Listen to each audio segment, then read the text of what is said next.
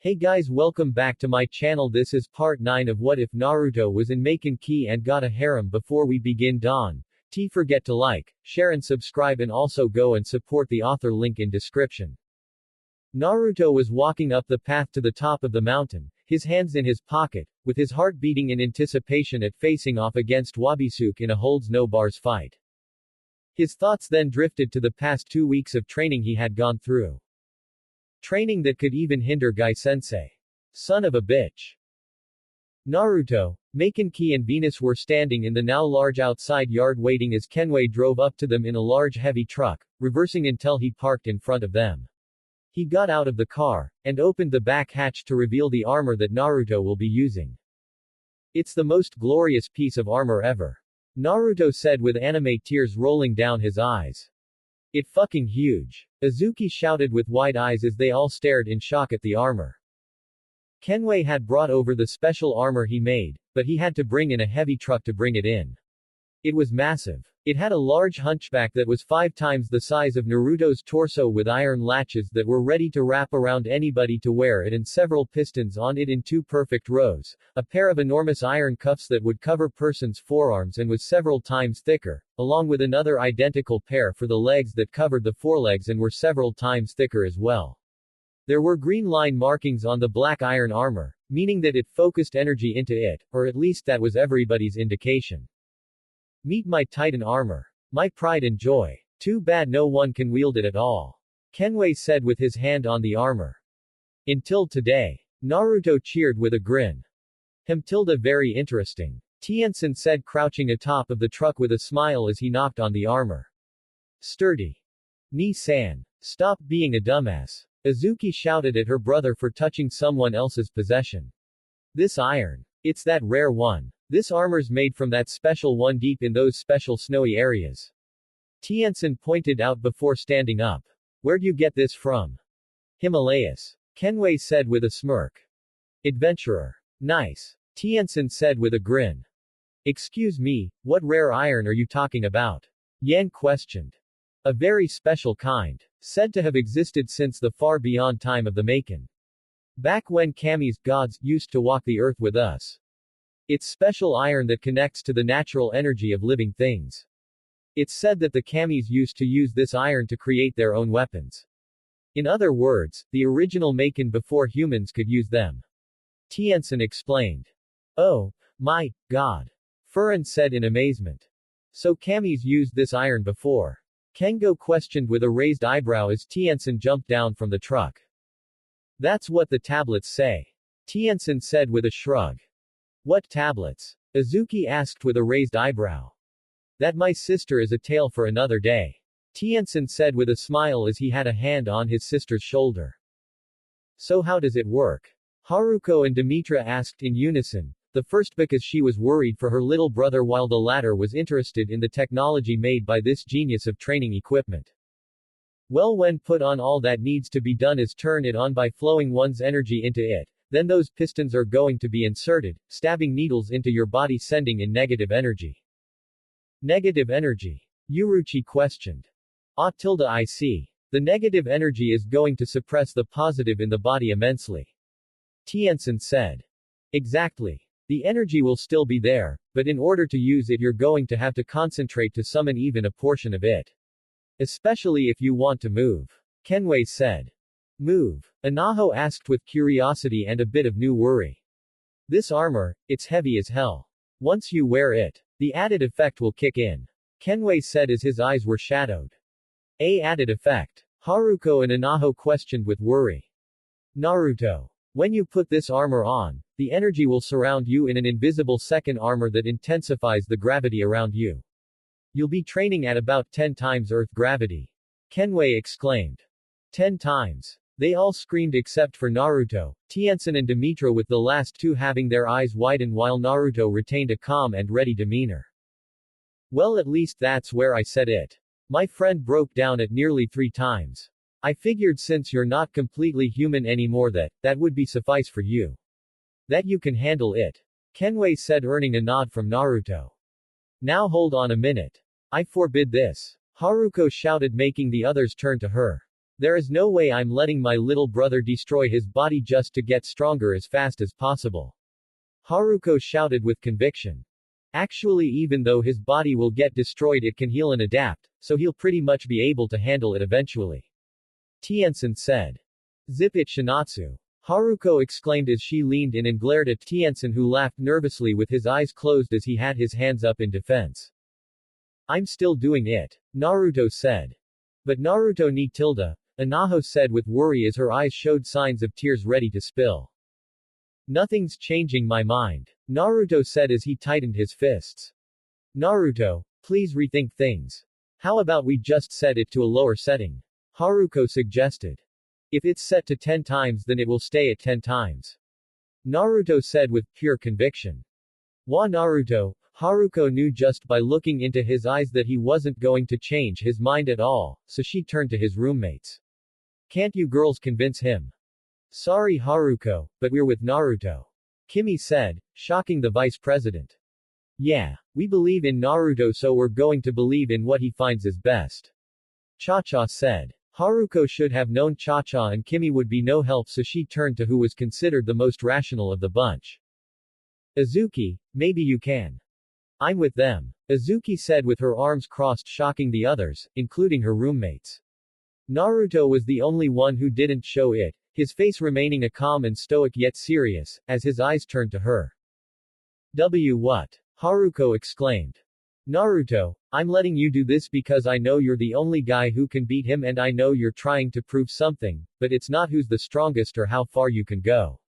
So I'll let you be. Just please don't get yourself killed.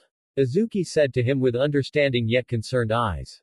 Naruto continued to look to her in silence for some moments, before he then smiled at her. Of course Azuki-chan. I promise I won't let you down. Naruto said. But, Haruko stuttered. She had never been more worried for anyone in her entire life. She felt she need to make sure Naruto didn't go too far, but then she felt a hand on her shoulder making her turn to see it was Takaru. Haruko, let him be. Naruto needs this. Besides, he's kind of our only hope. Takaru said. But I don't want him getting hurt either, but he needs to get stronger. Think about this. The fight's going to be in 2 weeks, and right now Wabisuke is most likely training, and he's already stronger than he was yesterday. Takaru said, causing everyone minus Tiensen, Kenway and Naruto to have a shiver down their spine. Naruto needs to get stronger, because what if there's going to be someone stronger than Wabisuke when this is all over? That thought just brought Haruko fear. Enough to reconsider her thoughts, but she wasn't completely sold. Haruko. The violet-haired maiden looked to Demetra. You can be soft in battle, but you mustn't be soft on someone like Naruto. He's dead set on a goal and you have no right to interfere with it.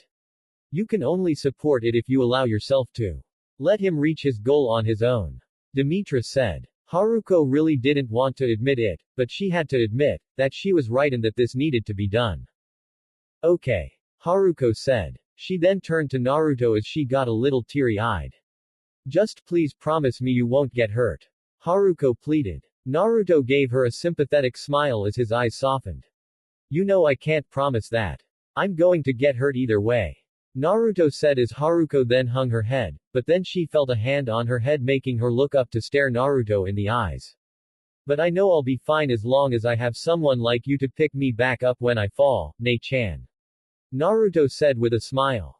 Haruko's eyes widened at Naruto's words as she then smiled and gave her little brother a hug that he returned.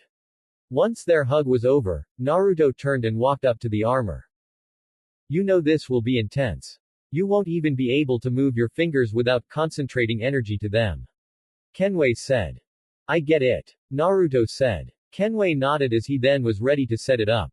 Naruto took off his blazer, dress shirt, undershirt and shoes as Kenway then helped put the armor on him. It was heavy to hold, but Naruto could handle it, however he knew things were about to get a lot worse from here on out. Just to let you know, this also works like your weights. The more your body gets used to one level it will continue to increase.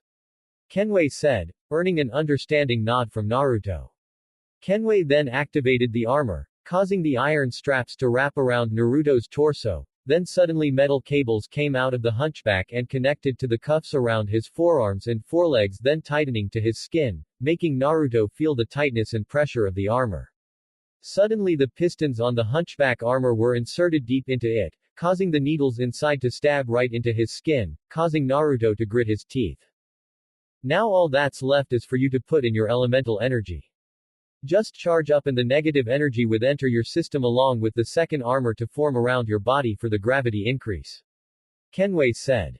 Naruto nodded and did as he was told.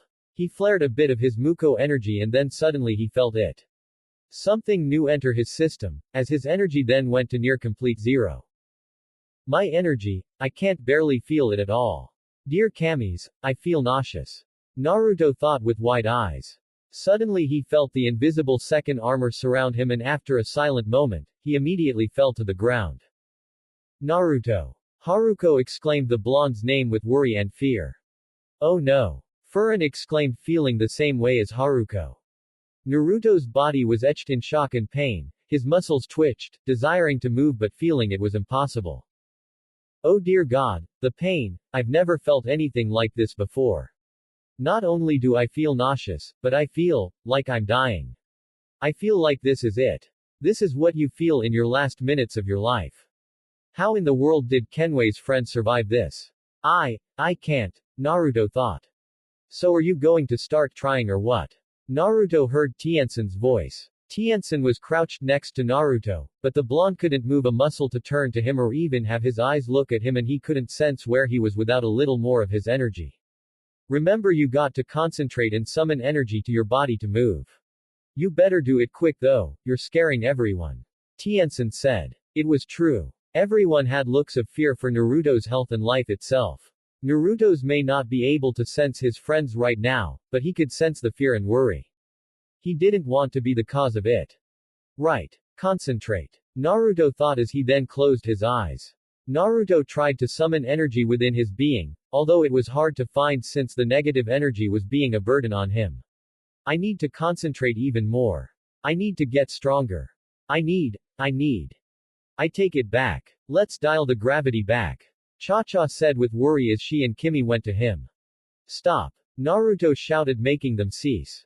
They all looked at him, hoping that he would pull off the impossible once more. I need to do this. I need to get stronger. I need to earn the strength to protect them all. Naruto's muscles then twitched. They twitched and twitched, until he felt them breathe life again. Suddenly Naruto moved a centimeter off the ground. Tiensen fell to the floor to look at what was different to see the feet. Hey, he's off the ground by a centimeter. Tiensen said with a smile, shocking everyone. He's off the ground. Already? Kenway questioned in amazement. The strength? Naruto gritted his teeth as his veins pulsed his speeding blood, his muscles shaking as he started to rise slowly. The strength too, Naruto was getting close to being on his knees. Protect. All of them. Naruto's hands then were on the ground as he was close to getting to his knees.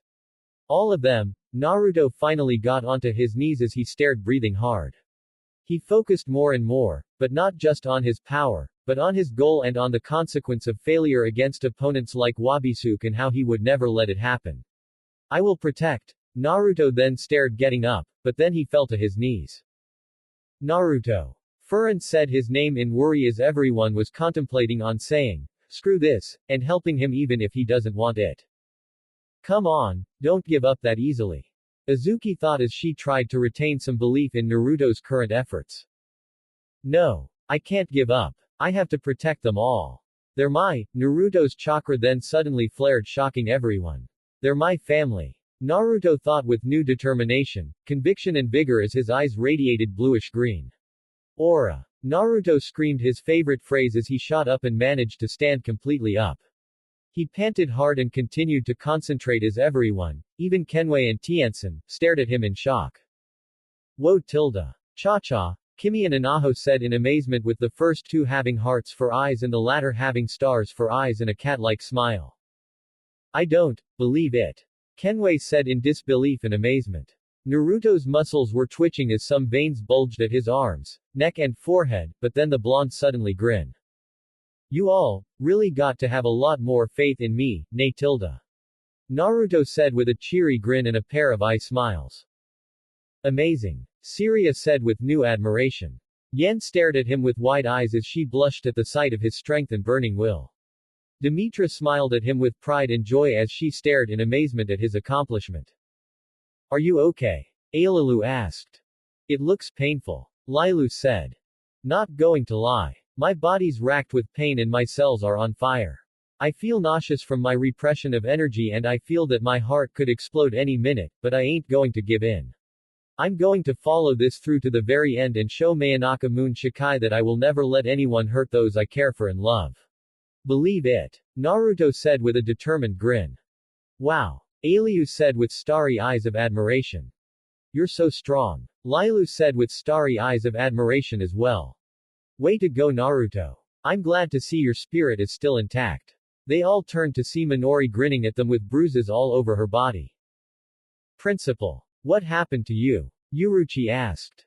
Oh nothing, just got into a tussle is all.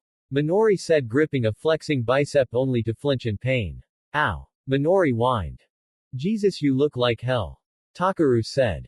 Shut it Takeshi. Minori shouted. Your name is Takeshi. Kengo questioned in surprise. Tiensen whistled as Minori shook with pain. Looks like someone really kick your ass one side up the town then down the other. Tiensen said with a smile. You may be leagues more fun than Azuki. Hey. Azuki shouted feeling offended on how Minori said it. But you are so annoying sometimes. Minori said with narrow eyes. I'm just stating the facts. You got your ass kicked and your body's trying to stay strong from walking away from it. Tiensen said with a shrug.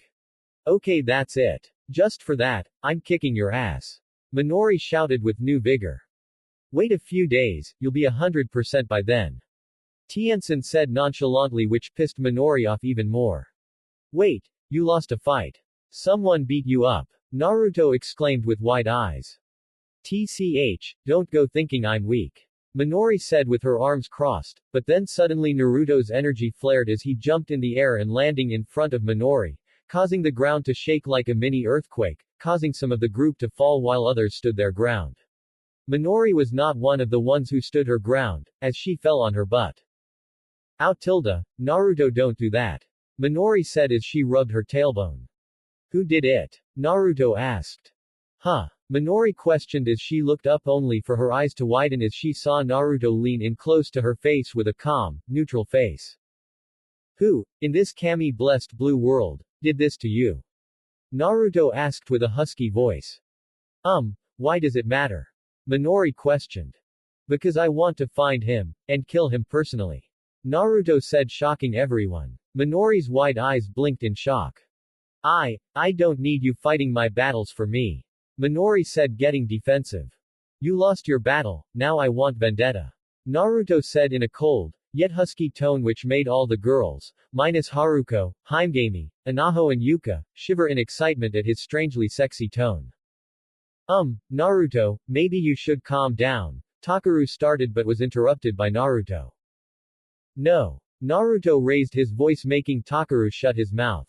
I won't be calm until the person who thinks they could get away with this, harming our beloved Minori is 60 feet under with Kurama's defecation as the means to bury him. When I find this person, man or woman, I'll destroy them with my very hands. Naruto yelled as he then slammed his fist deep into the ground, causing the ground to shake and everyone to leap in the air from the sudden attack, except for Tiensen who held his ground thanks to his training, as the ground beneath his fist cracked and broke apart. Once they landed they all stared at Naruto with pure shock. His rage is phenomenal. I don't think his mind is registering what he's going through. His body's pushing so much energy to have it even move. Rage truly is a phenomenal thing. Kenway thought as he stared wide-eyed at Naruto. Minori stared at Naruto with pure shock. He really means it. Minori thought as she then blushed and her majesty shook with excitement, but she wasn't the only one as Yan felt the same way. Oh God, take me now.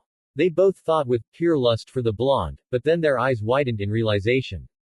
Did that just come from my head? The principal and Chinese maiden of Venus both thought with shock. Cha-cha, Kimmy and Furin were on the same thought level, but they were accepting of it as they blushed with hearts for eyes as they drooled a bit. Look Naruto, you don't have to kill anyone. Minori's injuries just came from training with Lon. Tien-san said, surprising everyone, and shocking Minori, who didn't want that to be leaked. Training? Naruto questioned. How in the hell do I know? I can know just about everything with my Maken. Tien-san said as an orange mirror hovered over the palm of his hand. Plus I'm Lon's lieutenant, and he tells me much as his right-hand man. Tien-san said. That dick. I thought he wouldn't tell anybody. Minori shouted with new annoyance. Why were you training? Naruto asked as he concentrated his energy and stood straight up from the ground. HMPH. Minori stood up and crossed her arms as she had a cocky smirk with her eyes closed.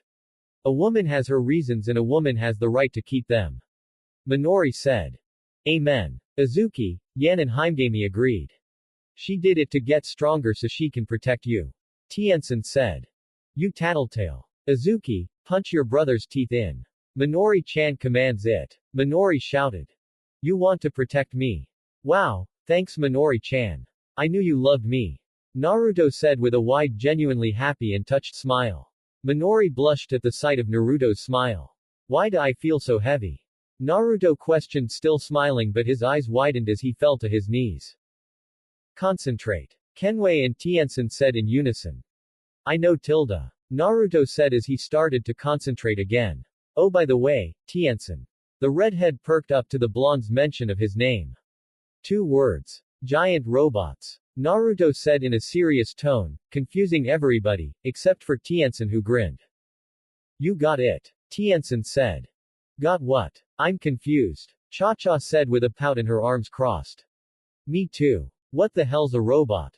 Fu questioned with a raised eyebrow as she scratched the top of her head with her index in confusion.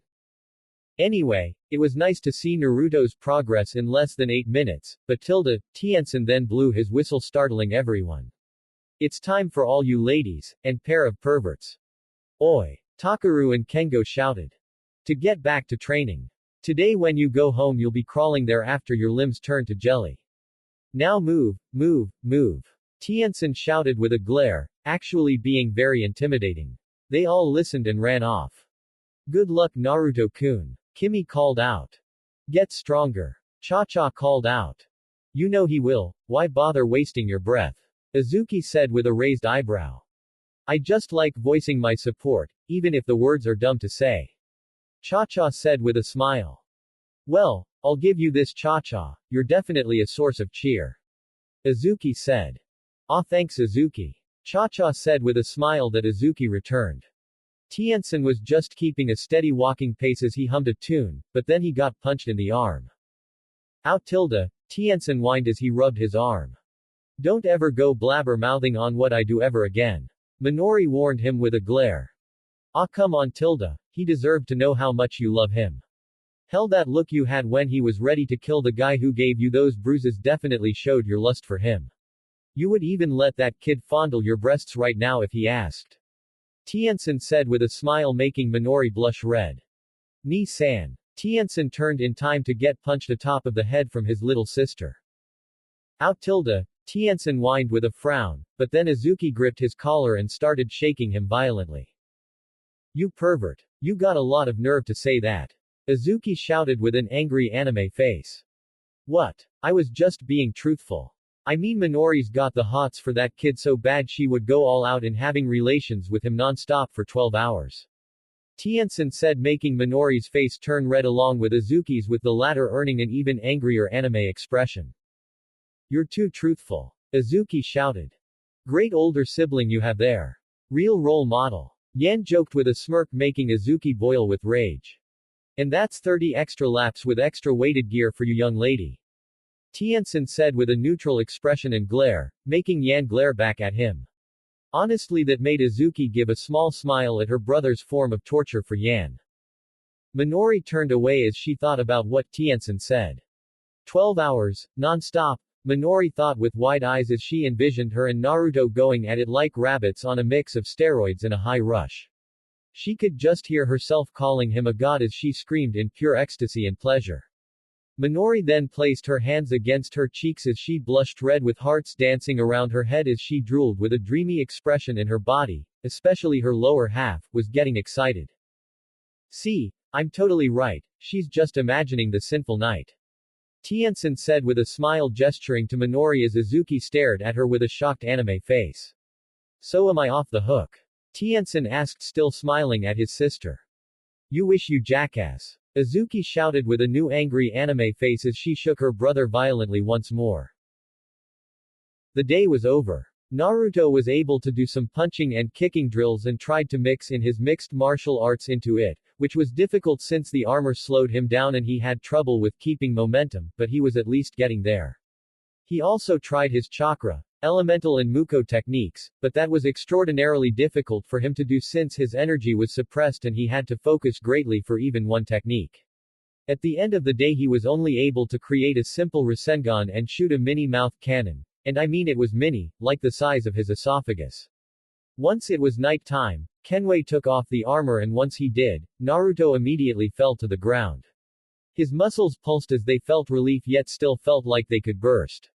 His energy still felt nearly to zero, obviously because he had to constantly use it to even move his body at all.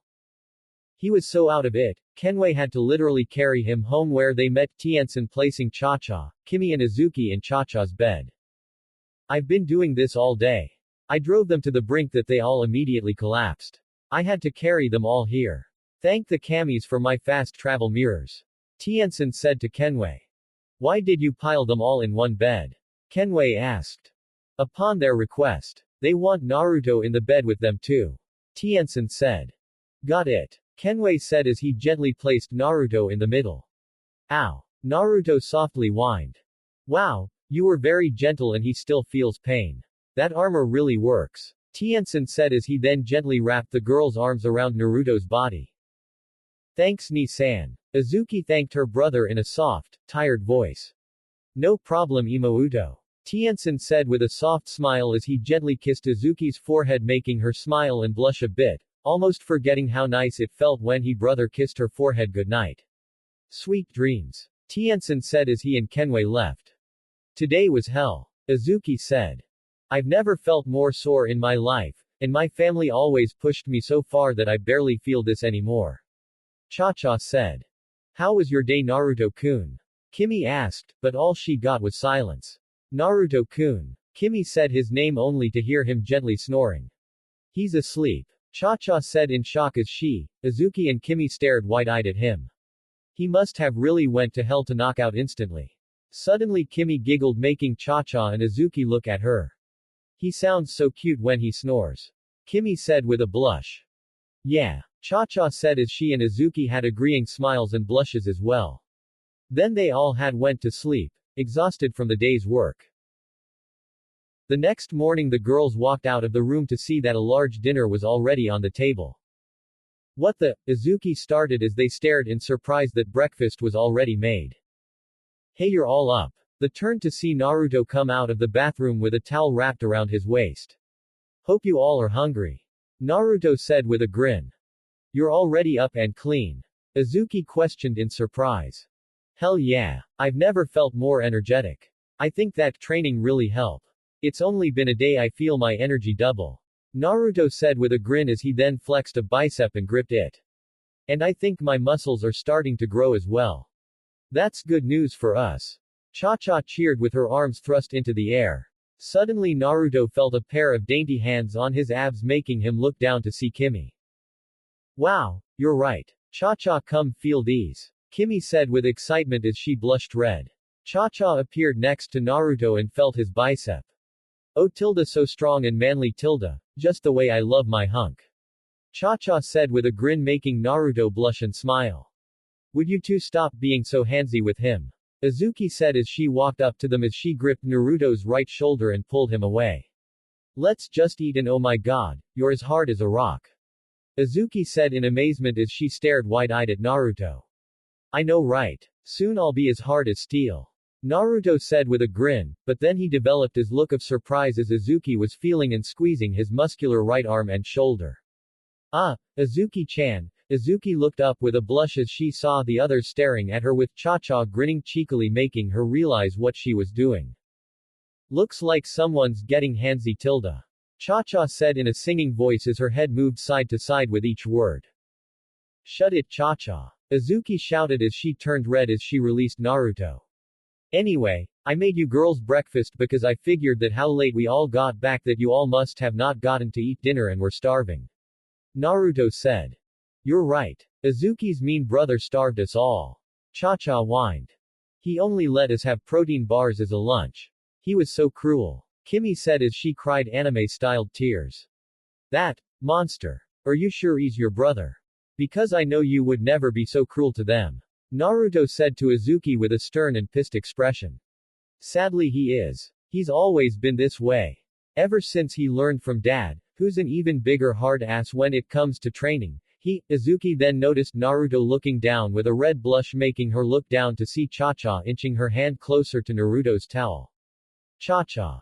I know. Cha-cha whined with a pout as she crossed her arms while Azuki glared at her with an annoyed anime-styled face. Well, you girls better eat up, because when I get dressed I'm heading out to train again. Only 13 more days, till my fight. Naruto said with a smile as he clapped his hands together. As Naruto headed to his loft, the girls sat at the dinner table, but Cha-cha, not wanting to miss her opportunity, quickly grabbed Naruto's towel and yanked it off, exposing him. Naruto screamed in embarrassment as he covered his member the best he could, while Azuki's jaw dropped anime style with Kimmy's eyes widening anime style, both their faces completely red while Cha-cha grinned happily as she had a red blush on her cheeks. Not cool, Cha-cha. I'm not ready yet. Naruto cried as he then jumped up to his loft. You have an amazing butt, Naruto-kun. Cha-cha called out with a grin. It's like that of a god's. Kimmy said with pure amazement, her hands pressed against her red cheeks. Cha-cha, I swear, you know what, never mind. I'm not even surprised anymore. Azuki said as she just then took a bite of her pancakes. Ah tilde, that's no fun. I like see you get miffed. It's cute. Cha-cha said with a grin, making Azuki blush. You wanna see miffed? Oh, I'll show you. Azuki then stopped as she looked wide-eyed at something. Ah, how long has she been there? Azuki questioned, pointing to the side of the room, making Kimmy and Cha-cha turn to see Fu with wide eyes and her face completely red. She had smelled the food and decided to come over and eat through the hole he lovely sister made, only to have seen a full view of Naruto's gift from the gods. Oh, hey Imouto. Did you enjoy the show? Cha-cha said with a grin. Her sister's response was blood shooting from her nose as she then fainted. The three girls ran to her to see her hands over her heart as hearts danced around her head and she had hearts for eyes. I guess she did. Cha-cha said as she giggled with a grin. What's that? Naruto questioned as he jumped back down wearing black pants, black with white sneakers and his black sleeveless muscle shirt with the Uzumaki swirl at the center of the chest. He then noticed Fu on the floor looking like she. Wait, wasn't I just standing? Naruto's eyes widened in realization. Oh god, no. Did she? Yep. My Imouto really likes you, Naruto. Cha-cha said with a grin. Naruto was babbling in embarrassment as his whole face turned red. Damn it, Cha-cha. Naruto shouted with an annoyed anime-styled look and glare, causing Cha-cha to gasp as Kimmy and Azuki looked at Naruto in shock. How can you be so mean to me, Naruto-kun tilde? How could you pull an Azuki on me tilde? Cha-cha said as she started to cry, causing Naruto to become guilty as his inner regret was etched all over his face. Oh, you did not just name something after me like that. Azuki exclaimed with a new annoyed anime face. Suddenly Naruto brought Cha-cha in a gently, yet firm warm hug. I'm sorry, Cha-cha-chan. I never want to see you cry ever again. I'll do anything to make up for my mistake. Naruto said sincerely. She's playing you like a fiddle. Azuki said with a dull look, but then Kimmy slapped her arm, pretty hard to making Azuki go, ow, as she rubbed her stinging arm. Azuki, don't be mean. That still hurt Cha-cha either way. Kimmy said as she scolded Azuki for being a bit cold-hearted. You're scolding me. Geez Kimmy, you've really changed. I respect that. Azuki admitted, making Kimmy look at her with wide eyes. You respect me, Azuki-ne-sama? Kimmy asked in disbelief, but knew joy and hope as her eyes sparkled like stars as her fists were up to her chin. Azuki blushed and looked at Kimmy in surprise that she called her big sister in a very respecting and admiring manner. Well, Azuki felt nervous as Kimmy stared at her like that, but she couldn't help but smile as he watched her look of admiration and how nice it sounded to be called big sister by her. You want to know what would make me happy, Naruto-kun? Cha-cha asked as she held Naruto close, her breasts pressed against his face. Of course. Naruto said, wanting to make her happy no matter what. Then, Cha-cha said as Fu then started waking up thanks to Matabi licking her cheek making her feel ticklish. What happened? Fu questioned before she remembered what she saw. Wait, how is that size even real? Fu said to herself quietly as she blushed red. Make love to me, Naruto-kun. Cha-cha exclaimed with a huge smile as she took off her clothing until she was only in her black and gray leopard print bra and panty combo, making Naruto's nose gush pout blood as his face turned red while Fu's jaw dropped as a shocked anime-styled face, Kimmy having swirls for eyes as her whole face was red while Azuki had a shocked yet pissed anime-styled face. Whu, Humuna, Naruto said as he felt his pants get tighter. Damn it, Cha-cha. Azuki shouted. So bold, Tilda. Kimmy said as she felt woozy. Nei-chan, you're such a pervert. Fu exclaimed as she continued to stare wide-eyed at her big sister. And now life is back to the way Cha-cha likes it. Cha-cha said with a victorious grin as she did a victory sign with her other hand on her excellent curvy hip.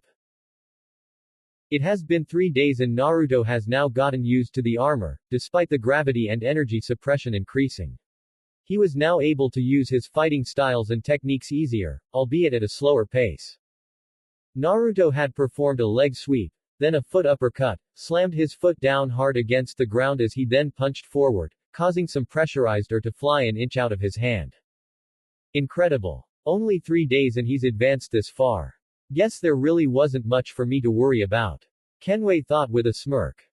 Tien-san smiled as he stared at Naruto and his progress. Suddenly he felt someone tug on his white unzipped track jacket, making him turn to see Kimmy sweating and panting, bent down with a hand on her knee, her whole body shaking. She had weights wrapped around her ankles and most of her forelegs, and weights wrapped around her wrists and most of her forearms. She was dressed in the usual white shirt and bloomers. Tien-san sensei pant, can I please take a break? Kimmy asked as she panted. No. Tien-san simply said. Then can I have some water? Kimmy asked, desperate for some nourishment. Only if you collapse. Tien-san said, only to get smacked in the back of the head by Azuki. Ow. Alright, she can have some. She's going to need it anyway for what's coming later. Tien-san said as he gave Kimmy a bottle of water, who greedily gulped it down. What's coming later? Azuki questioned with a raised eyebrow. You'll see, Tilda. Tien-san said with a grin. Azuki glared at him and lightly smacked him in the back of the head again.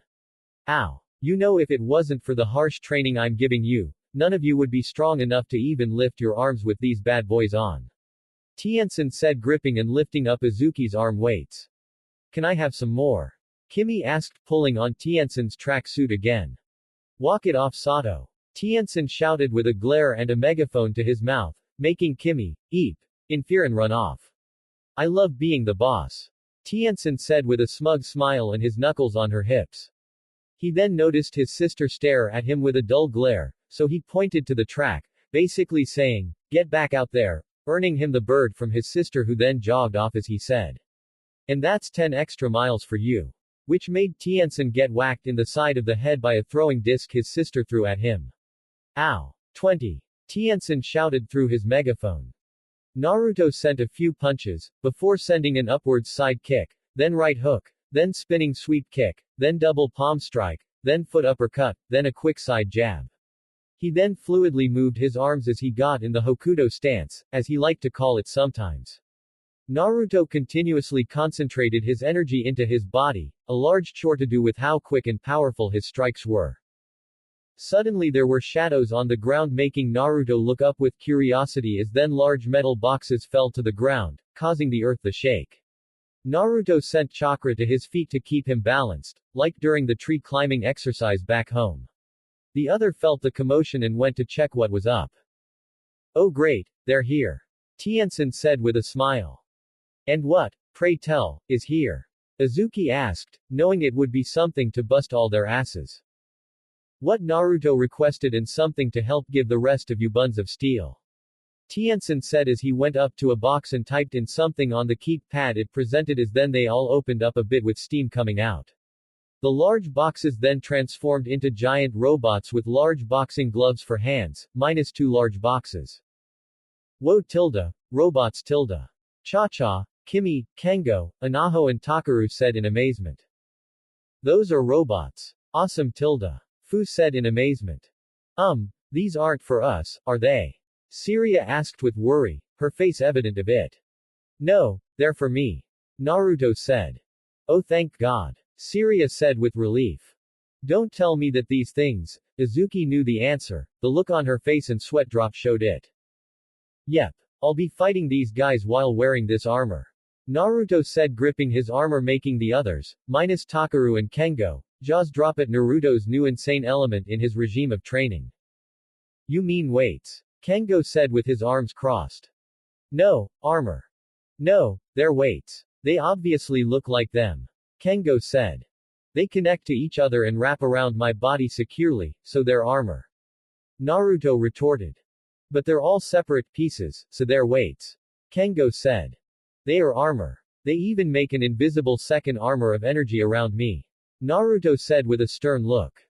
Well, I can understand if that's armor, but the metal pieces aren't. Yes, they are. Naruto shouted with a glare as he leaned closer. No, they aren't. They're freaking weights. Kengo shouted back with his own glare as he and Naruto got in each other's faces. Armor. Weights. Armor. Weights. Damn it, it's armor. Oh, would you two shut up? Who gives a hell? Himegami exclaimed with annoyance. Yeah, whatever. I'll be training over there away from Kengo and other distractions. My fight's in 10 days and I need to advance all my skills.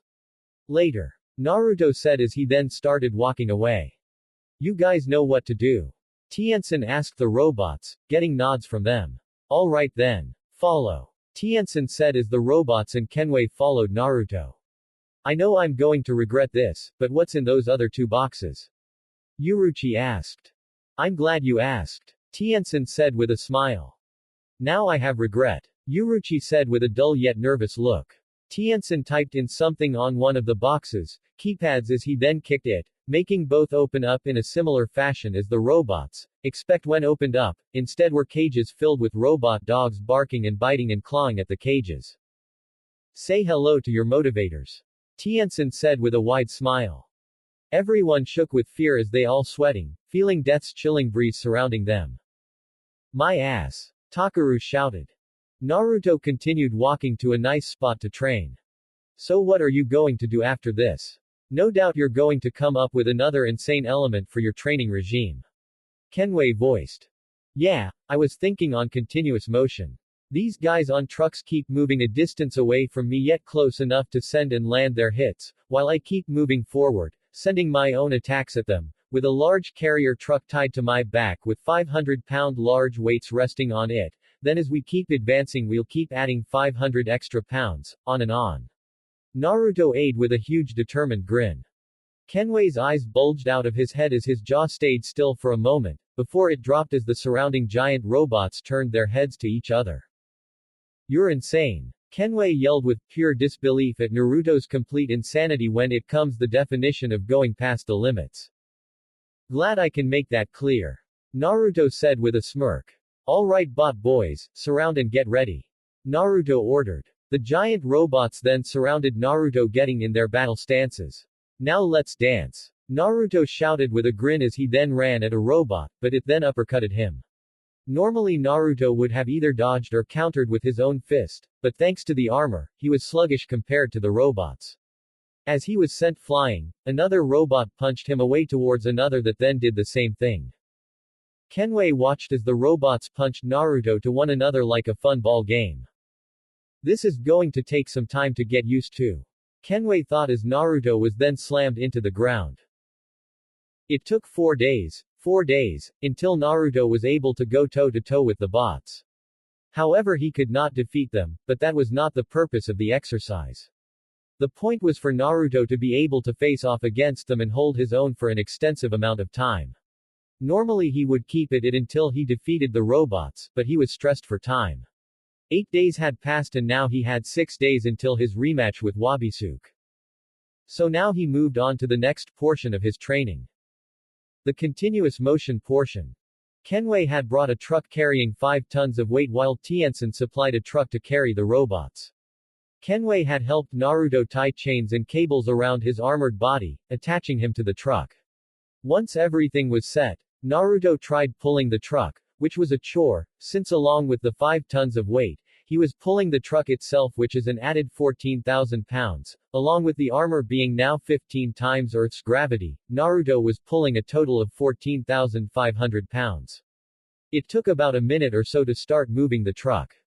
Seeing that Naruto needed to get used to the weight of the truck first, he decided to postpone the robot's inclusion, much to Naruto's chagrin. It took Naruto half the day to actually get used to the truck. It took him a few hours to get used to it while using his fighting style. He then started lifting the truck for added measures as a warm-up, then decided that would be his usual warm-up for now, although Naruto suggested something better for his weightlifting regime, so he asked Kenway to make a machine with a ginormous block that's purpose is to try and crush him so it would help in him increase his strength and capability of how much weight he can lift, especially with the extra times Earth's gravity into the mix. Kenway's dull look was all the reaction that was needed to say his opinion on the matter. For the rest of the day, the robots were then included, and boy did Naruto feel sore that day.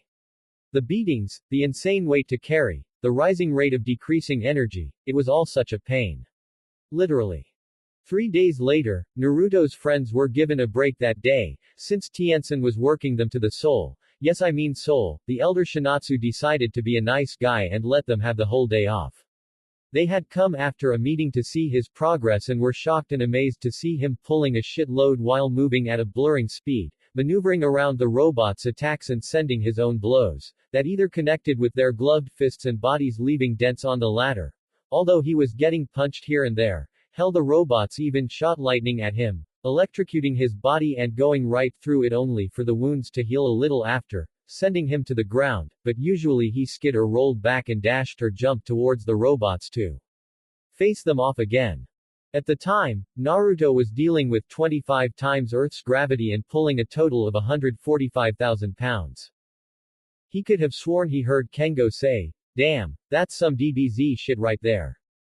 Kenway gave him a break, which he was about to say hell no to and keep going, but decided to do so since he hadn't spent time with the others considering he was spending all his free time training to go up against Wabisuke.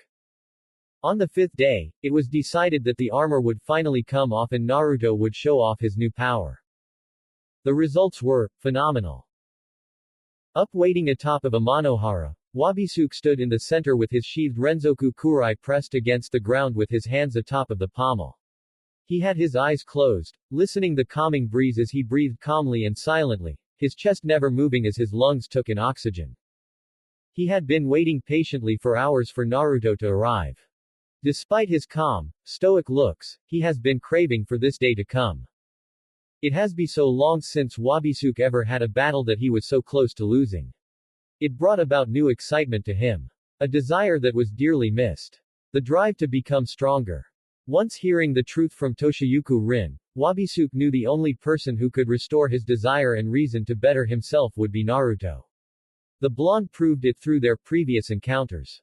First it was feeling the extraordinary power from their first encounter. Then how he was able to land a hit on him. Then in their last one, he actually brought him to a deep point where if they continued he'd have to go all out, using every bit of power left to win. Now they will fight to their heart's content. No holds bars. Ever since their last battle, Wabisuke has been training for this day. No ordinary man could handle what I've done to reach this point. Wabisuke had made it to the monitor room of Mayonaka Moon Shikai's castle. Hanahime ran to him as she then wrapped his arm around her neck. "You can stop now," Hanahime said. Wabisuke looked to her, knowing she wouldn't let this go. Wabisuke had been using his strength to stay on his feet, but now he let himself accept the consequences of his battle as Hanahime made sure he didn't fall. He bent over, his knees bent, his whole body shaking from the pain as the wound in his torso continued to bleed. "It's too bad the battle ended. I really wanted to see the legendary flames of Omen," Anna Belinda said with a smile. Iwao gave her a glare, but when she turned to him, he immediately looked away, shaking in fear as he sweated bullets, his face showing anime fear as he turned pale.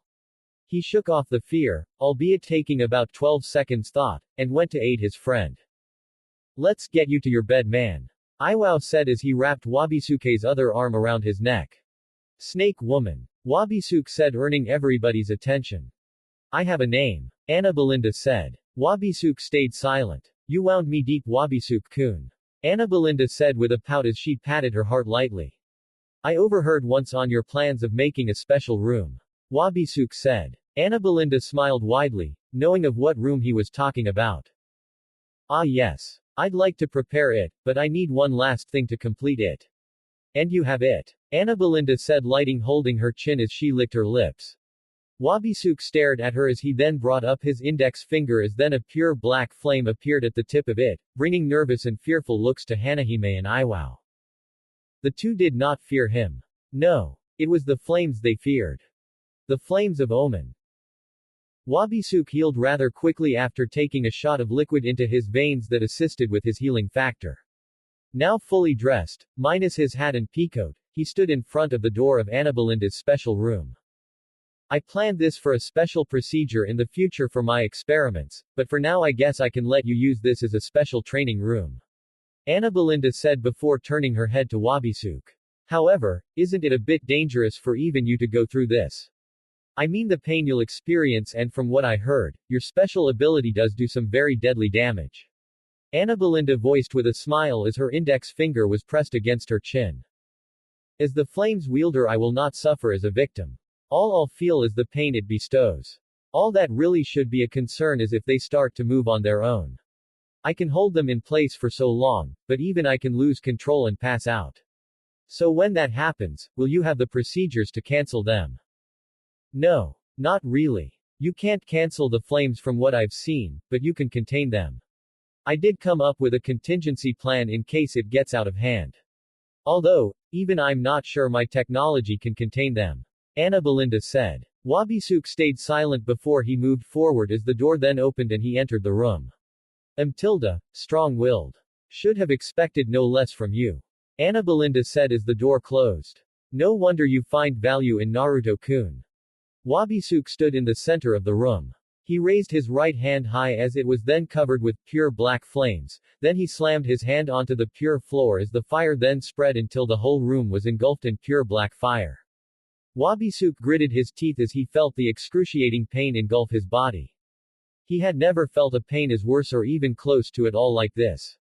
No doubt these flames he possessed burn greater than any other to exist. I will endure this pain. I will surpass my limits and advance, so I can meet you on the same road. Wabisuke thought as he continued to grit his teeth even tighter. Wabisuke's eyes slowly opened to realize that he was on the floor as he noticed the floor was white once more. I passed out. Wabisuke thought as he blinked his eyes. He then got up on one knee with his eyes closed, but when he opened them he saw a pair of white heels and pale legs. Don't really need anything more than a second to know who that is. Wabisuke thought as he looked up to see Anna Belinda smiling at him. So glad you're still with us. Anna Belinda said with her smile that inwardly creeped Wabisuke out. What happened to the flames? Wabisuke asked. Oh yes. Well before the power could consume your body, I had these tiny holes in the floor that absorbed the flames and transported them. Anna Belinda informed. To where? Wabisuke questioned with narrowed eyes. Anna Belinda took out a small clear ball in between her index and middle finger. Wabisuke stared at the clear ball, silently asking what it was. Aren't you going to ask me what this is? Anna Belinda asked, still smiling as she stared at Wabisuke. Wabisuke just stared at her in silence. You're no fun sometimes. Anna Belinda said with a pout. Wabisuke remained silent. These balls absorb a vast quantity of your flames. And it didn't break apart and explode. Wabisuke questioned. Actually it did. I tried freezing the balls at temperatures far below the freezing point of Antarctica, but sadly the flames were strong enough to crack the balls and ooze out, so I had no choice but to throw them all in a miniature wormhole leading to a dimension where there was no organic life. The explosion was phenomenal. The legendary flames truly are something to behold and fear with every fiber of one's being. Anna Belinda said with a wide satisfied smile. No one was hurt then. None at all. Anna Belinda said. Then I'd like to continue with my training. Wabisuke said. Right, I'll leave. Anna Belinda said as she walked away. Wabisuke stood up, but then a thought came to mind. Oi. Wabisuke said, making Anna Belinda turn to him, his back turned to her. I have something I want you to make for me. Wabisuke said. Anna Belinda couldn't help but grin widely with her mouth open as a rattlesnake rattle noise came from her throat. It took Wabisuke a day to endure the flames for a long period of time. His body may have been feeling the pure pain from the flames, but it was adapting to it, and that's what mattered. Wabisuke had been practicing his fighting style and sword skills. His sweat had been evaporating as it came out of his pores. His skin burning and being replaced by new cells as it eventually came off. Apparently, despite not killing its user, the flames will still severely injure him. Hell, even beneath the skin, the inside of his body was feeling the flames, the excruciating burning sensation that came from it. The point of being stuck in the room with the deadliest flames in existence was so Wabisuke's would adapt and barely feel pain. After his fight with Naruto, he could tell from just getting hit by a fist that the blonde's greatest attribute so far was his physical strength along with powerful force behind his jutsu and elemental attacks. In order to withstand the force of his physical and energy-based attacks was to put his body through intense pain so that it could endure Naruto's attacks. So far he had a ways to go to reach the desired results. Suddenly there was a knock at the door, making Wabisuke cease as the flames then vanished through the floor. In came Anna Belinda making her way to him. I managed to help with increasing the intensity of your cuffs. Or at least they were cuffs. Anna Belinda said as she handed a handheld device to Wabisuke. Wabisuke grabbed it and then pressed the button on it. Suddenly light came out and entangled Wabisuke. Light wrapped itself around his body, wrists, ankles, legs, arms, torso and neck, all being tightened by the light. My body. It's trembling. My neck. I can't breathe. Wabisuke thought as he gritted his teeth. The light around his neck tightened as then the light changed as then rows of light lined each limb, connecting to the wrist and ankle cuffs and also the neck collar. Then it lined against his spine and then grew rings that wrapped around his torso in 5 rows. The light then suddenly dug deep into his skin making Wabisuke wailed as he fell to one knee.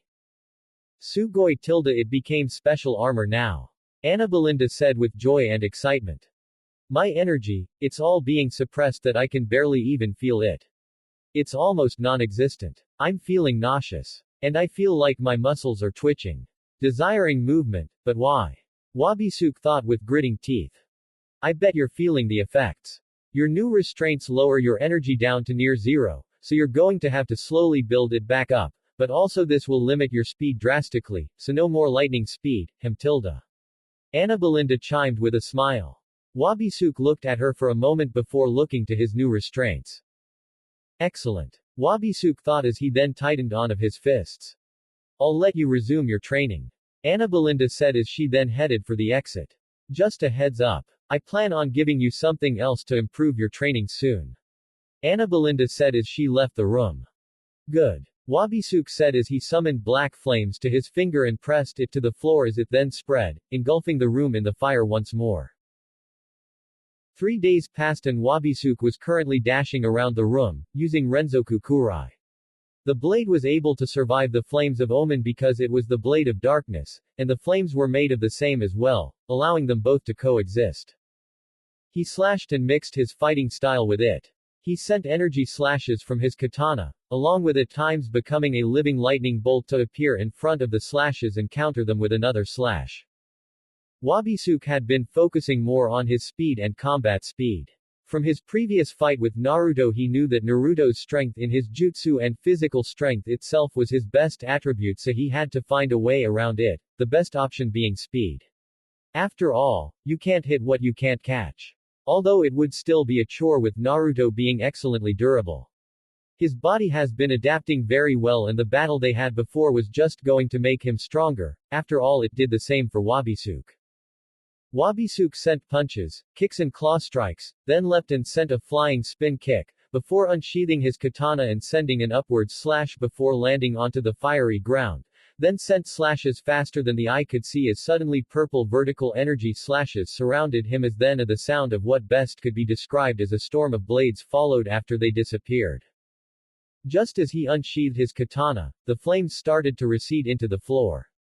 Once they were gone, the door to the room opened as Ana Belinda walked right into the room. What do you have? Wabisuke asked. Ana Belinda smiled as she then tossed some balls to the floor as they then exploded in black purplish light as then several large figure with a reflective black and purple shell, having no facial features at all. Wabisuke stared at them, but Ana Belinda could hear his message clearly.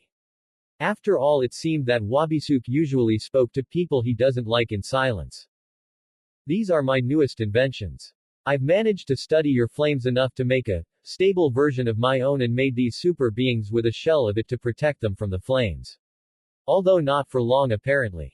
Ana Belinda said as she then handed Wabisuke a pouch. In that are more of the capsules that these darlings came from. Don't go overboard in using them. After all, one alone can bench press 560 pounds on its own. Ana Belinda said. Wabisuke stared at her before he snapped his fingers as the figures surrounded him. Wabisuke turned his back to Ana Belinda before responding. Make them stronger. Wabisuke said. Ana Belinda blinked a few times as she was surprised by Wabisuke's notion. He's never thought of an idea as reckless as that. Ana Belinda thought before smiling widely. If you can bring out this side of him, then this'll be a good fight then, Naruto-kun. Ana Belinda thought before she turned and left the room as the whole room burst into the black flames once more. All the beings got into fighting stances of various fighting styles. Most were in Naruto's arsenal. Wabisuke stared at them with his usual calm expression. Koi. Come on. The super beings really did Wabisuke a run for his money. Ana Belinda was right about not going overboard. Even one nearly broke him in half with a single punch to the torso. Their speed and reflexes was unprecedented as well. Granted, their speed was as fast as Wabisuke's full speed, but with the limiters on Wabisuke's body, they were able to appear in front of him and deliver a blow, especially when he sped off as a lightning bolt. When he became human again, one would usually appear behind, above or in front of him and deliver the blow. Sometimes it was two and once three attacked at once with one elbowing him in the back, one punching him in the right ribs and another kicking him in the center of his torso. Right now Wabisuke was battered and bruised, but still remained strong with his hands gripped around the handle of his blade and scabbard. Today was the third day with these things that had been newly upgraded thanks to Ana Belinda, and he was ready to face them off again as they were about to begin another round. They all dashed at him, as Wabisuke quickly slashed at their attacks, jumped over a kick and slammed a lightning-enhanced palm strike into the head of one, before flashing above another trying to strike him in midair, where he sent a quick slash at it, before quickly bringing up both his katana and scabbard to block two side kicks coming at him. However, he didn't have a way to defend himself from behind, which led to a kick in the spine sending him into the ground. He moaned as he got on his hands and knees, before performing a spinning leap as one tried to slide kick him. Then he used his blade block another kick before landing and skidding away. However, then another appeared in front of him and kneed him in the jaw. Sick and tired of always getting at least one injury from evading, countering and blocking numerous attacks, his emotions took over as his eyes glowed purple then, and suddenly a large extremely muscular purple arm came from his back and gripped the being in front of him, wrapping its hand securely around the being, who struggled to get out of its grip, then in one swift motion, crushed it to death, causing it to go limp as it bled black ooze from new formed cracks in its body. Wabisuke released it and examined the arm. Mentally sending a signal to the arm as a test, its fist tightened as it flexed. After testing it a bit more, Wabisuke's eyes looked to the other beings who were already in their fighting stances, cautious of the new power. Wabisuke just continued to stare at them, before he gripped Renzoku Kurai's handle and scabbard again. 6 more days had passed. Tomorrow would be Wabisuke and Naruto's rematch. Concerned on his progress, Hanahime and Iwao headed to the training room he was in to see how he was doing, with the female of the two carrying a basket and having a pea coat draped around one of her arms. They checked today instead of earlier on because they knew how strong Wabisuke was, and now with the added boost, they felt he could take on such pressure by himself for now, but they still felt worried for their friend at times. Tomorrow's the day. How strong you think he's gotten? Iwao asked, turning his head to Hanahime, his hands in his pocket. How can one tell? Hanahime questioned back. Good point. Iwao said as his eyes glanced down the hall. Hey, remember when he used to be weak? You mean back when we were children? Yeah. Then you mean inexperienced. Hanahime corrected. Inexperienced. His gramps taught him a whole crap load of things. He just wasn't strong like me and the others were back then. Iwao said looking forward, but then a sly grin appeared on his face. Geez, you sure were quick to defend him, plus that basket is filled with sweets for him, right? Maybe you should. He then stopped when Hanahime looked at him with a deadpanned look. Never mind, he said facing forward with a nervous smile. They made it to the door where they noticed a panel next to it that need a hand placed on it. Iwao placed his hand on the panel. When nothing was happening, he then added his energy as suddenly a purple glow happened as after a few moments, the door opened as they then walked in. Yo, Wabi. We holy shit. Iwao said as he and Hanahime stared in shock as they saw the back of an upper body of an extremely muscular being with a bald head and strange wristbands that went halfway up the forearm with a bump that's most likely supposed to be a jewel.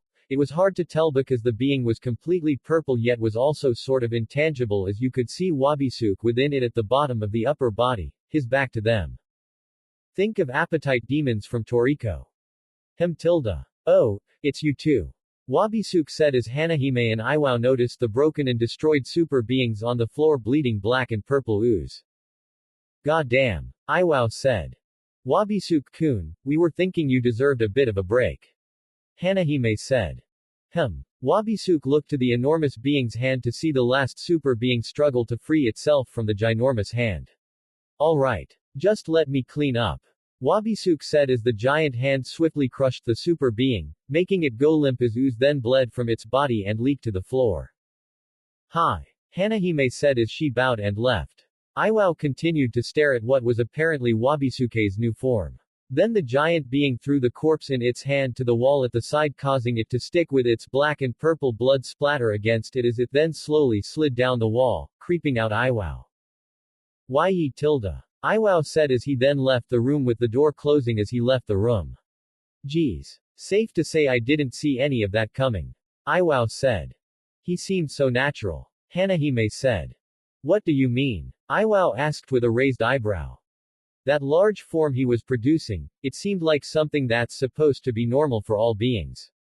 Hanahime said. Wait, you mean even as an, Iwao stayed silent as his body became stiff. He was petrified which surprised Hanahime, wondering what his problem was, until she noticed a person with snow-white hair passing by them. It was the snow-white-haired young man with smoothed down spikes down to the neck walking past them with a blank look. A cold chill went down their spines as he passed them by. Once he traveled deeper into the hall and vanished, Iwao gulped as he body shivered. Damn, that guy freaks me out. Iwao said as then the door next to them opened as Wabisuke walked out adjusting his ascot tie. Wabisuke noticed that Iwao was stiff. Winterfield walked by. Wabisuke questioned. How'd you guess? Iwao questioned rhetorically. I brought you one of your coats. Hanahime said as she extended the coat to him. Thank you, Hanahime. Wabisuke said with a smile as he took the coat and swiftly put it on. The three then left, although Wabisuke had to snap his fingers in front of his face to knock him out of his daze, heading towards a place away from the madness of the organization they work for. Oh, I also brought you a few things to eat, like this. Hanahime said as she reached into the basket and extended it to him. Cinnamon roll. My favorite. Wabisuke said as he grabbed the cinnamon roll and ate it whole yet in such a gentlemanly manner that he left no mess on the floor or on his face and his cheeks were unpuffed as he chewed on it before swallowing it whole. Thank you, Hanahime. Wabisuke said smiling at Hanahime who blushed and smiled at him. Oh brother. Why don't I just leave and let them have a date? They already act like a couple. Iwao thought with a dull look and his bottom lip out. Wabisuke waited patiently until his opponent finally came. Naruto stopped across from Wabisuke. Naruto's hands were in his pocket. He stared at Wabisuke, whose eyes were shadowed by his fedora. They stayed silent for a few moments before either one responded. Now look at this scene. Something from an anime. Naruto said with a smirk. You would know, apparently. Wabisuke said. I guess, but then again that would make this any other day back in Shinobi World then. Naruto said with a shrug. I thought you would call it your home world. Wabisuke said. Yeah, to be honest, this place seems more like a home, ya know. Naruto said with a blush as his eyes glanced to the side. You're telling this to me? Wabisuke asked, quite honestly surprised. Yeah. Not going to sugarcoat it. I get a strange sense from you. I mean the last time we fought, I never connected to anyone like that in my life. Not even Sasuke. It wasn't like fighting a hated enemy as I expected. It was more like, I don't know really, I was hoping to find out in this fight. Naruto explained. Wabisuke stayed silent, but inwardly he was surprised and even honored by Naruto's words. Well then. Wabisuke gripped the lid of his hat and tipped it up to reveal his eyes. I hope I don't disappoint. Wabisuke said. I don't think you have much to worry about. Naruto said with a smirk. Wabisuke's eyes were shadowed as he remained silent, yet on the inside he silently admired Naruto's dedication and heart to the pledge of Tenbi Academy. The two then got in their fighting stances as they then waited for the right moment to clash. As if the heavens were watching them, a piece of a rock formation on the mountain broke off and came to the ground, as a signal for them to start. They dashed at each other and clashed. Their forearms slamming against one another. They glared into each other's eyes for a few silent moments, before Naruto went for a high side kick to Wabisuke's left temple that was blocked by the dark-haired young man's forearm. Then the blonde went for a kick to his left ribs, but Wabisuke blocked it with his knee. Naruto then went for a left jab to Wabisuke's face, but Wabisuke leaned his head to the side, but Naruto then went for a headbutt to Wabisuke's nose. Wabisuke leaned back, but Naruto was still coming in close for the headbutt, so he went for a leg uppercut to Naruto's jaw, but Naruto disappeared and appeared above Wabisuke's head and went for a side kick for the head again, but Wabisuke quickly leaned back even more, but with the length of Naruto's leg, he was forced to unsheath Renzoku Kurai a smidge, increasing his gravity so he dropped back quicker. Once ready to completely unsheath his Maken, Wabisuke then noticed a Rasengan in Naruto's hand, but suddenly Naruto released the jutsu from his grasp, letting it fall. He's able to release a Rasengan from his hand. Wabisuke thought with wide eyes. Thinking quickly, Wabisuke turned into a bolt of lightning and fled before the attack could connect. Once the jutsu hit the ground, it exploded into a large sphere of wind. Naruto was flipping backwards into the air until he gracefully landed on both his feet. Once the aftermath of the attack had dissipated, Naruto stared ahead to see Wabisuke. Wabisuke stared right back at Naruto as he saw underneath their exchange. I see. He was the one letting. Like a dance, he was the one leading me into it. He made me lean to the right with his punch, and anticipated the next move. When he was ready to send the kick, he wasn't sure what my next move would be, but figuring it would be my transformation into a bolt of lightning once more, he sent the kick as a front to distract me from noticing the Rasengan. Speaking of the technique, despite what it may seem, he didn't really use that much energy at all. It only expanded so far because it was an aftershock of the attack. It was more about control than energy output. A small burst of energy that had a high concentration of wind element within it, and upon impact it releases all the wind, expanding the sphere holding it all in place, yet only acts as a dome to keep the harsh winds from injuring anyone out of the range of the blast. Anyone near it will get sucked in and feel the punishment. His Rasengans are now actually more deadly now after learning to control elements. Wabisuke then gave an unnoticeable smirk. Pretty good. Just give him 2 weeks and he's ready with a new arsenal in his skill set. Naruto then started moving his feet a bit in place as he brought his hands up in a fighting stance where his right elbow was in as his hand was up shoulder height and the other arm was extended out with the elbow bent a bit, both hands were open with most of the fingers bent. Kind of kung fu-like. Naruto then gestured for Wabisuke to come at him with his index and middle digit on the right hand. Wabisuke stayed silent before dashed at Naruto and sent claw strikes. He went for jabs at the face that Naruto continued to dodge, then he went for a sweep kick that Naruto hopped over, but Wabisuke immediately stopped as Naruto hopped over and went for a side slash with his katana to slice Naruto in half, but Naruto anticipated it as apparently he didn't put much force into the hop as his feet touched onto the floor, only for Naruto to immediately leap over the slash, and spun in the air where he unsheathed his hidden blade, the same that Cha-Cha gave him, and went for an upward slash at Wabisuke while he spun in the air. Thinking quickly, Wabisuke brought up his scabbard, blocking the attack. Naruto's blade skid across the scabbard as then Wabisuke leapt back. Wabisuke skidded back as Naruto landed in a crouching position with one hand on the ground. Naruto quickly sent energy to his feet and shot forward towards Wabisuke. Wabisuke quickly brought up his blade and scabbard in a cross block, as Naruto's knife and one of his arnis clash with the blade and scabbard. Naruto immediately went for a kick to the side of Wabisuke's knee, but Wabisuke bent his leg to the side to avoid immediate impact, before quickly jumping away from Naruto. However, anticipating this, Naruto quickly summoned a red energy arm that tightly grabbed onto Wabisuke's peacoat. Even his spirit arms have gotten stronger. Not only from what little of the Kyuubi's chakra he can use with the red color being an indication, but instead of being long and skinny, they're more defined and muscular now. However, suddenly a large purple muscular arm gripped the wrist of Naruto's energy arms, making it release Wabisuke from the strong pressure. They're not as strong as my own. Wabisuke thought as he stared at Naruto's flinching face. Damn. His own arms are too strong. Hell, I can even feel the power from the pressure its grip is given. Naruto thought before he then sent a second energy fist at him, only for another larger arm from Wabisuke to come out and grip the fist and gripped it tightly, giving off much pressure making Naruto's teeth grit. God damn. Whatever these things feel, I feel. Naruto thought, gritting his teeth.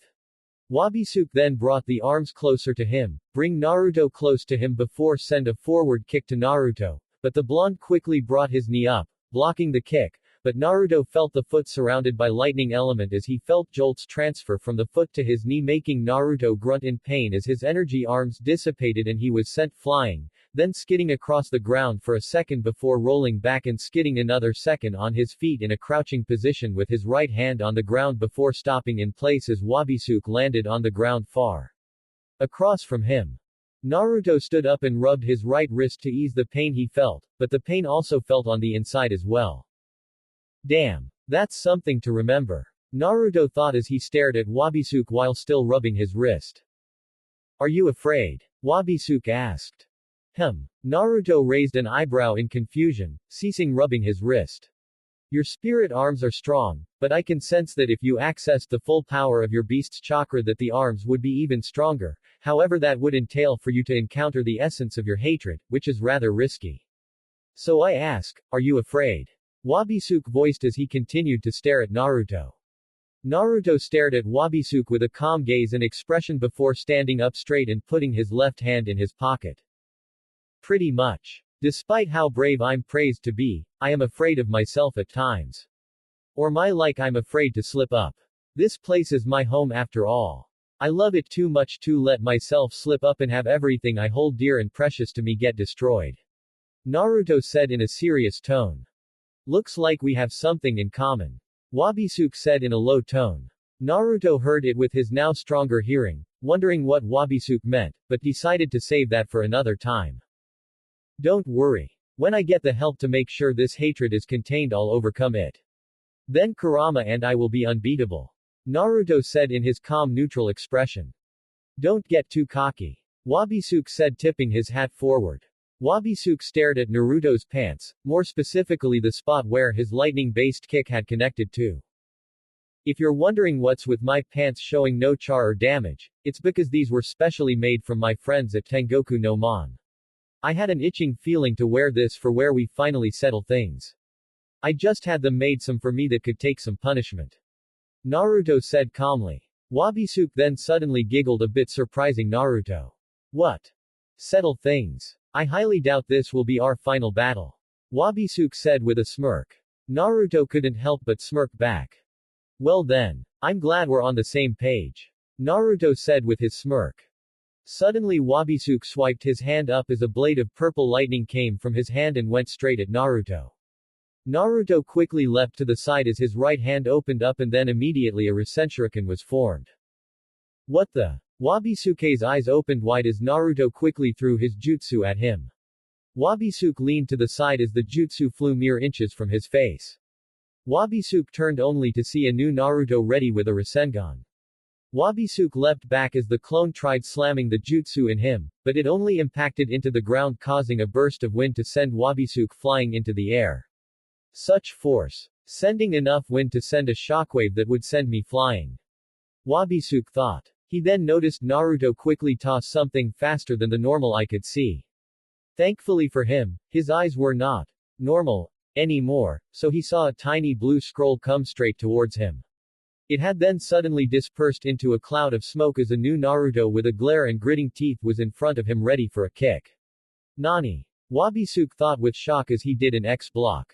The clone sent a kick straight at Wabisuke, sending him away, but then a pair of energy arms came from the clone, grabbing him tightly and then the clone was launched forward, going for a headbutt, but Wabisuke grabbed the head and was about to knee the clone in the side, until he heard a screeching sound from behind making him turn to see the Reconnecting from earlier come back towards him. Oh shit. Wabisuke thought with gritting teeth before the attack connected. Naruto stared at the giant sphere of wind with his calm, neutral look and his hands in his pocket. How he was presenting himself is a little thing he likes to call his Jotaro Kujo stance. Yeah, I know. I'm a fanboy. Well, most of you are too if you are reading fanfiction. Be proud of your heart's desires. Like it. Naruto said as he brought up his hand that had another tiny blue scroll being held by his fingertips. Even though it's kind of hard to accept me not being with Sakura-chan in the end, I was curious about this kid me and Hinata had in canon named Boruto or better known as Bolt. I came across this kid's fight with Temari and Shikamaru's son Shikadai. Apparently he's craftier than me. I actually got this idea from him. Wish I could have thought of this before. Would have saved a lot of chakra and stamina for my fights. Naruto said with a small smirk as Wabisuke took a few steps forward and stopped far across from Naruto. You see, I created a couple hundred or thousand clones the day before and sealed them into these tiny scrolls. I store them in my seal that once held Kurama. Since it doesn't hold him anymore, we've decided to utilize it in a productive manner by storing these scrolls or any other useful tool within the seal. Kurama doesn't mind the extra things. After all, there is more space in there than you'd expect. There's enough for more than one biju to roam around. I guess accepting being a Jinchuriki really brings a load off the mind and its scape. Naruto said as he juggled the tiny scroll in hand a bit before it then vanished. Plus the power I've gained in its control make utilizing the scene easier than you'd think. Naruto said as his face was calm once more. Ingenious. Only you and that fox could come up with something like this.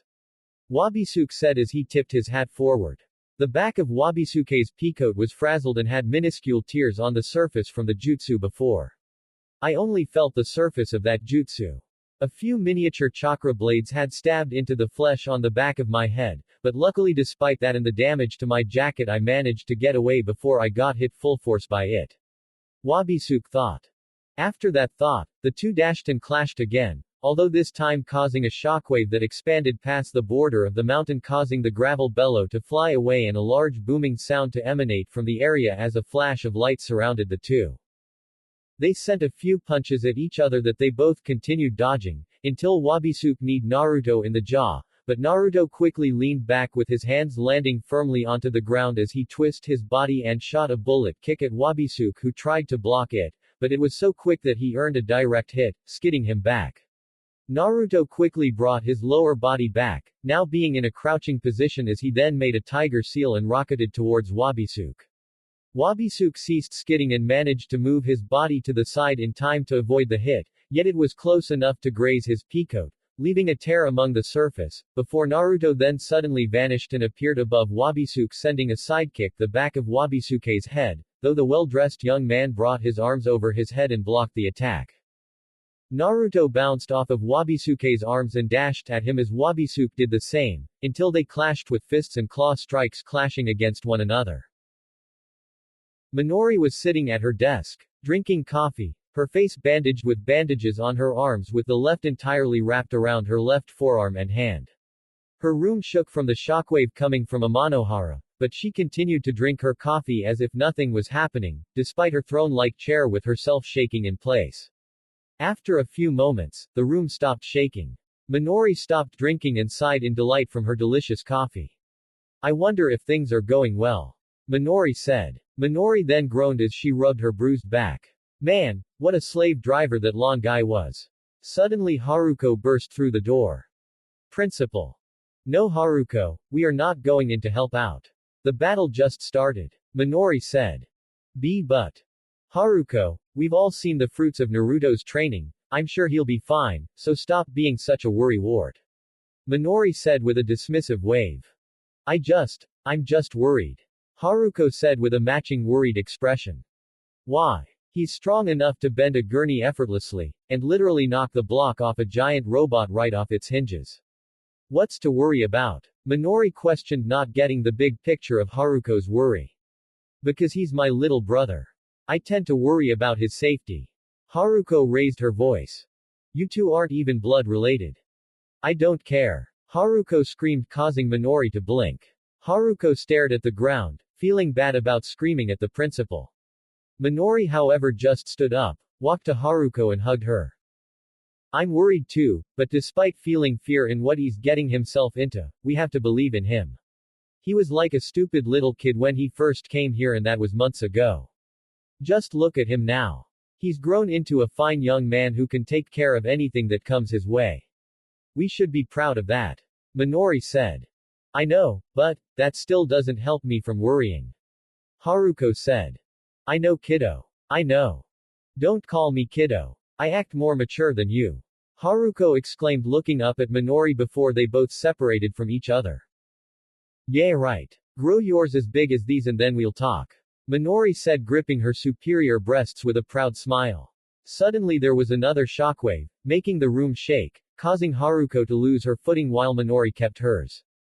Could he at least try his best to not shake the earth?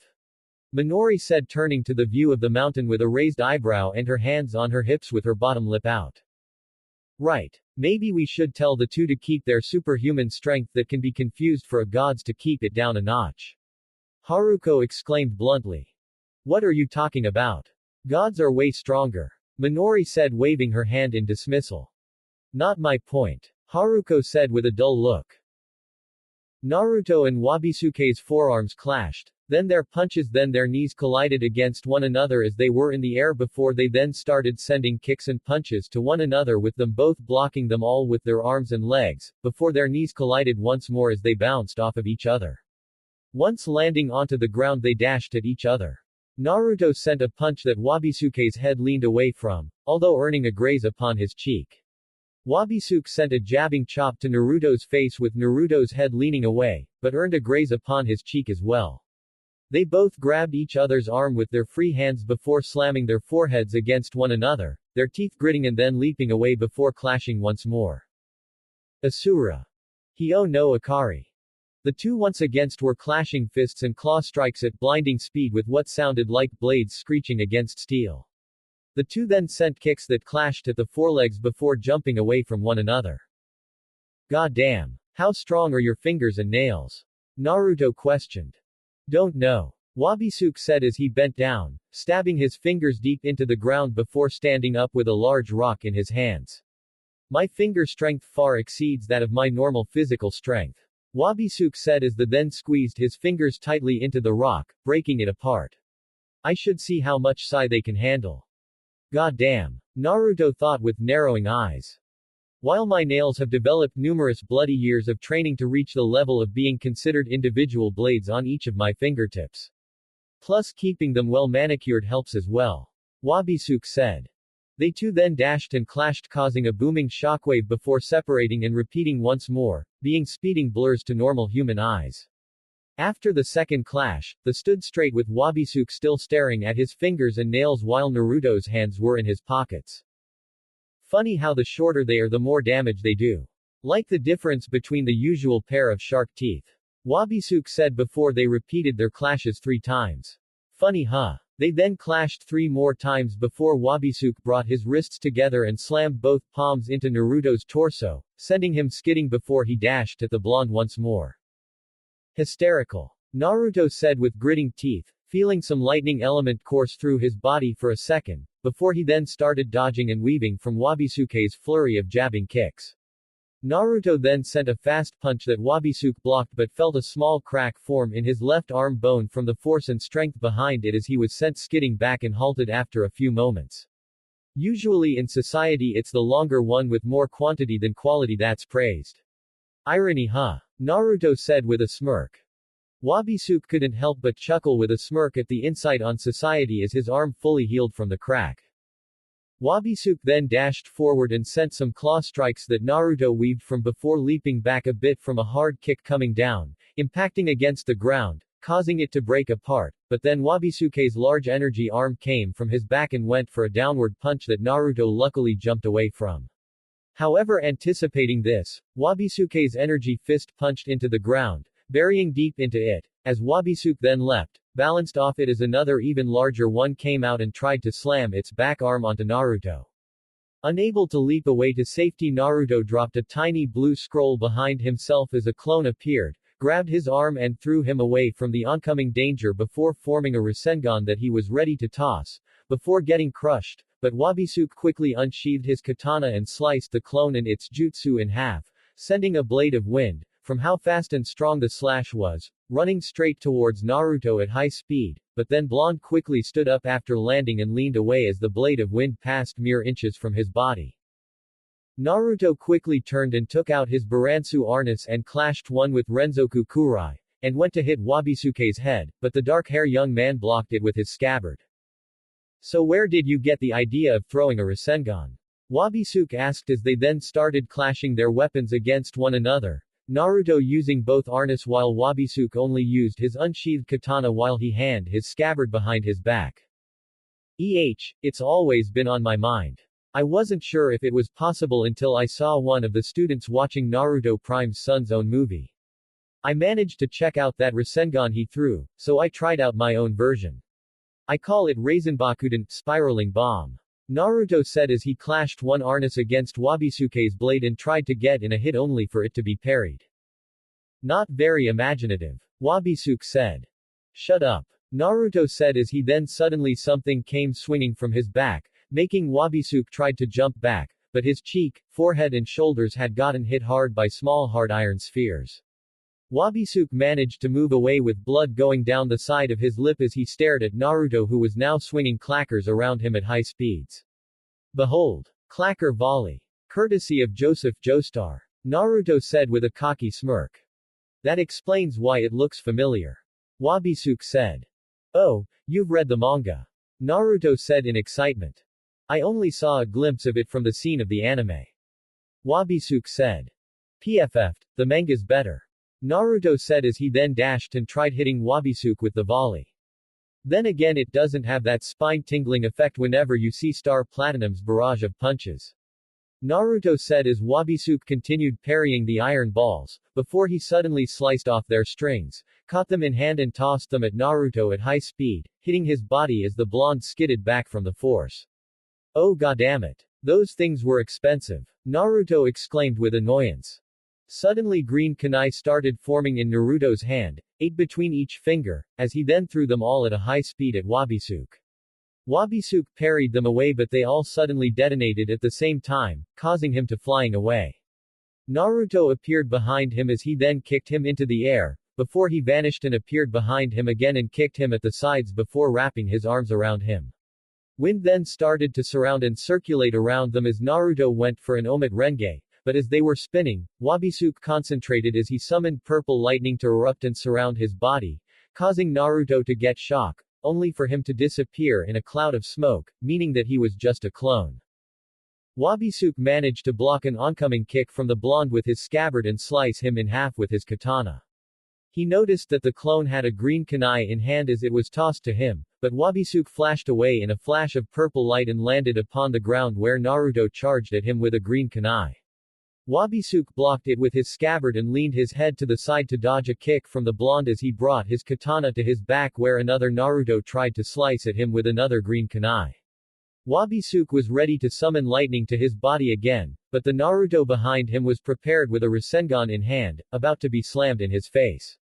Wabisuke quickly turned into lightning and rocketed into the air and materialized once more as the Rasengan slammed into the other Naruto, exploding into another enormous sphere of wind. A shockwave blasted from it, forcing Wabisuke to endure it, but as his eyes wondered they widened as they saw a green kunai whiz up to his face before exploding. Below, there was a hole in the ground, which was where the kunai came from. Naruto crawled out of the ground and dusted his clothes off, before he spun, placing his hand on the ground as his leg shot up for a kick up to Wabisuke to send him flying. However, when it connected, Wabisuke faded away. The hell? Naruto thought as his eyes widened. Suddenly he was kicked upside the head, sending him flying, before Wabisuke's hand extended to his ascending body as a shot of lightning shot from his gloved palm, hitting Naruto in the sky, surrounding his body within electricity, before Wabisuke appeared above him, gripped his entire face and dived down, slamming Naruto down into the ground, causing the earth to break and extend as a shockwave blew over the top of the mountain. Hyo no Akari. Wabisuke shouted as he started slamming his claw strikes into Naruto. Hyo no Sume. Wabisuke slammed the purple claw-covered hand onto Naruto, as lightning exploded from it. Wabisuke flew away, flipping back away, and landed gracefully on the ground. Naruto came out of the rumble with some minuscule debris falling off his from. Naruto panted as he stared at Wabisuke. His jacket was dirty and had a tiny tear on the surface of the left shoulder and right forearm, while his shirt had a few small tears on the front. God damn, that hurt. Naruto thought as he cleaned off the dust from his jacket and pants.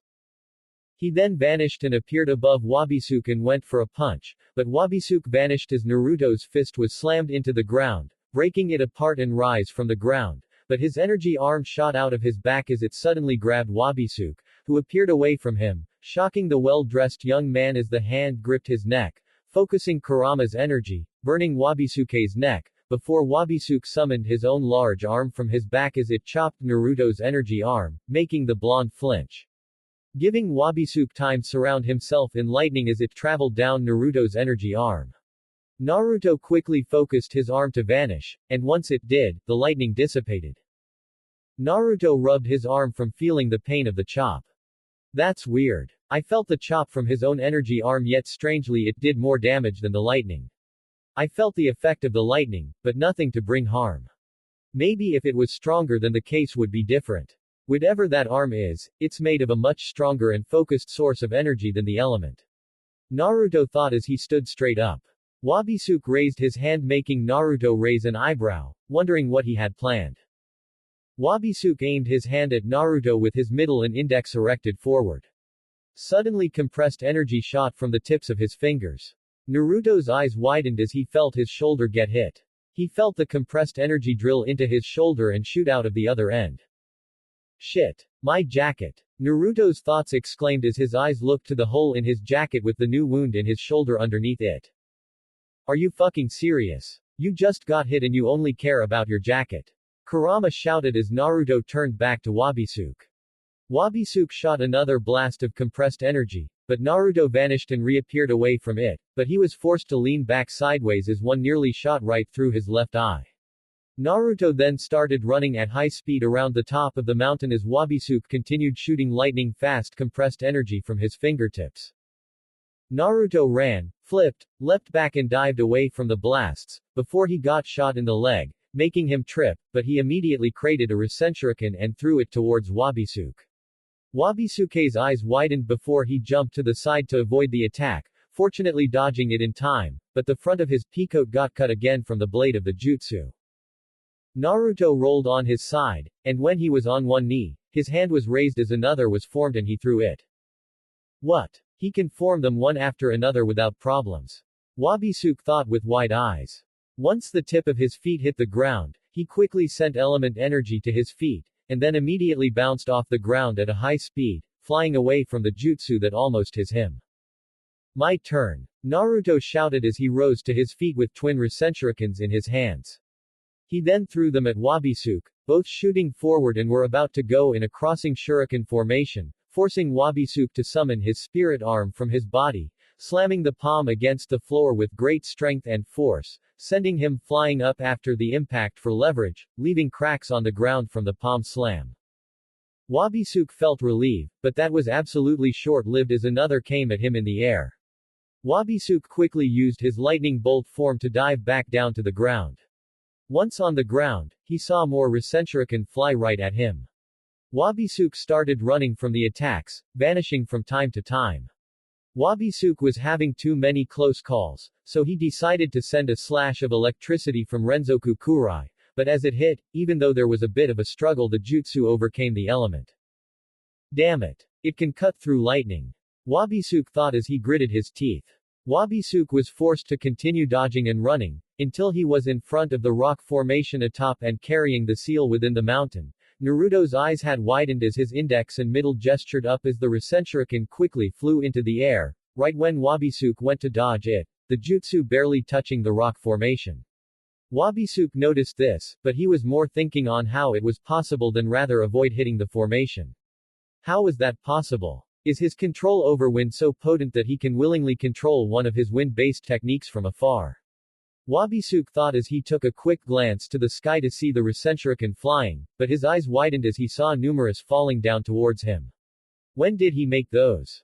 Wait, the ones from before. They never hit. He planned this. Wabisuke thought before running at high speed to avoid a Reconnecting dive bombing him, causing the mountain to shake upon impact. Wabisuke continued to run from the diving jutsus, but after what seemed like the last one came down from above, Naruto charged at him with a Reconnecting extended. Wabisuke jumped to the side and sent a quick slash from Renzoku Kurai, slicing Naruto in half only for it and the jutsu in hand to fade away to his shock.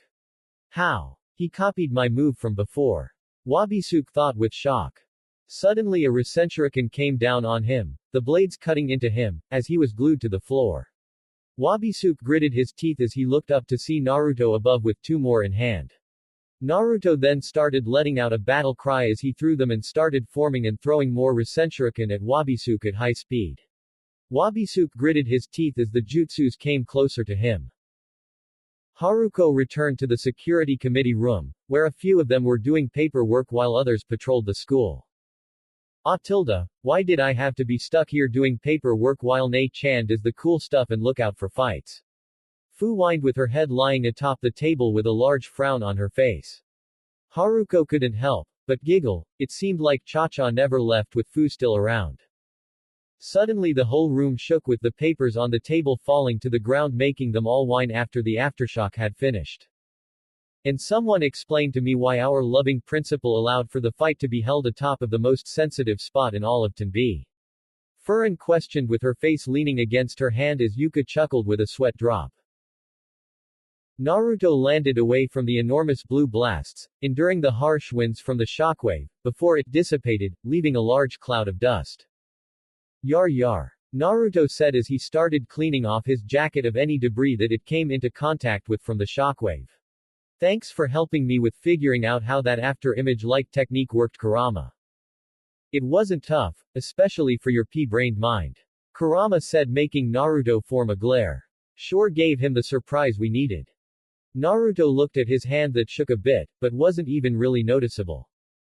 I've never thrown that many Reconnectings before. Naruto thought. Without this power you have, you wouldn't be able to do so, ever. Kurama said as Naruto's hands stopped shaking. Naruto stared at his still hand as his eyes narrowed. No doubt. With this power, I can now protect my home and my family. Naruto thought as his hand tightened into a fist. Wish I could do it for the others too. Kurama stayed silent as Naruto remembered Konoha and the people there, wondering how they were doing, but then suddenly Kurama's eyes widened as he sensed something angry and dark. Pure killer intent. Naruto, watch out. Kurama shouted, knocking Naruto out of his train of thought. Unfortunately it was too late, as Wabisuke shot from the cloud of dust and stabbed both his hands into Naruto's chest. Naruto gritted his teeth before looking down to see Wabisuke's eyes wide, but within them was pure unadulterated rage. Naruto wondered what brought this up, when he then noticed a tiny scratch on his fedora. His hat, I damaged it. His most prized possession. Naruto thought before Wabisuke conjured up electricity into his hands, electrocuting Naruto from the inside out. Naruto screamed bloody murder as his whole body was surrounded by purple electricity before he was then sent flying, crashing into the ground, causing a rut to form as he laid in at the end of it. Naruto groaned from the pain. Damn, how am I still alive?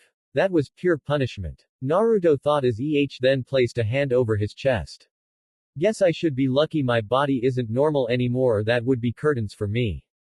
Naruto thought before suddenly Wabisuke charged and stabbed his hands within Naruto again, causing him to scream once more, As then Wabisuke's spirit arms grabbed a hold of Naruto as now all four arms sent electricity into Naruto's body and system making the blonde scream in pure agony once more. Naruto gritted his teeth as he tried to fight off the pain, when he suddenly noticed black flames appear onto Wabisuke's forearms. They could nearly be mistaken for the Amaterasu, but he doubted they would work this way. They traveled down his arm until they hit his body, and once connecting, Naruto felt unbelievable, inconceivable, excruciating pain as the flames covered his chest. Naruto then suddenly screamed so loud that it echoed throughout the land. Back at school, everyone turned towards the mountain where the scream originated from, with the members of Maken knowing full well who that was. Naruto. Kurama felt his ears twitch in slight pain from the sound his Jinchuriki was making as Naruto continued to scream. Damn it. This doesn't look good. Kurama thought. Suddenly now his eyes widened from pain as he looked to see the black flames appear on his chest. What the hell? Kurama thought as he patted down the fire, only for it to catch on his arm, making him scream from the pain of his arm having the black flames start devouring it. Yes, devouring. These flames felt like they were trying to consume him. He needed to do something fast. Naruto. We need to go at him full force. Don't hold back. Kurama screamed out. Naruto gritted his teeth as he then conjured up strength to his arms and slammed them against Wabisuke's chest as he also summoned his energy arms to wrap an extra pair of hands around Wabisuke. Together. Naruto and Kurama then roared as they summoned their power to attack Wabisuke's body as well. Wabisuke was suddenly surrounded in red flames as he also felt wind elements surround him, like Naruto was surrounding him in a shell of wind blades, kind of like making him into a living Rasengan. The young men glared at each other with their teeth gritting from the pain, their clothing getting torn apart from the exchange, and as their eyes gave a momentary gleam, they screamed as they shot their power full force, causing an enormous explosion atop of the mountain. From afar everyone could see two large plumes of fire, one purple and one red, fighting against one another as they rose into the sky. Everyone stared wide-eyed, marveling at the twin towers of fire. Not only were the members of Maken watching, but so were Venus and a few members of Mayanaka Moon Shikai, via video cameras, were watching the plumes. Izuki was with Cha-Cha and Kimmy as they stared wide-eyed at the rising flames before any one of them spoke. We're going. Izuki said with a ready glare and determination. Sugoi _. This is what I wanted to see. Anna Belinda said with glee as she, Toshiyuku, Oso, Iwao and Hanahime watched as the flames faded away. Such great research. Anna Belinda cheered. Iwao and Hanahime stared in shock with the latter having her hands over her mouth as she stared to cry. Please don't die. Hanahime thought as tears cascaded down her cheeks. The top of Mount Amanohara was damaged. Rubble and debris everywhere. Ash and burn scars graced the ground. It looked like a war zone. The area was silent before any noise was made. Some rubble started to move as then Naruto came out of it. His shirt was shredded and burnt, with the left side of his chest exposed and the sleeve of his right jacket completely burned away. Naruto panted as he viewed the destruction caused by both him and Wabisuke. God damn. Naruto thought as he wiped away dirt and sweat from his forehead. Hell of a clash. Naruto thought as he then placed his hand over his chest and flinched from the contact. Damn it. Those flames, the pain really lingers. Although somehow we managed to counter them. I got the feeling that what we did wasn't an easy feat. Naruto thought as he couldn't help, but think of the pure black flames Wabisuke summoned. Suddenly Naruto heard rubble moving making his eyes widened as he looked straight ahead as Wabisuke suddenly came out from the debris. Wabisuke panted from the exchange he had just experienced. His peacoat was in shambles, only the right sleeve stood with thread connected to the shoulder wrapped around his waist. Wabisuke's right hand was tightened into a fist as purple flames surrounded them. Wabisuke then gave a battle cry as his fist shot forward, sending a large blast of fire shooting from his fist that engulfed Naruto. Naruto screamed in pain as he felt the purple fire engulf him. Whatever was covering his torso was soon eradicated to completely reveal his upper body. Once the blast of fire had vanished, Naruto hunched forward as he panted, steam coming off his now searing pink body. Naruto gritted his teeth as his own right fist was surrounded by red fire. Wabisuke readied his attack again, ready for another clash of power. The two gave a battle cry as they thrust their fists forward, sending blasts of flames from them as they then clashed into one another. The fight for dominance not began. The blasts of fire fought one another as both their conjurers continued to pour their energy into their attacks. Naruto gritted his teeth as he poured in more energy into his attack, with Wabisuke doing the same, both struggling to gain dominance. Naruto poured in more energy, but he felt Wabisuke doing the same on his end. Damn it. This won't work. At this rate we'll just keep going until one of us runs out of Muko energy. And as much as I hate to say it, it's going to be me. Naruto thought as he gritted his teeth. Kurama, any ideas? You're not in sync with me. Huh. This whole fight you've been relying on your own strength. The only time you and I used our strength together was just a few moments ago. We need to sync our powers together to overcome his. Kurama explained. Are you really okay with this? Naruto asked. I've been fine with this for a while now. Kurama said, shocking Naruto. What matters is you. What do you mean? I'm fully okay with this. But not my full power. You're scared to use my power to its fullest. Kurama said, shocking Naruto again. You're too soft. You're so scared to use my power because you're afraid you'll go berserk and kill the people of this world. Well yeah, I thought we already knew this. I accepted it. But you haven't accepted me. At least not fully. You're scared of possessing my power. You must push past that. Kurama said.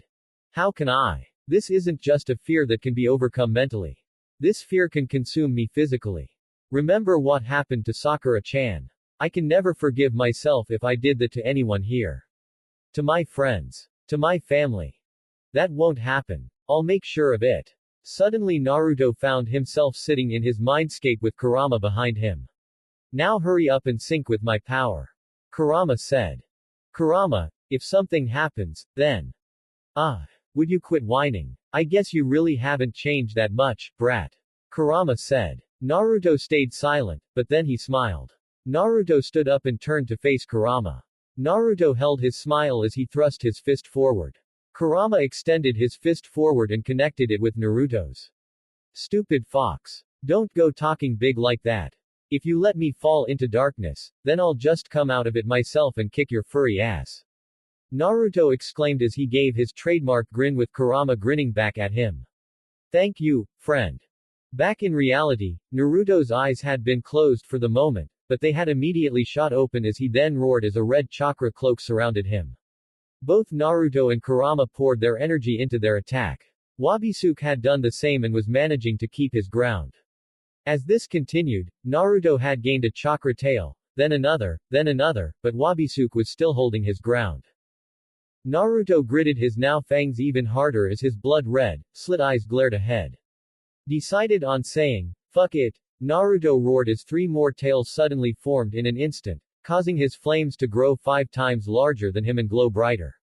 The move was so sudden that Wabisuke didn't have time to retaliate as his flames were engulfed by Naruto's flames, and soon so was he. Although, despite not being able to retaliate in an instant, Wabisuke's reflexes did quickly take over for a second and tossed away his fedora, making sure it remained safe. Wabisuke screamed as he was consumed by the large red flames. They were so powerful that Wabisuke was knocked off his feet and flowed into the current of flames. The current of flames itself actually curved up and flew into the air, taking Wabisuke along with it. After a while, Naruto ceased his attack as the chakra cloak then receded back into his body. Naruto is now panting from as he stayed in place, with some steam coming from the skin of his knuckles for a few moments before disappearing. Naruto brought his fist back and stood up straight as he looked at his right hand. I'm still scared, but, Naruto then tightened his fist with resolve. I'm not going to let that get in my way. I've never let fear take over before, so I won't start now. Plus I won't be doing it alone. Naruto thought as he placed his hand over his stomach, where his invisible seal resided. Alright asshole, your turn. Naruto thought as he looked up into the sky. Wabisuke continued to scream as he flew into the sky with the current of fire. He gritted his teeth from the pain, before he concentrated his energy and released it in a yell, causing an explosion of purple fire to shoot from his body, extinguishing the red flames that had consumed him a moment ago.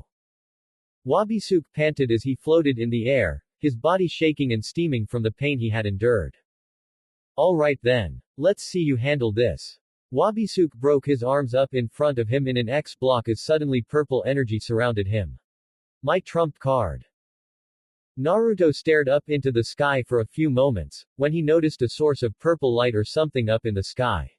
He blinked before squinting his eyes with his hand over them to try and get a better view of what it was. He knew it was Wabisuke, but he was curious on what he was planning.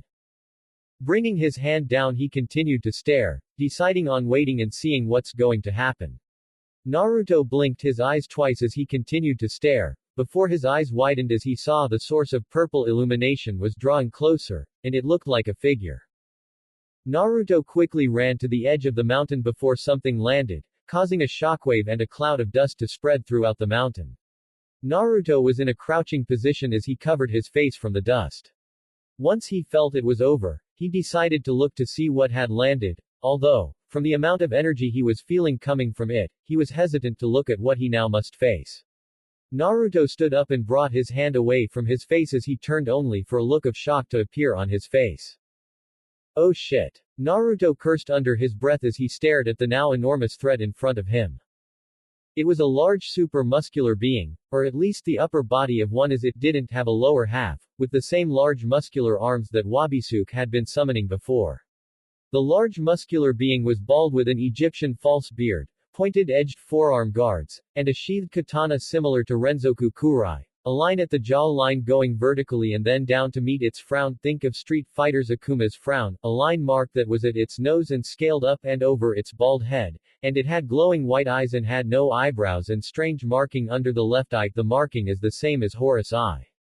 In the center of it was Wabisuke, floating within the torso. When I mean super muscular, I'm talking about as muscular as the appetite demons from Toriko. Dear Kami, it looks like Sasuke's Susanoo had a love child with an appetite demon from Toriko. Naruto said in shock. Guess I could have just wrote that to get the message across. What is this? It doesn't feel like it's made up of chakra or Maken energy. Kurama thought with shock. This is my spirit. My inner being that I can call upon for battle. Wabisuke said. Spirit. Naruto repeated, his eyes still wide in shock.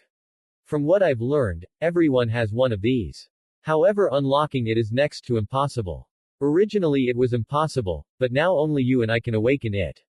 Wabisuke said. The both of us. Wait, you mean the arms I summon?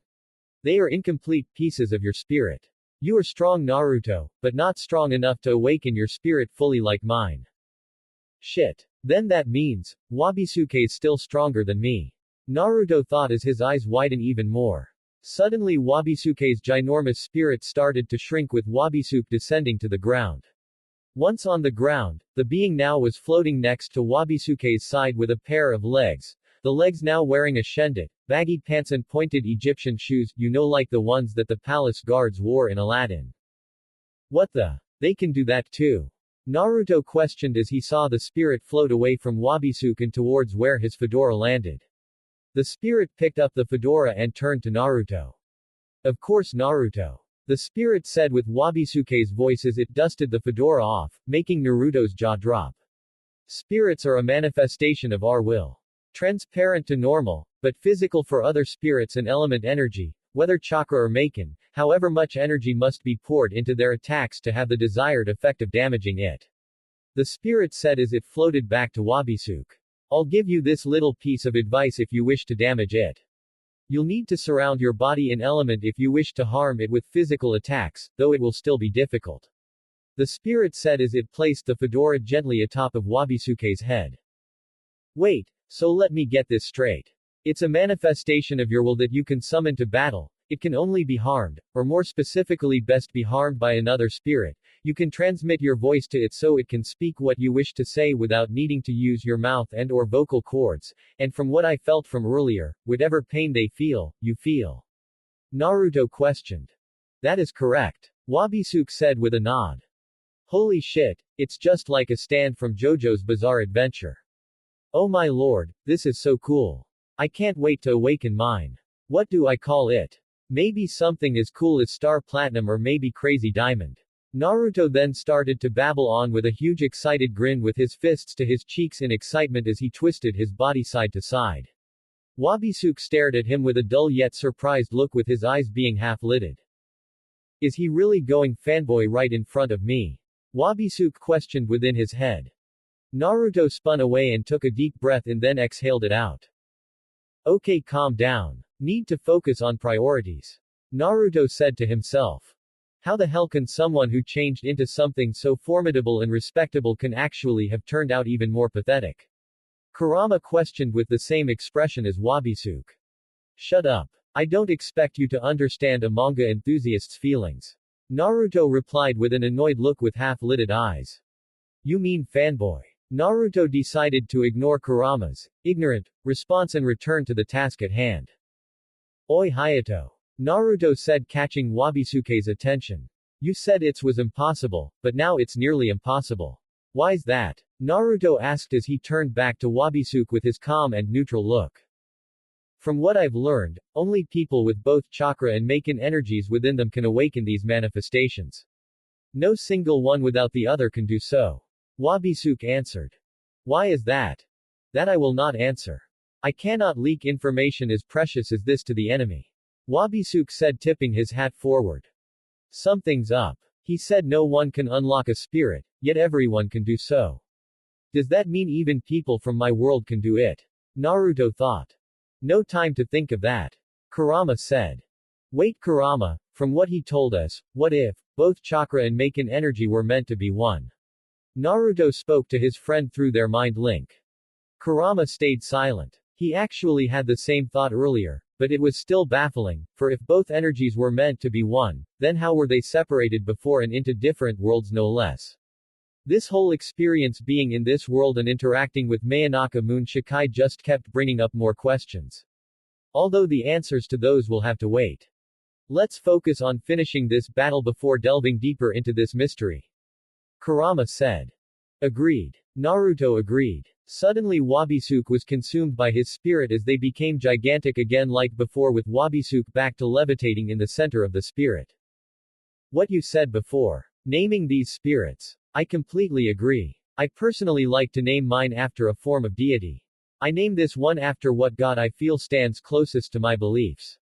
Horus. Wabisuke announced as then a large wing from the right side of the spirit's back had spread out in full glory. Horus. Naruto questioned. The Egyptian god of the sky. He stands for sacrifice and protection and was known as Horus the Fighter and the Distant One. Wabisuke explained. Huh. So that's what it stands for. Well, that explains pet shop. Naruto said to himself. Horus then grabbed the handle of its oversized spirit katana as its wing retracted and then slowly unsheathed the long blade from its scabbard. Don't slouch. Wabisuke said looking down at a glaring Naruto. Excuse me. I don't think I heard you right. Furin said to Izuki. Izuki then suddenly slammed her hands onto the table in front of Furin. You heard me. We're all heading up to join Naruto to kick that bastard's ass. Izuki exclaimed. Yeah, we're the cavalry. Kimmy exclaimed as she and Cha-Cha had their Maken ready. I don't think that's wise. Yuka said. This coming from you of all people. Furin said in surprise. I agree with them, President. I think we should go assist Naruto. Haruko voiced her concern. I understand, but it's not best to jump in head first into this situation. Furin reasoned. We could call Tiensen. I'm sure he could help. Yuruchi said. True, but I don't think Naruto would approve of him getting involved. It kind of looks like he doesn't want Tengoku no Mon involved at all in this. Takaru said. That's true. So that's why we all should go together instead. Cha-Cha exclaimed with determination. Not really sound logic there, Cha-Cha. Haimgami said as she read a book. It doesn't matter. Naruto's a part of Maken Ki and it's our job to calm down the fights. Cha-Cha said. She's right, and this fight's disturbing the hell out of the city, so we've got to join in before they accidentally blow it all up. Izuki said. Or even cause an earthquake. Kimmy said. But what could we even do? They're both demons. Yuruchi said, but then she was triple slapped by Naruto's roommates. Don't call Naruto that. Azuki, Kimmy, Cha-Cha and Haruko scolded Uruchi. Right. Sorry about that. Uruchi said with both cheeks red as she then fell to the ground. Forget about Naruto and the word demon being in the same sentence, she does have a point. What can we do to help him? Compared to the both of them were just ants. Kengo said. Ants are the strongest creatures on the planet. They can lift 5,000 times their own weight. Cha-Cha said with a smile as she flexed both her muscles. Not my point. Kengo said. It doesn't matter. We're still going. Because Naruto-kun's our friend, comrade and to some of us our lover. Kimmy's last choice of words made Cha-Cha, Azuki and Furin blush red. Whoa. L lovers isn't really the best word to describe the four of us to him. Furin said feeling very flustered as her cheeks were red hot. At least not yet. Cha-Cha said with a grin making Azuki and Furin's blush deepen. We do not abandon our comrades. The will and ideals of Maken Ki are the same as Konoha's will of fire. And like the shinobi of Naruto-kun's world, we will rush in to save our friend, comrade and lover. Kimmy exclaimed with pride and determination. Yeah. Cha-Cha cheered. Not the way I would put it, but that was actually way better than how I would put it. Azuki said with a smile and her arms crossed. Well, since you put on such a compelling case, I guess I could find it in my lovely heart to join in your little cavalry party. Himegami said with a smirk as she closed her book. I'll come too. Takaru exclaimed with determination. Seriously? Kengo said with a raised eyebrow. Yeah. Come on man. Naruto's our brother. He's always been there for us, and now it's time for us to be there for him. Takaru said. Sigh alright. For our brother. Kengo said with a smirk with Takaru smiling back in response. If Usui-kun's going, so am I tilde. Yuka chimed. Oh, Yuka-chan tilde. Kengo said with hearts for eyes. Usui-kun tilde. Yuka said with a red blush. Please don't make out right now. Furin said as Kengo and Yuka were embracing each other and were an inch to locking lips, they released each other with blushes on their faces with Kengo scratching the back of his head nervously while Yuka had her casual smile. I want to help Naruto out as much anyone else, but we must realize our limits. Besides, we should believe in Naruto. He is Naruto after all. Furin said with a small smile. I believe in Naruto as much as the next person but, they all turned to Sifu and Anaho staring out the window. By any chance have any of you seen him using that? Fu said with a fearful shocked face as she pointed towards Amanohara with Anaho having a fearful shocked look as well with a cat-like mouth. The others looked out the window to see a large purple being atop of Amanohara with a large purple katana ready. Everyone stared at the being in pure shock before another word was uttered. We're going. Furin said with a new determined look. Naruto jumped high to avoid a vertical slash, but Horus then quickly changed direction and went for another vertical slash. Naruto quickly summoned his spirit arms and gripped onto the ground and pulled himself towards the ground. Mouth cannon. Naruto shouted as he shot a beam of pure energy from his mouth.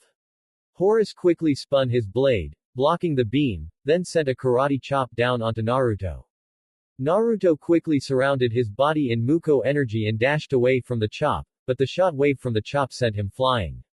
Naruto quickly tossed numerous tiny blue scrolls that produced more clones and they along with Naruto formed twin Rasenshurikens and threw them at Horus, but the spirit quickly sprouted its wing and covered itself with it right before the Rasenshurikens hit.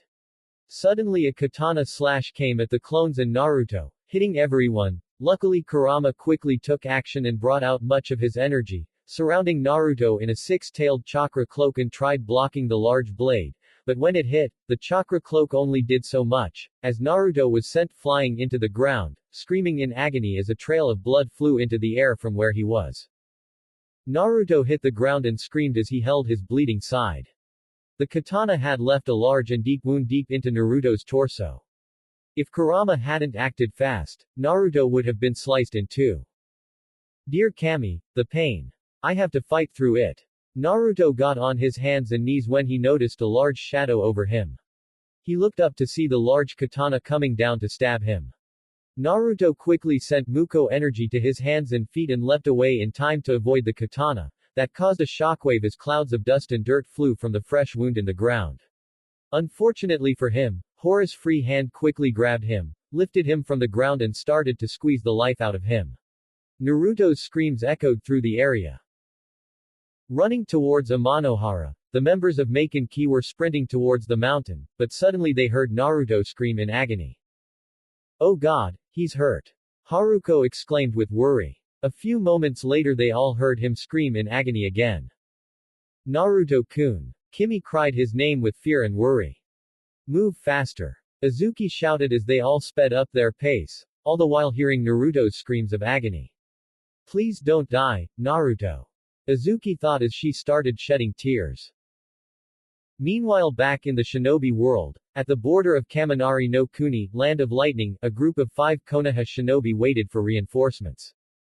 "Stupid bastards. They're keeping us waiting here when we could just go down there ourselves and be done with this mission already," Enko said with annoyance as she leaned against a tree with her arms crossed. "Do not worry Enko-chan," Guy said. "Don't call me Chan," Enko said. "I am sure my most youthful rival Kakashi and his team will be here any minute." "We're talking about Kakashi Hatake. The man most known to be late to even his own funeral," Enko said with a dull expression. "But this is different. The success of this mission results in the safe return of his most greatest student. This is a mission to bring Naruto-kun. And as his friend, I shall be there and give all my youthful might to help procure the jewel to complete the ripple," Guy yelled with much youth, as his fist thrust into the sky. Neji, Choji and Shino stood over to the side, staying silent. Normally, Neji would sigh at his sensei's exuberant personality, but he was actually with him on this. Neji swore that he was going to give it his all to help obtain the jewel and get Naruto back. Choji and Shino felt the same way. "I'll give him 10 seconds. Enko said. "There's really no need." They all heard a voice making them turn to see Kakashi, Jiraiya and Yamato arrive. "So this is it. Team Arrow," Enko said. "That's kind of uncalled for. I mean I'm not a pervert," Yamato said with half-lidded eyes and a sweat drop expression. "And I'm Yukie Fujikaze," Enko said with a smirk making Yamato groan. "So why is Jiraiya-sama here? Is this mission really going to be that dangerous?" Choji asked. "That's right," Kakashi said. "Kakashi and I have faced off against one of the Guardians before back in Iwa, and from what we could guess, since all of them are adept to the each land's most known element, this one will be the most dangerous since it most likely will utilizes lightning," Jiraiya explained.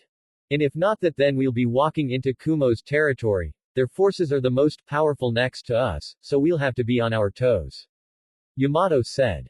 "Which explains why me and Neji are here," Shino said.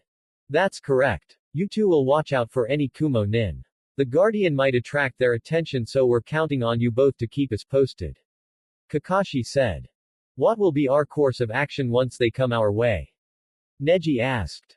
"We'll cross that bridge once we get to it," Jiraiya said. "Jiraiya-sama, if I may ask, what was it like facing off against one of them?" Guy asked. Jiraiya's eyes narrowed as he remembered the giant rock beast both he and Kakashi faced back in Iwa. Jiraiya and Kakashi had made it to a large rock formation. Jiraiya went through a series of hand signs and then slammed his hand against the rock leading to a white seal forming on it and then some of the surface of the rock sliding down into the ground to reveal the yellow jewel floating inside. "That's strange. The rock is only about twice the size of a regular human being and yet the jewel is just floating inside with no security whatsoever," Kakashi said. "I wouldn't say that." A very deep voice spoke shocking the two as the hole instantly closed up. Suddenly the ground shook as then the floor below started to break apart as the rock formation began to rise. Kakashi and Jiraiya jumped back as now a being made of pure rock rose from the ground. "God damn. That's something you don't see every day," Jiraiya said as he and Kakashi stared at the very large golem. "A pair of Konoha nin. I expected someone more like the shinobi of this land or Kumo's own to come for this thing," the giant rock guardian said, looking down on the two. "So big guy, what are the chances that you'll give us that jewel without a hassle?" Jiraiya asked with a grin. "Very low. If you want this jewel, you'll have to take it from my stone hands," the guardian said. Suddenly the ground started to shake and break apart as then large pieces of stone started to rise and float in the air. Jiraiya and Kakashi looked around to see the stones started to float around and surround the rock being as they flowed and spun around in a tornado-like fashion. Looks like this will be a fight where we'll have to go all out from the beginning. Kakashi said as he grabbed the lopsided part of his Hitai-8 and lifted up to reveal his Sharingan. You're right. Jiraiya said as he then bit his thumb and made a few hand signs. Kuchio's no jutsu. Suddenly appearing on his shoulders in clouds of smoke were Toad Sages, Fukasaku and Shima. Jiraiya boy, I'm guessing you summoned us to go into Sage mode, Fukasaku said. That's right. Jiraiya said as he then concentrated. Against this thing. You better summon Gamabunta-chan as well. Shima said. Just convince him to help once I summon him. Jiraiya said as he was now in his Sage mode state. Kakashi had heard of this from his sensei, but the way Jiraiya looked with weird toad eyes, jagged teeth and a bulbous, warty nose just made him develop a sweat drop. Suddenly Jiraiya slammed his hand into the ground and in a large cloud of smoke, Gamabunta appeared with Jiraiya atop his head. Jiraiya, what is the meaning of this? Gamabunta exclaimed. Zip it and get ready to beat that rock into itty-bitty pebbles. Shima said. Understood Shima-sama. Gamabunta said as he readied his large tanto. Get ready. You're about to feel the fury of Jiraiya the Gallant and the great toads of Mount Myoboku. Jiraiya shouted in his most famous pose. It took a lot out of us to take that thing on. We never even really defeated it.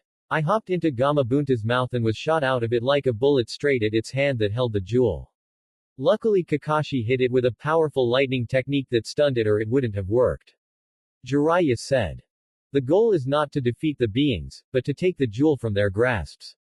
Yamato explained. Is that all? Then this'll be easier than I thought. Anko said with a confident smirk. Don't get too confident Anko. For all we know, this guardian could be completely composed of lightning. Kakashi said. Then it's a good thing we have you. Anko said waving her hand off dismissively. Is that a compliment? Didn't expect that from you. Kakashi joked with an eye smile. Enjoy it, because you're never getting another one from me again. Anko said with a cheeky smile. Yosh. Now that we are all together, let us go off and retrieve the jewel with the full power of youth. Guy cheered with gusto and youth as he then ran off. He doesn't even know where it's located, does he? Yamato questioned. He'll realize it. Just give him some time. Kakashi said. Well, I'm not waiting around for that speed freak to come back. So show us the way. Anko ordered. Kakashi sighed and decided to listen seeing as it's best to not get on Anko's bad side, ever. Naruto continued to scream as Horus continued to squeeze the life out of him. Naruto felt his bones start to crack and his blood vessels getting damaged. It's been nearly 2 minutes since this began. Any normal person would have been crushed to death a long time ago. Guess Naruto should be thankful that he was normal human, even to begin with. Kurama growled as he saw Naruto be tortured.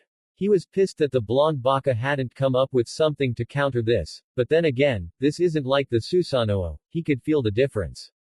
The Susanoo was created through a person's chakra, but this is made through a person's spirit and is connected to the soul, and from what he felt, the soul of a person is even stronger than chakra itself.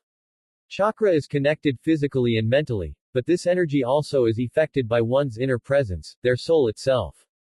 Kurama couldn't think of anything that Naruto could do to counter this, so he now decided on taking matters into his own hands. Kurama then gave a mighty roar as he then went into action. Wabisuke stared at Naruto as he continued to squeeze the life out of him, with his screams of agony echoing throughout the land, but then suddenly golden flames surrounded Naruto making Wabisuke's eyes widen before energy exploded from Naruto, forcing Horus Hold to release him as then a large shadow appear over Wabisuke and his spirit. Wabisuke looked up to see Kurama over him, roaring as his 9 tails started to surround him with the enormous fox's claws ready to attack. Wabisuke stared at the fox spirit with a stoic expression as Horus gripped the handle of its katana and then faster than the speed of light, he slashed Kurama to pieces. Naruto was on the ground in a damaged heap, staring at what had transpired, but his eyes had suddenly widened when he saw Kurama slashed into pieces, his limbs and tails cut off, except his left arm, and his torso cut in half. Naruto watched as Kurama's body parts fell off the mountain, except both halves of his body. Kurama, Naruto looked to the top half of the giant fox. Sorry Kit, I guess even a ninja can reduce me to this. Kurama said before closing his eyes. Naruto stared at the beast's face with sad eyes, but then they were replaced with anger as he gritted his teeth. Naruto screamed in anger as a plume of red fire exploded, causing a shockwave that forced Horus to stand its ground. Wabisuke narrowed his eyes, but then suddenly something landed hard against Horus' chest, making Wabisuke look with wide eyes to see Naruto glaring at him with slit red blood eyes, gritting teeth, and two extra pair of arms, one made of muscular red spirit arms and the second made of metal with reddish-green marking on it. Think very muscular versions of Raiden's arms from MGR. Atsui Kai Juinsuina Asura. Hot-blooded pure Asura, Naruto screamed as all six fists started punching Horus' chest at a great speed with flames bursting from every impact. Horus' chest then started to crack and melt a bit, making Wabisuke grit his teeth in pain as he gripped his chest. Suddenly Naruto brought all his fists back and slammed them all into the chest. Sanren Kyuubi Suibaku Ken. Threefold Nine Tails Hydrogen Bomb Fists, Naruto screamed as then harsh fiery winds exploded at the chest, causing the surface of the chest to shatter, causing Wabisuke to yell in pain with his eyes widen as his face was twisted in pain. Wabisuke shook as his body sweat from the excruciating pain of having the surface of Horus' chest shatter like that. Wabisuke then gritted his teeth and fought through the pain as he then screamed as lightning shot from his body and hit Naruto dead on, sending him flying until Horus karate chopped him into the ground, causing the mountain to shake from impact as debris rose from the ground.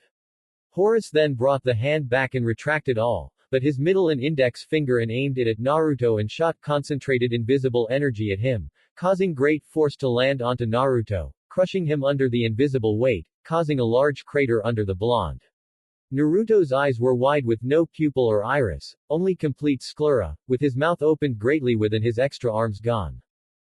Wabisuke readied Horus with its katana, ready to strike at Naruto.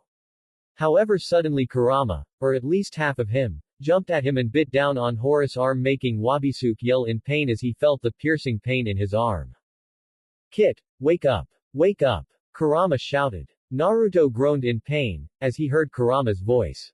You have to get out of here. Now. Fight another day. Kurama shouted as he then punched Horus in the face with his only fist. Wabisuke gritted his teeth in anger.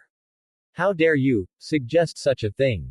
Wabisuke shouted as Horus punched Kurama away and slashed at his body, leaving many wounds, before the upper half of the fox fell. I went through hell to prepare for this, and yet you suggest retreating. How dare you? You dare treat me this way?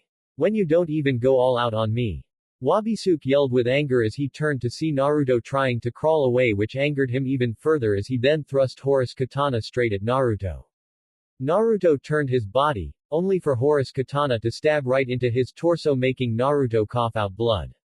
Naruto looked at the large tip of the katana stabbed right into him, as he gritted his teeth in pain. Kurama watched with pained eyes. What do you have to fear? Going crazy. That's the least of your worries. If you truly wish to defeat Mayonaka Moon Shikai, then you must possess no fear. Even when it comes to fearing yourself. Destroy it. Unlock your true strength and stop underestimating me. Wabisuke screamed as the katana went deeper into Naruto's body, bursting into purple flames, making the blonde scream in pure pain. Suddenly the enormous katana broke apart, making Wabisuke's eyes widened as he saw Azuki and Haruko in the air with their Maken out, breaking past the shattered pieces of the large katana. The pair landed onto the ground, then leapt in front of Naruto with everyone else appearing beside them. Wabisuke blinked his eyes before his face became stoic again. I thought this would just only be between me and him. Wabisuke said. Plans have changed. Haruko shouted. In the shinobi world, the 5 shinobi were making their way to a mountainous area, then they traveled deeper within to meet with a large flat area. This is it. Jiraiya said as they all then stopped. This is it. Choji questioned. Great. So where do we start? Enko questioned. Over there. Jiraiya pointed towards a black metal spear with a long white cloth wrapped around it coming out of the ground. That rusted old thing? Enko questioned with a raised eyebrow as her finger pointed at the spear. Yep. Jiraiya said as he and Kakashi started walking towards it. Wait, I think I've heard of this spear before. Isn't this the ancient one that lived in this land long before this land was even called Kaminari no Kuni? Yamato asked. The same. Jiraiya said. Wait. For real. That thing's a national treasure. No one's allowed to touch that. Not even the Raikages. Yamato exclaimed with a shocked and worried anime expression. Or even the daimyo. Enko questioned, earning a nod from Yamato. Well then, this got interesting. Enko said with a smirk as she started making her way towards the spear. Wait, but. Neji, Shino, keep a lookout. Guy, Choji, on point behind me and Kakashi. Jiraiya ordered. Yosh. Guy cheered before appearing behind Kakashi and Jiraiya. Sai, never mind. Yamato said in a defeated tone with his head hanging in sadness that no one was listening to him. Tenzo, we need you on point as well. Kakashi said. Yamato. Yamato whined a bit as he then moved into position and got ready. Alright. Everyone get ready, because when I start this, shit's going to happen. Jiraiya said before going through a series of hand signs and then placed his hand against the surface of the spear as white seals surrounded it, then suddenly a large beam of light shot from the spear and flew into the sky. No doubt that's going to attract unwanted attention. Kakashi said. Suddenly the light stopped completely, making everyone stare at the spear for a few moments, their eyes blinking once or twice. Then suddenly lightning struck the spear from the sky and surrounded it in a coat of lightning. Suddenly an arm made of pure blue lightning shot from the spear and slammed its hand into the ground before another arm came out and did the same. The spear then suddenly start to rise from the ground, making the earth surrounding it break, as it start levitating into the air with the lightning surrounding it expand into a large torso, and then a pair of large legs made of pure lightning come out from the ground and then stood against the surface of the ground. The large being flexed its lightning fingers, before red light glowed in the center of it. I've been expecting you. The lightning being said. Really? Enko questioned, skeptical on how it would know they could be coming. Yes. My brothers and I have a special telepathic link to one another, and they had told me about Konoha Nin wanting to attain the jewels. In fact, you two were the ones who faced Shigo. The lightning being said, pointing at Kakashi and Jiraiya. So he told you about us? Kakashi said with a nervous eye smile. Alright, enough with this chit-chat, let's just get this over with. Enko said. The faster we do this, the faster I can see what kind of a man Naruto has grown into. Enko thought with a lecherous smile as she licked her lips. How impatient. Fine. Suddenly the beast extended its hand as something fell from the sky and landed in his hand, revealing it to be a purple jewel. Take this from my hand and you win. Simple as that. Let us begin. The lightning being said as it and the Konoha shinobi got ready to fight. Shino, keep us posted. Kakashi ordered. Understood. Shino said with a nod as his insects scattered and flew away. So what do you think? Sage mode. Jiraiya asked Kakashi. Would help do this a lot quicker. Kakashi said. That's all the convincing I need. Jiraiya said as he then bit his thumb and made hand seals, making Fukasaku and Shima appear on his shoulders once again as he then entered Sage mode. Ah. This again. Shima said. Is this the last one? Fukasaku asked. Yes, Fukasaku-sama, it is. Jiraiya said. Well then, best not to hold back on this one, shall we? Fukasaku said with a smirk. Let's just make this quick. I got dinner cooking in the oven. Shima said as Jiraiya then got into his fighting stance. Hachiman. Toman. 8 gates. Gate of limit closing, Guy shouted as his skin became a reddish hue and he dashed at the electric giant. Guy, wait. Kakashi shouted. The Guardian made an X block and then quickly spread them out as an electrical discharge occurred, sending a shockwave that smashed into Guy, sending him flying with steam from burn marks coming from his body. Guy flipped in the air and landed against a stone wall before crossing his arms again and shouted. Kamen. Gate of View, joy, the earth against his feet then cracked and formed a crater before Guy rocketed off it and flew towards the lightning giant. Razan Arumajiro. Spiraling armadillo, Guy shouted as his body quickly spun in the air, causing winds to surround him and fiercely spun with him, forming a miniature tornado-like bullet. The bullet went through the middle of the Guardian, leaving a hole in the center of it. Guy landed across from the Guardian and grinned a sparkling toothy grin. Just as I expected. Wind is your weakness. I have prepared this move for such an occasion. In memory of Naruto-kun, I have named half of my new technique after the first half of his signature jutsu. The Furious Rasen Arumajiro. Guy cheered with a fist pumped. Did he just make up that technique? Genius. Yamato said in amazement. That's Guy-sensei. Neji thought with a small proud smile. I give it a 6. Anko said. Really? Yamato said with a dull expression as he looked at Anko. Not much flash. Anko said with a shrug. Guy continued to grin as his teeth shined, but then he noticed that in the hole he made, the spear that was in the center, remained intact. That's strange. I should have damaged that somehow. Yet it remains intact. Guy thought. Ranji Shigami no Jutsu. Wild Lion's mane, Jiraiya shouted as his hair extended and shot towards the jewel in hand, but the lightning guardian became thin and shot into the air, extending its height tremendously, in spite of losing its width. Damn, too tall. Jiraiya cursed. Guy noticed that the black metal spear was not against the ground, standing erect. Tilda. Guy rubbed his chin as he became curious on the phenomenon that is the black spear.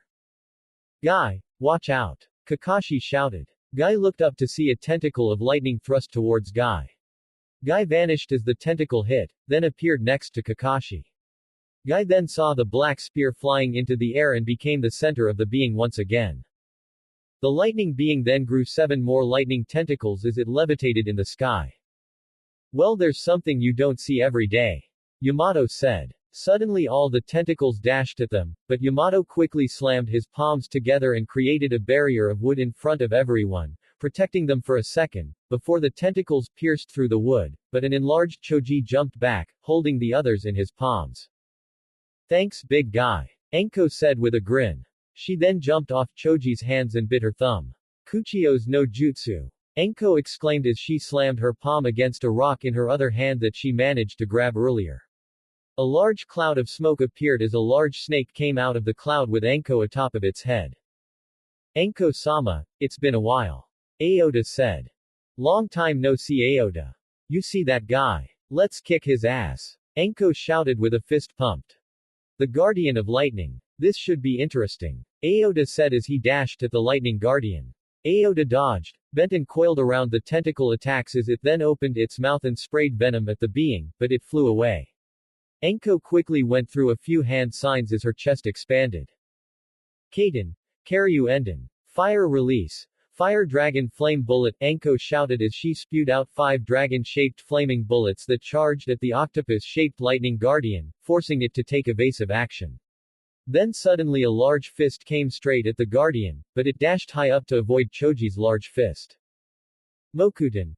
Mokuzai no Naj Yari. Wood release. Lumber javelins, Yamato shouted as he slammed both hands into the ground as then large spiky long logs shot at the guardian at high speeds. The guardian managed to dodge them, but one managed to connect with the bottom of the spear, making it move, which made the lightning guardian move as well. Guy gasped and pounded the bottom of his fist against the palm of his hand as he noticed this. Could it be? Guy thought with shock. Suddenly there was a large shadow looming over the guardian, making it look up to see a huge toad coming down on him. The being managed to move away just in time, but had to avoid getting attacked by a large Sasumata. Forgive me for being ungraceful. Maken said before he spit out Jiraiya with Fukasaku and Shima on his shoulders, rocketing them towards the lightning being with a special jutsu in hand. Futon. Rasengan. Wind release. Spiraling ball, Jiraiya shouted as he managed to slam his jutsu into the lightning being, causing a screeching noise as an explosion came after. Jiraiya flipped in the air before stopping with a snake hand sign.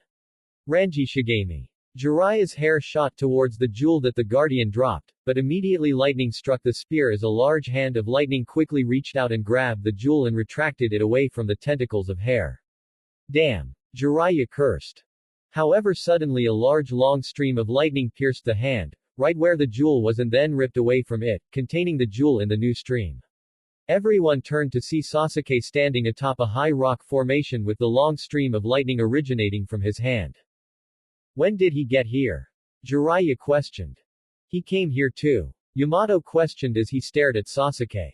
Oh well. He at least has the jewel thanks to his lightning-based jutsu. Upstart. Enko grumbled with annoyance.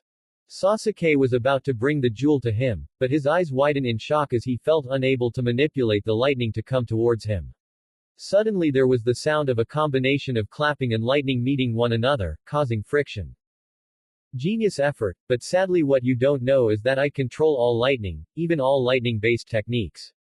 The lightning being said as it finished clapping with its large hands and floated towards the jewel, still encased in the Chidori Iso 1000 bird's sharp spear. Everyone, something is approaching us fast. It's electrocuting my insects as it's getting closer. Shino said. Neji activated his Byakugan and looked to see a large source of lightning chakra charging at them. He's right. We'll have to finish this quick. Choji, throw me. Neji said. Choji nodded and allowed Neji to hop onto his palm, then he threw him towards the lightning guardian. Hake Kusho. 8 trigrams vacuum palm, Neji exclaimed as he shot 2 blasts of invisible chakra at the guardian. The guardian quickly moved away from the attacks, but then controlled Sasuke's Chidori Iso to attack Neji.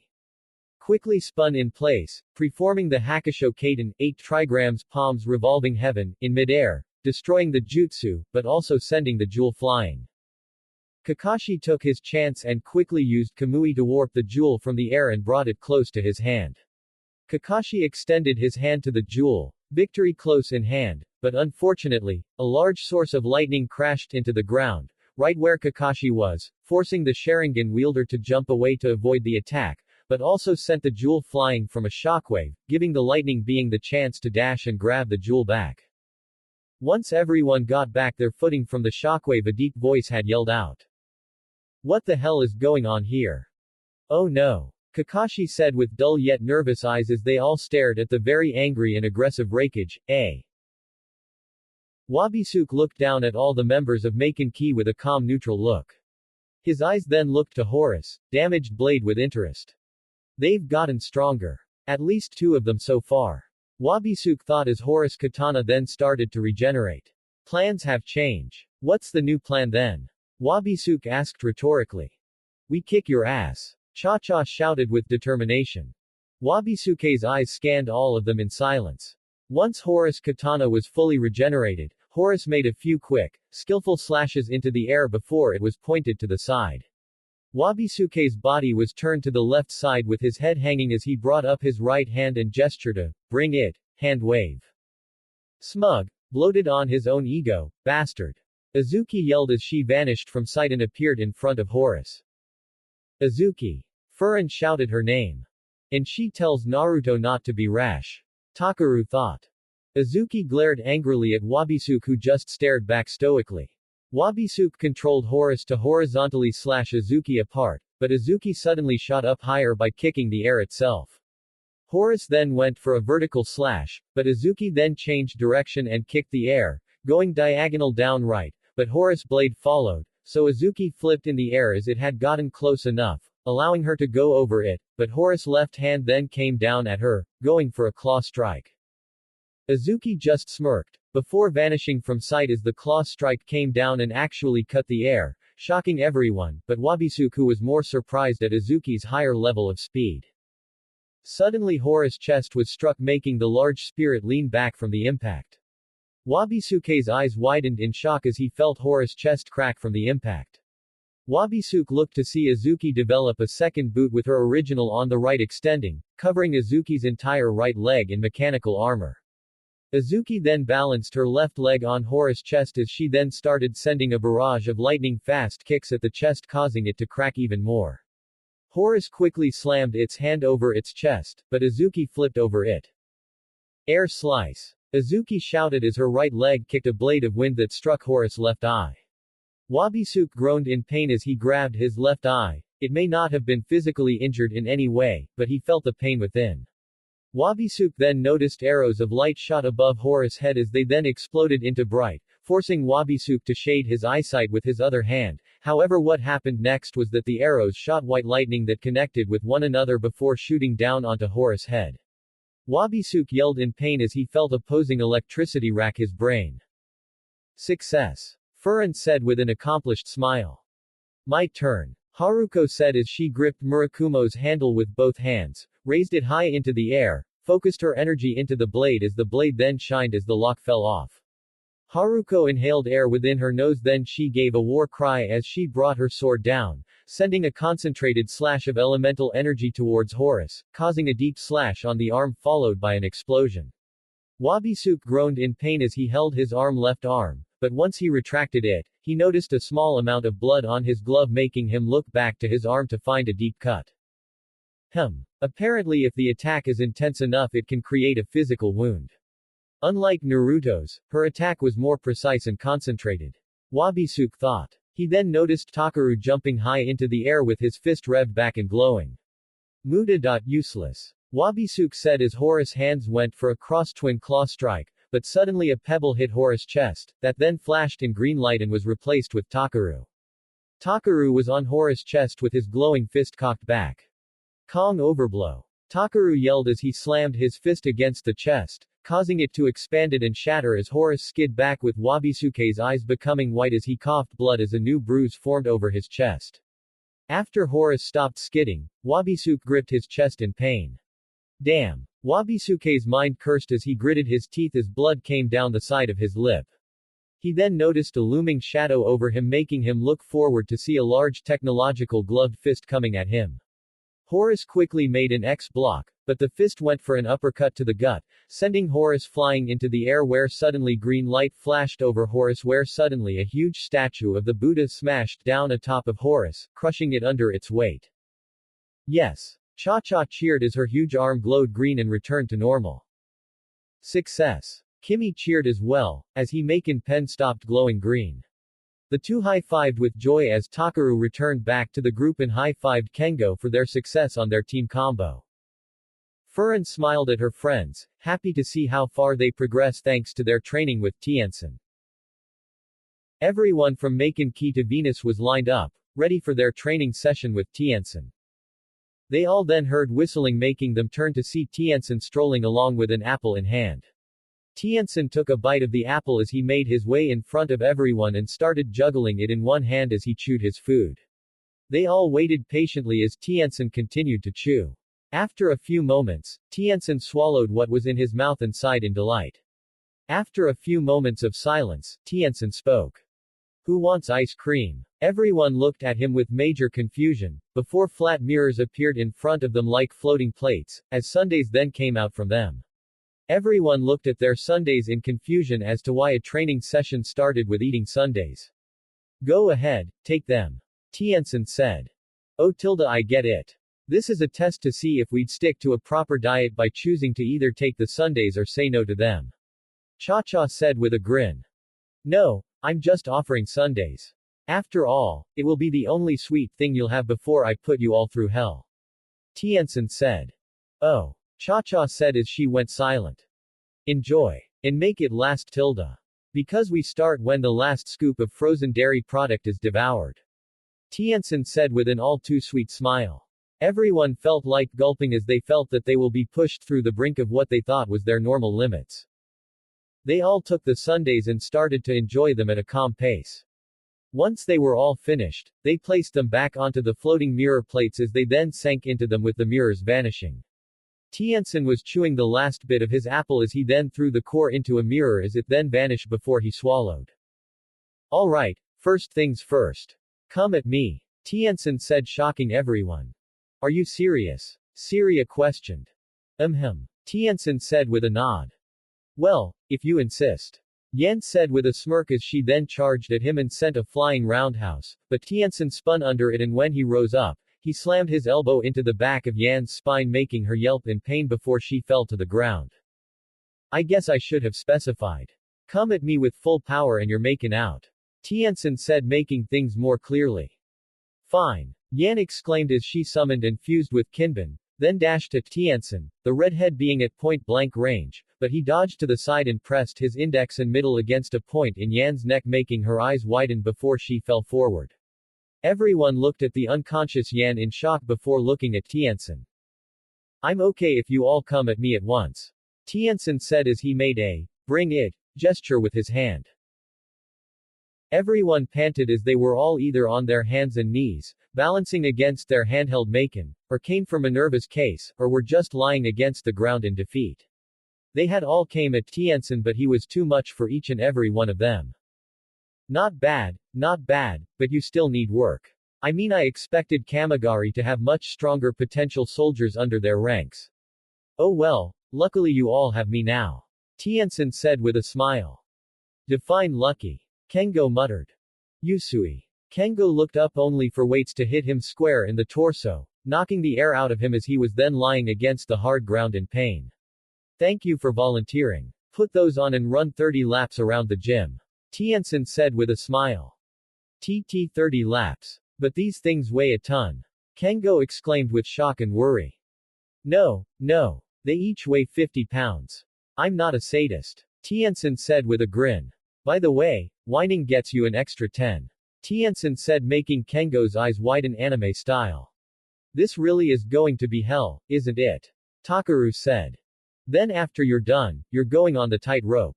Tiansen said with a smile as his thumb pointed back towards the new gym's tight rope, making Kengo's jaw drop in disbelief and fear. Beyond that, Yuruchi said. Extra 10 for you. Goddamn. Make that 20. Come on ladies, keep going. Tiansen said to some of the members who were doing pull-ups with iron blocks tied to their feet to drag them down. I don't want to do this anymore. Kimmy whined. Then would you like to move on to doing sit-ups on those pull-up bars? Or rather try a nice game of medicine ball catch with a friend? Tiansen said, referring to some of the others throwing a medicine ball at one another. Cha-Cha threw a medicine ball Syria's way, and upon impact on catching it, Syria was sent skidding down to the floor. Owie tilde my bottom. Syria whined as she rubbed bottom. I'll be good. Kimmy said as she tried doing another pull-up. Alright. By the way, that's 10 more pull-ups for you, Sato. Tiansen said, causing Kimmy to whimper. Azuki, who moved on to doing sit-ups on the pull-up bar with the iron blocks tied to her back and arms, looked over at Kimmy with a sad expression. She always saw Kimmy like a little sister for a while now, and just seeing her in pain like this made her want to help her out, but she knew that she had to keep personal feelings aside on this matter.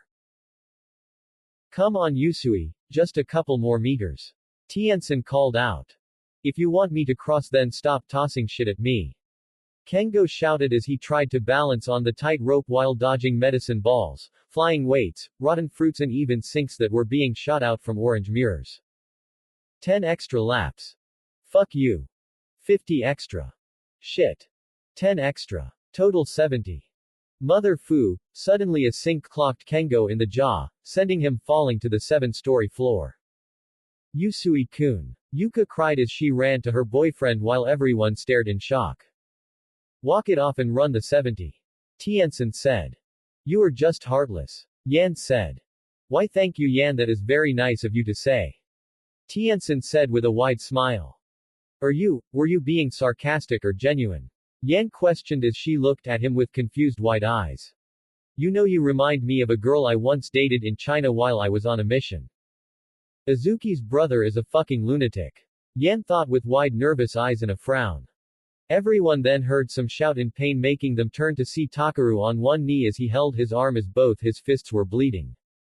Taki. Haruko cried out as she and Anaho ran towards Takaru. Takaru-sama. Anaho cried as she and Haruko knelt down as saw his fist bleeding along with the skin of his knuckles shredded as they bled profoundly. Oh my god, your hands. Haruko said with worry. She then looked up to see that Takaru was punching a wall draped in cloth. What's under this cloth? Haruko demanded an answer. Oh, that's an easy answer. Tiansen said as he walked up to the drape and pulled the cloth off. Solid diamond. He said with a smile as he revealed a wall of pure diamond, making everyone gasp. I told Takaru to do 100 punches for each fist. You're only at 37 of 200 Ohyama, keep going. Tiansen said with a wide smile as he leaned in with his hands on his hips. Are you insane? He can't keep doing this. He has to stop. Haruko exclaimed. I don't want to hear it.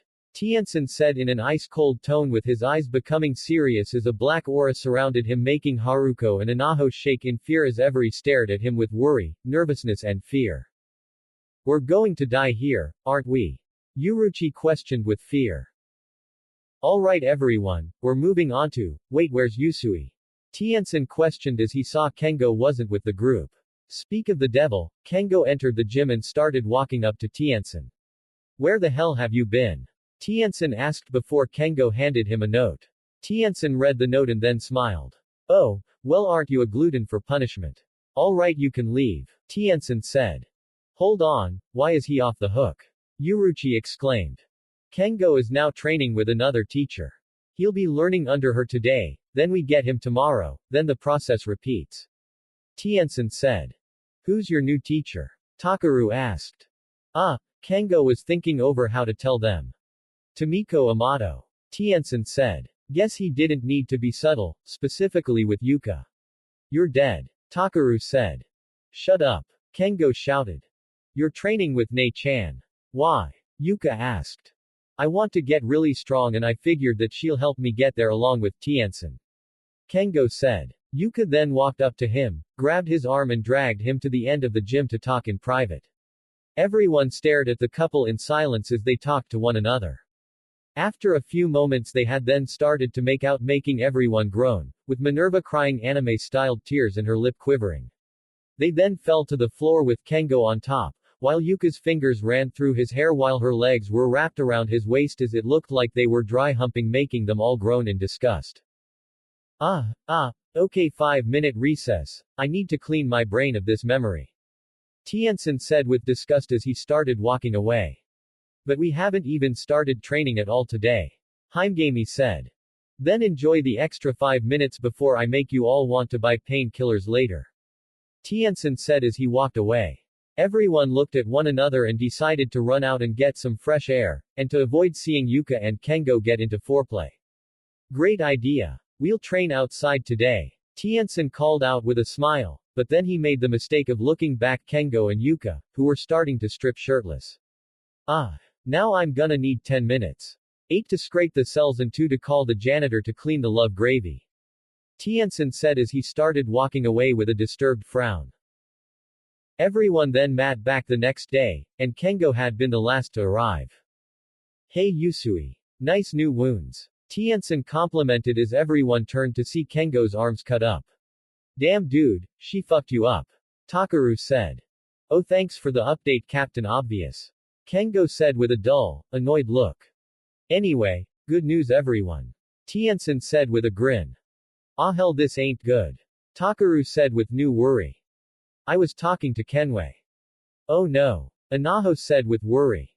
Ah fuck. Kengo cursed. And he helped me develop these new weights for all of you. Tiansen said with a grin as he introduced new wrist and ankle weights with weighted vests. These are based on the same technology as Naruto's weights. Which one? Anaho asked as she was shaking in her sneakers. The one he's outside right now killing himself with. Tiansen said with a smile. Not good. Ailalu said. I'm scared. Lilu said. I'm still shocked that this maniac also included them to work as well. Yan thought as she looked at the twins. At least he lessened their suffering since he knows they're not really combat-type fighters. I wanted to give this yesterday, but I just felt so bad that Yusui wasn't a part of this. I mean so far we're like a family tilde. No one left behind, ya know. But now that we're all together I can finally push you even more. Tiansen said with a wide smile. A lot of the teens were shaking while sweating bullets, while a few more composed ones only sweated a bit. So everyone strap on this armor and then we'll tie large boulders on your backs. Tiansen said jabbing his thumb to the side to where numerous boulders were for everyone to carry, which made them gulp. Mommy. Kimmy said. What was that Sato? Tiansen exclaimed with narrowed menacing eyes. Nothing. Kimmy quickly said as she hid behind Izuki with a fearful anime expression. It better have been, because I swear if you called for your mommy then I will make you see the mother of the gods. Tiansen exclaimed with a menacing aura making Kimmy scream. Izuki ne-sama, your brother's scaring me. Kimmy exclaimed with frightened anime tears. You just earned 2 boulders Sato. Tiansen shouted. And those 2 along with mine will be caved into your skull if you don't lay off her. Izuki said threateningly with a red aura surrounding her as she glared death daggers at her older brother. Okay back to 1. Tiansen said with a calm tone.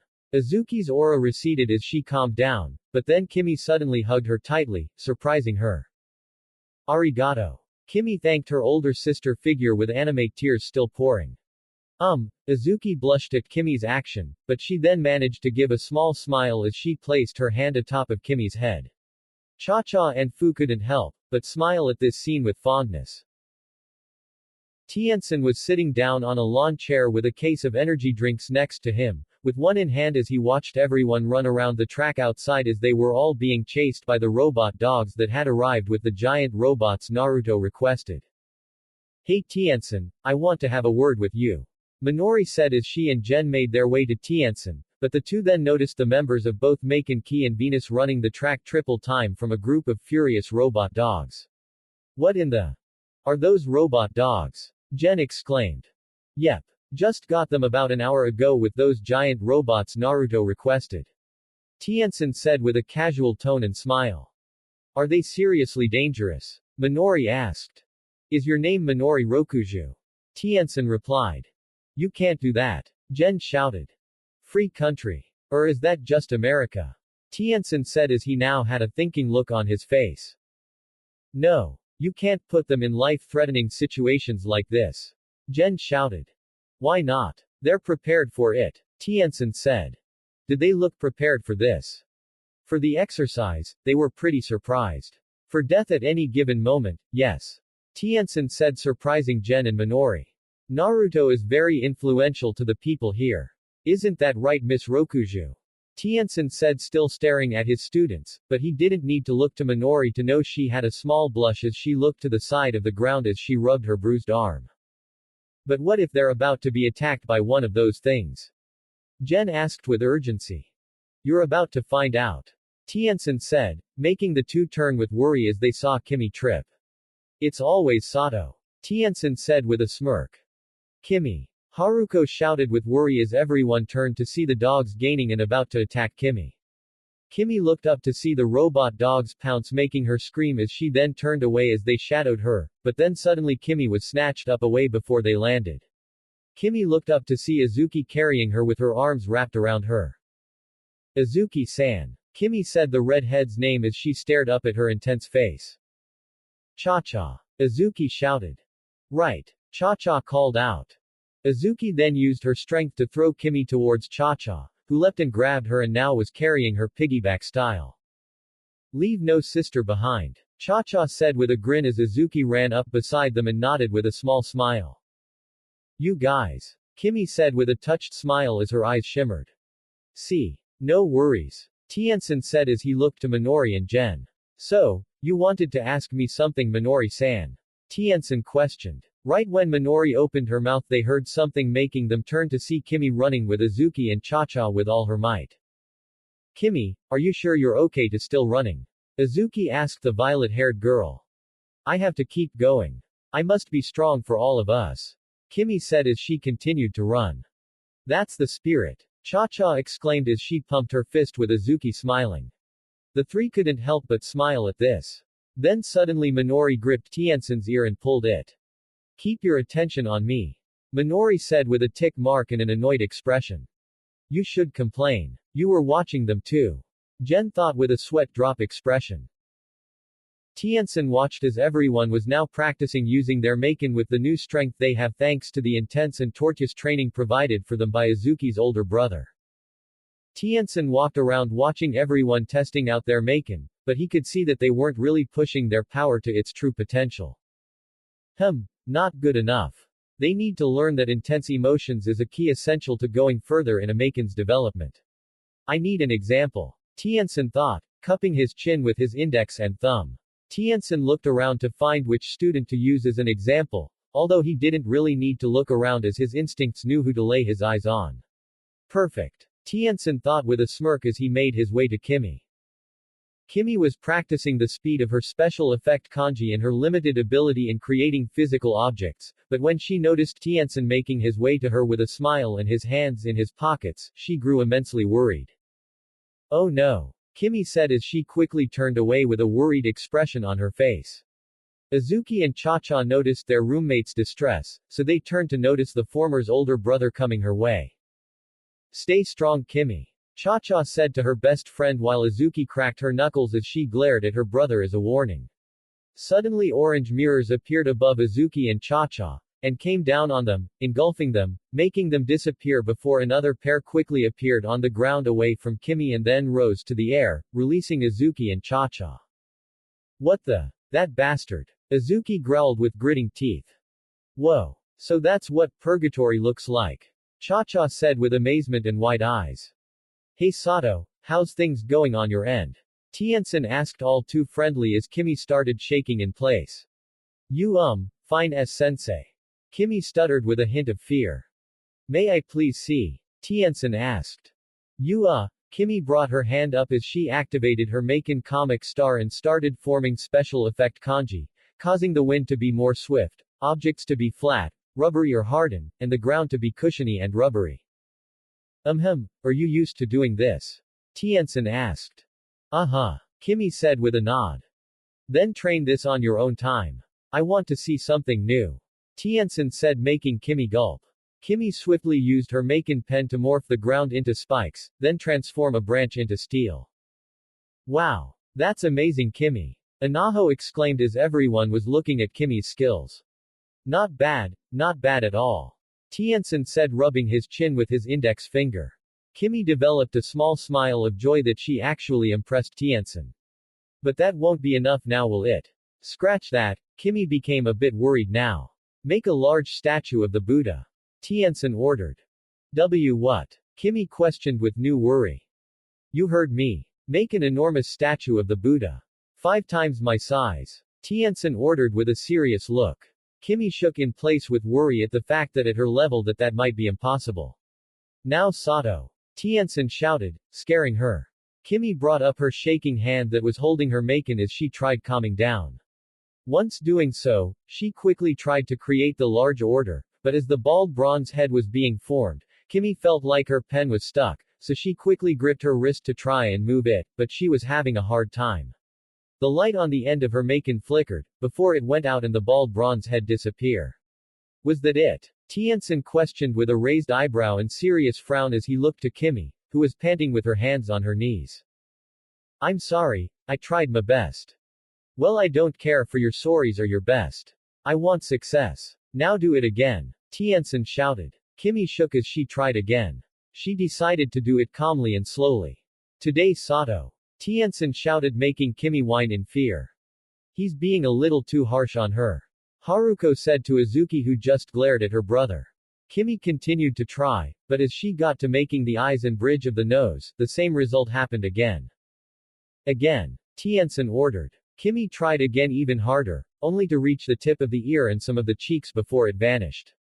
Kimmy tried even harder, only for the same to happen again.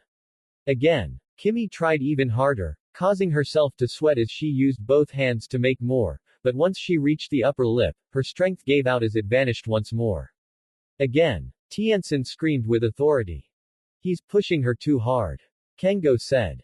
Mind your own fucking business. Tien-san screamed with an angered look, causing everyone to flinch in fear. And you? I said again. Tien-san shouted at Kimmy. Kimmy shook with fear as she felt she was about to cry in despair as she tried making the statue again, but she couldn't even get the bald head right anymore. You are a disgrace, Sato. You're worthless to everyone, including your blonde boyfriend. Tien-san shouted, making everyone gasp and Kimmy's eyes widen. You're nothing but trash to him and he would be better off without you. What the hell did he say?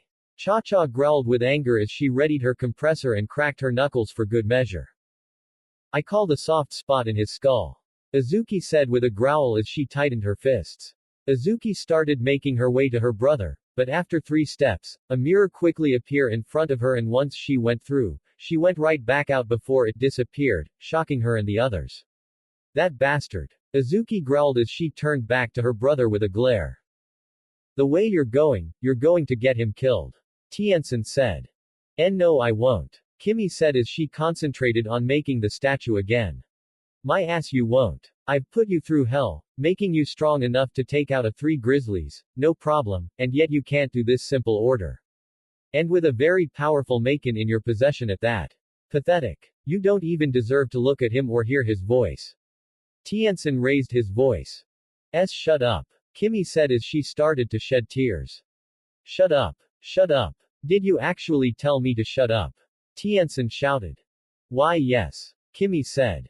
That's it Sato. 100 laps. Now. Tiansen yelled.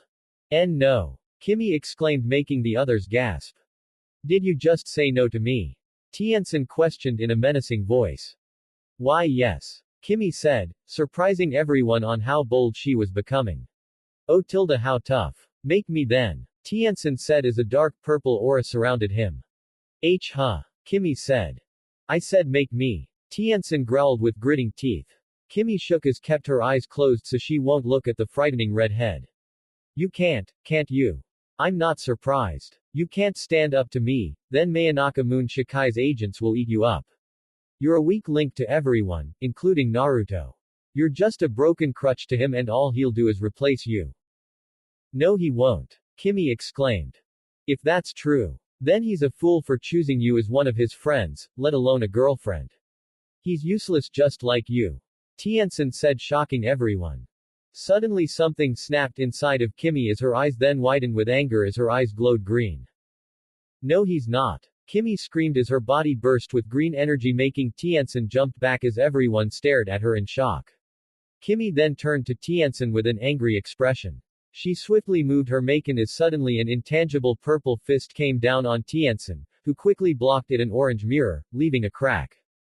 Whoa! Tiansen said, impressed by the fist's power. Suddenly Kimmy's hand moved at a blurring speed, as new intangible violet fists came straight at Tiansen in multiple directions, forcing him to summon an orange mirror dome as the barrage of orange fists rained down on him.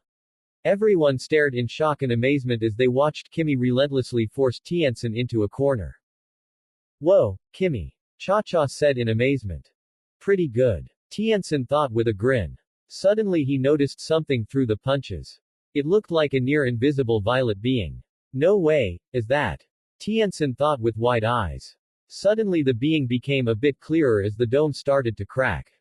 Suddenly in a flash, a powerful fist punched right through the dome as Tiansen saw the being's intangible form for an instant, before more fists started beating the hell out of him. Here's your Buddha. Kimmy shouted as she quickly created a large golden statue of the Buddha appear over Tiansen before it came down on him and crushed him beneath its weight. Everyone gasped as they saw what had transpired. Kimmy panted from the intense feeling of rage as she stared at the Buddha statue. Ni-san. Izuki shouted knocking Kimmy out of her daze making her realize her actions. She screamed as Izuki ran towards the statue and went to her knees. I'm so sorry Izuki-ne-sama. I didn't mean to kill him. Kimmy said with anime tears as she feared that she lost Izuki's trust and friendship and that she actually killed Tiansen. Stupid bastard, this is what happens when you antagonize people. Izuki said as she slammed her fist onto the statue with tears flowing down her eyes. Suddenly Cha-Cha slid next to Izuki and gave her a tight hug. Oh Izuki tilde I'm so sorry. Cha-Cha said with a sad tone as Fu came up to Kimmy and placed a hand on her shoulder. Are you alright Kimmy? Fu asked. No. I just killed Izuki-ne-sama's brother.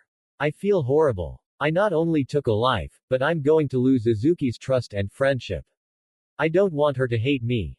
Kimmy cried as she hugged Fu and stained her shirt with her tears. Izuki looked to Kimmy with sad eyes. She wasn't angry with Kimmy, instead felt saddened for the fact that she spoiled her innocence by killing an innocent person.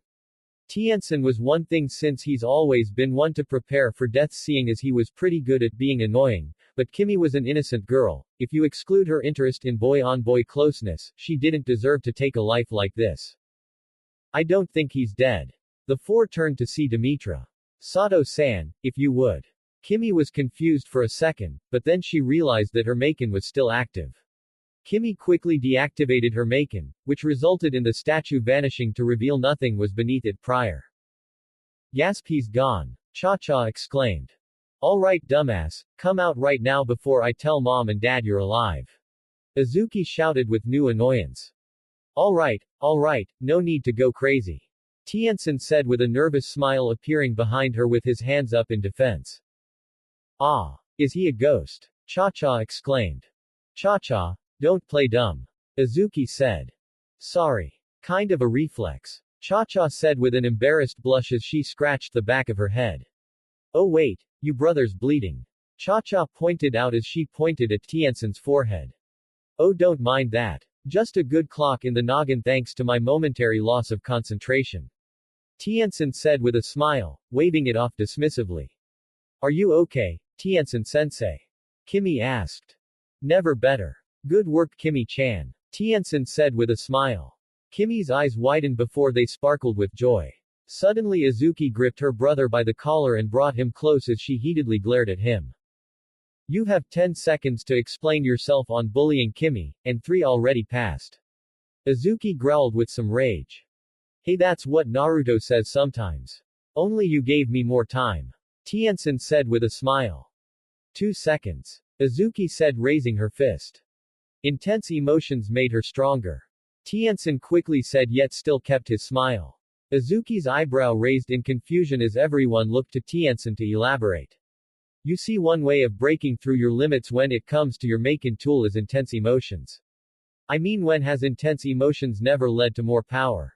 Tiencin said as he got out of his sister's grip. I do feel more powerful. Kimmy said looking at her hands. I could never have done any of that stuff before. But I thought you could make inanimate objects. Fu said. Yes, but I can't sustain them for long. Now I feel that I can keep them up for a while longer. Kimmy said to Fu. Were those punches new too? Tiencin asked with a knowing smile. Hi. Kimmy said with a smile and nod. I never knew my Maken could do that. Kimmy said with a bright smile. Ignorance can be bliss, but there are times where it's a hinder. Then again, the poor girl doesn't know the existence of spirits. But for someone like her to actually possess one at such a young age. It's not common to gain one. In fact, it's rare. I was lucky myself to possess one, and even so I can't sustain mine for long. Guess I need training as well. Tiencin thought. So intense emotions, huh? Guess I can handle that. Azuki said with her arms crossed. I don't think you can. Tiencin said. Excuse me? Azuki questioned with a raised eyebrow. You're too weak. Excuse me? Azuki yelled with new anger. You showed too much emotion when you thought I died. Plus thinking I would die was just plain stupid. You really need work. Tiencin said as Azuki gritted her teeth. Then maybe someday you might actually be one. Be what? Azuki questioned as she dared her brother to continue. A real Shinatsu. Tiencin said in a serious voice. Azuki looked at him with pure disbelief that her brother actually said that.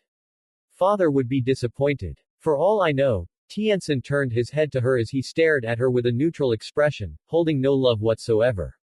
You could have just been adopted. Everyone gasped as Azuki remained still. His face was that of complete disbelief and pain as she then shed a tear. Suddenly all her pain and sadness was replaced with pure rage and anger as her eyes became completely white and her teeth gritting.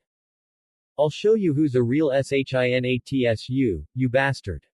Azuki screamed as green energy burst from her body and her legs covered with green fire-like energy.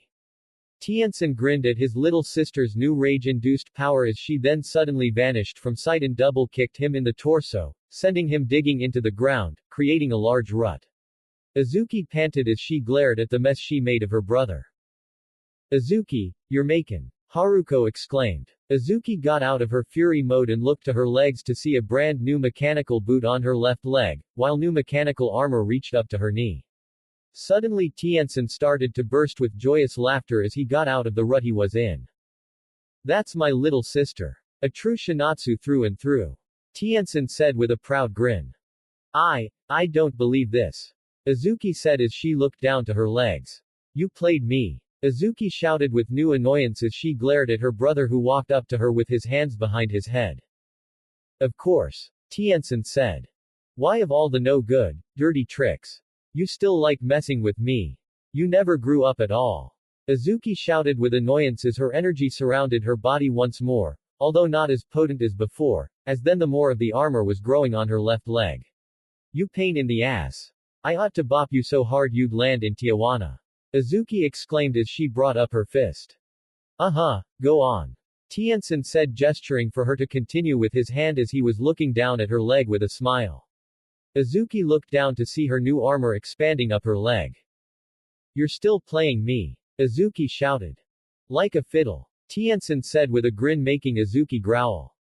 Oh, oh. Do me. Do me. Cha-Cha said with new excitement as she bounced up and down with her hand raised. Tiansen looked to her with a surprised yet confused look. Say something that'll get me angry too so I can become stronger. Cha-Cha exclaimed. Tilde. Tiansen thought it over as Izuki decided to move away before shit got real. Naruto sucks. No he does not. Cha-Cha yelled with anger as energy burst from her body as her compressor glowed green. She then threw her fist forward as a green light engulfed it as then Cha-Cha's arm grew in massive size as her now enormous fists rocketed closer to Tiansen. Holy! Tiansen was then punched by the massively oversized fist, sending him flying far out into the distance, until he was out of sight. Everyone stared at where he was sent flying in shock, until an orange mirror appeared in the air and spat out Tiansen, who was beaten pretty badly as he laid on the ground and now sporting a black eyes. Everyone moved in closer and looked down at him. Okay. In the case that I don't want to gain any more internal bleeding, you all have to focus on the most intensely emotions moment in your lives. If you can't do that on your own then my mirrors will provide assistance with this special technique, okay? Tiansen said. Okay. They all said together. The members of Maken and Venus who decided to stay in the club for a while, were in the club's room about to start a meeting. Okay so today's meeting is, suddenly Furin was interrupted by a knock at the door. Enter. Furin said. The door opened to reveal Tiansen in his regular black suit. Yo. Tiansen greeted with a smile and a hand up. What do you want Ni-san? Izuki asked. I wanted to tell you all that today you're free from torture, I mean training. Tiansen said. Really? Kimmy asked. Oh thank God. Kengo praised the heavens. Before I leave, I want to say that I'm very proud of all of you. You the most Sato. Tiansen said. Huh, me? Kimmy questioned with shock as everyone was surprised by Tiansen's last statement. And why is that? Yan questioned with a raised eyebrow. What's wrong? You jealous? Tiansen asked. Get to the damn point. Yan raised her voice, tired of Tiansen's teasing and antagonizing nature. Tiansen chuckled as he walked up to Kimmy. Sato, do you remember when you were attacking me with those barrage of punches? Tiansen asked. Yes, I remember. Kimmy said still feeling bad about what she did, despite being the desired result from Tiansen. Do you remember how you did that? Tiansen asked. With my Maken. Kimmy said. True. At least, at first anyway. Tiansen said catching everyone's attention. At first. Kimmy questioned. Kimmy, do you remember see a vision of a being throwing the punches? Tiansen asked with a calm expression. A vision of a, Kimmy thought about it for a while, until she realized that she did see something like that. Why yes, I do. Kimmy said surprising the others. Do you know what that was? Tiansen asked. Something I made with my Maken. Kimmy said. Wrong. That my young loli was a spirit. Tiansen said. Spirit. Kimmy questioned in surprise. What's that? You mean a ghost? Fu asked. No. Not a deceased spirit. That's a completely different thing. This kind of spirit is actually a manifestation of Kimmy's will. It's a very powerful being that exists in everyone, but it is a completely rare to gain one. I was lucky enough to earn one, but many people like my superior Lon don't have one. Kimmy is actually a very lucky girl. Her will to defy me for calling her, but mostly Naruto, useless resulted in a bit of her spirit coming out, and boy is it powerful. Elemental attacks can affect it, but a great quantity must be used in order to damage it in the least, and even so that still might not be enough to seriously injure it. Otherwise, that thing can do damage to people without much consequence seeing as only elemental attacks or other spirits can cause it injury. Mainly the latter is a better resort to deal with another one. Tiansen explained. Wo tilde. Cha-Cha, Fu, Anaho, Takaru, Syria, Uruchi and the Finian twins said in amazement. Sugoi tilde. So it's like a stand from JoJo's Bizarre Adventures.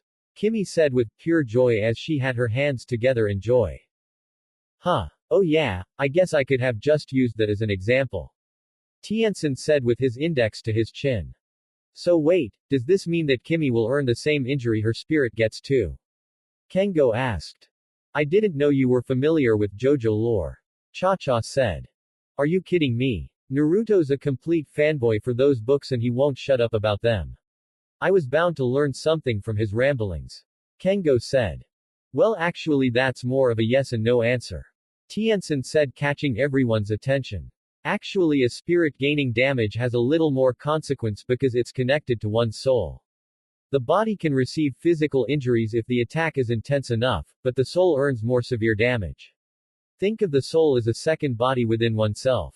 It works kind of the same as a normal body, but it is far more sensitive than the outlayer. Damage to the soul is considered one of the greatest pains, if not the greatest pain anyone can ever feel. So if you come across someone powerful enough with their elemental energy or to use a spirit themselves, you must be cautious. Tien-san explained. Kimmy gulped a bit with worry, but then she thought about how she could use this power to protect her loved ones, and that got her fired up. I promise to use this power to protect those that I love and care for. Kimmy shouted, proud and purely determined as she stood up from her seat. I know you will, Sato. Tien-san said with a smile as he flicked Kimmy's forehead, making her give a small ow, as she placed her fingers over her forehead, before Tien-san then ruffled her hair. Good luck. Tien-san said with a smile, making Kimmy blink in surprise before he turned and left the room. Everyone stared at the door for a few moments before anyone spoke or a move was made. He used to do the same thing with me. Geez, now I'm jealous.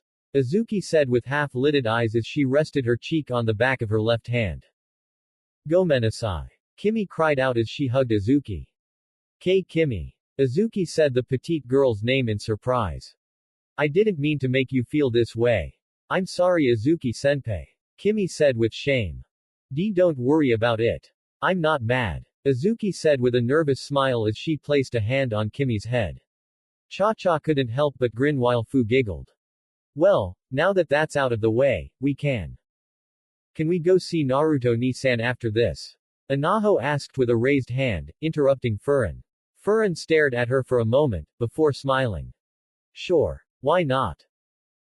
Everyone traveled to where General told them where Naruto was with Kenway. I wonder how strong ni-san has gotten. Anaho wondered. Knowing him, he's probably passed his limits 3 times over. Takaru said with a smile. When they all got there, their jaws dropped as they saw Naruto pulling a large truck with numerous oversized weights that obviously made the truck weigh tons, while he was fighting and dodging punches from the giant robots who were also riding on a truck that was moving forward, forcing Naruto to continuously move at a pace to keep up with them. Oh hey, so you guys are free today, huh? Kenway said as he turned his head to them. Everyone stayed silent as they watched Naruto's progress. How much is he pulling? And what's the weight of his armor? Furin asked with a sweat drop as she felt nervous upon hearing the answer. 145,000 pounds and his armor is at about 25 times Earth's gravity. Kenway simply answered, making everyone's jaws drop.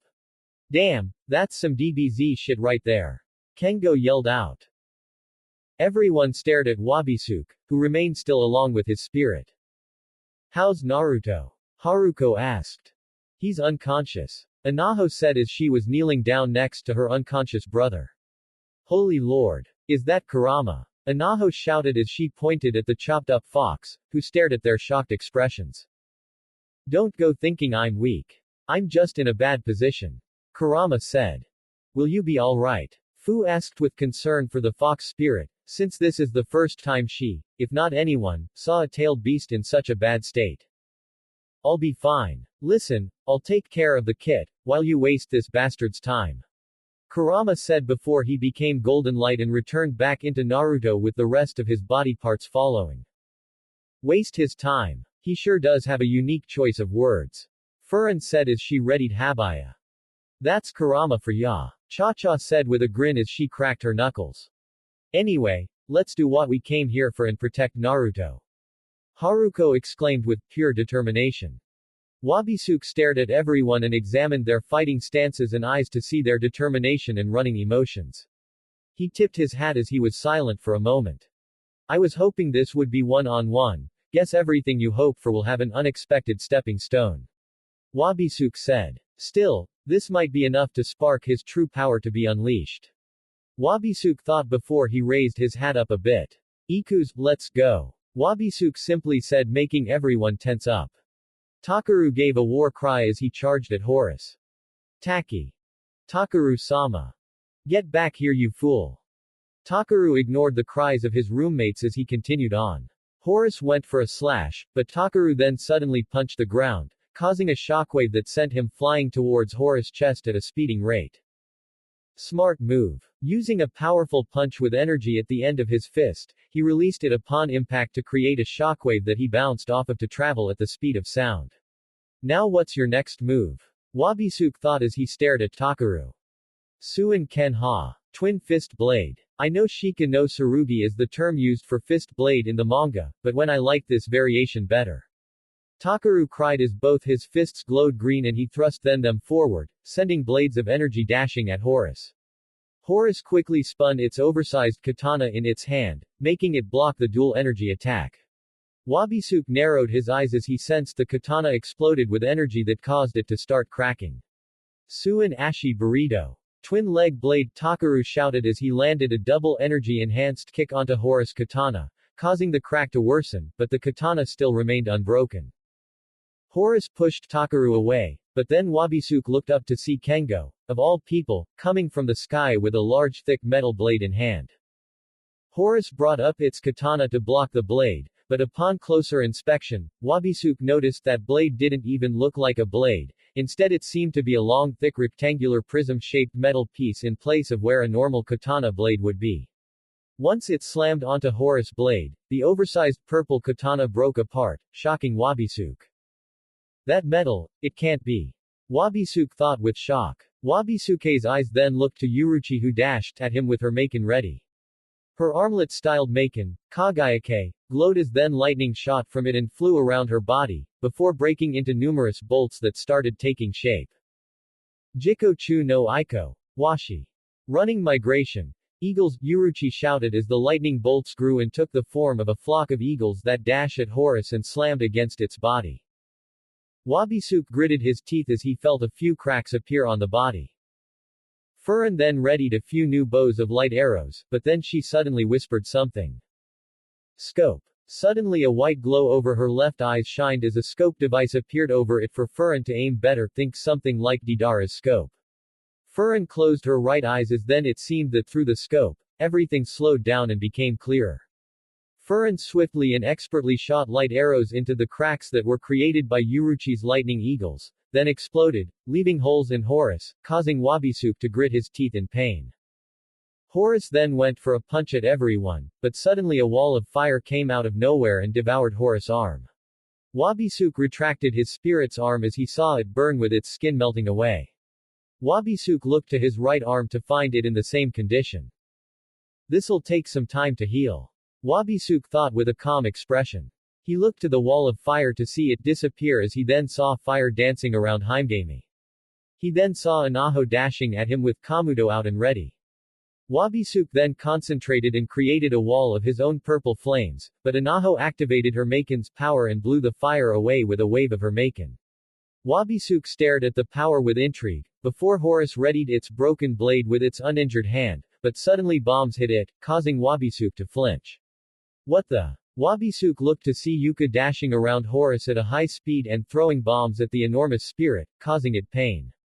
Damn it. These aren't normal bombs. Their gunpowder is laced with sensitive elemental energy. A barrage of these are actually causing Horus and myself pain. Wabisuke thought with gritting teeth. Suddenly Inaho charged at Horus and slammed Kamuto into its torso, causing a great explosion of energy. Inaho flew back towards her friends as they all now saw a large crack over Horus' torso. Alright then. Wabisuke thought as Horus' katana regenerated completely, but before it could be used, Kimmy quickly used her tablet, Comic Star, to spawn numerous chains that wrapped around Horus, restraining it in place. Haruko and Himegami readied their own Maken to strike at the large spirit. That won't be enough. Wabisuke thought as Horus started breaking through the chains swiftly, but Wabisuke was too late to notice a speeding attack from above. Ni-ton Mega Ken. 2-ton Mega Fist, Fu cried as she dived towards Horus with her fist, surrounded by green energy that took the form of a huge fist, slamming right through Horus' torso, shattering it apart, causing Wabisuke's eyes to widen as he gritted his teeth in pain, as then Fu's fist slammed into him, and sent him through Horus back and into the ground. As Fu flew back, Wabisuke quickly got to his feet in time to see Haruko raise Murakumo high with Himegami's fire surrounding it as elemental energy burst from both techniques combined into one. Collaboration technique. Hellfire Chaos. Haruko shouted as she then sent a hard slash at Wabisuke, causing a great wave of fire to charge at him and expand as it traveled. Wabisuke developed a look of shock as the flames then consumed him. Once connecting, the fire exploded into furious flaming tornado with a roaring yet screeching sound to echo throughout the area. Everyone covered their ears and turned away from the deafening attack, with Cha-Cha and Kimmy covering Naruto, so he wouldn't fly away in case the technique was too intense. Once down, everyone turned to see the flames linger. Cha-Cha, Kimmy, Fu and Anaho cheered with joy. We did it. We won. Anaho cheered. Quiet. This is the calm before the storm. Himegami said, making the three stop as they were now worried. They all looked to the flames as they then vanished to reveal Wabisuke with his left arm up with its forearm being severely burned, but the rest of him was fine. As he glared at them, Cha-Cha, Kimmy, Fu and Anaho screamed with fear. No way. He blocked that attack with just his arm. Anaho screamed with new fear and worry. Only his forearm suffered damage. Damn. This guy really is a monster. Himegami thought with a glare. Wabisuke brought down his arm, stood up straight and tipped his hat. Now the real fight begins. Haruko thought with a serious demeanor as she got into a kendo stance. No one. Everyone looked with wide eyes as they heard Wabisuke's voice echo, but his lips remained silent. At least no normal group has done this much damage to me in a long time. They all looked to see that Horus, who was now normal size, floating beside Wabisuke, was the one doing the talking. I commend you. Horus said, before Wabisuke used his thumb to unsheath Renzoku Kurai a bit. Everyone tensed as they re-entered their fighting positions. Suddenly Haruko, Himegami and Kengo were sent flying by Wabisuke, who was right in front of them. Haruko sent flying from blocking a powerful slash from Renzoku Kurai, Himegami pushed hard by Horus' palm, and Kengo punched upside the jaw by an uppercut. Everything seemed to be happening in slow motion, as then Wabisuke concentrated element to his feet as he then sent a 360-degree sweeping kick that sent a wave of compressed invisible energy that knocked everyone off their feet, as he then quickly stood up and slammed the bottom of his scabbard into the ground, causing a shockwave that sent everyone and debris flying. Everyone either hit ground or the railing, as they all groaned in pain. What powerful element! Furin thought as she tried picking herself up from the floor, ignoring the pain. Takaru got up from the floor and rubbed his head as he stared at Wabisuke. The dark-haired young man appeared before him, shocking Takaru, but then he gritted his teeth in anger and went for a punch, but Wabisuke pushed it away and another, then back-fisted Takaru, then punched him in the ribs making him gasp in pain, then he was kneed in the jaw, then Wabisuke grabbed the back of his head and re-slammed him into his knee, then slammed both hands against the side of his head with an electric shockwave coming off impact, then Wabisuke finished him with a headbutt, sending him flying into the ground. Cha-Cha quickly charged at him and went for a grapple, but he vanished and reappeared behind her and slashed her back, leaving a deep cut running down her back. Cha-Cha gritted her teeth, but she quickly spun and thrust her fist forward as it expanded in size to overwhelm Wabisuke, but Wabisuke summoned Horus to his side as it then defended him by blocking the attack with a hand, causing the oversized fist to stop in place. Horus lifted Cha-Cha over itself and slammed her into the ground behind them. Horus then readied its katana, making it grow in large size, ready to cut off Cha-Cha's huge hand off. But suddenly Kimmy, upon instinct to save her best friend, charged at Wabisuke and tried to tackle him, but all she did was slam against his torso, trying to push him, but Wabisuke simply grabbed her by the hair and threw her to the ground. Azuki quickly flew at him, going for a kick to the side of his face, faster than sound, but Wabisuke leaned his face to the side as the kick flew past him. He went to knee her side, but she quickly slammed her hand against the elbow, balancing on it, as she then went for a hard kick to his face, but Wabisuke blocked it with his sheathed katana. Suddenly he quickly spun, making her fly off, as he avoided a hard punch from Fu. The distraction was enough for Cha-Cha's hand to return to normal size as she groaned. Fu and Azuki skidded across the ground as they glared at the calm Wabisuke who retracted Horus.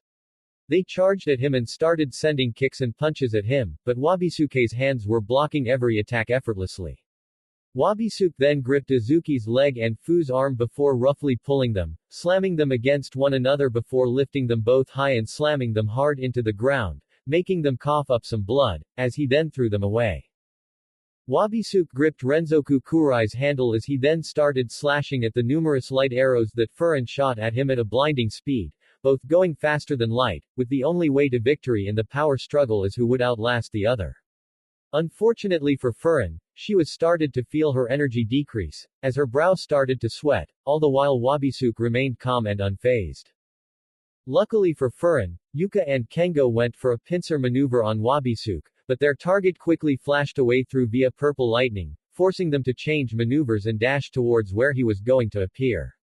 Wabisuke was impressed that they figured out where he would appear, seeing that they were trained very well in combat, tactics and maneuvers. The couple went for quick slashes with their blades surrounded in elemental energy, but Wabisuke blocked both weapons with his katana and scabbard separate. They continued to dance around and slash at him as he blocked their attacks, but then Yuka quickly tossed shuriken at point-blank range, but Wabisuke leaned away from the projectiles and then slammed both his elbows into their chins, but suddenly the shuriken that were still in midair behind his head, glowed green and exploded. Wabisuke managed to sense the trap, which was so sudden, but suddenly a spiky chain wrapped around his ankle. He looked to find Kengo held the chain, as caltrops were below him. Those two planned ahead. Wabisuke thought, surprised yet impressed by the pair's quick planning. Ready baby. Kengo said as Yuka readied multiple kunais in her hands. Not today. Wabisuke said as a purple flame appeared and the chain connected him to them in an instant. Wabisuke then vanished in a spark of purple lightning and appeared away from them, but his eyes widened as he sensed Yuruchi's attack from before completely surround him in an instant. 4 steps ahead. Kengo exclaimed with a grin as Yuka smiled widely. Wabisuke narrowed his eyes as he quickly waved his hands faster than the eye could see, causing purple flames to shoot from them and hit every single lightning eagle charging at him. No way. I gave everything I had for that attack and he countered it like that. Yuruchi thought with wide eyes as her brow was sweating. Luckily, the ground below Wabisuke cracked making him look down as Anaho burst out of it, shooting sky high with Kamuto thrust forward, but Wabisuke had jumped higher to avoid the claw, but Wabisuke raised an eyebrow as he saw Anaho was smiling proudly. Forward. Kuga. Anaho shouted as then a blast of energy surrounded Kamuto and readied to fire. Wabisuke quickly summoned lightning element to his feet as he then bounced of the air, rocketing higher to avoid it, but then suddenly a huge red blast charged at him, taking the shape of a large cougar, shocking him. Wabisuke readied Renzoku Kurai to slice it in half, but he sensed massive heat above him making his eyes widen as they looked to see a massive fireball coming from above with Himegami higher above it with her arms crossed and her eyes slit as her now large Shikigami Kaguzuchi was beside her. The two attacks sandwiched Wabisuke and created a completely humongous explosion that caused an enormous shockwave to grace the mountain and its area. That's it. Anaho cheered as she started to descend with a triumphant smile as Himegami smirk way above, but then their eyes widened in shock as they saw a pair of purple wings acting as a dome-like shield, before they spread apart, creating a shockwave as they revealed Wabisuke as their caster. That must be another ability of his spirit. Himegami thought with gritting teeth. Good thing we weren't too confident in that attack. Himegami thought with a smirk. Wabisuke suddenly noticed Fu flying at an incredibly high speed at him, holding Takaru in her arms as energy surrounded them both, acting as their boost for their speed. Go get him! Fu shouted as she threw Takaru at Wabisuke. Takaru gritted his teeth with intensity as he rocketed toward Wabisuke, breaking the sound barrier as both his fists glowed bright green. Wabisuke quickly summoned a large pair of Horus arms to make an X block for the attack with his wings working as a second shield. Big Bang Twin Overblow. Takaru screamed with fury as he slammed both his fists into Wabisuke's defenses, causing a giant explosion of green energy to erupt and expand across the sky. Wabisuke and Takaru rocketed straight towards the ground at high, sound-breaking speeds. Kengo, Anaho, Cha-Cha and Azuki quickly surrounded themselves in energy as they all caught Takaru, forcing them to skid back from the impact. Wabisuke just slammed into the ground, bouncing off it upon impact and quickly landing on his feet, but as he glared up with gritting teeth as blood leaked from the new cut on his forehead, so far being the only damage done to him from the intense technique, but his eyes widened as shock consumed his face as Haruko's Murakumo came inches to his neck.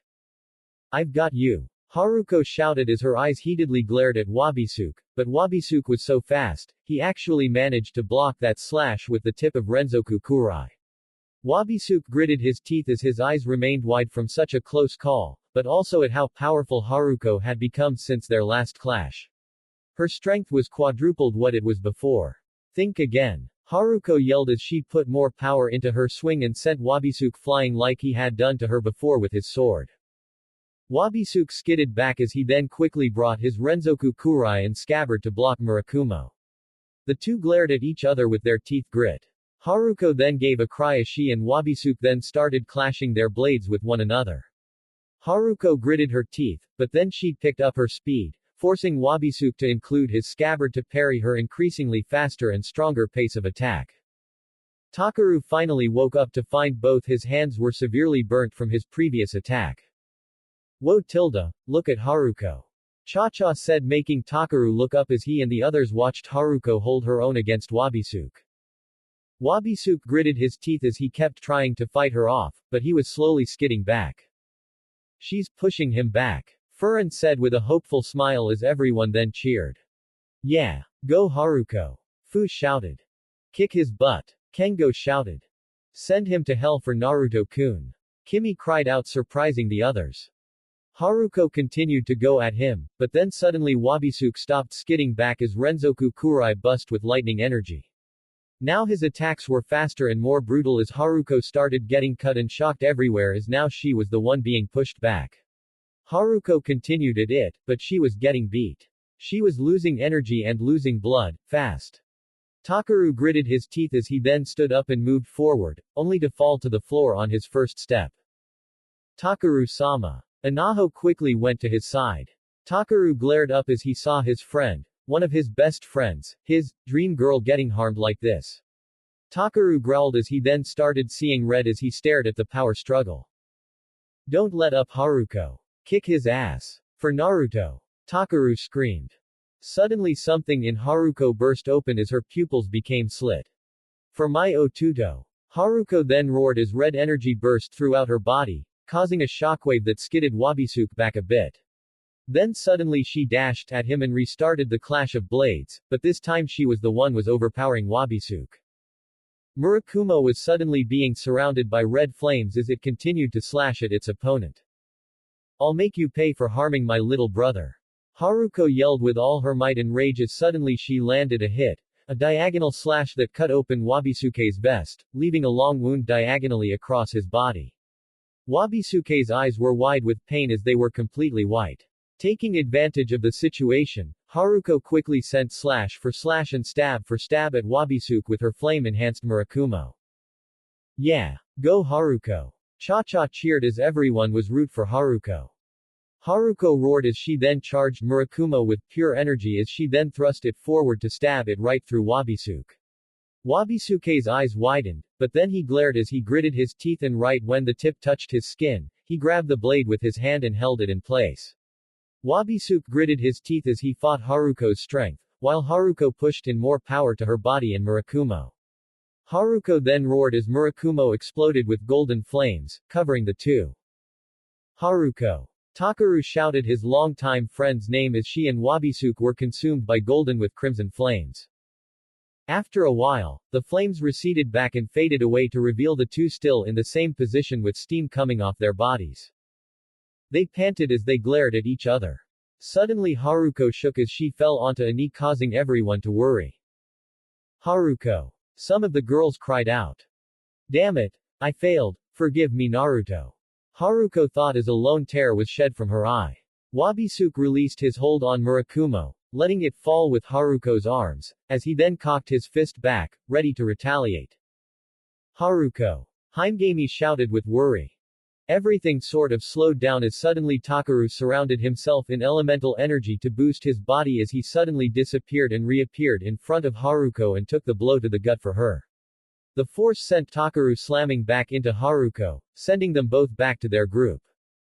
Taki. Haruko cried out with worry as she then held him as he looked at her weakly. You're all right, right? Takaru asked. Stupid. How could you do that but Haruko's heart melted as she saw Takaru smile at her. Oh Taki. Haruko held him close as she started shedding tears. Wabisuke then started making his way towards them. Fu gave a war cry and was about to charge at him, but Furin stopped her. Don't Fu. Charging at him is suicide now. We need to stand together. Furin said. Fu looked at her for a moment, but as she looked to Naruto's unconscious form, she got real angry and continued with her attack, only to be sent flying by a palm strike to the chest when she got close. Imouto. Cha-Cha shouted with worry as she quickly caught Fu. You big bully. Cha-Cha shouted as she glared at Wabisuke. Guys, is this it? Uruchi brought up the question that was on their minds. Stand your ground. Furin ordered as she readied Habaya. Everyone just got ready for their final stand, as Wabisuke continued to get closer. Kimmy fidgeted in place as she felt fear, but not just because of the looming danger that is Wabisuke, but because she desperately wanted to summon her spirit, but she didn't know how to in the first place. I need to summon my spirit, but, I don't know, Kami-samas, please help me. I must protect my friends. Kimmy thought as she closed her eyes and tried to summon any inner power within her. Among the group, Kengo gave a brave look as he gripped the chest of his shirt. Undoing a button, Kengo looked prepared with a secret plan, but something else occurred. Celia, a shadow appeared over Wabisuke making everyone look up to find Syria diving down from the heavens. Crusher. Syria cried as she stomped into the ground, leaving a crater. Wabisuke disappeared before contact and now stared at Syria. Takaru-kun tilde, that was the most noble thing I've ever seen in my life. I don't like it when people hurt my Takaru like that. So now Syria-chan is going to have to punish you tilde. Syria said as she made a victory pose over her left eye. Syria-san. Kimmy cheered the pop star's name as everyone stared at the pink-haired woman. Wabisuke stayed silent, but his eyes scanned the area to find him surrounded by the rest of the maidens of Venus. Minerva to his left, Demetra to his right, the Finian twins beside the Maken key group, and he sensed Yan behind her charging up, ready to attack at any moment. Furin sighed in relief at Venus's arrival. Thank God. Your timing was impeccable. Furin said with a small smile. Yeah right. It would have been better if they came before Imouto got hit. Cha-Cha shouted. Cha-Cha. No President-san. I didn't appreciate my Imouto getting hurt like that. Cha-Cha shouted. Nei-chan, I'm fine. It wasn't that bad. Fu said in her arms making Cha-Cha gasp with joy. Imouto. You're all right. Cha-Cha cheered as she hugged her tighter with her cheek rubbing against Fu's. Nei-chan tilde, you're embarrassing me. Fu said with an embarrassed blush as Cha-Cha continued showing her affection. She's embarrassed at a time like this. Uruchi and Kengo thought as they stared at the two. You and I have some unfinished business, Hayato. Yan said with a smirk.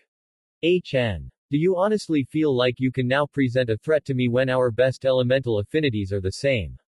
Wabisuke said with a calm tone as his back was still facing her.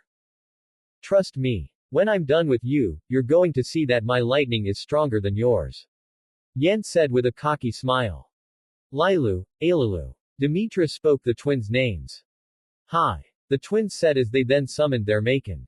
Giant pot of Daguda. The twins said in unison as then a barrier surrounded the members of Maken Ki. Oi. What is this? We don't need to be protected like a bunch of kids. Azuki shouted. Oh would you shut up? You had your time, now let us have ours. Just rest up and protect the nitwit over there. Yan said pointing to Naruto. Or tilde, do you prefer that I watch over him? Yan said with a sly, cocky smile. As if. Azuki shouted. Then let us do our work right now, nay. Yan said as suddenly a circle of lightning danced around her feet. Then suddenly she dashed at faster than lightning speed at Wabisuke, who managed to jump away from her attack, but suddenly a scratch appeared on his cheek that squirt blood which made his eyes narrow. I need a little payback anyway.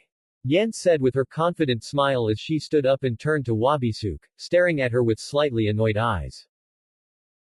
Lying on the floor, our young hero laid. He groaned as he opened his eyes to find a dark sky with red clouds. He blinked his eyes as they then looked around to find a familiar sight. He was back in the village that birthed him, but it was desolate of life. He sat up and looked around, wondering what was happening. Suddenly he noticed someone away from him running down a street. Yo! Naruto called out as he stood up and hurried to follow the person. He found that person turning the corner, so he followed to find that person with two other people running down a path. The closer Naruto followed, the more his gut conjured up a bad feeling. As he made the corner, he saw a group of people crowd together. He wondered what was going on as he moved closer, but then he heard something. It sounded like impact onto someone's body, then someone crying. A little kid.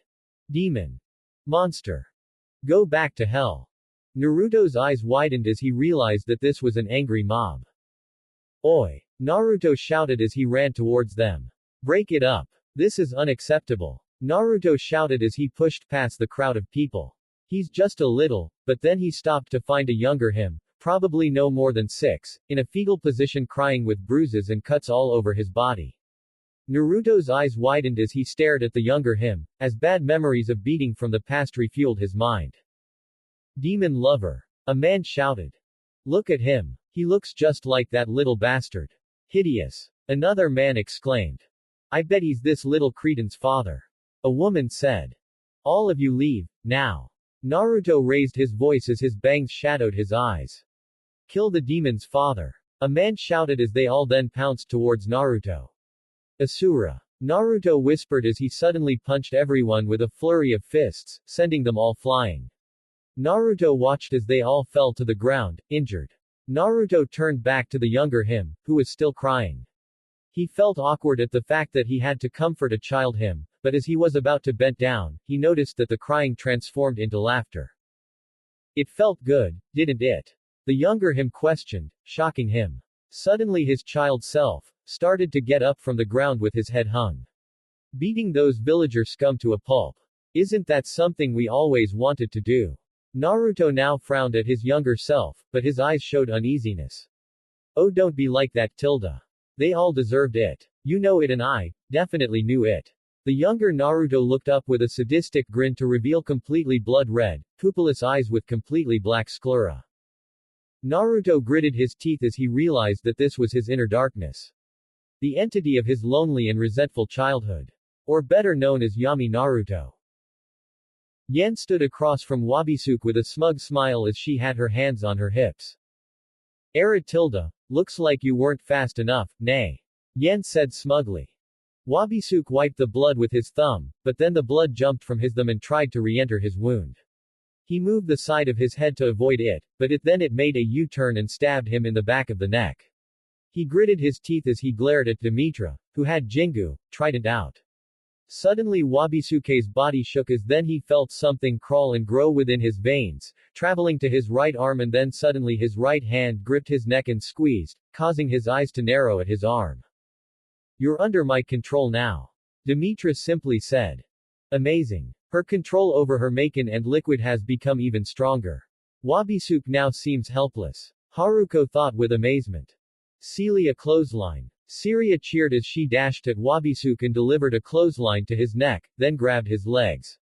Celia dynamite. Syria pronounced as she rapidly spun Wabisuke around and around before throwing him into the air, then she rocketed into the sky and gripped him tight. Sonic Buster. Syria shouted as she dived down with Wabisuke gripped in her hands. It's a panty explosion. Syria shouted as she slammed Wabisuke into the ground causing the whole ground to break apart upon impact. Syria then leapt up and stomped hard onto Wabisuke's back, causing a crater underneath him to form. Celia Crusher. Then she flipped over and punched him hard into his back, causing an even greater crater and a small earthquake upon impact. Knuckle Breaker. Syria then gripped his vest, balanced on it for a second before stretching her legs back, showing off her impressive flexibility as her feet were firmly placed onto the ground, and then as her back became erect, she threw Wabisuke far with her great strength. Inverse. Syria shouted as then Wabisuke stopped and started flying into the other direction. Celia, Rocket Fist. Syria exclaimed as her fist, now covered in pink flaming elemental energy, slammed into Wabisuke's gut, causing an eruption of energy to explode from Wabisuke's gut and out his back, causing his eyes to widen in pain as blood shot from his mouth as he was sent rocketing far, only to be intercepted by Yan, who used her lightning-fast speed to send multiple kicks into Wabisuke's back before giving a hard jabbing on that send 3 bolts of lightning through Wabisuke's body, making his eyes turn completely white. As he was then sent flying straight into Trident, having the tri-tip stabbed through his body. Wabisuke gritted his teeth as he groaned in pain. He tried gripping the trident's handle, but he felt his body resisting. It's useless. My Maken allows me to control all liquid, including blood. This is the end. Demetra said as blood oozed from Wabisuke's new wounds. She's forcing my blood to pump faster so I'd bleed out quicker through my new wounds. Wabisuke thought as he felt himself get weaker through every passing second. Wabisuke then focused all of his energy into his left arm, regaining some control as he then quickly brought up his hand as it then burst with purple fire. Wabisuke thrust his hand towards Demetra's face, but as it got close enough, his hand vanished, shocking him. Tisk, tisk, that's not going to happen Wabisuke-kun. Minerva said with a smile as she wagged her finger. Damn her. Wabisuke narrowed his eyes at Minerva. Era tilde, don't look at me like that tilde. Or else I'll have to punish you tilde. Minerva said with a taunting smile and blush as her finger glowed green. Suddenly Wabisuke's right arm and left leg vanished. Demetra lifted him high and then slammed him into the ground, with Jingu, Trident, still stabbed within him. All of Venus surrounded him, like a pack of wolves about to feast on a wounded deer. I honestly expected much more out of you. But I guess that doesn't matter. Yan said with a shrug. It's too bad I could beat you by myself, but finishing you off personally is just enough. Yan said as her right hand then burst with yellowish-green electricity. Learn some better moves in Hell Hayato. Yan simply said as she then thrust her fist downwards towards Wabisuke's face. It's unfortunate. If I hadn't gained and fully controlled my spirit then this would have ensured your victory. Wabisuke simply said calmly, shocking the maidens of Venus. Oh no. Syria said with worry. He's already has a spirit. Yan thought with shock and worry. Suddenly a strong purple hand gripped trident and pulled it as then Horus rose from Wabisuke's body and quickly swung the tri-tipped weapon at Demetra. Luckily with her superior senses, Demetra quickly unsummoned trident, causing it to vanish, but Horus kneed her hard in the ribs causing them to break and Demetra to spit out blood, as she was then sent flying. Wabisuke then spun on his back and used his left, handless arm to lift himself from the ground and kick Syria in the face, sending her into the air. Minerva quickly was about to send Wabisuke's whole body below the neck to a different dimension, but suddenly Horus stabbed her right through her torso with its sword. Minerva! Kengo shouted with worry as everyone stared in shock at what happened. Sensei! Kimmy shouted with tears in her eyes. Wabisuke quickly brought his sole foot down, balanced on it and shot forward, tackling Minerva hard, sending them both back and then skidding hard into the ground. Wabisuke then fused with Horus, now using his spirit's arms, hand and leg as substitutes for his missing ones, and then he gripped Minerva's arm and sent electrical elemental energy through her body, making her scream as then the tip of her finger glowed purple, as then suddenly Wabisuke's original limbs returned to him. Wabisuke released Minerva's hand and stood up as he watched her body twitch in pain. My Maken, how did you do that? Minerva questioned as she gripped her hand that was used to return Wabisuke's limbs. I used my element to reverse the effects of your Maken. Kind of like changing a magnet's function to the opposite effect with a bit of electrical interference. Wabisuke explained. Minerva gritted her teeth as she sweated in Wabisuke's presence. He's incredible. I don't think we have much of a chance. Minerva thought with worry. Suddenly Yan came from behind with a kick, that Wabisuke grabbed, but then short blade-shaped lightning spawned from her foot and went right through Wabisuke's hand, making his eyes widen in shock. Wabisuke's eyes widened further as he saw Yan form a bow and arrow out of her lightning element and shot it towards Wabisuke at point-blank range, but Wabisuke quickly transformed into a bolt of lightning and flew back, but when he transformed back, Yan suddenly appeared behind him, making his eyes widen when he sensed her, before she sent a kick. Wabisuke quickly avoided the kick, but when he sensed something below his feet, He looked down to find boiling water below at his feet, making his eyes widen before it exploded into a plume, consuming Wabisuke, making him scream a bit before gritting his teeth as he bared with the pain. Demetra focused much of her energy into boiling Wabisuke alive, but then he roared as purple flames exploded from his body, but then suddenly the flames reversed as they went back at him, causing them to burn his skin, making him grit his teeth again. Don't forget about me, Tilda. Syria said, wagging her finger that glowed pink. Wabisuke glared at her as he quickly released the flames, causing them to vanish. Suddenly a beam of energy hit Wabisuke in the chest, making his eyes widen. What the? Wabisuke looked to see Minerva sitting up, balancing herself on her hand as her other hand's finger glowed blue. Don't think I'm finished yet. Minerva shouted as her eyes then fully opened as her energy pooled out and hit Wabisuke, making him lean back as he felt the energy smacking him and pushing past him. Suddenly a hole opened as another beam of energy hit Wabisuke's torso, then another his leg, then went for his head, but he moved his head as the tip of his ear got injured instead, but more beams of energy just suddenly appeared in different directions and continued hitting him in various places. Suddenly 4 giant holes appeared below, above, left and right of Wabisuke. Aegis. Interdimensional hell holes. Minerva shouted as 4 giant beams of sky blue energy simultaneously shot from the holes and directly hit Wabisuke, causing him to scream as he felt pain from 4 major angles. Suddenly a pair of wings came out of Wabisuke and surrounded him, forming a dome that was shielding him from the attack. Minerva gritted her teeth as her hair started to rise. The beams intensified as the holes of reality defiance expanded. The wings, however, stayed strong. Suddenly sky blue energy started to surround her body as the beams intensified more. After a few moments, the wings started to crack. Minerva chose to intensify the beams, little by little as the wings started to crack, but then suddenly a cut appeared on Minerva's leg with blood squirting out from the new wound. Everyone looked in shock at the new wound. The question is, how was it made? Minerva. Demetra shouted, making the sky blue net to look up only for her eyes to widen as Horus Katana was coming towards her. Luckily Yan managed to grab her and avoid the blade in time thanks to her lightning fast speed. The blade quickly changed direction and dashed towards them. It's being remote controlled. Kengo shouted. Telepathically. His spirit can both go on the offensive while he's being defensive. Heimgami shouted with shock. Quickly Demetra dashed in front of Yan and Minerva and clashed her trident with Horus Katana. Demetra and the katana then started clashing blade for tri-tip as a blinding speed.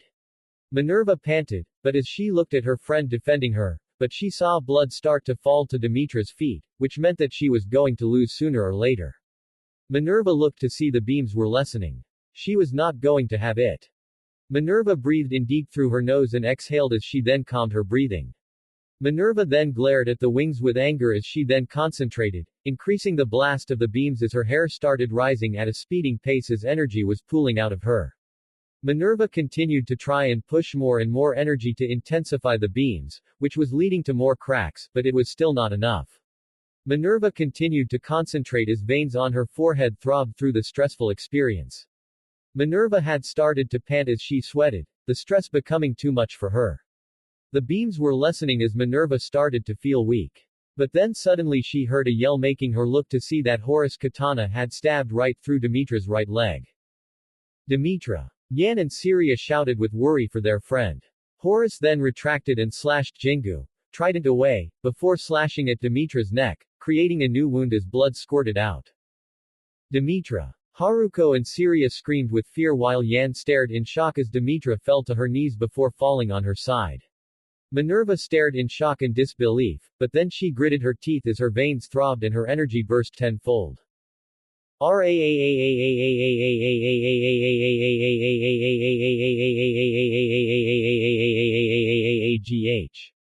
Minerva screamed as her energy body glowed sky blue, as then suddenly the 4 beams surrounding the dome expanded and blasted tenfold as well.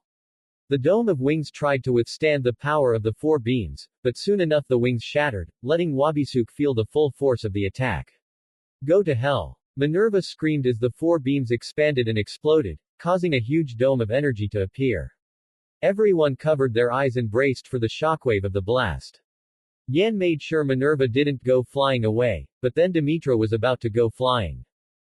Demetra. I'm coming. Syria shouted as she dashed and jumped in time to grab Demetra before she flew away. It took a few moments, though it felt like hours. The dome faded, leaving Wabisuke in midair for the moment before falling to the ground. Everyone looked to see Wabisuke lying down, burnt, battered and wounded from the previous attack. Syria decided to be the brave one and get close to confirm if Wabisuke was defeated. She looked over his body with curiosity, and from the look of it, he seemed to have been finished. Guys, I think that's it. Syria called out, turning to everyone with a smile, but then suddenly Wabisuke quickly spun and stood up on his hands as he kicked Syria right in the esophagus, making her vomit out saliva with traces of blood, before he spun back down on his hands and feet and then reached out and grabbed her face as he then sent a current of electricity through his arm and into her body, shocking her with purple electricity surrounding her body. Everyone stared in shock and horror as they heard Syria scream with pure agony as she was being electrocuted. After what felt like hours, the electricity stopped, leaving a charred and smoking Syria, as Wabisuke then released his grip on her, letting her fall to the floor. Syria. Takeru screamed in horror and fear for her life. Takeru-kun, everyone, I'm sorry, I got careless. Those were Syria's last thoughts before the darkness took her over. Wabisuke then stepped over her body, his feet not touching her form, as he made his way to everyone else with his hat tipped. Minerva looked in fear at the dark-haired young man, and was also shocked that his hat, despite his whole form being attacked by a simultaneous interdimensional blast, was completely fine. Yan glared at Wabisuke with her teeth gritting as she shook in his presence. Suddenly she felt Minerva flinch, making her look down at the brunette to see her leg was bleeding pretty badly, and her body shaking from the stress of pushing herself too much. Minerva. Yan thought. She then looked to her left to see Venus's vice commander still lying on the ground. Demetra. Yan then looked to their latest fallen comrade. Syria. Yan was actually fighting back tears, not wanting to insult her comrades with tears. She stared at Wabisuke, the man who single-handedly defeated her three fellow maidens, and now she was all that was left of the offensive division. You son of a bitch! Takeru shouted as he tried to push himself up, only to fall to the ground. Taki. Please don't move. You're still badly injured, Haruko said with worry as she went to help Takeru, but he shrugged her off. I don't care. He attacked Tenbi, he almost killed Naruto, he hurt everyone here, and Syria-san. Takeru started shedding tears as he stared at the charred Venus member. He bit his bottom lip as he glared angrily at Wabisuke. I won't forgive him for this. Takeru yelled as he tried crawling his way to Wabisuke. Save your breath, Oyama. Takeru looked to see Yan throw away her coat as she was now in her Chinese battle dress. This fight is mine now. You just get in the way and die. Yan simply said as she glared at Wabisuke. Her Maken, Kinbin, then appeared in her hand. I am Yan Min, offensive member and the Great Lightning Maiden of Team Venus, and I will avenge the defeat of my comrade, my friends. Yan said with a glare as she fused with Kinbin. Yan then suddenly disappeared with Minerva, and after a moment, Yan had Minerva, Demetra and Syria with the others. Whoa! That was fast! Cha-Cha exclaimed in amazement. Yan's eyes were a bit wide as she felt Wabisuke's eyes on her. He followed me. His eyes managed to follow my every move. Damn him. Yan calmed her breathing as she put on her game face. She stood up and turned to Wabisuke. Demetra-san. Yan turned to see Haruko next to Demetra, who was focusing green energy from her hand onto her neck wound. Medical ninjutsu. Yan thought. If any of you lower classes can heal, then do it for the others. Yan said as she readied herself. What? No please. Kengo muttered. I'll remember that, Yusui. Yan said, making Kengo worry for later. Azuki was about to stand up and join Yan. Don't you move, Azuki. Yan ordered. Oh, shut up. You can't fight him on your own. Azuki said. I will, so stay out of the way. Yan said. You damn China bye. I said before that Venus would handle this and it's my responsibility to finish the job. Yan said with a serious tone. Azuki blinked in surprise as she got the double meaning behind those words. Azuki sighed as she decided to let this go. Fine, I'll let it slide, but you owe me. Doubt it. Yan said. Yan started making her way towards the still Wabisuke. Demetra looked to Yan to see the only able Venus member making her way towards the opponent. Yan, Demetra had somber and worried eyes as she stared at her fellow maiden. Himegami-sama, can't you heal people? Anaho asked. Actually yes. Thank goodness I unlocked it over time. Himegami said before summoning one of her Shikigami. Noyachi. Himegami said as her sole female Shikigami appeared beside her head. Hi Himegami-sama. Noyachi greeted her goddess with a polite bow. I need you to help heal these three. Himegami said. Hi Himegami-sama. Noyachi said as she moved towards Syria since she was the one most badly wounded. Noyachi then glowed green as then a green aura surrounded Syria. Minerva giggled a bit as she stared at the Shikigami. Still very cute. Minerva said with a smile before she flinched. Don't move so much Minerva-san. These wound is very deep. Yuka said as she examined her wound. Yuka-san. Minerva looked to her love rival. We can put our rivalry on hold for now. Right now let me help you. Yuka said with a smile as she pulled out needle and thread for stitches and bandages out of nowhere. Yuka-san, arigato. Minerva thanked her rival with a smile as Yuka started getting to work. Here. Kengo extended a bottle water to her. I brought it just in case. I think you need it more than me right now. Kengo said. Oh Yusui-kun tilde you're so sweet tilde. How gentlemanly. Minerva said with a huge smile and blushing cheeks as she cupped her right one and took the bottled water. Yuka-san tilde, I'm so jealous of you. Minerva admitted making Yuka's smile widen while Kengo chuckled bashfully as he scratched the back of his head. Yan stopped in front of Wabisuke, standing across from him, ready to face off, one-on-one. The two stared at each other, one with a glare and one with calm eyes. Riken. Yan shouted as she slammed her fists together, turning them into pure lightning. Everyone stared in amazement as they watched Yan's fist become element itself. HN. Wabisuke said as he was actually impressed with Yan's new growth. I'm going to make you regret everything you've ever done. Yan said with a threatening tone and glare. Wabisuke stayed silent as he stared at Yan. I'm surprised. Wabisuke said. Didn't expect my power to grow to this height, nay. Yan said with a cocky smirk. I was referring to how surprising it is on how you feel for Naruto. From what I can see, I'm surprised someone like you is in love with him. Wabisuke said, shocking Yan and the others. Azuki stared with wide eyes, feeling disbelief at what she heard. In love. She's in love with Naruto. Azuki thought with shock. Yan glared heatedly at Wabisuke as she felt tears threatening to come out. I'll electrocute you from the inside out for all the pain you gave him. Yan said as she felt her emotions taking over. Wabisuke stared at her silently for a moment before he looked to the side, extended his arm towards her and waved, come on. Yan gritted her teeth in agitation as she then dashed at Wabisuke and went for a punch, but he dodged his head to the side, although Yan quickly sent a lightning-fast roundhouse kick at his head, but he ducked under it. Yan quickly went on her hands and then went for a punch to Wabisuke's face. Wabisuke moved back, but suddenly a discharge of electricity impacted with him, sending him flying. Yan took her chance by landing on her feet and dashing at a lightning pace, ready to send a punch to Wabisuke. Wabisuke quickly summoned Horus' large muscular arm to block it, but upon impact, Horus' forearm burst with pain as Wabisuke felt his arm begin to char. Era tilde, so you felt that. Yan said as she then sent a highward kick up into Wabisuke's torso, sending electricity to her leg, causing a burst of lightning to go into his body making him cough blood. Suddenly Yan started kicking him in all directions with lightning speed and increasing. I dedicated the last 2 weeks to gaining the strength to surpass you and make you suffer for the humiliation.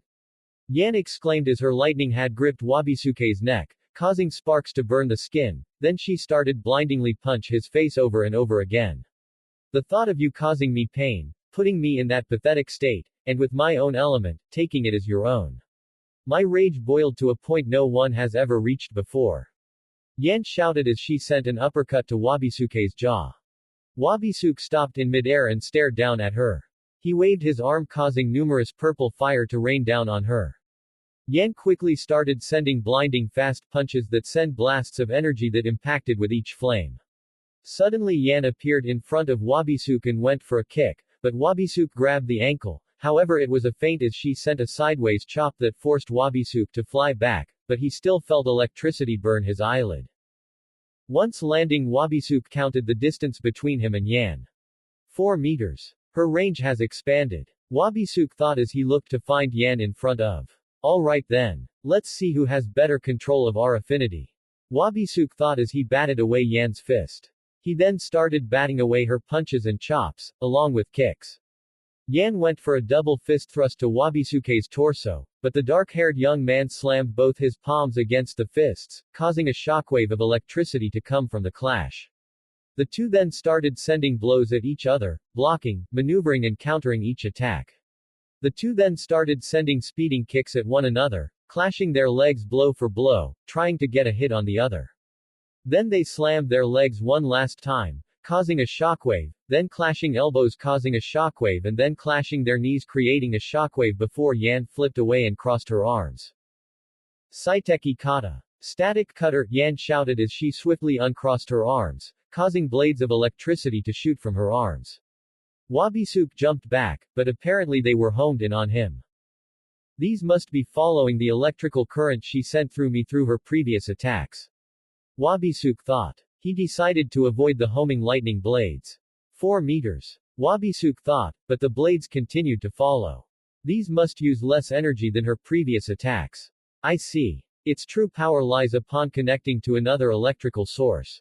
In that case, Wabisuke brought his arm back as lightning coursed through it as he then swiftly waved his arm to the other side, causing his own blade of lightning to fly and hit the two blades, causing electricity to explode in a large spark. Yan then suddenly appeared behind Wabisuke, but he quickly sent a claw strike, only for her to glow yellow and vanish. What? She can make echoes. Wabisuke thought with shock. Yan then suddenly slammed her fists into Wabisuke's heart and skull, sending an electrical shock that affected the organs beneath the skin and bones, making Wabisuke grit his teeth in pure pain as he felt his inner body suffer great damage, before he was sent skidding back. Tilda, you sure are tough. A normal person would easily die from that, but instead you managed to stay on your feet. Although you are paralyzed. Yan said as Wabisuke's body twitched from the pain. Don't blink. Yan said with her index finger up. She then started walking slowly as she began circling him, as then suddenly duplicate Yans started to appear, all of them surrounding. Oh wow. Kimmy said in amazement as her eyes sparkled. No way. That's so cool. Cha-Cha cheered with a huge grin at the cool technique. Totally. Fu exclaimed with Anaho cheering beside her. Demetra then sat up from the floor. Demetra. Haruko said her friend's name. Only Yan. I've only seen this technique once during our spar. Truly a powerful technique. Demetra said with a small smile. As Wabisuke watched the Yans walk around in a perfect circle, they suddenly started to speed up. They all then ran at a blinding speed that yellow electricity surrounded them, causing an electrical field to surround Wabisuke. Suddenly a bolt of lightning hit Wabisuke's leg, burning it, making him grit his teeth. Suddenly more bolts of lightning struck him from all around. Wabisuke gritted his teeth in pain as he was being bombarded by lightning bolts from the circular field surrounding him. Suddenly 3 Yans kicked him in the chin, sending him rocketing into the sky. Yan then summoned the still surrounding electric field to shrink and come into her hands. She then compressed it before she then roared as it shot straight into the air, becoming a twister of lightning, consuming Wabisuke in a torrent of pure lightning. Arashi no Jigoku. Storm's hell, Yan cried as Wabisuke's scream encompassed the area. Say hello to King Yama. Yan shouted, but then her eyes widened as she suddenly felt a large pain at her waist. Horus had actually appeared beside her and sent a hard chop to her waist, breaking her bones as blood came out of her mouth before she was sent flying away. Once Yan was sent flying, her attack had faded, allowing Wabisuke to fall into the grasp of his spirit. Wabisuke panted as his body had char spots, but they suddenly began to heal. An excellent technique. If I didn't train in the chamber with those accursed flames constantly burning me, I wouldn't have the level of concentration to summon Horus while being tortured like that. Wabisuke thought as he placed his feet onto the ground and retracted Horus. Yan was having a hard time breathing as she was on her knees holding her severely bruised side as blood dripped from her mouth. Dear God, the strength of that thing. Yan thought as she struggled to get back up. Yan looked to Wabisuke to see him staring at her calmly as if he had not suffered anything from her, making her grit her teeth and glare in anger. Yan then fell back to the floor, shaking in pain. Wabisuke continued to stare at her stoically, feeling that she present no challenge anymore. Is this really it? Am I at my limit? Yan thought as she shook with pain. No. She thought as she slammed her fist into the ground, cracking it. I will not go out like this. I still have that last one. It's all I have left to finish this, but, no. Yan then concentrated energy to her body as she finally managed to stand up from the ground. It's worth it. Yan glared at Wabisuke with new determination as she prepared her final attack. If this was an anime, I would name this episode, Yan's Final Gamble. Yan took a deep breath in as she then slammed her fists together, creating Riken, once more. Wabisuke looked with interest to see what her next move was. For Venus. Yan simply said. Then suddenly she became a bolt of lightning, shocking everyone including Wabisuke. Suddenly she was in front of him with her fist indented into his stomach. She then started punching and kicking him quickly, even backhanding him, grabbing him, tossing him to the ground to punch his face in, before bring him up and headbutting him. Yan continued with her barrage until she then sent a hard punch to his gut as then a spike of lightning ran right through his stomach. She did it. Uruchi shouted as everyone stared at the two lightning users. However, suddenly the yellow lightning changed from yellow to purple as then Yan gritted her teeth in pain as now her arm was being electrocuted. Yan quickly went for a chop to slice off Wabisuke's neck, but Wabisuke tilted his head to grip Yan's hand between his head and trapezius muscle as the hand became normal again, meaning he negated the lightning. Yan glared at Wabisuke as she gritted her teeth tightly in anger while Wabisuke stared at her stoically. Suddenly Wabisuke kneed her in the gut, making her spit up blood as she felt her stomach churn. Yan shook with pain, but remained strong. Wabisuke retracted his head, allowing Yan access to her hand, as she then tried to strangle Wabisuke with it, but his muscles were too strong that she wasn't even doing any damage to him at all. It's over. My control over lightning is still greater than yours. Wabisuke said calmly. Yan glared at him angrily, but then she grinned with victory, surprising Wabisuke. Let's test those words, shall we? Yan's entire body then burst with pure lightning that radiated into a large aura that expanded to 2 meters. Wabisuke gritted his teeth in pain as he felt the electricity coursing through his body, affecting every muscle, bone and organ. Bakana, impossible. I can't convert it. Wabisuke thought with shock. He then decided to burst into the sky to avoid Yan's aura. How was that possible? I've never encountered this sort of attack before. Wabisuke thought, actually shocked by what had transpired. Yan gritted her teeth as her eyes became white. Have to keep. The aura surrounding Yan then expanded even more, surprising everyone. Yan then roared as the lightning exploded from her body and started to form into something new. Everyone stared in shock as they saw this new power of Yan's.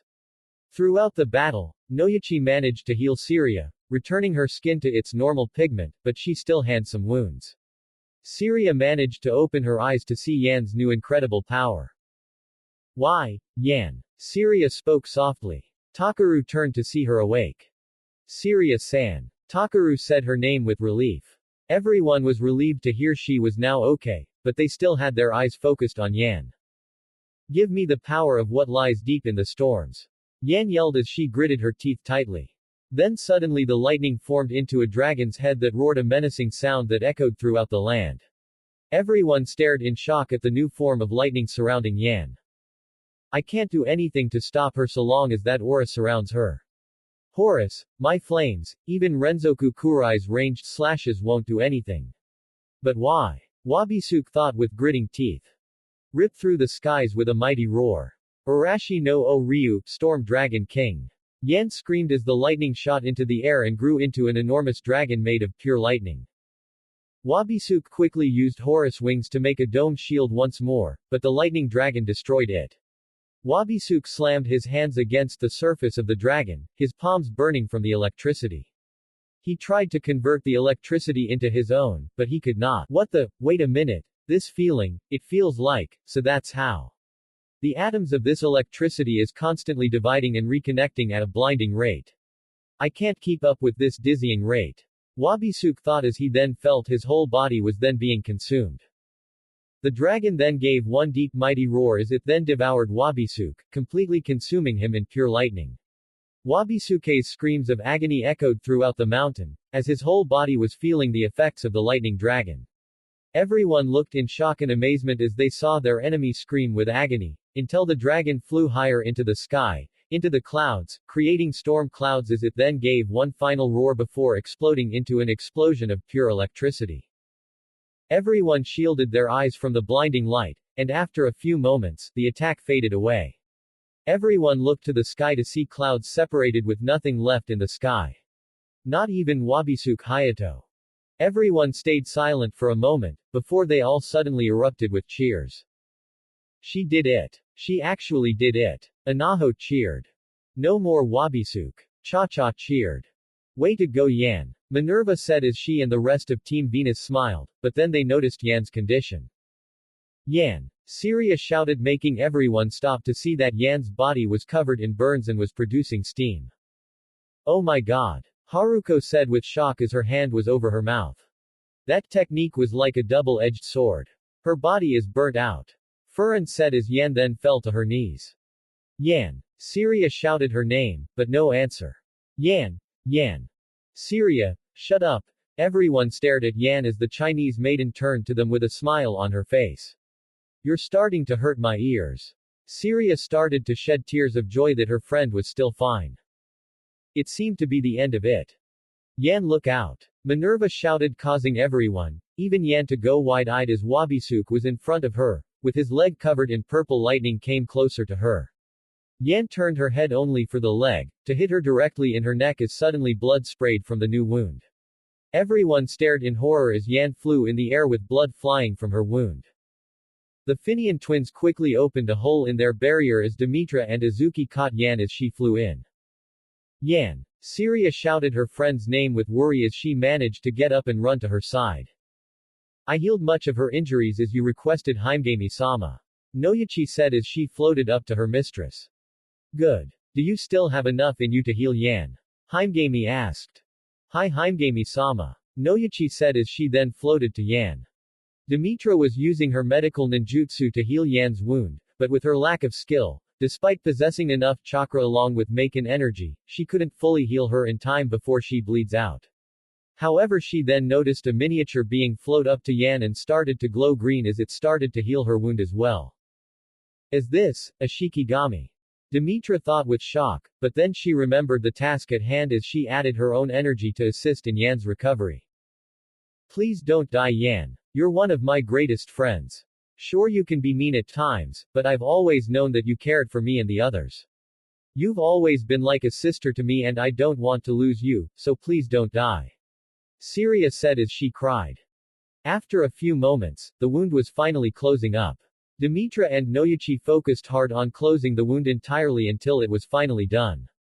Yan started to breathe in air as she then coughed up a bit. It is done Haimgami-sama. Noyachi said as she floated back to Haimgami. Good work Noyachi. Haimgami said to the small Shikigami. Yan, you're okay. Syria cheered with tears of joy. Yan panted as she then gripped Demetra's arm. Yan looked up at Demetra's face, shocking the violet-haired maiden as she saw a shocking display of sadness and defeat in Yan's eyes. Demetra stared at Yan, still surprised by the look in her eyes.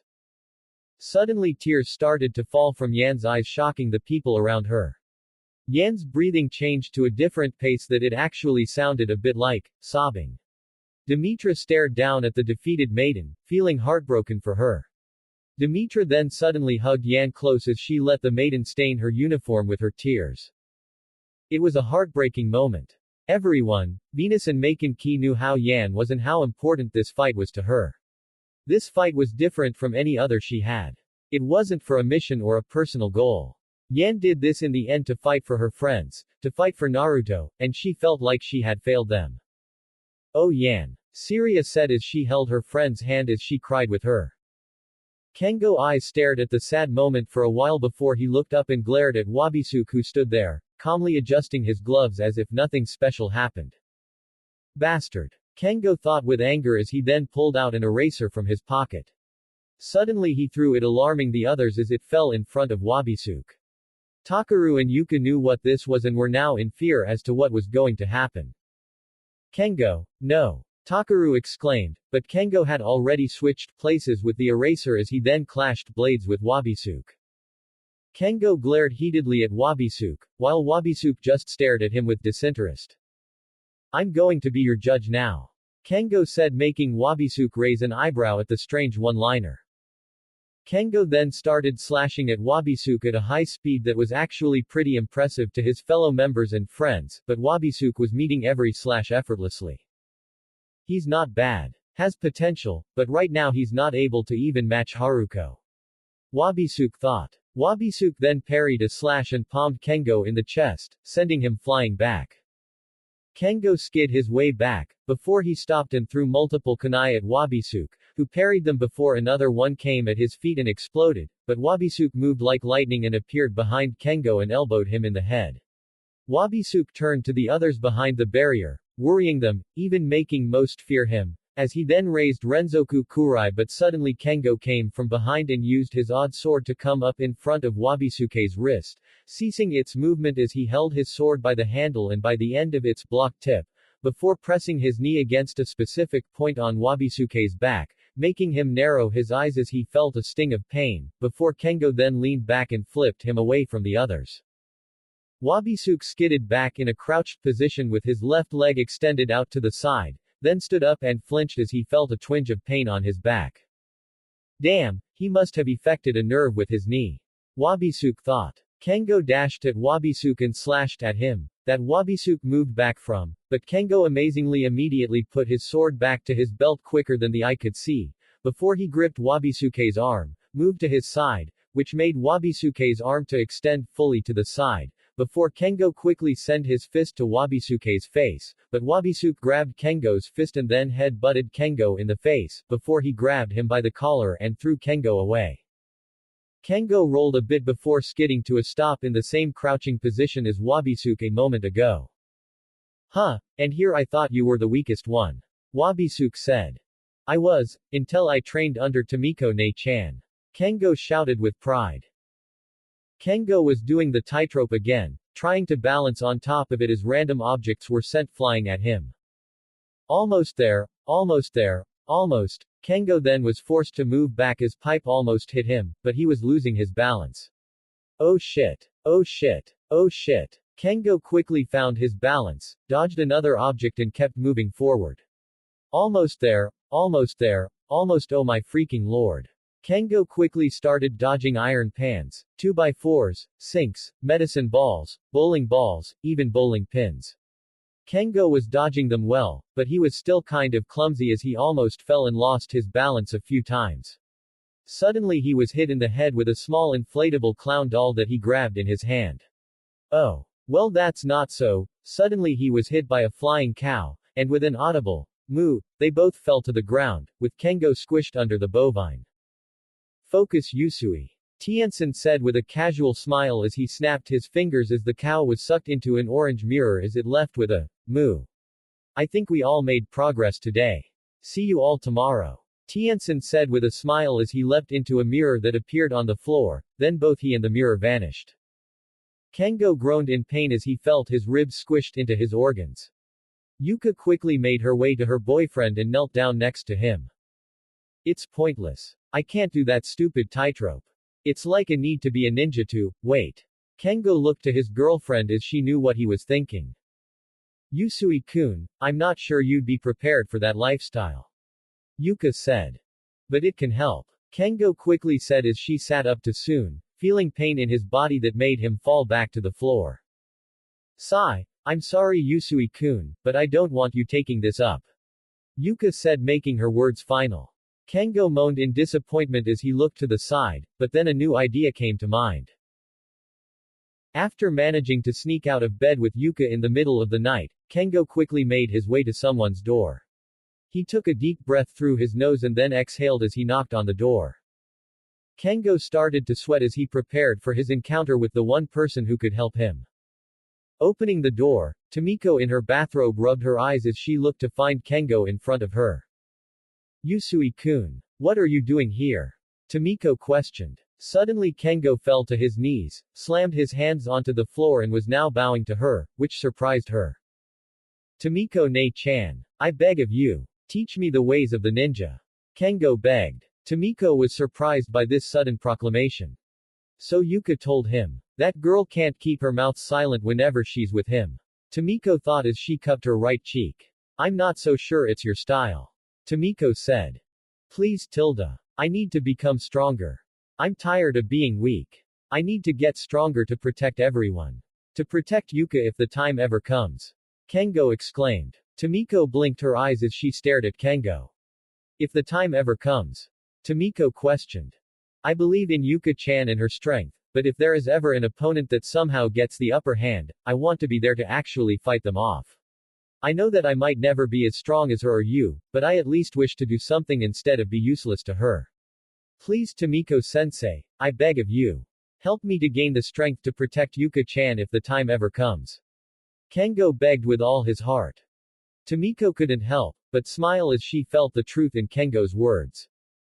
Sigh. Well, if you're that headstrong with this, then I guess I could teach you some things. Tomiko said with her eyes closed. Kengo's eyes were wide as he looked up at her. Just don't take this lightly. Tomiko said as Kengo then smiled widely as he started shedding tears of joy. Tomiko ne-chan. Kengo cheered as he jumped to hug her, but she moved to the side, grabbed his arm and brought it tightly to his back. That's sensei. Tomiko said with a smile. Hi, sensei. Kengo said. The next day after school, Kengo gave the letter that Tomiko gave him, and handed it to Tiensen. Oh, well, aren't you a glutton for punishment? All right, you can leave. Tiensen said. Hold on, why is he off the hook? Yuruchi exclaimed. Kengo is now training with another teacher. He'll be learning under her today, then we get him tomorrow, then the process repeats. Tiensen said. Who's your new teacher? Takaru asked. Tomiko Amato. Tiensen said. You're dead. Takaru said. Shut up. Kengo shouted. You're training with Ne-chan. Why? Yuka asked. I want to get really strong and I figured that she'll help me get there along with Tiensen. Kengo said. Yuka then walked up to him, grabbed his arm and dragged him to the end of the gym to talk in private. Is this about that idea you had yesterday? Yuka questioned with her arms crossed. Yeah Tilda. Kengo said rubbing the back of his head. You knew I left last night. Why didn't you follow? Kengo asked.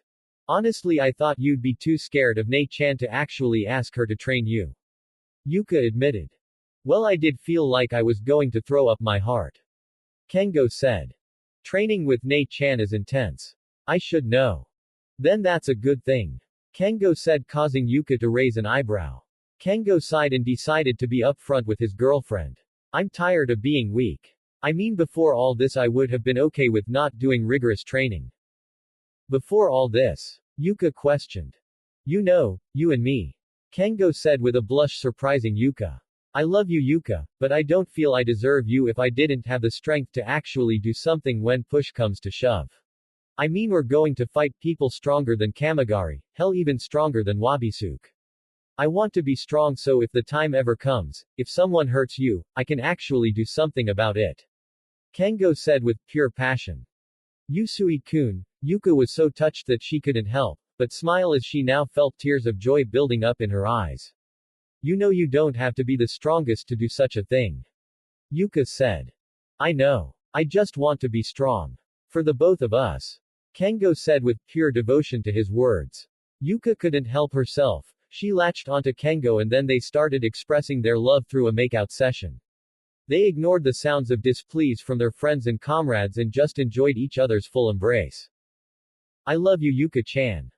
And I love you Kengo-kun. The two said before continuing to express their love for one another. Kengo traveled to a specific area in the woods Tomiko told him to go to. He made it but Tomiko was nowhere in sight. She said, wait here. Or did I get it wrong? Kengo wondered to himself, but then his eyes widened as a new idea came to mind. Oh crap. Kengo quickly jumped out of the way as a net from below almost got him, then a spiky iron ball fell onto the net that was tied to the branch, breaking the branch from its tree and crushing it along with the net. Kengo quickly pushed off of his hands after landing as the floor below crumbled to reveal a spike pit, but when he landed, a leather rope snagged him by the ankle, sending him up into the air where he became sandwiched by a pair of logs. You know, I think half the time that a lot of women want both me and Takaru dead. Kengo said to himself. He then heard a giggle making him look down to see Tomiko smiling at him. You didn't do so badly. Tomiko said with a smile. I had some practice. Kengo simply said. Tomiko then effortlessly tossed a kunai at the leather rope, making it snap and release Kengo, letting him fall to the floor. Ow. So we're training here? Kengo questioned. Tomiko said as she threw a smoke pellet in the middle of the floor. Kengo coughed as he waved smoke away from his face, until it all faded away. Once it was all gone, his jaw dropped and his eyes were wide as he saw that now he was in a large black dojo. Tomiko stood high above him on the palms of two statue shinobis, whose hands were intertwined while sitting in lotus position. Yusui-kun. Tomiko spoke as she gripped her top before in one quick pull, all her clothes came off to reveal a dark sleeveless kunoichi outfit. We've all seen what kind I'm talking about, so we don't really need to discuss the details. Today starts the rigorous journey into the dark depths of becoming a shinobi. I will only allow you this one chance to walk away, but if you do, then I will never give you a second chance at training under me ever again. Tomiko said. No. I won't walk away from this. I will do whatever it takes to get stronger. Kengo shouted with determination. For Yuka-chan. Kengo whispered to himself. Tomiko smiled as she heard his last words. All right then. First. She suddenly appeared in front of him with a leather rope in her hands. Let's see how good you are under pressure. Tomiko said with a smile. If this is about putting me through very uncomfortable positions, then no worries. Kengo then balanced himself on one hand as his legs bent all the way back, with his forelegs and feet past his head. See? Kengo said looking up at a surprised Tomiko. How'd you get that good? Tomiko asked. Oh you know, Kengo sat on his bottom as he rubbed the back of his head. I was really good at gymnastics when I was at my old all-boys school. Kengo said with a nervous smile, only for Tomiko to stare at him, well sort of since her eyes were closed, blankly. Kengo sighed as he should have expected that it wouldn't have worked. Your sister and I have had a lot of practice. Kengo admitted with a blush. Tomiko said as she then threw the rope away and gained a new smile. Yusui, how about we do a little sparring? Tomiko said as she got into a fighting position. Okay. Kengo said as he sweated, knowing that this was going to be a very painful experience. Kengo had finally made it home, crawling all the way there. Now he was crawling his way straight towards bed where Yuka was reading a book. So how did it go? Yuka asked as Kengo made it onto the bed. Your sister really knows what she's doing.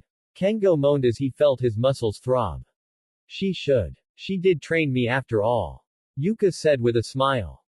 Hey, she said there's more to the Amato clan's techniques than what you know, so, how come you stopped training in this? Kengo asked. Yuka then suddenly closed the book as she then sighed. There's some things about my clan that my sister and I would like to keep in the dark. Yuka said. Say no more. Kengo said as he stared up at the ceiling. Yuka turned to him and smiled. She loved this about him. He knew her so well that she'd just have to say one word or nothing at all and he'd know what to do. He knew what to say, what to do, at the right times. Yusui-kun, you're not too tired, are you? Yuka asked seductively as she moved her finger in a circular motion over his chest. Kengo couldn't help but smile as a new jolt of energy burst into him. Hell number. Kengo cheered as he ripped off all his clothes making Yuka squeal in delight as he embraced her and started nibbling on her neck. Oh Yusui-kun you're such an animal. Yuka exclaimed with ecstasy and delight. Every other day for the past few days, Kengo had been worked into the ground by Tomiko, but he had learned much. His speed had improved, his balance, agility, he even learned some combat skills. Today Tomiko said that she was going to give Kengo something special. Kengo was no sitting on his knees as he waited for Tomiko. Suddenly she appeared in front of him with something behind her back. Sensei. Kengo bowed to her. I believe it is time for you to learn some swordsmanship. Tomiko said as she presented Kengo with a special sword. Awesome. Kengo cheered as Tomiko gave him the sword, but when he got it he fell to the floor and upon a closer look he realized that the blade wasn't really a blade. The The blade looks kind of blocky. Kengo said as he tried to lift the sword. This sword is kind of special. It's a training sword for people in the Yamato clan. The block itself is a special metal, heavier than any normal metal there is, and much stronger than titanium. Tomiko explained. Well, that explains Yuka-chan's strength and firm grip. Kengo said. Suddenly a blade tip poked Kengo's nose, making him look up to see Tomiko holding a katana, pointing it straight at him. You're going to want to learn how to wield it quickly. Tomiko said with her casual smile. Kengo gulped with wide frightened eyes. I'm being punished. I just know I'm being punished is a second motive for this. Kengo thought with fear. A few more days had passed and Kengo was now wielding the training sword like a pro. He had advanced far from where he once stood. Although, he felt he wasn't strong enough. Tomiko-sensei. Kengo started as he blocked a slash from Tomiko. Isn't there anything that made the Yamato clan, like, super strong? Kengo asked as he continued blocking more slashes. Like what? Tomiko asked as she started picking up the pace. You know, I guess like some sort of seal. Kengo said, but was then slashed at the nose, making him yelp as he gripped his nose and continued fighting with his other hand alone. Tomiko stared at him, sort of, as she continued slashing. She sighed as she slashed him at the legs, tripping him, but there was no blood or wound at all. How did you do that? Kengo questioned, unable to process what had just happened. Yusui-kun, such a question means that the history of the Yamato clan must be delved into. Tomiko said. So there is a seal that can make someone strong? Kengo asked. Yes. But I forbid you to go seeking it. Tomiko said. Seriously? Kengo questioned only to have Tomiko aim her katana at him. Okay then. Kengo said silently, but he had a plan to figure something out. Kengo stared at Wabisuke with a glare as he slowly stood up from the ground. It's now or never then. Kengo thought as he started unbuttoning his shirt and then threw it off. Kengo, I don't think tossing your shirt off will help at all. Cha-cha called out. But then Wabisuke's face was consumed in shock, surprising everyone. Bakana. I thought that was only exclusive to Yamato clan. Wabisuke shouted with disbelief. Everyone was confused until they all looked to Yuka for the answer. Yuka wondered herself, until her eyes widened with shock as she had an idea what had gotten Wabisuke so freaked out. Yusui-kun, you didn't, Yuka said with new fear. Kengo gave a sad smile as he turned to all of them as what looked like a black tattoo of a scorpion stinger was on his chest. I'm sorry, Yuka-chan. Later that night Kengo had tried a special way to get the information out of Yuka. He had discovered this while she was asleep and he figured, doing something when she was tossing and turning at night would help her dream better, but it also helped him with learning about a secret she had planned for a meeting. He tried it once more to find out all he needed. Now Kengo had found out where the dojo was this whole time, lurked deep within it to a very low level to find the vault room as said the password to the talking demonic statue. Yeah. Crazy.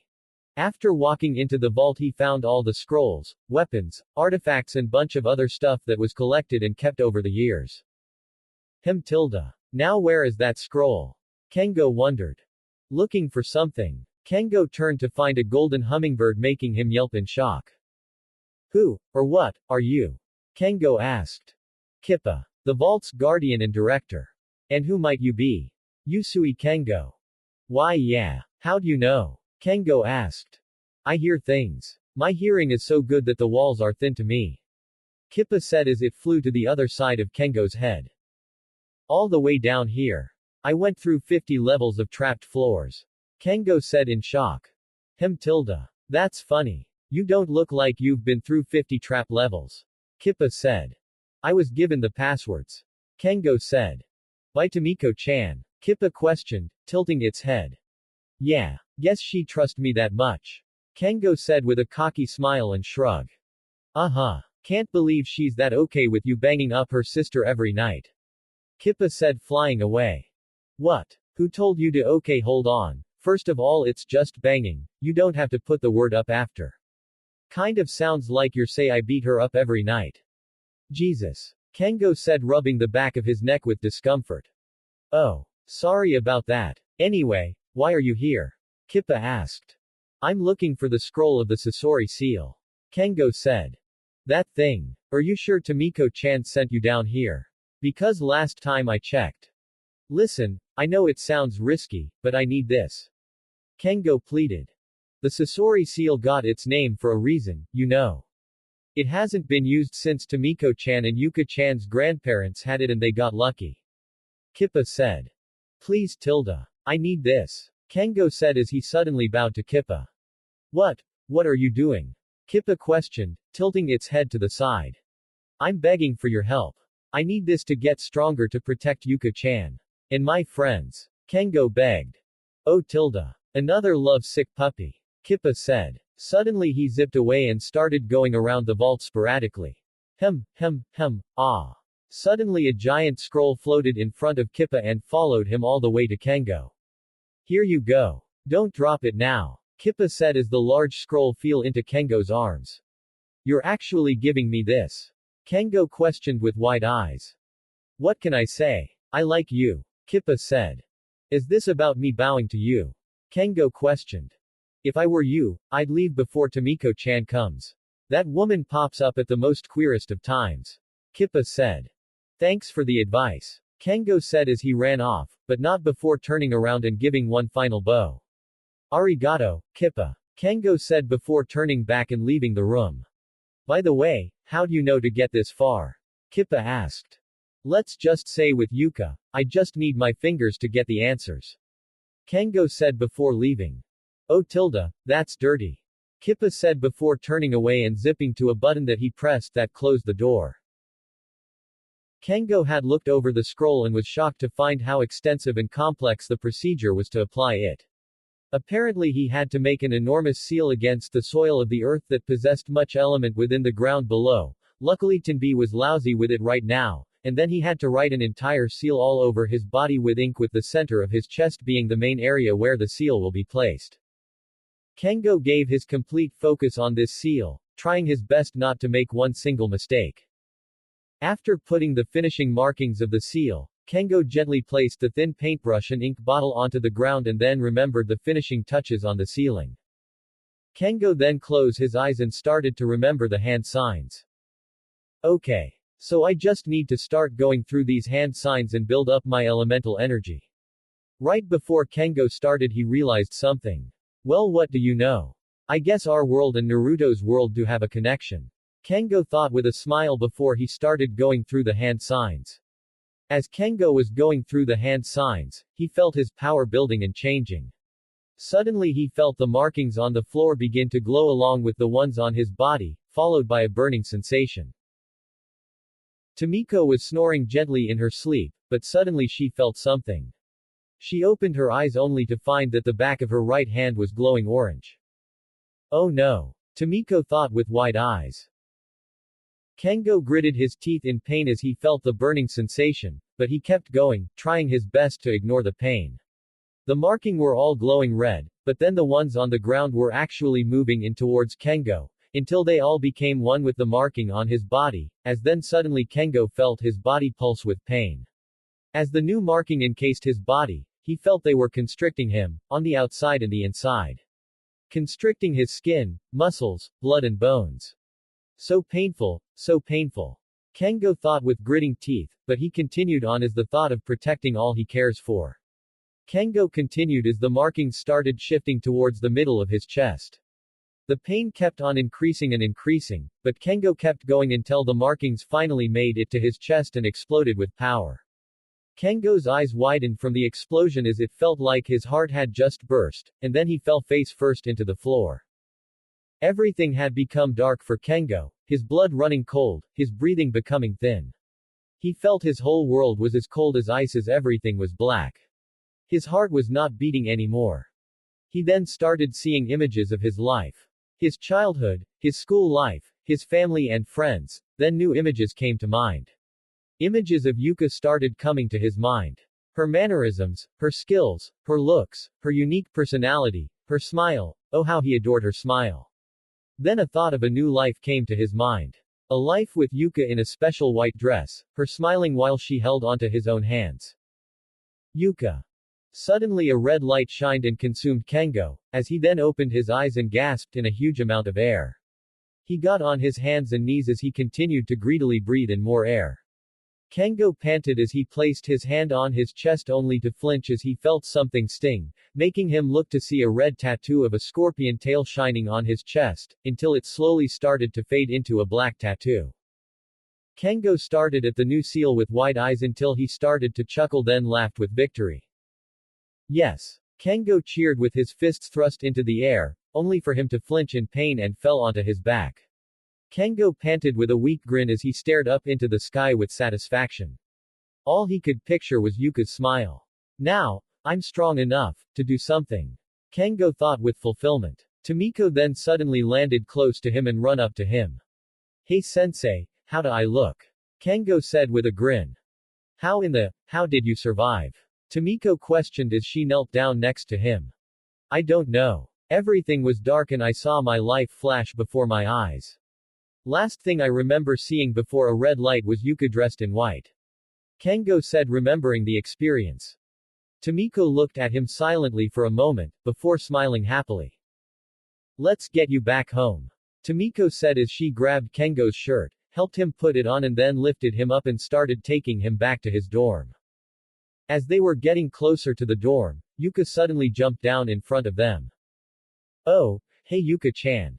Kengo greeted his girlfriend with a nervous grin. Now what's with this sight? Yuka asked with her arms crossed. Just late night training. Kengo said nervously. Yuka sighed as she shook her head. I'll take it from here Ne-chan. Yuka said as she took Kengo from Tomiko. See you later sensei. Kengo said as he gave his best bow to her before he and Yuka left. Tomiko sighed as she crossed her arms, watching the couple's retreating form. I think they'll do fine. Kengo faced Wabisuke again, not able to watch Yuka now crying with tears of fear and worry for his sake. For her, and my friends. Kengo thought as he bit his thumb, drawing blood.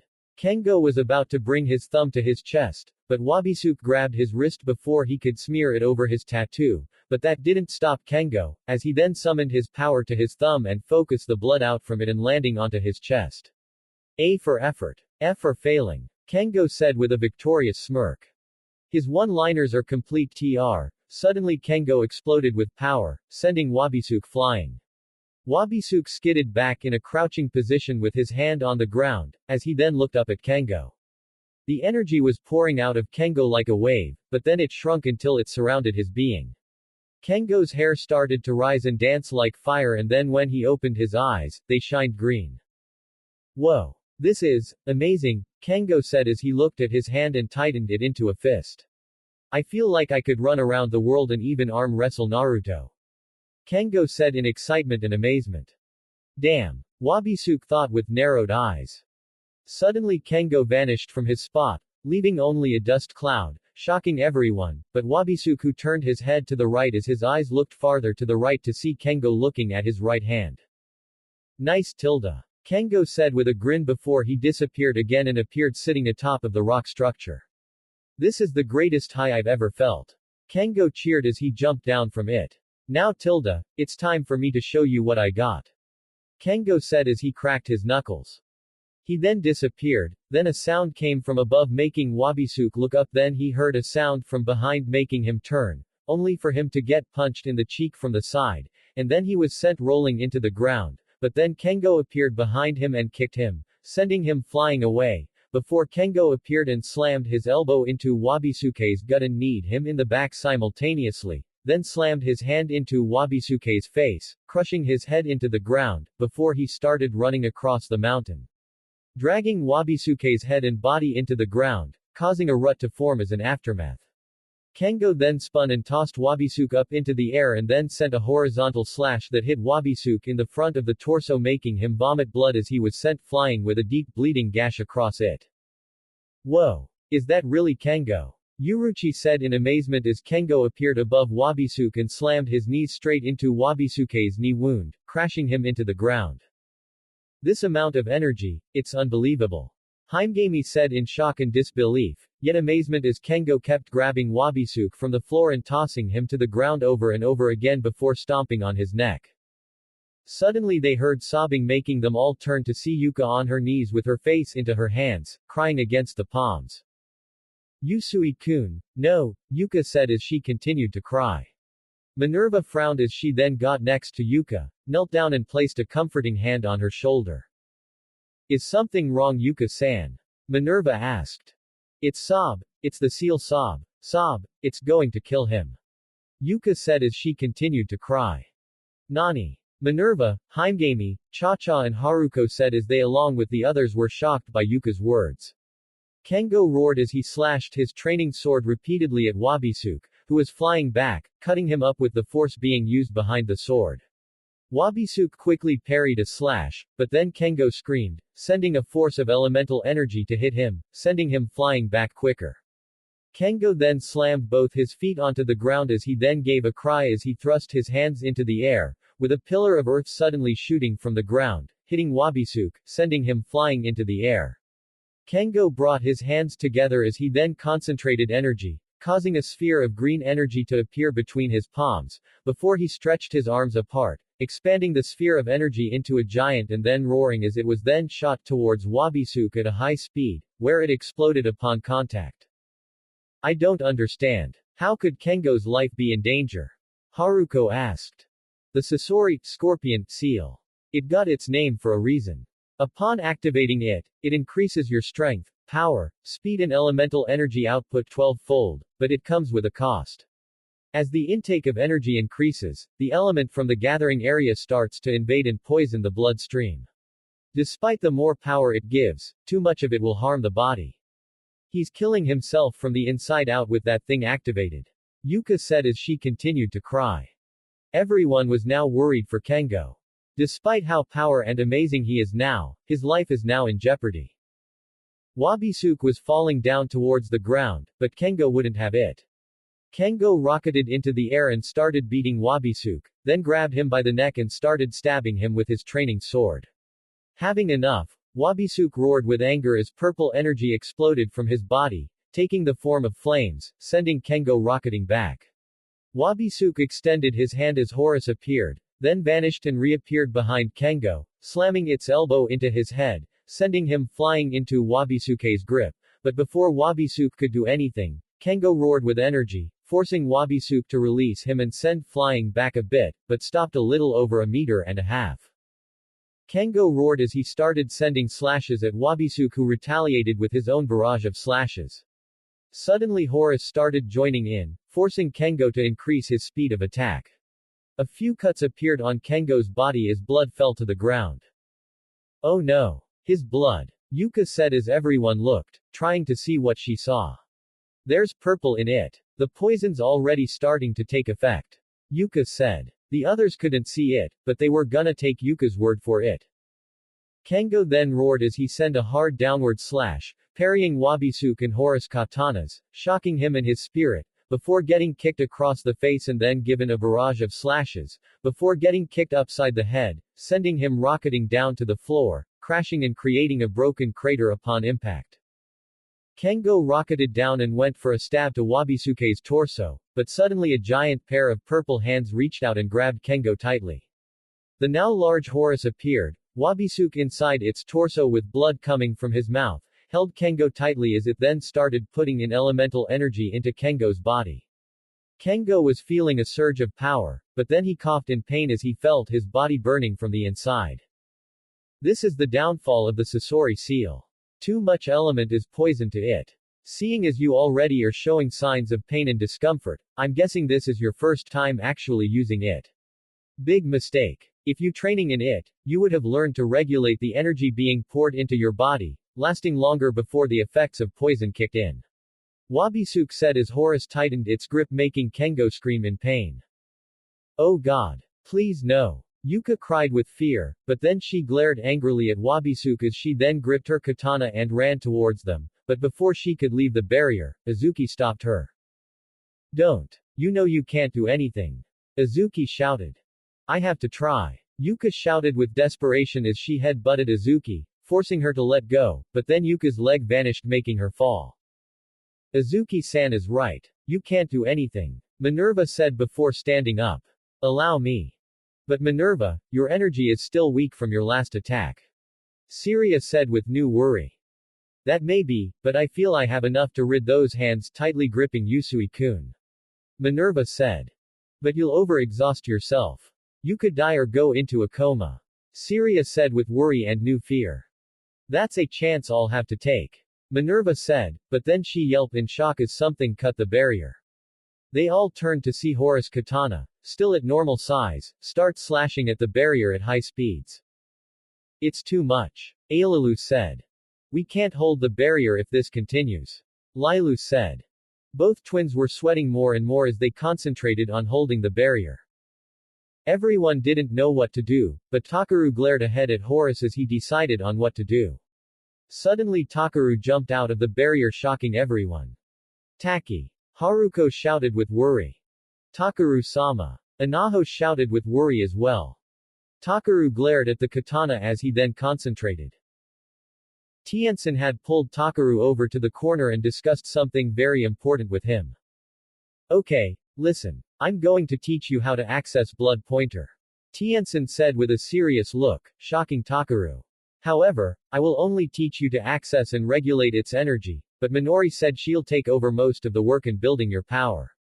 Right now, you can access it thanks to the added element of your chakra which helps, but until Minori gives the word, you are only to use it as a last resort. Got it? Hi, sensei. Takaru exclaimed as he bowed to Tiensen. Ah tilde, music to my ears. Tiensen said with a wide cat-like smile. Remember, the best way to access it right now is anger. So get real angry, but remember to control your emotions since your power is tied to it. Tiensen's voice echoed inside of Takaru's head. Use my anger, but regulate it. Alright. Whatever you say, sensei. Takaru thought before he opened his eyes, his iris and pupils glowing red-violet with energy. Takaru stared at Wabisuke and glared at him with pure rage as he gritted his teeth. Wabisuke tilde. Takaru thought with anger, as suddenly his eyes glowed pure purple, his hair rising and wind picking up around him with his clothes rising. Oh no. Not again. Anaho said with worry as her hands were over her mouth. Taki. Haruko said with worry and fear. Takaru then roared as energy burst from his body. What's up with Takaru? Cha-cha exclaimed as everyone covered their faces from intense wind picking up and making it into the barrier.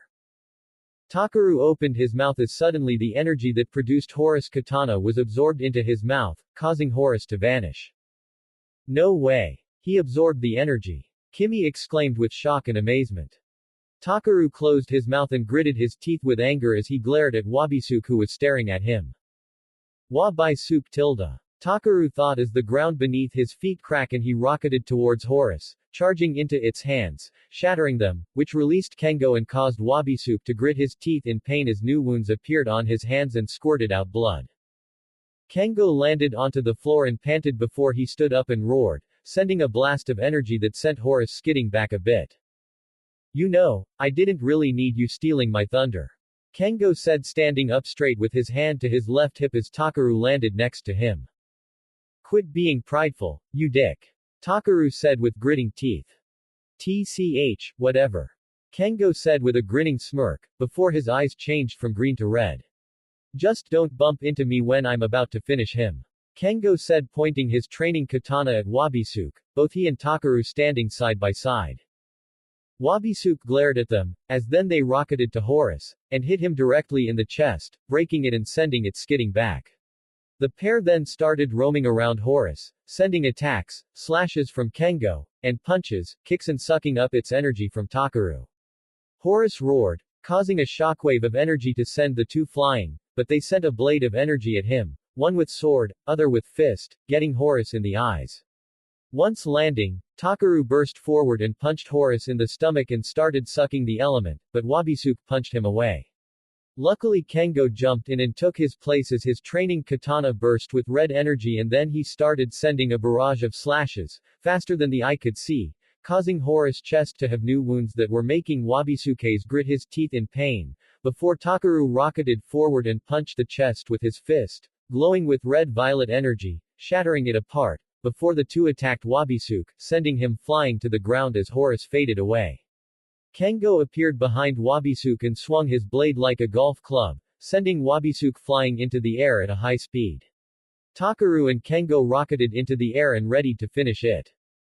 Ready? Takaru questioned as he cocked his red-violet glowing fist back. Let's do it. Kengo exclaimed as he readied his red glowing sword. Ken to burrito. Deadshot. Fist and blade. Deadshot, the two shouted as they both thrust their sword into Wabisuke, causing a burst of energy, surrounding the two in an orange and violet Mach cone as they sped towards the ground, Takaru and Kengo roaring all the way until impact.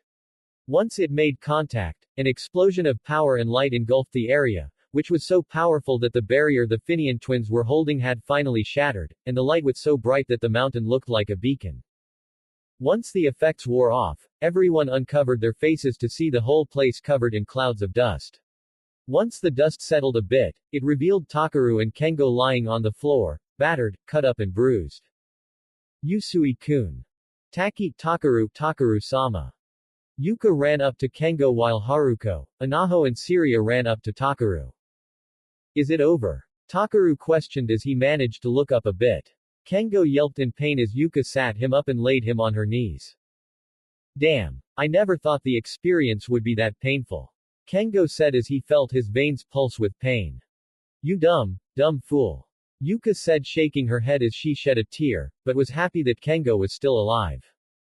Haruko did the same for Takaru as she, Anaho and Syria became teary-eyed. Anaho turned back to the remaining clouds of dust, where Wabisuke no doubt was. Is it over? Anaho asked with hope that it was. But her hopes were dashed as they all heard something hard hit the ground, making them all turn to see Renzoku Kurai stabbed into the ground, with Wabisuke balancing on it a bit as he held his bleeding torso, and his other hand atop of the pommel. Wabisuke just stared at them stoically as if nothing had happened, making Anaho and Syria wail in fear. He's unkillable. Anaho shouted with immense fear. Wabisuke stood up straight and pulled out Renzoku Kurai out of the ground and started walking towards them. Damn. Still nothing. And we gave everything into that attack. Takaru thought with worry as he glared at Wabisuke. What is he? How could he still keep walking after everything we all gave him? Kengo thought with new fear and worry. Come on. Haruko said as she picked up Takaru with Yuka picking up Kengo as they, Anaho and Syria ran back to their friends while Wabisuke kept a steady pace. The others shook in fear as Wabisuke continued walking towards all of them. Once Haruko's group made it to the others, Haruko summoned Murakumo and got into a stance. Demetra, Anaho, Uruchi and Syria stood by her, ready in their stances with their Maken out. The others followed suit, deciding to finish this, even if they were the ones who were going to be finished. Kimmy gulped, but then felt a hand on her arm making her look to see Cha-Cha looking down at her with a supporting smile and thumbs up. Then she noticed Azuki nodding at her, silently telling her she can do it and do her best. Kimmy got brave and then got her Maken ready as it glowed bright, but then there was a bluish-violet mist behind her, surprising Wabisuke whose eyes were wide. As that. Suddenly the sound of what sounded like a diving bomb came down and crash-landed in front of Wabisuke, creating a cloud of dust. Everyone covered their faces from the dust and winds from impact. Once it settled a bit, they all looked to see what was hidden within the dust cloud, but then they sensed an energy source behind them, making them turn to see Aki with her hands against Naruto's torso, her hands glowing green. Aki-sensei. Haruko said in surprise. Suddenly they all heard what sounded like knuckles cracking loudly.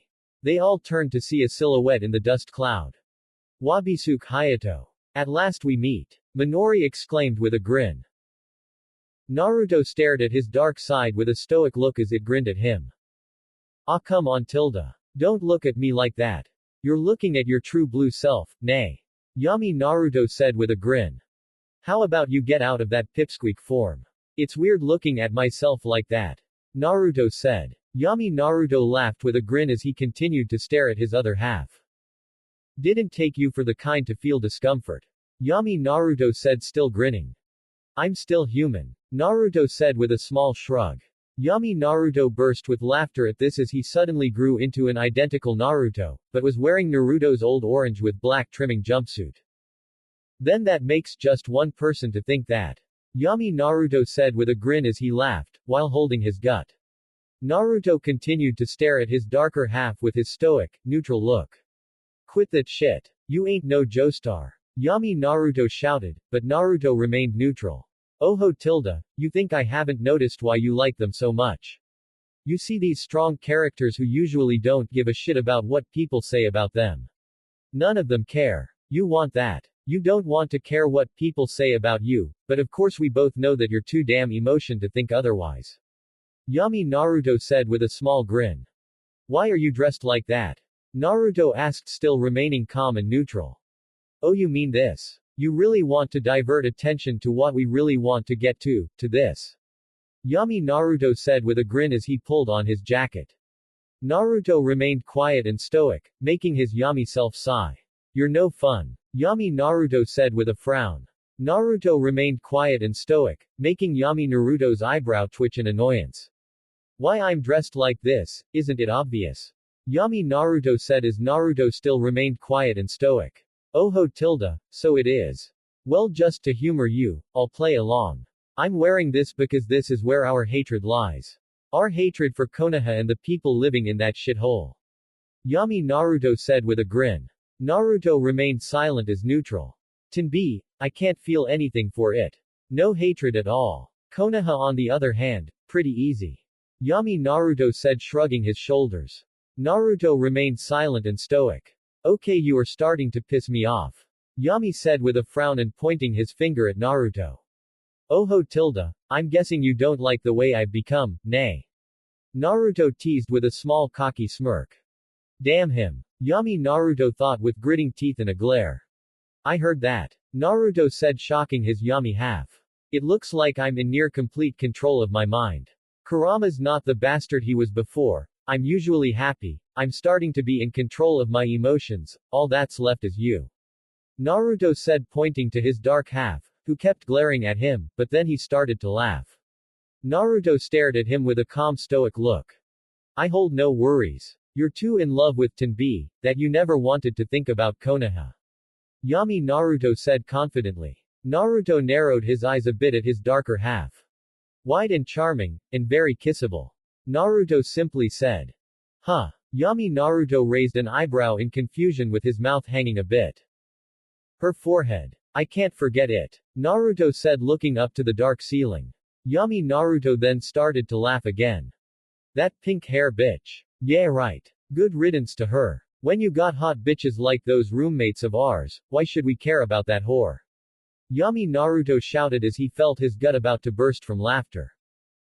Don't call them such names. Naruto shouted but kept his stoic look, making Yami Naruto flinch and have a look of caution on his face. Naruto's face remained calm and stoic, before he spoke.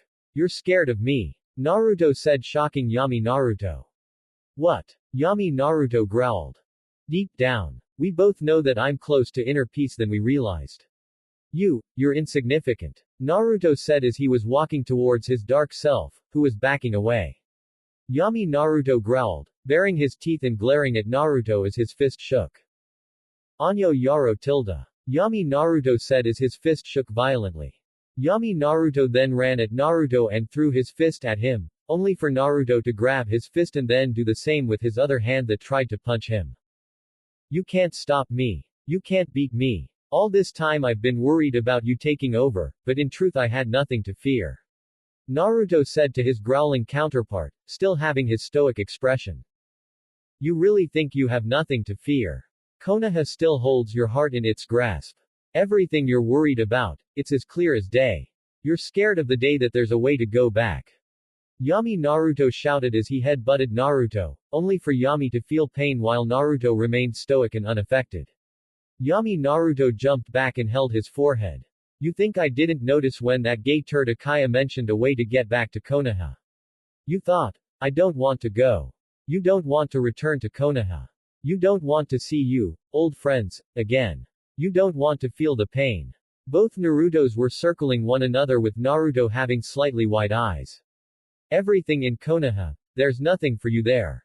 No family, no true friends, no hopes for the future. Nothing. Konoha is hell to you. You never want to go back. Yami Naruto argued. Naruto looked to the floor with slightly wide eyes, but then they became calm again. Not true. Naruto said. Not true tilde. I do want to go back. So I can kick Akatsuki's ass. Naruto said. Excuse me. You want to beat the Akatsuki? For what? Yami Naruto questioned with his raised eyebrow and his arms out to the side. To protect them. Naruto said. Oho tilde, I get it. You feel like you owe them. Yami Naruto said with a grin. More or less. Naruto said with a shrug. Well, you don't. Yami shouted. Okay. I'm still going to protect them though. Naruto said with a shrug. And why is that? Yami Naruto shouted as they both stopped in place with Naruto standing calmly and looking to the side while Yami had his legs apart, knees bent and elbows into his side with his fists tightened. Because I want Konoha to live. Naruto said with a shrug as he looked calmly to his darker half. His darker half stared at him before yelling. That doesn't make any sense. Yami Naruto yelled as he stomped his feet. I know. Naruto said with a shrug, looking to the side. If you know, then why are you saying this crap? Why are you running around in circles? Yami Naruto shouted. It's not that tough. Naruto said with a shrug, still looking to the side. I still don't understand. Yami Naruto screamed as he gripped the sides of his head and shook around sporadically. Why do you want to protect that horrible place?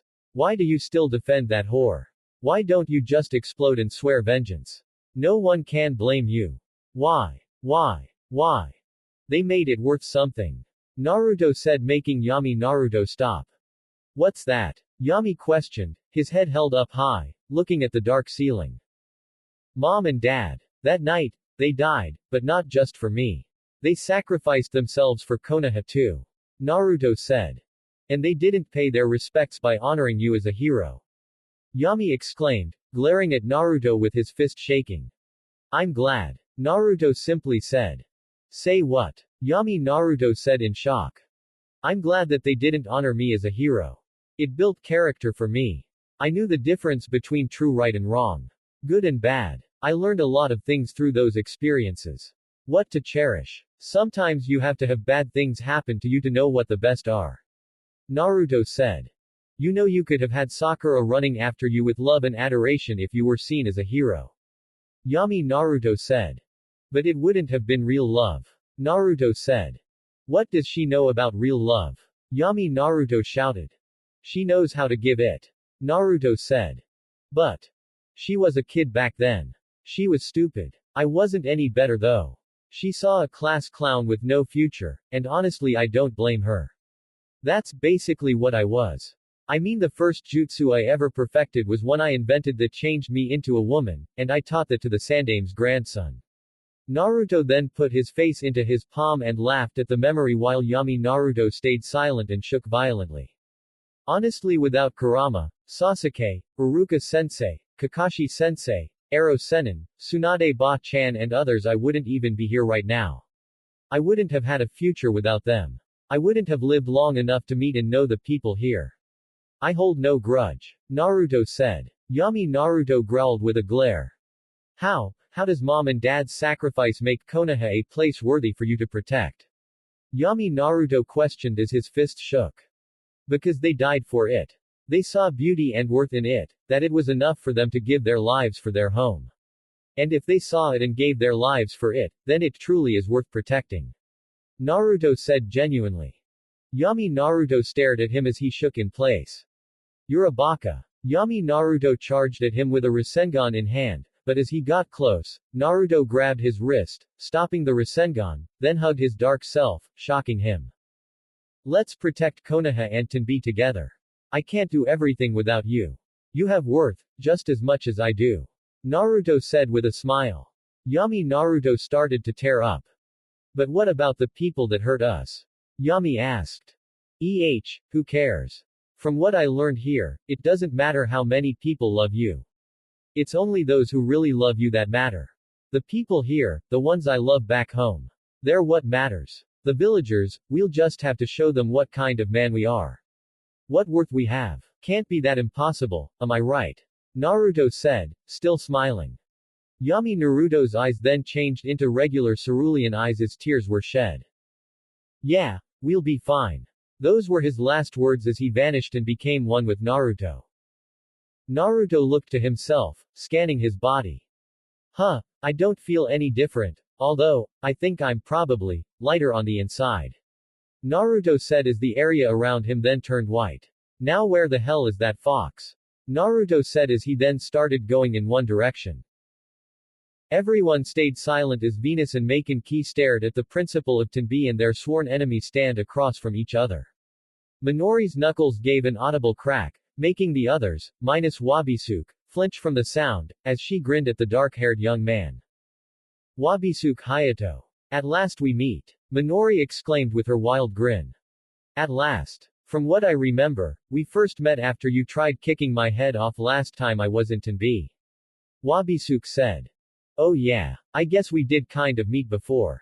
Minori said scratching her cheek. Anyway, I hope you got Grandpappy on speed dial, because after I'm done with you, you're going to need some lotion to help with the bruise I'm going to leave on your ass. Minori said with a new grin as she slammed her fist into her palm. Wabisuke narrowed his eyes from the word, Grandpappy, meaning that she knows his lineage. Grandpappy. That's an odd choice of words. Kengo said. Yeah, usually it's mommy. Cha-Cha said. Oi, don't step on my one-liners. Minori shouted. Besides, it fits. After all, we are staring at the grandson of the legendary Thunder Splitter. Minori said with an excited grinning smirk as she continued cracking her fists in enthusiasm. All the girls' jaws dropped in shock and disbelief as they stared at Wabisuke with wide eyes. Takaru and Kengo all the while were confused.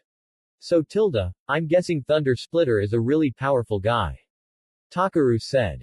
The Thunder Splitter, Daiki Hayato, a great legend with immeasurable power. His power breaks through the highest ranking of SS, going to a new level beyond belief. He's far beyond stronger than Yamato Okan and anyone in Kamigari. Furin explained. It's been said that with one karate chop, he can carve the land and sky in half, seeing deep into the earth to see magma and far into the sky to see space itself, and all of it without a sound made at all from anything. Kimmy said with amazement as she recalled the story of the legendary Thunder Splitter. Holy hell. Kengo and Takaru thought with wide anime-styled eyes. Explains why you're so strong. I bet your dear Gigi taught you a hell of a lot of strong techniques. Minori said with a smirk and shrug. Suddenly Wabisuke started to chuckle with his eyes closed, making everyone look to him in confusion. Oi! What's so funny, smug bastard? Minori shouted with an annoyed anime expression. I'm laughing because of your speculation. Honestly, I was the worst student in his class. Wabisuke said looking to them calmly with a small smile, shocking everyone. What? But then how? This strength I have, or moreover before, I had to learn it on my own after I left my grandfather.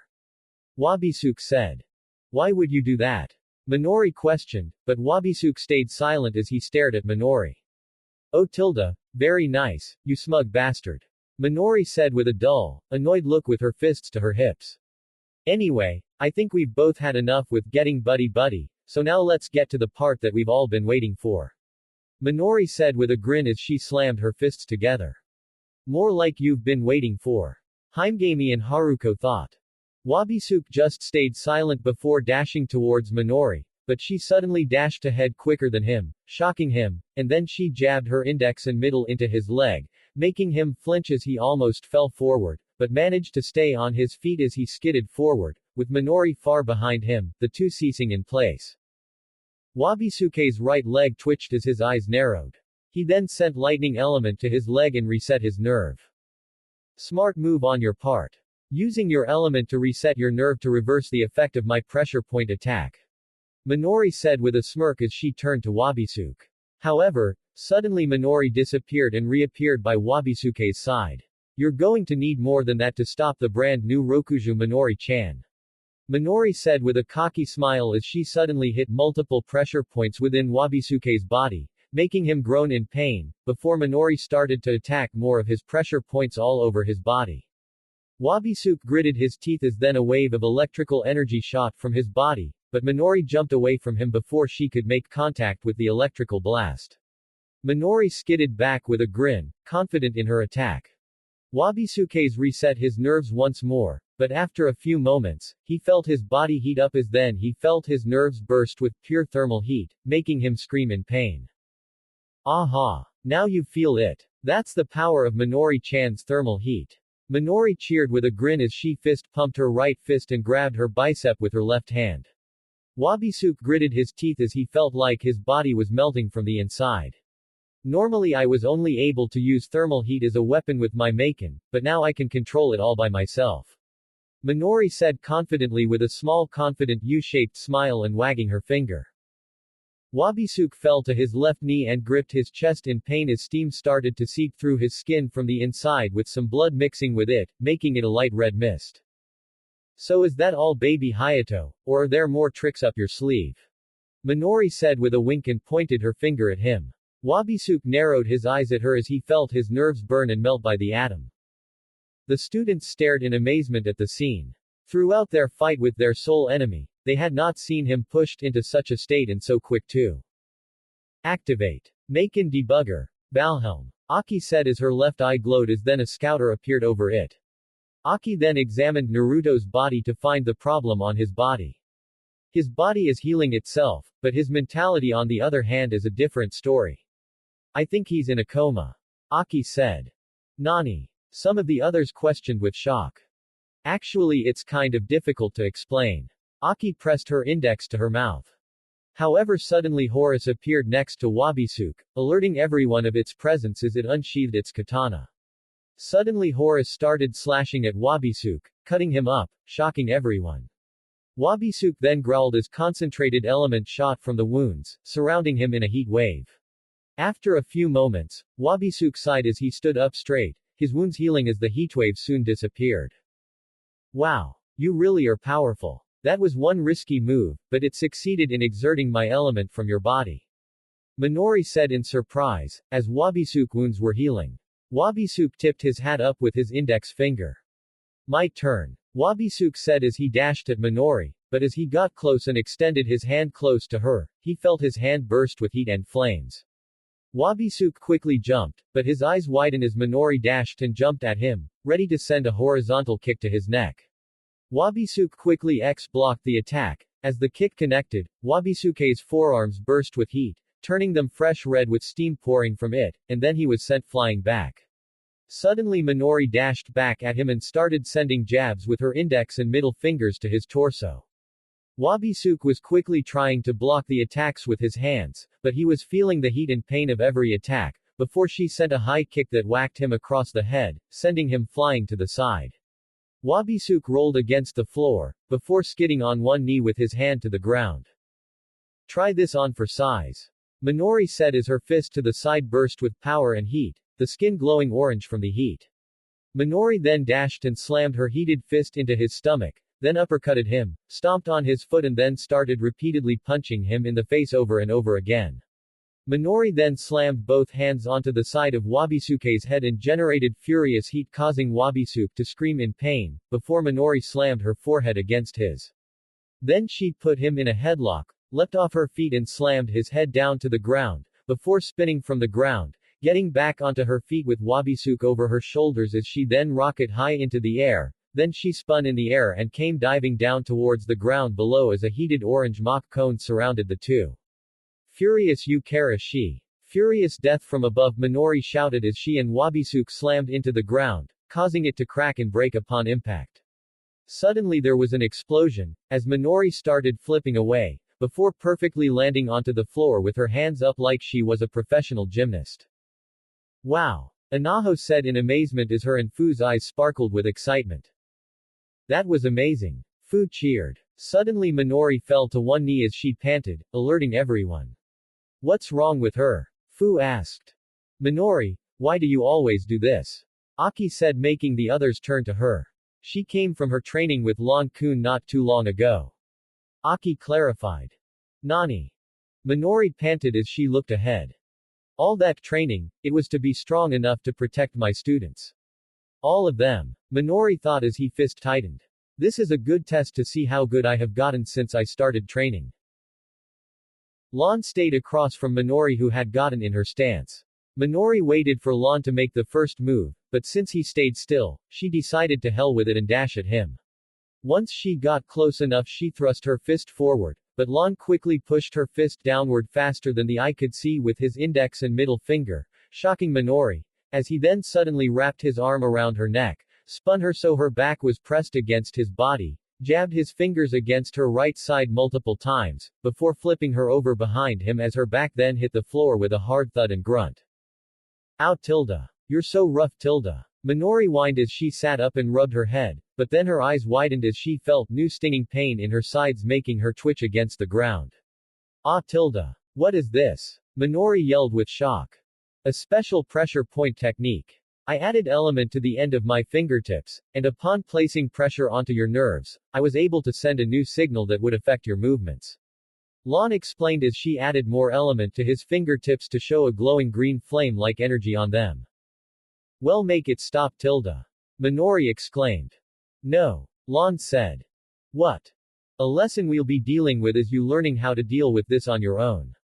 Either fight through it or find a way to reverse the effects. Our lesson began the moment you got into your stance. Now get up. Lan said. Minori groaned with annoyance as she decided to fight through the weird and slightly painful tingling sensation in her nerves. Minori started to slowly get up as she was on one knee, but Lan kicked her in the chest, sending her tumbling back. Ow tilde. Minori whined as she was lying against the floor, face first, but then Lan leapt into the air and slammed both knees atop of her back. Lan landed next to her as her body shook with pain, but she started lifting herself up, until she was on her knees. Damn it. Minori thought with gritted teeth as she glared at Lan. This is going to be a long 2 weeks. It was past midnight and Minori, all bruised up, was twitching on the floor, her whole nervous system affected by Lan's pressure point style. Lan was currently on his phone doing what seemed like texting. I didn't take you grunt for the social media type. Minori said. I'm not. This is a special phone made by Tengoku no Mon. Not only does it allow me communication with my allies, but I can do my work on it. It connects me to any mainframe in and out of Tengoku no Mon. Basically work goes with me everywhere, in a sense. Lan explained. I'm not sure if that sucks or is awesome. Minori said. She stayed there twitching for a while, until Lan's cane came down and grazed her cheek. Hey. I think we should move this along.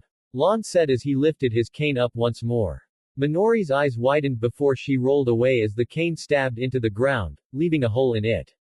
Minori continued to roll as Lan followed, attempting to stab his cane into Minori without much interest. This guy's not fooling. He's definitely way stronger than me. Way stronger than Oken too. Minori thought as she managed to notice he was still on his phone. And that bastard has the nerve to do this to me while he's on the phone. Oh, that's it. Minori's body then glowed as she managed to leap off the ground and pounce towards Lan with both her fists cocked back. Lan just simply brought his cane up and whacked her in the face, making her cease as the golden handle pressed deep into her cheek before she fell to the ground. You can't keep surrounding yourself in energy to keep fighting this battle. You'll just be using it all up quicker. Lan said. Then what do you suggest? Minori exclaimed. Lan just stayed silent as he continued to use his phone. Minori was starting to growl, but then her eyes widened anime style as Lan lifted his cane back up, forcing her to roll again as the previous process started all over again. Damn it. Back to this shit again. Come on Minori, think. What would Jen do? Screw that, what would Naruto do? Minori thought as she started getting desperate, but then a new idea popped in her head. What was that stupid thing he said that Joseph, or whatever did in one of his manga books? Instead of going for a full burst, go for a small one to the small parts one guess. Whatever. So in my situation, instead of covering myself in element, Minori then closed her eyes and focused her element into her nervous system. She felt Lan's element was strong, so in turn she had to focus and make her own even stronger. Lan noticed what she was doing and when it was complete, she firmly placed her hands onto the ground, spun in place and sent a spinning kick to Lan, who blocked it with his cane, but then Minori burst her energy from her palms, sending her flying straight into Lan, but right before she could connect, Lon bent backwards in time to avoid her butt hitting his face and body colliding with him. Minori quickly landed on her feet and spun as she skidded until she was facing Lon, who stood up straight up again. Minori grinned as she slammed her fists together twice before extending her left hand forward and waved the "bring it on" gesture. Lon put away his phone, faced forward and spun his can in place as it then rested onto his shoulder. "Go home," Lon said. "What?" Minori shouted with gritting teeth. "I think that's enough for today," Lon said. "Hey you. I just figured it out and." "Exactly. That's enough for today. Honestly, I thought this would take a few days for you to get the hang of," Lon said. "Come on. I still got more than enough steam in me to keep going," Minori shouted as she re-entered her fighting stance. "Definitely the child of Minoru Rokuju," Lon thought as he then tossed his cane to the side, and turned in his fighting stance as his cane landed bottom first and stood erect, with no signs of it about to fall to the floor. For a few days Minori had been getting her ass handed to her by Lon, but during that time she learned and had gotten stronger. Lon taught her the basics of pressure point style, and then he helped her in increasing her reserves and control over element. Right now she was balancing on one hand with her hand tied to her back with a rope that was draining her energy, and her legs crossed as they balance a boulder 5 times her size. She had large energy-draining weights tied to her forearms and ankles, while she was only in her underwear with bandages over her breasts. Bruises all over her body and sweat drenching it as she was balancing on a small rock as lava surrounded her. Sadist. Minori thought with gritting teeth as she looked up at Lon, who was sitting lotus-style atop of stalagmite, his back turned to her while he drank a can of iced tea. Minori tried burning holes into the back of his head with a glare. "Minori," Lon said, earning her attention. "Do you feel like you're going to die?" Lon asked. Minori gritted her teeth and glared at him, not wanting to answer for his satisfaction. Lon then tossed something at the boulder, that made it 3 times heavier, which made Minori's eyes widen and her teeth gritting harder in pain. "I asked Naruto for these sealing tags to help us out a bit in training. This is a gravity seal that intensifies an object's mass. Obviously it is not as strong as Kenway's armor, but it will help you greatly in your training," Lon said before sipping from his iced tea. "Yaro tilde. I'll get you back for this," Minori thought as she fought through the pain, feeling like her bones could collapse apart any second now. It had been a full week since Naruto's declaration for a rematch, and now Minori stood in a room with her track jacket wrapped around her waist and she was barefoot. "So why exactly am I here?" Minori asked with a raised eyebrow, but she had gotten no answer. "Hello tilde." Lon was in a computer room, sipping his iced tea before nodding as a dark-haired boy typed in some keys on his keyboard as then the room started to heat up and glow red. Minori looked around the room surprised as her body began to sweat from the heat. "Ow," Minori said as she lifted her right foot up and held it as she hopped on the other, feeling the burn on one and seeing fresh pink on the one she held, or at least she guessed it was pink as it was a different pigment than the rest of her skin. "Ow, ow, ow, ow, ow. What the hell is going on here?" Minori shouted as she hopped from one foot to another. "Dragon Ace. That is the name of your Maken, right? It utilizes and manipulates thermal heat. I ordered you here because this is the next step in your training. Let the thermal energy of the room flow into you. Accept it instead of fight it. That's all I'll bequeath to you," Lon said through the speakerphone. Minori growled in annoyance, but then the heat increased, making her face go anime style as the room glowed red hot. Minori felt her body heat burning up, her body dehydrating and her feet seeming with pain from the excruciating heat, feeling like they're melting. Minori tried to ignore the pain, but it felt like the heat was stronger. She heard Lon's previous statement echo into her head. "He may have been an annoying bastard who needs a good punch in his nose and perfect teeth," her words, not mine, but he is a genius when it comes to elemental, physical and mental training. She decided to listen to him. So after giving a pout, she closed her eyes and stopped fighting. She felt pain. Excruciating pain, but she was going to be damned if she failed this. She's the great Minoru Rokuju and she does not give up in the face of danger or surrender no matter how much pain she's in. And just like that, she felt less pain. In fact, she felt the thermal heat from the room enter her body and go deeper. Deeper than her blood. Deeper than her organs. Deeper than her bones. She felt the thermal energy enter and grow within her soul. In the separate room, Lon watched as Minori was emitting steam from her body as her voice started to rise, her knees bent and her elbows digging into her side as her fists tightened. Oh my god. She's incredible. The boy said in amazement as he stood from his seat with his hands against the system board in front of him. Lon continued to stare at her, silently impressed at her development. After hours of this, Lon ordered the room to turn off the heat. After cooling down for a while, it completely shut off with Minori now drenched in sweat with her arms hanging as she panted with exhaustion, her feet producing steam from the soles of her feet. The door to the room then opened to reveal Lon standing there in wait.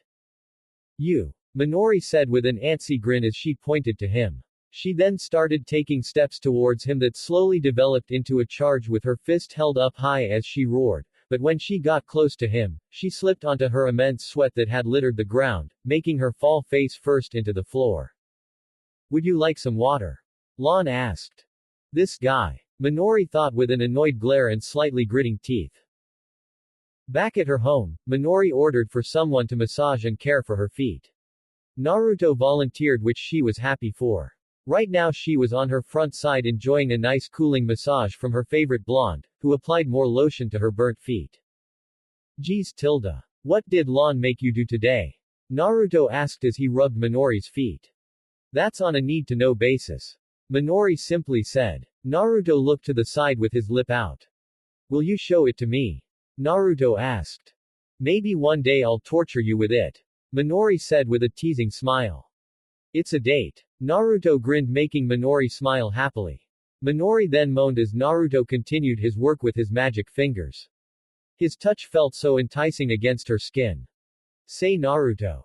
Yeah. Naruto looked to her. If you do this just right, I'll let you fondle my breasts Tilda.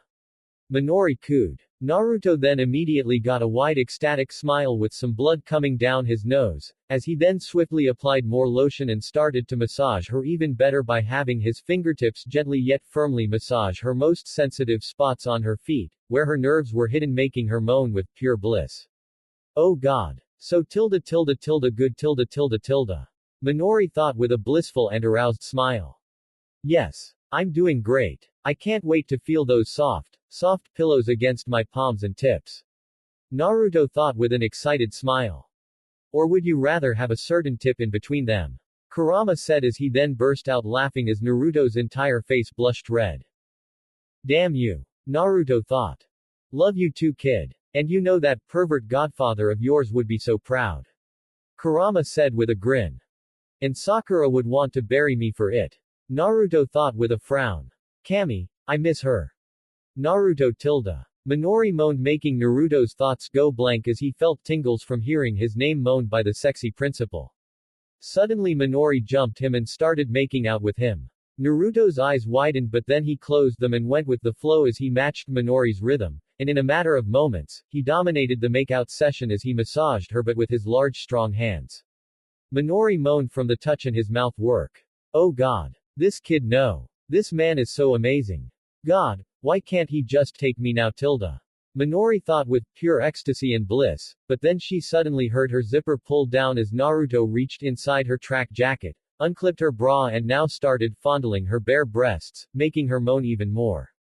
It all felt great, until she felt Naruto's rising soldier touch her majesty, making her eyes widen as he then rubbed his piece against her glory. Desire took her over as she started to take off her tracksuit, but after unzipping it fully and lowering her pants, logic and rationality took over as she swiftly whipped out her Horizon, it's the proper name for her giant paper fan, and smacked Naruto in the head with it as she quickly sat up. Ow tilde. What the hell? Naruto exclaimed as he rubbed his poor throbbing head. Don't get too fresh now. Minori said. Me getting fresh? You were the one about to take off the rest of your clothes. Naruto shouted with an annoyed anime face as he pointed at her accusingly. Oh. Yeah tilde. Sorry about that. Minori said bashfully with her tongue cutely out as she scratched the back of her head. It's just, well, Naruto looked at her with a raised eyebrow. If we were to continue, I feel that we would have finally made you into a man. Minori said looking to the side embarrassingly as she lightly scratched her cheek with her index finger. Naruto stared at her with anime eyes, before finally responding. Will you marry me?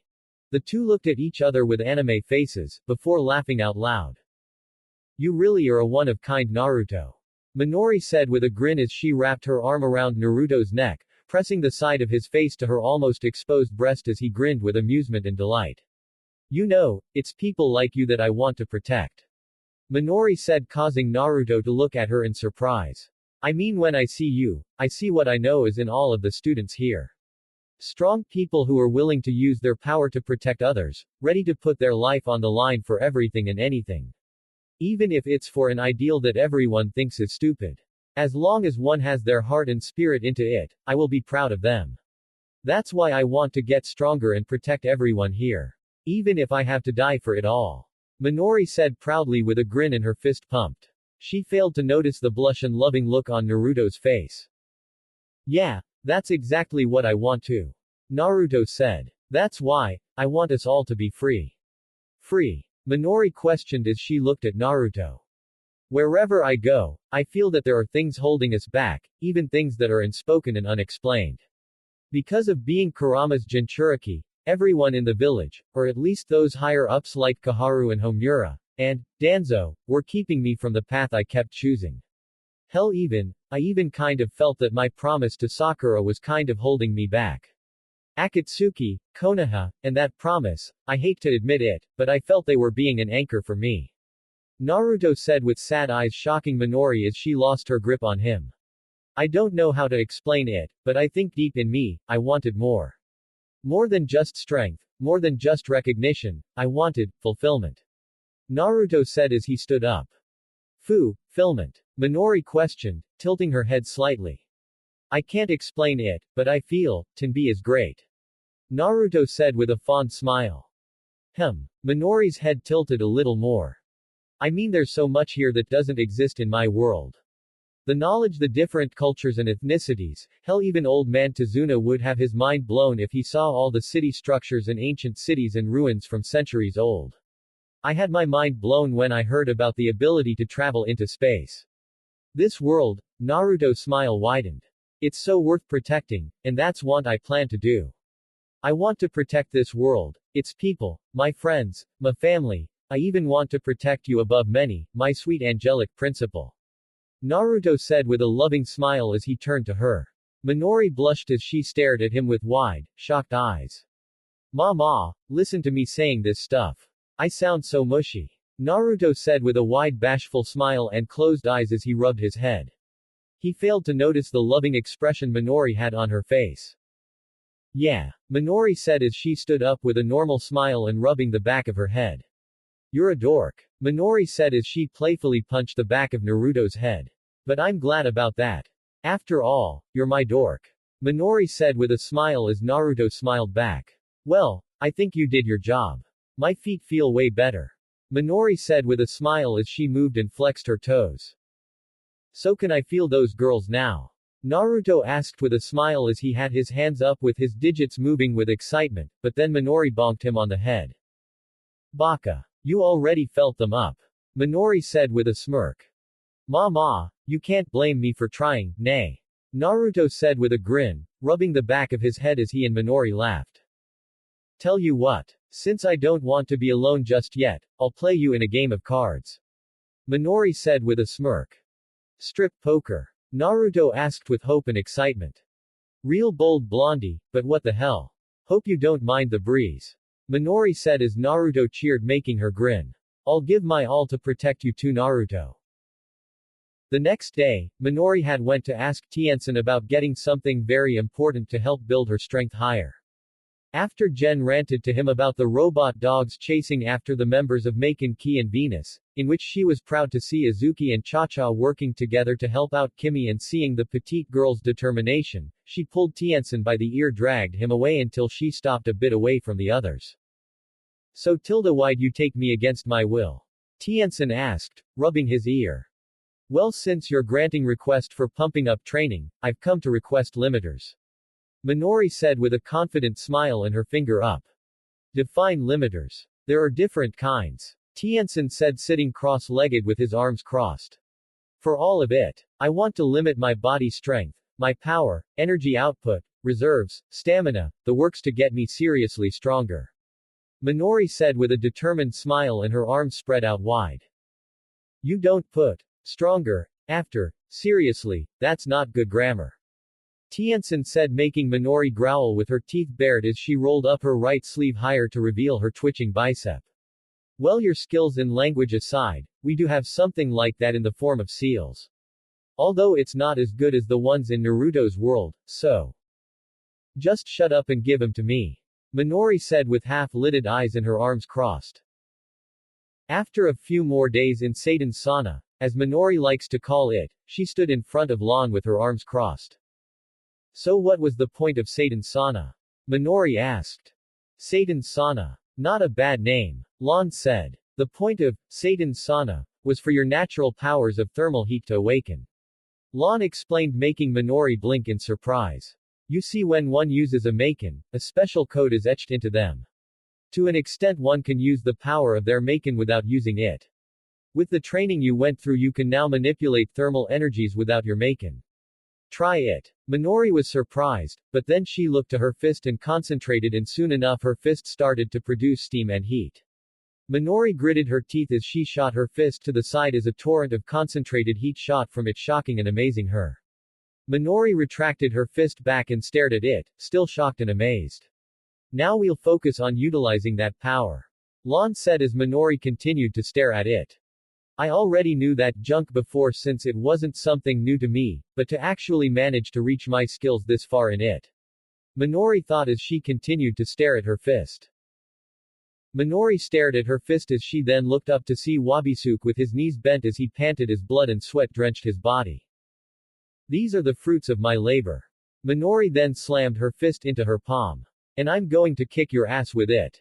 Minori shouted with a grin. Wabisuke stared at her as he focused on regenerating his cells. That was 10 moves performed in no less than 15 seconds, and she already has me in this state. She amazing. More powerful than the others, but then again, she has experience in battle while the others are still getting used to their powers.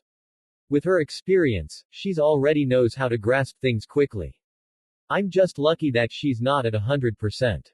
Wabisuke thought as he tried easing his breathing, but he found it kind of difficult as he felt heat surrounding him. Wabisuke's eyes widened before the air around him exploded. Wabisuke luckily flashed away as a lightning bolt until he skidded across the ground sideways, but he was caught a bit as steam came from his body. Damn. She can even combust the air. Wabisuke thought with gritting teeth. Minori then made what sounded like a Bruce Lee sound as she brought her hands up, then slammed them both into the ground. Glowing heat then traveled towards Wabisuke, like a new path, as it followed Wabisuke until it was under him, as then a geyser of concentrated heat exploded from below, attempting to engulf him. A little trick of mine. That explosion wasn't just meant to attack, but to leave some heat on you, so this little attack. I call it, Shiryo Miso Ryu. Hunting buried dragon, Minori thought with a grin. Wabisuke jumped out of the geyser as his skin was now a pink hue. Suddenly Minori dashed at him with her fist ready, but when he landed and jumped back, Minori just grinned, which widened his eyes as suddenly a concentrated stream of energy shot from her fist and strike Wabisuke right in the gut, making his eyes widen even more with his cheeks puffed with blood in his mouth as the stream then sent him flying into the air. Shinku Habi. Crimson Serpent, Minori shouted as the stream dissipated. Minori then rocketed into the air, wrapped her arms around Wabisuke's waist, threw his towards the floor, where she rocketed down towards him with heat blasting from the soles of her feet, blasting the sandals away, as she then made it to him, put him in a hold as she then slammed him into the ground, piledriver style. Then she firmly wrapped her arms around his legs as then her body heated up as steam seeped from her body and then started spinning him around at a high speed, becoming a tornado of heat as she then released him, sending him flying, and then she took 3 more spins as her fist was surrounded by mass-heated elemental energy. Goon Ryu. Roaring dragon, Minori screamed as she shot her fist forward as the heat grew and formed into a large dragon that made a sort of roaring sound from the heat traveling at high speeds, until it impacted with Wabisuke with an echoing roar. Holy crap! Haruko actually cursed in amazement. They all then noticed that Horus had blocked the attack, but at the cost of it melting, with the result of Wabisuke being paralyzed as foam came from his mouth. He's actually foaming at the mouth. Haimgami said in shock and disbelief as they all stared in shock, belief and amazement. Yeah. Go Minori-sensei. Cha-Cha shouted as the more enthusiastic bunch of the group cheered as Minori appeared in front of Wabisuke and started pounding him with her fists. Kick his butt. Kimmy cheered as her fists made booming noises as they connected with Wabisuke. Wabisuke felt his face and ribs getting decked with quick and powerful punches, jabs and hooks. I don't appreciate it, when my students are bullied. Minori said as she continued to punch him until she cocked both fists back as they burst with thermal energy. Suin Chaka Bakua. Twin ignition blast, Minori shouted as she slammed both fists into Wabisuke's body as thermal energy burst straight through his body as he was then sent flying far and crashing into the ground. Yeah. Everyone cheered with joy as Minori pwned Wabisuke. Go Principal Minori. Anaho cheered. The greatest principal ever. Cha-Cha and Fu cheered in unison with one arm wrapped around each other while their other fist pumped. Mama, you're all making me blush. Minori said with a flattered blush and small smile as she scratched her cheek with her finger.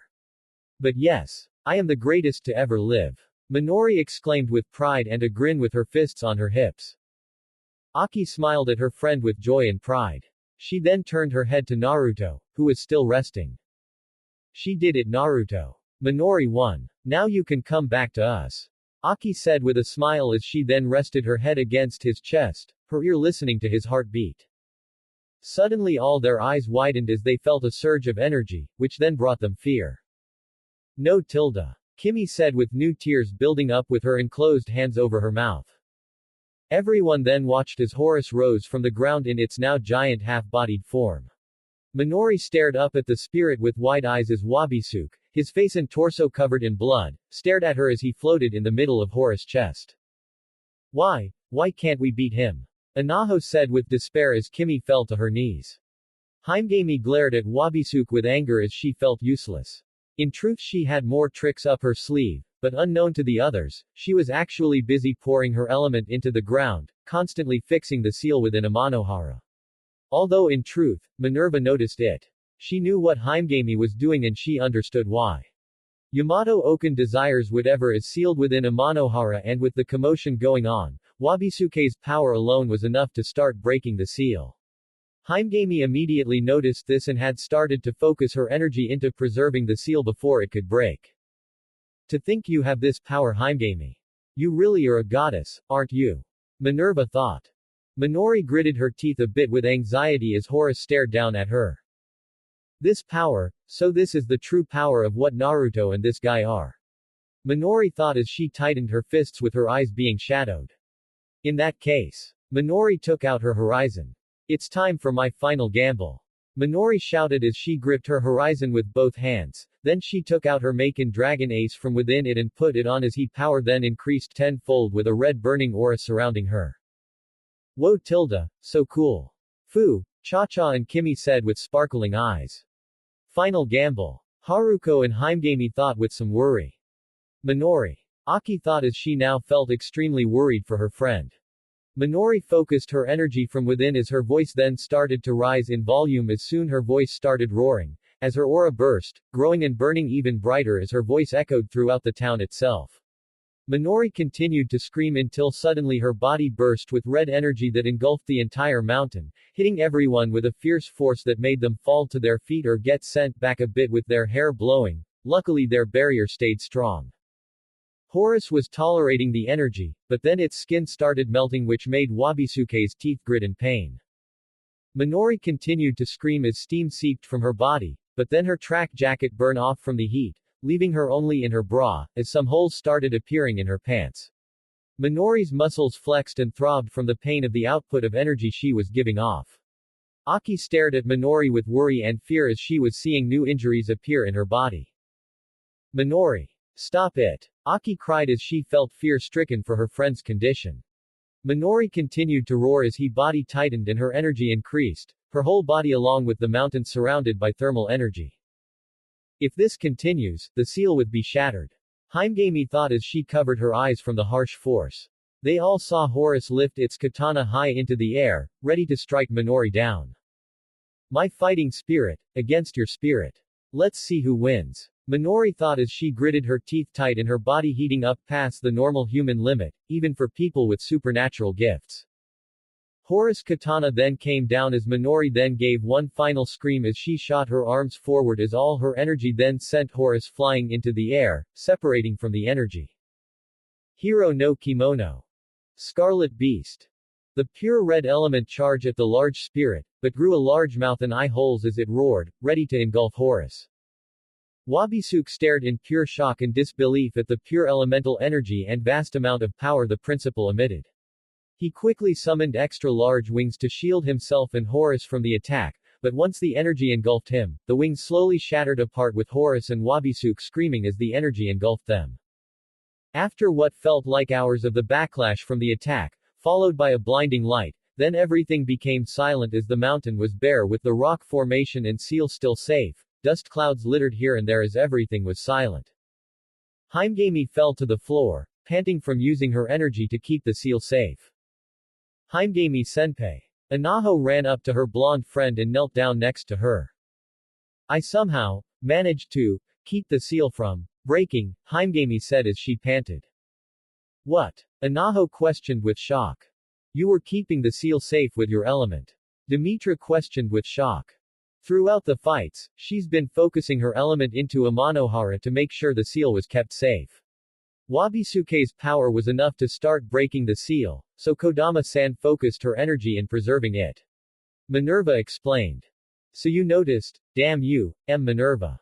Himegami said with a small smile that Minerva returned. Whoa tilde, everyone turned to Fu who stared up at the sky. So tilde cool tilde. She said with wide, amazed eyes making everyone look up, only to gasp as they saw that the attack literally torn a hole in the sky, showing of some of space itself. Holy living crap, she's become even more monstrous. Kengo said with new fear and respect for Minori along with everyone else. Minori. Aki called out as everyone looked to see Minori standing still with her legs apart and her arms hanging to the side, remaining silent. Minori. Please answer us. Minori. Aki called out as she started feeling tears well up in her eyes. Minori remained silent until she slowly turned to them and grinned the best she could. See, I had it covered. Minori said with her eyes closed as her grin widened and she gave a victory sign. Everyone then smiled with joy and relief as they all then cheered, but it was short-lived as something crashed into the mountain, making everyone look to see the dust settle to reveal Wabisuke on his knee with his hand against the ground and his head hanging as he was hatless. Everyone stared at him with shock and fear. He just won't stay dead. Kengo said with new fear and despair, but his voice sounded tired. Minori then stuck her bottom lip out as she then wiped some blood from the side of her mouth and then lightly pounded her fist against the palm of her hand thrice before speaking. Looks like I'm not finished yet. Wabisuke remained silent, but then he looked with wide frightening eyes as he vanished and appeared in front of Minori, faster than any eye could see as his palms were against her torso as he then summoned the flames of Omen to his hands as Minori was then hit by a burst of pure black flames, sending her flying back towards the others, causing the barrier to break apart upon impact, as she then skidded in front of Aki. Aki stared at Minori with horrified and teary eyes as her whole body was charred. Aki quickly grabbed her, only for her palms to get burnt upon contact, forcing her to retract them. Aki started to shed tears as she was getting desperate. She quickly went to her bag that she had apparently brought with her, and started searching for something. She then took out what looked like glowing energy crystals. Magatamas. Yuka said as Aki quickly used one, but it wasn't doing much, so she added one more, then a few more, then just decided to use all of them. Aki was crying as she used all her strength to try and heal her friend. No, her best friend, but all her effort did was bring down her heat and lessened the char of her skin. She felt a pulse, but it was weak. Aki started to sob as she bit her bottom lip. Stupid Minori, Aki said as her tears came pouring. Everyone looked to them with sadness and worry, but then they all felt the dark energy coming from Wabisuke making them turn to see him slowly walking his way to them with Renzoku Kurai fully unsheathed. Everyone felt fear in their hearts. He was unbeatable and unstoppable to them. No matter what they did, they could only slow him down, but never stop him. Everyone felt like giving up, But then suddenly Takaru started to get up, making them all look to him to see that even though he was terrified, he was willing to fight. Kengo looked to him, then to Naruto, before giving a small smile as he then slowly stood up, ignoring Yuka's desperate hand for him to rest. The two stood side by side as they then got in their fighting stances, glaring at Wabisuke. Everyone stared at them before then Izuki got up and stood by them, ready to fight, then Cha-Cha, then Haruko and then soon everybody followed. Himegami looked at all of them and smiled as she then found the strength to stand up and join them. You fool, you really have affected us. Even in the face of danger, and or deaths, we can't help but refuse to give up. Himegami thought as she thought about the blonde they all were protecting. You really have changed us, for the better, Ni-sama. Himegami shed a single tear. Takaru then gave a battle cry as they all charged forward to give their final charge towards Wabisuke who walked slowly towards them with a black aura surrounding him. They all fought him, but he kept blocking with Renzoku Kurai, and beating them away, and even using Horus to slap and kick them away. All were fighting hard except Kimmy Sato. She shook in place with his Maken shaking in hand. She felt too scared, but not about standing up to Wabisuke, but giving it her all and failing. She always felt she was weakest of Maken Ki, and maybe it was true. She couldn't help herself. No matter how determined she always felt, she felt she would fail no matter what when it came to fights against other people. Drops of liquid fell to the floor, as Kimmy started to sob. Why? Why am I so weak? Kimmy thought as she bit her bottom lip as her tears poured from her eyes. Everyone, I can't. She stared at everyone giving it their all against Wabisuke, only to be pushed back and injured as they continued. I can't. I'm sorry. I promise to use this power to protect those that I love and care for. Kimmy heard herself shout her vow from earlier within her head. I know you will, Sato. Good luck. Tiensen's voice echoed in her head. I'm sorry, Tiensen-sama. I couldn't be strong enough. I wasn't worthy of your pride. Kimmy thought as she continued to cry, but then she saw Izuki get cut on her torso, as she then stumbled back, as then Horus appeared, readying its katana. Cha-Cha quickly ran in front of Izuki and grew her fist into large size to block the attack, but Horus' katana was powerful enough to send them both flying and leaving a nasty cut on the back of Cha-Cha's large hand. Kimmy watched as her closest friends were on the floor, groaning in pain with Cha-Cha's hand returning to normal size, but then Wabisuke was above them with his Renzoku Kurai up and ready to stab right through them. Kimmy's eyes shrank as she saw the tip of the blade come closer and closer to her two best friends, her two sisters. No. Suddenly a purple aura burst from Kimmy and charge at Wabisuke as then a purple fist punched him in the face, sending him flying. Everyone looked in shock as they saw a mist of purple energy with multiple fists flying around it and scarlet eyes, hovering in front of Cha-Cha and Izuki protectively. Cha-Cha and Kimmy were in shock as they stared at the being, until Kimmy made her way by their side. Wabisuke groaned in pain as he got on his knee and looked at the being. So she does have a spirit as well. Wabisuke thought as he wiped away blood from his mouth. I don't care who you are. No one hurts my love and my sisters. Kimmy shouted with new fire in her eyes. She called us her sisters. Cha-Cha said with a smile as she and Izuki stared at Kimmy. Wabisuke then rocketed towards them at blinding speed. I will never forgive you. Kimmy screamed as her spirit parried Renzoku Kurai with a punch, then started pounding Wabisuke with its fists at a breakneck speed. All the fists then punched Wabisuke away making him roll against the ground, and then it charged at him once more. Horus. Wabisuke said as his spirit then appeared and went for a slash along with knee attack, but they both were parried and batted away by Kimmy's spirit's fists as then Horus got punched in the face and ribs making Wabisuke spit out blood. Damn it. My soul is so badly damaged that Horus is too weak against this one. Wabisuke thought. Kimmy's spirit then started beating Horus and Wabisuke as Kimmy started making her way forward until she was in front of Cha-Cha and Izuki. Yeah. Go Kimmy. Cha-Cha cheered with all her might. Show him what happens when you hurt our own. Izuki cheered as well with a grin. Yeah. Go Kimmy. Takaru shouted. Beat him down. Anaho cheered. Send him to hell. Himegami shouted. Don't stop until he's mush. Haruko exclaimed. Break his face in. Kengo shouted. Send him flying from Tenbi. Furin shouted. Everyone was cheering for Kimmy as her unnamed spirit continued its assault, showing no signs of stopping its high-speed punches. However, as this went on, nobody noticed that Kimmy's nose began to bleed. Horus had finally disappeared as now Wabisuke was suffering the full force of the spirit punches. Kimmy gave one final scream as the punches increased their blinding speed tenfold. Everyone cheered louder and louder as the spirit was beating down Wabisuke. The attacks seemed to be unending, but soon enough after countless punches, the spirit then vanished, shocking everyone. Wabisuke fell to his knees as his face bled and his body bruised and beaten. Kimmy, what happened? Did you run out of steam? Cha-Cha asked, but she got no response. Kimmy. Still none. Kimmy. Cha-Cha said her friend's name with worry.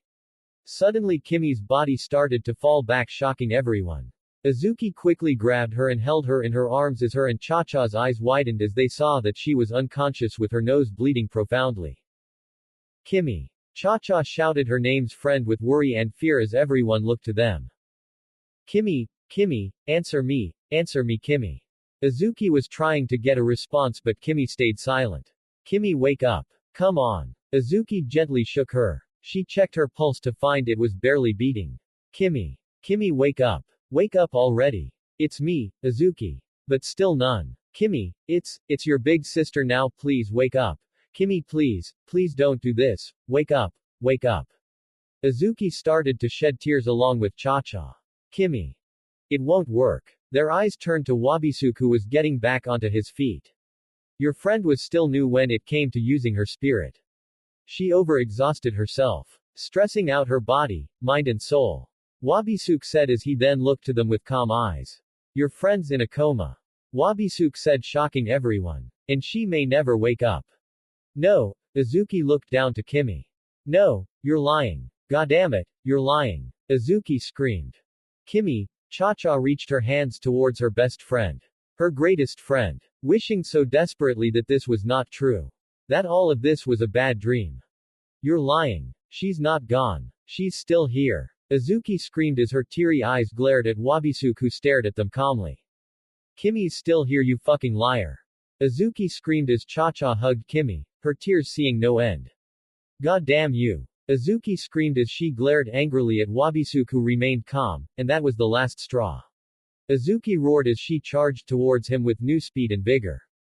Wabisuke. Azuki screamed with pure rage as she rocketed towards him, jumped and went for a kick with Hawk, right across his face, but he grabbed her leg, spun and threw her away, but not before cutting her leg with his katana, leaving a deep cut as she flew towards Naruto's side. Azuki. Cha-Cha screamed as she picked up Kimmy bridal style and ran towards her other best friend. You bastard. Takaru roared as he and everyone gave one more charge, but then Wabisuke's eyes widened as a dome of electricity pulsed from his body and sent them all flying, now all severely injured. Cha-Cha sat on her knees next to Azuki as she saw Azuki struggling to pick herself up with her hands against the ground. Azuki gasped with pain as felt her legs bleed intensely. Aki-sensei, you have to heal her. You have to save them both. Cha-Cha said in desperation as she held Kimmy tightly. Aki looked to the two critically injured students, but she covered her mouth when she saw Azuki's leg. Aki-sensei. Aki shook her head as she felt her soul ache with sorrow. Aki-sensei, please fix them. I can't. Aki said. What? I'm sorry, I just can't. Aki said. Why not? You need more magatamas. Then I'll make more. Give me something to make more. Cha-Cha shouted with determination, but mostly desperation. It's not that. Aki shouted. Azuki, your leg, the cut is so deep and the element lanced within it that he used it, I'm afraid it's over. I'm sorry. Aki said with a sorrow-filled frown. Cha-Cha's eyes widened as she stared at Aki with shock, hoping that she was lying, that she was wrong. What about Kimmy? Azuki asked as she struggled to stay on her hands. Aki's frown trembled as she bit her bottom lips with more tears being shed as she shook her head. Teardrops then fell to the ground, but they were no Aki's, or Cha-Cha's, they were Azuki's. Azuki then started crawling towards Naruto, trying her best with the little strength she had left. Azuki, Cha-Cha said her best friend's name as her mouth shook as tears kept spilling from her eyes. Cha-Cha, bring Kimmy, close to Naruto, Izuki said as she continued to crawl with all her might. Cha-Cha nodded, getting the message as she gently placed Kimmy against Naruto's chest. Izuki managed to crawl to Naruto's side and then collapsed onto his arm. She used what little strength she had left to wrap his arm around her and then she slowly and gently started to stroke his cheek.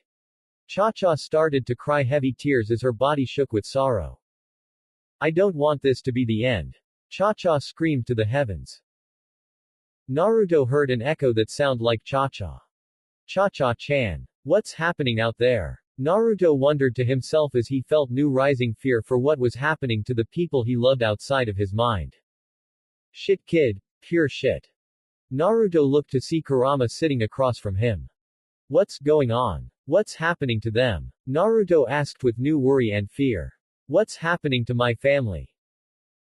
Cha-Cha cried as her tears fell and stained Kimmy's clothes while Izuki continued to rub Naruto's cheek. Aki shook in place, feeling useless and disposable at this moment. She had never felt so weak in her life. As she stared at the four roommates, the four friends, the four lovers, she could help but think that she wanted that. Right now, she wanted this, she wanted to stay by Naruto's side in the end like the three girls were doing right now. And she knew she wasn't the only one. Aki gently grabbed Minori's body and brought her over next to Naruto as she laid Minori's head onto his shoulder, and then she lied down on her friend's lap as she held onto Naruto's hand. Wabisuke continued on his path towards them, but then suddenly a pair pounced at him, but he quickly grabbed their heads and slammed them together before throwing the two towards Naruto and the others. Yan and Demetra groaned as they slowly got back and got ready to fight again, but once they charged, Wabisuke sent a horizontal slash that cut their bodies, sending them falling back towards Naruto's feet. Now they were bleeding out. Their bodies too weak to go on anymore. They had a little bit of strength left, so with it they started crawling towards Naruto. Yan couldn't go on, but Demetra helped her towards the man they both cherished and then they both laid against his stomach. Wabisuke continued on, but then he slashed a bow of light apart effortlessly with his back still turned to its shooter. Furin glared at him with anger and rage as she then gave a war cry, charged towards him and went to strike him with Habaya, but he gripped the sacred bow, threw her with it towards Naruto and slashed her torso, causing blood to shoot, making her eyes widen as she fell to the floor near Naruto. She looked at the man she admired. The man she loved. The man who made her forget her fears when he was near. The man with the hand that she loved to hold. Furin started to crawl towards Naruto, until she was at his side and then held his hand as tightly as she could. This hand that, his touch, even when we're about to die, I always feel safe when I feel it.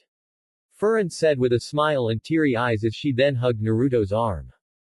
Wabisuke made his way to them until he was about right in front of them, but then Cha-Cha quickly got between him and the others with her Maken glowing. Wabisuke stared at her crying face as her mouth shook. What seemed like there would be fight, Wabisuke saw nothing but sadness and desperation. Cha-Cha shook in place, but then she just went back to Naruto's side where Kimmy was and hugged him, Kimmy and Izuki tightly. Nay, Chan, a tired and battered Fu whispered as she looked to her older sister from the ground she laid face first. I'd rather die with my most favorite people in the whole world. No, the universe, no, the multiverse, no, I just want to be with the three that I love with all my heart. Wherever you go, I'll follow. Cha-Cha thought as she continued to cry. Wabisuke stood right in front of them, staring at them all. He then raised his katana, signaling the end. Izuki shed tears as their finals moments were coming. But she needed to do one final thing. Naruto. Naruto stared at the ground with somber eyes as Kurama looked at him. There really is no more darkness in you. Kurama said. Kurama, what's going to happen? Naruto asked. Kurama stayed silent. I know that there's something different this time. Our bond, our partnership, it's going to be different than in the manga. So what is it? Our power will be one. Your body is always adapting, so when we merge our powers, it will adapt to making it permanent. Kurama said. Wait, so we'll be the same? Naruto asked. No. You'll just have my power. My spirit will be separate. Kurama clarified. You've got to be kidding me. I don't want to take away all your power. Naruto shouted. You'll still be able to give me some, but the power will be yours, not ours. Kurama said. To hell with that. I don't want to steal anyone's power. Especially yours or any other Biju's. Naruto exclaimed. Technically I'll be giving it to you. But is that what you want? Naruto asked with a raised eyebrow. Honestly I'm not fond of the idea. Kurama said. Then I won't take it. Naruto said. Then consider this alone. Kurama said. Naruto looked up at him for a moment and then smiled. That's what I'm talking about. Naruto said with a grin as Kurama grinned as well, both had their eyes closed. Well then, let's. Naruto's eyes widened as he heard Azuki's voice ring throughout his mind. Azuki rested her forehead against Naruto's chest. Remember the first day I met you? I wanted to bash your head in when I saw you do that stupid sexist jutsu. I really thought that you were just like those two perverted idiots. I was unimpressed by you, even though you were already a great hero, better than anyone else. I didn't see that. I saw another annoying idiot I had to deal with, but then that started to change when you said you wanted to earn my trust and friendship. No one ever made that a goal before. I felt kind of flattered. For a while I had to deal with your immaturity and idiocy. I guess I really did make it seem like I hated you, but I really didn't. Honestly I couldn't hate you. You were a good person, trying to be the best you could be, but then, you had to go through all that crap to get me that bear. I was so touched, so happy, so, little by little, my thoughts on you changed. You grew into a person that I never thought you'd be, but truthfully, if you never changed, I would have still be happy either way, because all that mattered to me was you. Azuki said with a smile. Haruko managed to look up to see what was happening. She didn't have the strength to protect anymore. She hated it. She hated herself. She started to cry, but then she felt a hand hold her own making her look to see the boy she loved, holding her hand. Takaru smiled lovingly at her, wishing he could spit out the words he wanted to tell her so much, if only it didn't get crushed by Horus. Haruko smiled at him lovingly as then suddenly Anaho crawled over and placed her hand over theirs and surprisingly Himegami did the same thing. Haruko was even happier. Now, they were all together. I hated that mission with Leandre because I knew it would hurt you. Just as it hurt me too. I want to spend time with you, eat with you, dance with you, even, do the one thing I didn't with him. Even though so many more girls liked you, my worst fear being I would be forgotten, but no, you chose to not forget anyone. Even though I wasn't keen on the idea of how Cha-Cha called it, all of us being together forever and beyond, I actually did love it before I knew it. How could I deny them you too? You changed them, you changed everyone, you started new friendships, new futures, new love. Kengo tried reaching out to Yuka, trying to grab her hand. He wanted to hold her before it all ended. Yuka felt the same way as her hand reached out and grabbed Kengo's. He started to pull her towards him until she now laid on his chest. Her hand smoothly rubbed against his new seal, and then he grabbed the hand and held it tightly. He mouthed, I love you, and she mouthed, I love you too. They never expected this at all. Not their fall, but the development of their relationship. They thought they'd hit rock bottom before it could ever hope to have a chance at all to bloom, but to their surprise, it actually blossomed into love. True love. And they were forever thankful that it had happened. Honestly, if I had one regret, it would be that I didn't get to do this longer, with all of you. I don't want to regret another thing. I don't want to regret never telling you, even if you can't hear me, I want my soul to reach out to you, to tell you what I've always wanted to tell you for so long now. Azuki gently wiped her thumb across his beautiful whisker birthmarks. Naruto. I love you. Naruto's eyes widened in shock as he heard the three words that deep down, he had always wanted to hear her tell him. I love you too. He heard Cha-Cha's voice. I love you too. He heard Kimmy's voice. Kimmy-chan. But I thought. I love you too you knucklehead. Minori-chan, how are you? I love you also Naruto. Furin-chan. We all love you brother. No homo. Takaru. Naruto then heard everyone start to say that they loved him. He felt them. Their love, spoken to him by their very souls itself. Naruto. We all love you. Naruto smiled as he heard everyone's soul speak to him. He then shed tears of joy. I love you all too. Naruto called out as he then saw an image of everyone in the group smiling at him. Kurama. You ready? Naruto said with a grin. Like you even need to ask. Kurama said with a smile as he extended his fist forward. Let's show that little shithead who he's dealing with. Yosh. Naruto cheered as he connected his fist with Kurama's as then a golden blinding energy engulfed them both. Wabisuke was a man of honor. And despite the pain he had caused today, he still held a sense of honor. He let Izuki finish her final words to him, before he was about to strike Renzoku Kurai down. This is your last chance, show me the power that we both have been waiting, the power of the man that I respect. Wabisuke thought before he stabbed his sword down, only for a hand to tightly grab it, ceasing its movement. Wabisuke looked to see Naruto had sat up with his eyes shadowed and his body shining a flame-like aura that danced against his skin. Wabisuke tried moving the katana, but it wouldn't budge, so he quickly summoned Horus to strike Naruto down, but then suddenly a large muscular golden arm followed by an entire transparent golden entity shout from Naruto's body and uppercutted Horus in the chin. Aura. The golden entity cried as then Naruto slammed his forehead into Wabisuke's. The two glared into the other's eyes as their teeth gritted. Naruto, Haruko said as she saw her little brother rise again. Naruto then suddenly roared as his whole body exploded with golden energy that sent Wabisuke flying and engulfed everyone else in its aura. Wabisuke flew into the air but grew his spirit wings to cease his ascent and stay in midair as he watched the golden energy engulf the top of the mountain, but then a different energy source came from within the mountain as light shot into the sky. Naruto looked around to find that he was now in a black place with what looked like pieces of element flying everywhere. Where am I? Naruto questioned. Who's this? I heard he's Himegami-sama's friend. Huh. Well, he looks strong, but stupid. Oi! Show yourselves! Naruto shouted with annoyance, but then he saw 4 new Shikigami fly in front of him. You're Imouto's Shikigami. Imouto. You consider Himegami-sama your sister. A strong-looking dark-tanned male one with an angular chin said. Yeah, I do. Naruto said with genuinely. The Shikigami all looked at him, then each other before smiling. Welcome to the family, dummy. A male with elf-like ears and long mahogany hair that curled up at the end said with a grin. Thanks. Naruto said. You're Naruto, yes. Naruto turned only for his eyes to widen exponentially as he saw a woman who looked like Kodama, but she was taller and more well-endowed. Who are you and why do you look like my sister hit puberty? Naruto asked, getting a giggle from the woman and chuckles from the Shikigami. My name is Yatsuno. It's nice to meet the man who has been looking out for my daughter for so long. Yatsuno said with a smile.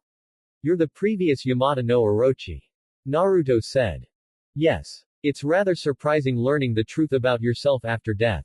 At least Amaterasu-sama explained it nicely for me. Yatsuno said. Amaterasu-sama, you've met her? Naruto asked with shock. Yes. She is very kind. And she cannot wait to meet you too, Naruto. Yatsuno said.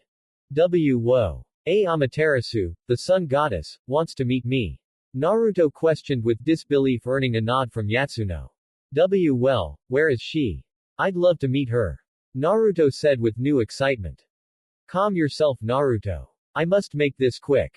After all, I need you to protect my daughter. Yatsuno said. Okay. Naruto said as he wanted to get back to everyone and save them from Wabisuke. Have you heard the story of the 8 original Maken? I went through all I could learn about them. Naruto said. Well, I am here to tell you about the strongest one of the 8. Habakiri. Yatsuno said. Isn't that the strongest of the 8? Naruto asked. That is correct. And do you know why? Naruto shook his head as his answer. They never really explained it in much detail. Just that it was the strongest of the 8. Naruto said, scratching the back of his head. It's because if you are cut by it you have the chance to become a god. Yatsuno answered. Nani? Naruto shouted in shock. Well, technically a demigod. Yatsuno corrected herself. A demigod? Naruto questioned. Yes. Apparently the gods themselves are much stronger beyond our wildest imaginations. Yatsuno said. Yeah, I could imagine. Naruto said. Originally I thought I was a god, but the truth is I am a piece of it. Yatsuno said. A piece? Naruto questioned with a raised eyebrow. I am a severed head of the original Yamata no Orochi that had taken on a life of its own. Yatsuno explained. Naruto's response, his jaw fell to the floor. Or what would be a floor if there would have been any in this plane to begin with? Yatsuno couldn't help but giggle. I know. I was shocked to when Amaterasu-sama told me as well. So, does that make Imouto? Technically she is a demigod herself. Holy shit. Naruto said. Although it's too bad that since I was a piece, she wasn't as strong as a normal demigod should be. Yatsuno said as she looked to the side. How strong is a regular demigod exactly? Naruto asked. You'll find out. I don't like the sound of that answer. Trust me, you will. Yatsuno said with a smile. Back to the point. Habakiri is the most powerful of all, but also the most dangerous, for if someone cannot endure the deification they will lose their lives. Yatsuno explained. Wow. Talk about your double-edged sword. Naruto said. So why are we discussing this? Naruto asked. Because I want you to be Habakiri's new wielder. Yatsuno said. Nani? Naruto shouted with pure shock and disbelief. Whoa, hold on Oba-chan, are you even sure you want to entrust that kind of power to me? Yatsuno just giggled. Oba-chan. Yeah you're Imouto's mother, but since I have no right calling you Ka-san, especially since I would never want to replace my own, I just felt that would be good to call you, Ttibao. Naruto said with a blush as he twiddled his fingers. Yatsuno smiled at him. Naruto, you love my daughter, yes. Of course. I'd do anything for my little sister. I love her with all my heart. Even if she is a pain in the ass at times. Naruto said. Then that's more than enough for me to trust you. Yatsuno said. Huh. Naruto said in confusion. Naruto. I had seen what had happened to my daughter. The pain she felt when those monsters poisoned her, turning her into, Yatsuno couldn't even finish it. But you never gave up. You willingly risked your life to save her without fighting back whatsoever. And the way you held my daughter. I know that you will do anything to keep her safe. Yatsuno said with tears of joy. And to make sure she smiles. Even if it's pull your hair out difficult. Naruto said with a smile. That's why I know you'll protect it with your life, like my son Yabiko. Yatsuno said with a smile as she remembered her son. But Oba-chan, I'm just some baka punk class clown prankster from another world. Or at least I used to act that way, but still, why entrust it to me? Naruto asked. Because you are the most kind-hearted child I know. Despite coming from one world, you made this one your home. One you're willing to die for like your birthplace. This world needs more people like you. Yatsuno said. Wow. That's really nice, but, I'm not really sure that Suddenly Yatsuno's hands gently grabbed Naruto's. Naruto. Naruto looked up at her. I have faith in you. So please do right by me and have faith in yourself. Yatsuno said with a gently motherly smile. Naruto's eyes widened, but then they softened as he smiled. Okay. I'll do my best. For you and Imouto. That's my promise of a lifetime to you both. Naruto said with a grin. Yatsuno smiled happily as suddenly their hands glowed, making Naruto look to see a long sword with extra appendages along the blade now in their hands. This blade is wanted by an evil being. Yamato Okan. Naruto said, narrowing his eyes. No. Okan is but a puppet. It's who dwells inside that is the monster that desires it. Yatsuno said, making Naruto look at her in shock. His name is Yamato Takaru, or as he originally was called Kusu no Makoto. He was my husband's brother and all he cared about was power. He was gifted with power to rival the gods, or better yet beings like me. He is the original founder of Kamigari. He created the organization to kill gods as a way to prove his power to the world. He wanted to be the only god of this world. I entrusted the sealing of all Maken into Amanohara to my son, with Habakiri being the one to be the top priority. Takaru. Kusu. Naruto said, surprising Yatsuno. I don't like that he has my friend's name. His name is Kusu. Naruto said with a stern yet calm expression. Yatsuno smiled and nodded understandingly. Kusu wishes to use the Habakiri on himself to make himself even stronger. Into a deity. And he has the mentality to do so. Yatsuno said. I won't let him take this. Naruto said, narrowing his eyes at the sword. I know you won't. I am entrusting it to you for a reason after all. Yatsuno said. Yeah, Naruto said with a soft smile, but then he started to laugh heartedly. What's so funny? Asked a confused Yatsuno. Nothing, it's just, now I'm as cool as my sisters. Naruto said with a huge grin. Yatsuno smiled, now knowing without a doubt that she made the right choice. Naruto. Naruto looked to her, but then he looked surprised as she grabbed the sides of his cheeks, leaned in and kissed him on his forehead. Thank you. For all that you are doing. Yatsuno said with a happy smile that Naruto returned. And bash the face in of that low-life Kusu. Yatsuno said with her fist pumped. Hell yeah. You got it Oba-chan. I promise. Naruto said with a wink and his fist pumped. He then started to fade which alerted him. Will I ever see you again? Naruto asked with hope. I guarantee it. Yatsuno said with a smile and nod. Awesome. And next time, I'll bring Kodama Imouto. And that way you both will have the biggest smiles ever. Naruto shouted with a grin as he faded away. Yatsuno smiled as she stared shedding tears of joy. Arigato, Uzumaki Naruto. Wabisuke blinked his eyes as he noticed everyone else who were on the mountain were floating within the golden beacon of light, but what shocked him was that all their injuries were healing until they were all fully recovered. The ones who were unconscious had awoken to find the current event they were in. Ah, what hell is going on? Minori questioned as she flailed her arms. I think this is the fox's energy. Furin said as she looked to her hand to see the golden energy dance through her fingers. His name is Kurama. Cha-Cha exclaimed to correct Furin, making the blonde flinch at the volume of her voice. Azuki looked down at her leg, amazed that it was completely healed. Suddenly she heard a voice making her turn to see Kimmy opening her eyes. Kimmy. Azuki cheered with a smile as she hugged her tight. It's a miracle. Cha-Cha joined in with a happy grin. What did I miss? Kimmy asked. Wait. What's happening? Suddenly the light started to shrink as everyone landed on their own feet gently. They all looked to see a small plume of light in the center to find Naruto floating with a strange yet exotic-looking sword in hand. Wow tilde. Kimmy, Cha-Cha, Anaho, Yuruchi, Fu, Minerva and Syria said as they stared at Naruto. Himegami's eyes widened exponentially as she saw the Maken in her fellow blonde's hand. Habakiri. Himegami whispered as Naruto's feet gently landed onto the floor with the golden energy receding. Naruto looked to Habakiri, scanning it with his eyes as it glowed with golden energy. Naruto then looked to the sky to see Wabisuke. Naruto decided to first test out his new Maken away from Wabisuke. Naruto turned around away from everyone, brought Habakiri down, readying it, then sent a quick and powerful slash that sent an enormous slash of golden energy that literally cut the sky in half, revealing space. Everyone looked in amazement and shock, including Wabisuke. Naruto looked at Habakiri with a smirk in satisfaction. Thank you Yatsuno Oba-chan.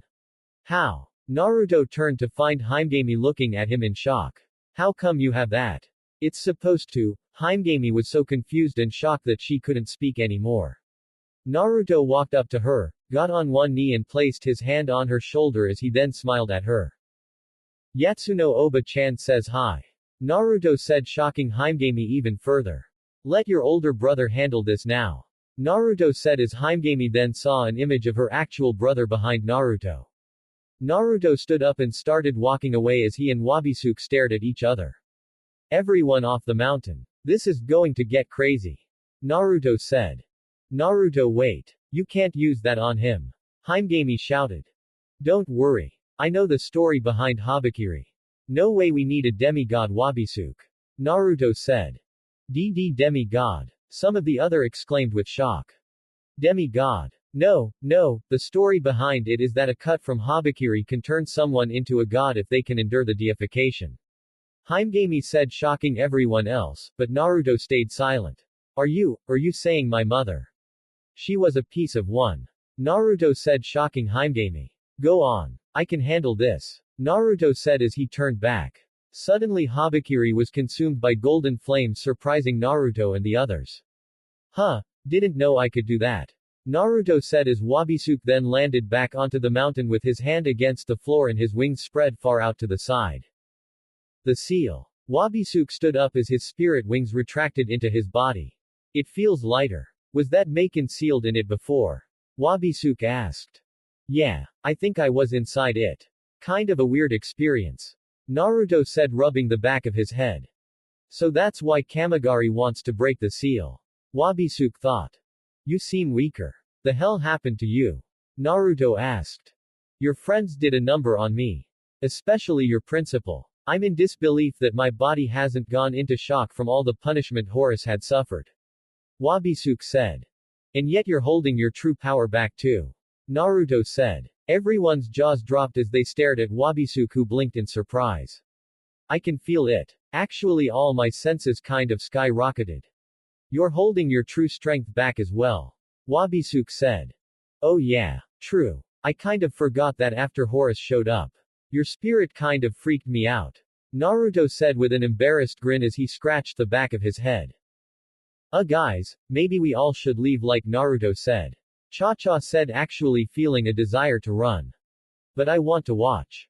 Kimmy said before Cha-Cha picked her up as they all got off the mountain but stayed at the edge to watch the show. Well then, if we're done with using kid gloves, how about we get serious? Naruto said with a smirk, but then he noticed Wabisuke's hat. Hey, there goes your hat. Naruto said, pointing, making Wabisuke turn. He walked to it and placed it back onto his head. Thanks. Wabisuke said as he stood across from his blonde counterpart once more. Don't mention it. Naruto said. They then started building up energy which made the ground shake a bit. Before then their bodies shined to reveal their restraints, Naruto's being his armor that he trained with and Wabisuke being his new and improved special light armor. The two focused, and once undoing their armor, their bodies exploded with energy, eclipsing the mountain, creating rising shining beacons of energy. One gold, the other purple. The two felt their bodies renew as they looked to themselves. Wow, I can't believe this is me. A power like this really exists. And it's my own. Naruto thought as he looked to his hand and tightened it into a fist. Tu-san, Ka-chan, Yatsuno Oba-chan, everyone, watch me. Naruto thought as he looked to Wabisuke, who looked to his own hand with wide eyes. This power, is this really? Wabisuke closed his eyes as he tightened his fist. Time to see how strong I am, for what I want to protect. Wabisuke thought as he looked to Naruto. The two stared at each other, staying silent as they focused on one another. Let's have it. The two shouted as suddenly Horus and Naruto's spirits shot from one another and clashed, blade to fist. Naruto's spirit was large and very muscular just like Horus, but it had long spiky flowing hair that reached to its tailbone, and its pants looked torn up in the bottoms, showing off its ankles and part of its forelegs, while its footwear were square-toed armor shoes that extended up its foreleg with geta sandals worn over them, with a belt wrapped around its waist with no belt buckle and torn pieces of its pants sticking out from the top of the belt and a long sash flowing out the bottom of it leaning towards the right, kind of like Zenyatta's bottom half from Overwatch. But the sash leans more to the side, but the spirit's most defining and noticeable feature was its large jaw, which was tall as it hid most of its face, the top of it having sharp short teeth. Honestly, the jaw looked like half of a cylinder with a zigzag at the top of it. Since the jaw has most of the face, only the eyes could be seen, but they were shadowed as they could only be seen because they glowed gold. An impressive spirit. Do you have a name in mind? Horus asked. Yeah. Golden Asura. Golden Asura said with Naruto's voice. They even talk with their owners' voices. Sugoi tilde. Kimmy exclaimed in amazement as her eyes sparkled. Hey, you know your hat flew off from the power surge, Ttebeo. Naruto said, pointing to the top of his own head. Wabisuke's eyelids lowered in annoyance that his hat had flew off once more. Damn it. Wabisuke cursed. The two spirits' attacks slid off one another with Golden Asura's fist going further down while Horus' katana slashed up. Then the two started sending barrage for barrage of punches and slashes. Naruto and Wabisuke stared at one another in silence as their spirits continued clashing with one another. Naruto's spirit continued to chant, Aura, over and over like Star Platinum. Naruto couldn't help but smirk at this, officially feeling like a true badass. The two spirits then smashed their fists against one another, causing a shockwave of energy. By the way, Horus spoke as they both then sent a kicks and then two punches towards one another. How did you succeed in creating a mirage earlier? You mean that weird thing you did where you used a minuscule fraction of your energy to make an image of yourself to fool me? Let's just say I have a good pair of eyes and now energy sensing is kind of my thing. Plus I have a help from a good friend. Golden Asura said as the two spirits then started kicking and punching at each other at high speeds, blocking every attack faster than the eye could see.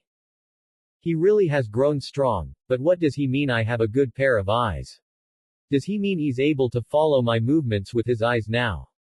Wabisuke thought. Naruto smirked as he remembered a memory of his training. No freaking way. I can do that. Naruto exclaimed in shock as he was sitting on the ground across from a standing Kenway. Yep. It's crucial for you to learn this. After all, you're facing a person who's as fast as lightning. Kenway said. Now remember, this won't be like a Sharingan. All it will do is help improve your brain's perception of sight. By sending energy to your mind and eyes, you will be able to process information and movement at a higher speed. Things will seem slower to you as energy flows more, but there's a reason why not many use this method. It's rather dangerous to the mind. It can cause an overload, almost like when you create too many kage bushin, and then dispel them, which causes your brain to overheat from the overload of information coming at a breakneck speed. And the reason you're telling me this is because I can handle it. Naruto stated.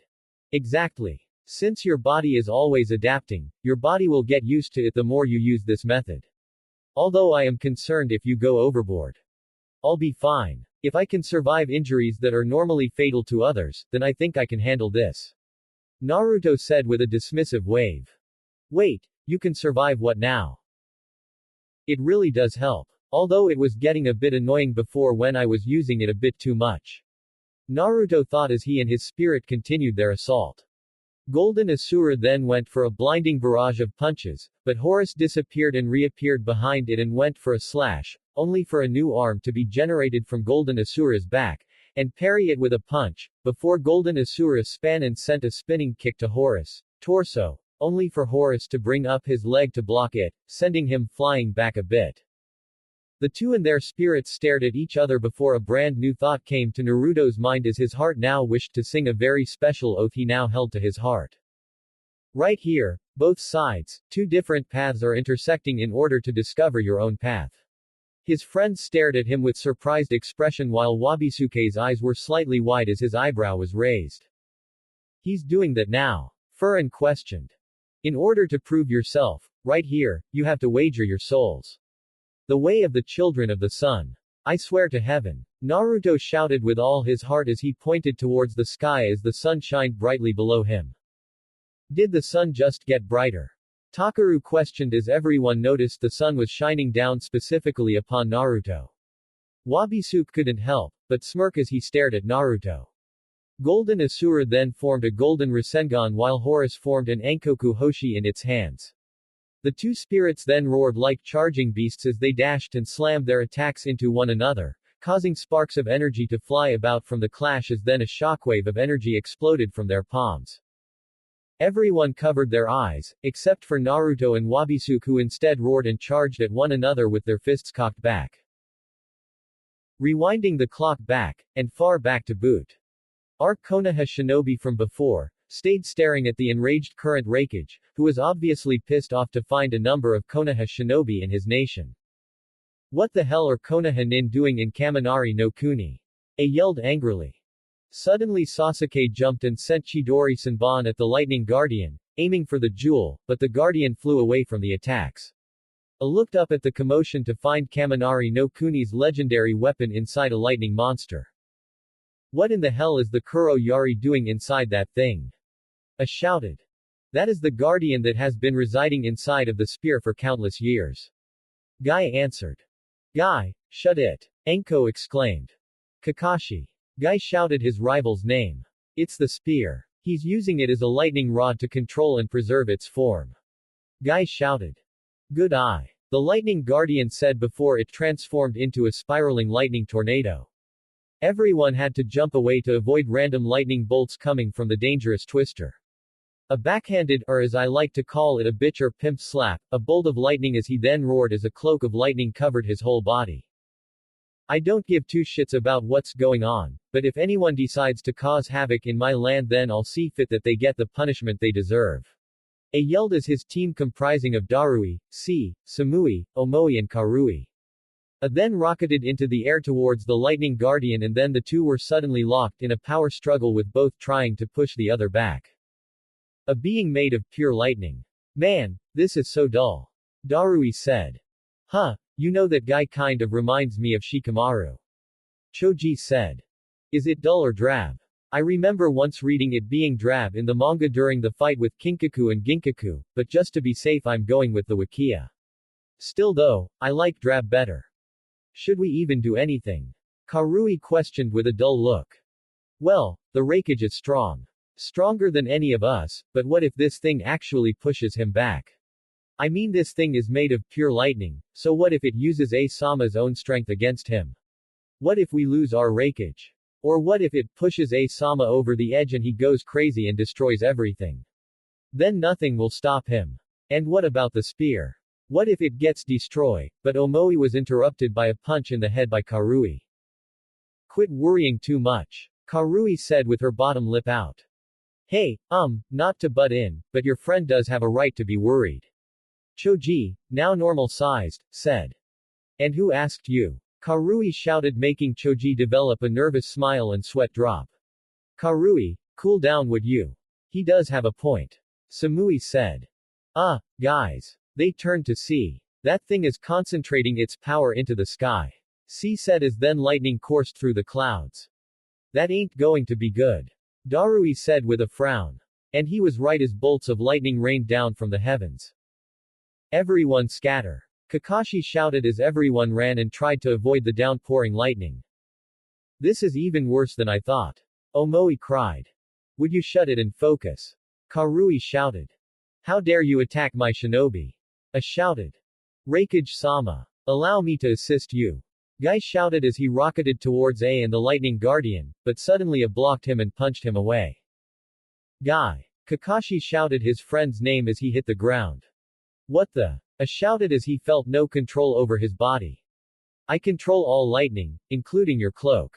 With it, you are but a marionette in my control. The lightning guardian said. A then charged at the others, but Darui blocked him with his large sword. Sorry about this boss. Darui said. Don't worry about it. A said as then he started pounding into Darui's sword at blinding speed with the young Kumo nin enduring the barrage the best he could. See, can't you do something? Samui asked. I've tried, but this thing doesn't have any normal senses like we do, so my genjutsu won't work on him. C said. Karui growled at hearing this as she suddenly saw red at the fact that this thing was using their Reikage like a puppet. Karui suddenly disappeared and reappeared in front of the lightning beast with her sword in hand. Kumo Ryu Omotegiri, cloud-style front beheading, Karui shouted as she sliced at the spear, causing it to shake and move, throwing the being off balance as it lost concentration on its hold of A. The lightning beast then smacked Karui away, sending her flying, but Choji quickly enlarged his hand and caught Karui before she hit the ground. Thanks. Karui thanked the Akamaiki as he let her gently down onto her feet. So Guy was right. It uses that thing like a lightning rod for itself. Yamato said. In that case. A cracked his knuckles then his neck as he charged back at the guardian, ready to punch the spear out, but suddenly it was struck by a gargantuan bolt of lightning as it then grew twice the size of Maken. That ain't good. Darui said. Suddenly a shockwave of electricity sent them all away, but Choji and Maken managed to endure it and took action, the former growing to larger size to catch everyone while Maken engaged the guardian in battle. The spear Maken. Jiraiya shouted. Forgive me if I may be ungraceful. Maken said as he tried striking the spear with his Sasumata, but the lightning kept shocking it back, and shot lightning bolts at him that he blocked with his shield. It's no use. He can't get close to it. Yamato stated the obvious. Thanks for stating the obvious. Enko said with annoyance. Bah. I'll handle this. I'm the only one who can endure that much lightning. A said. Reikage-sama, you can't. With his control over lightning you won't be able to even get near the spear. Kakashi said. Shut it Kapi nin. A shouted. Reikage-sama, he is right. As much as I don't like agreeing with a Konoha nin, you won't be able to make it far within that creature without it taking control over you once more. C said. So what? Are you saying we're hosed?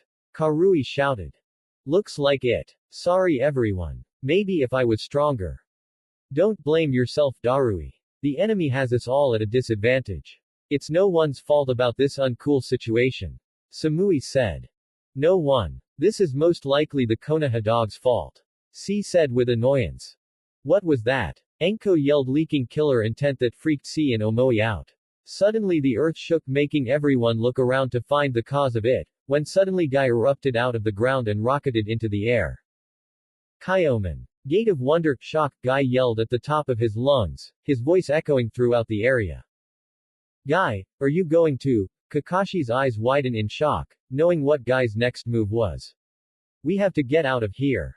Now. Kakashi shouted with alarm. Choji listened as he then ran with everyone in his hands, but Sasuke, who was on his shoulder, while Maken followed beside him.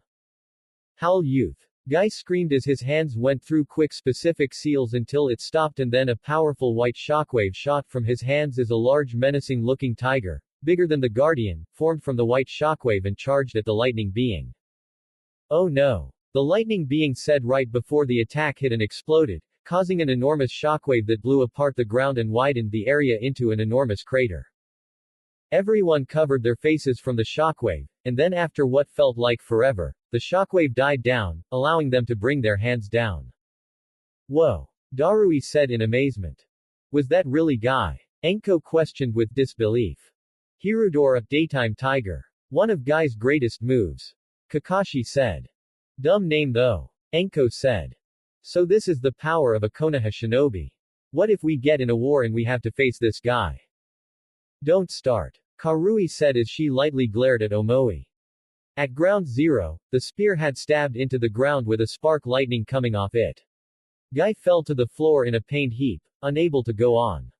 The lightning guardian was then forming, but as it grew an arm to grab the jewel on the ground, Sasuke beat him to it. The lightning beast made a sighing noise as it saw Sasuke grip the jewel tightly in his hand. Guess I lose. The lightning guardian said as the others joined. Lose? What? Karui said with confusion.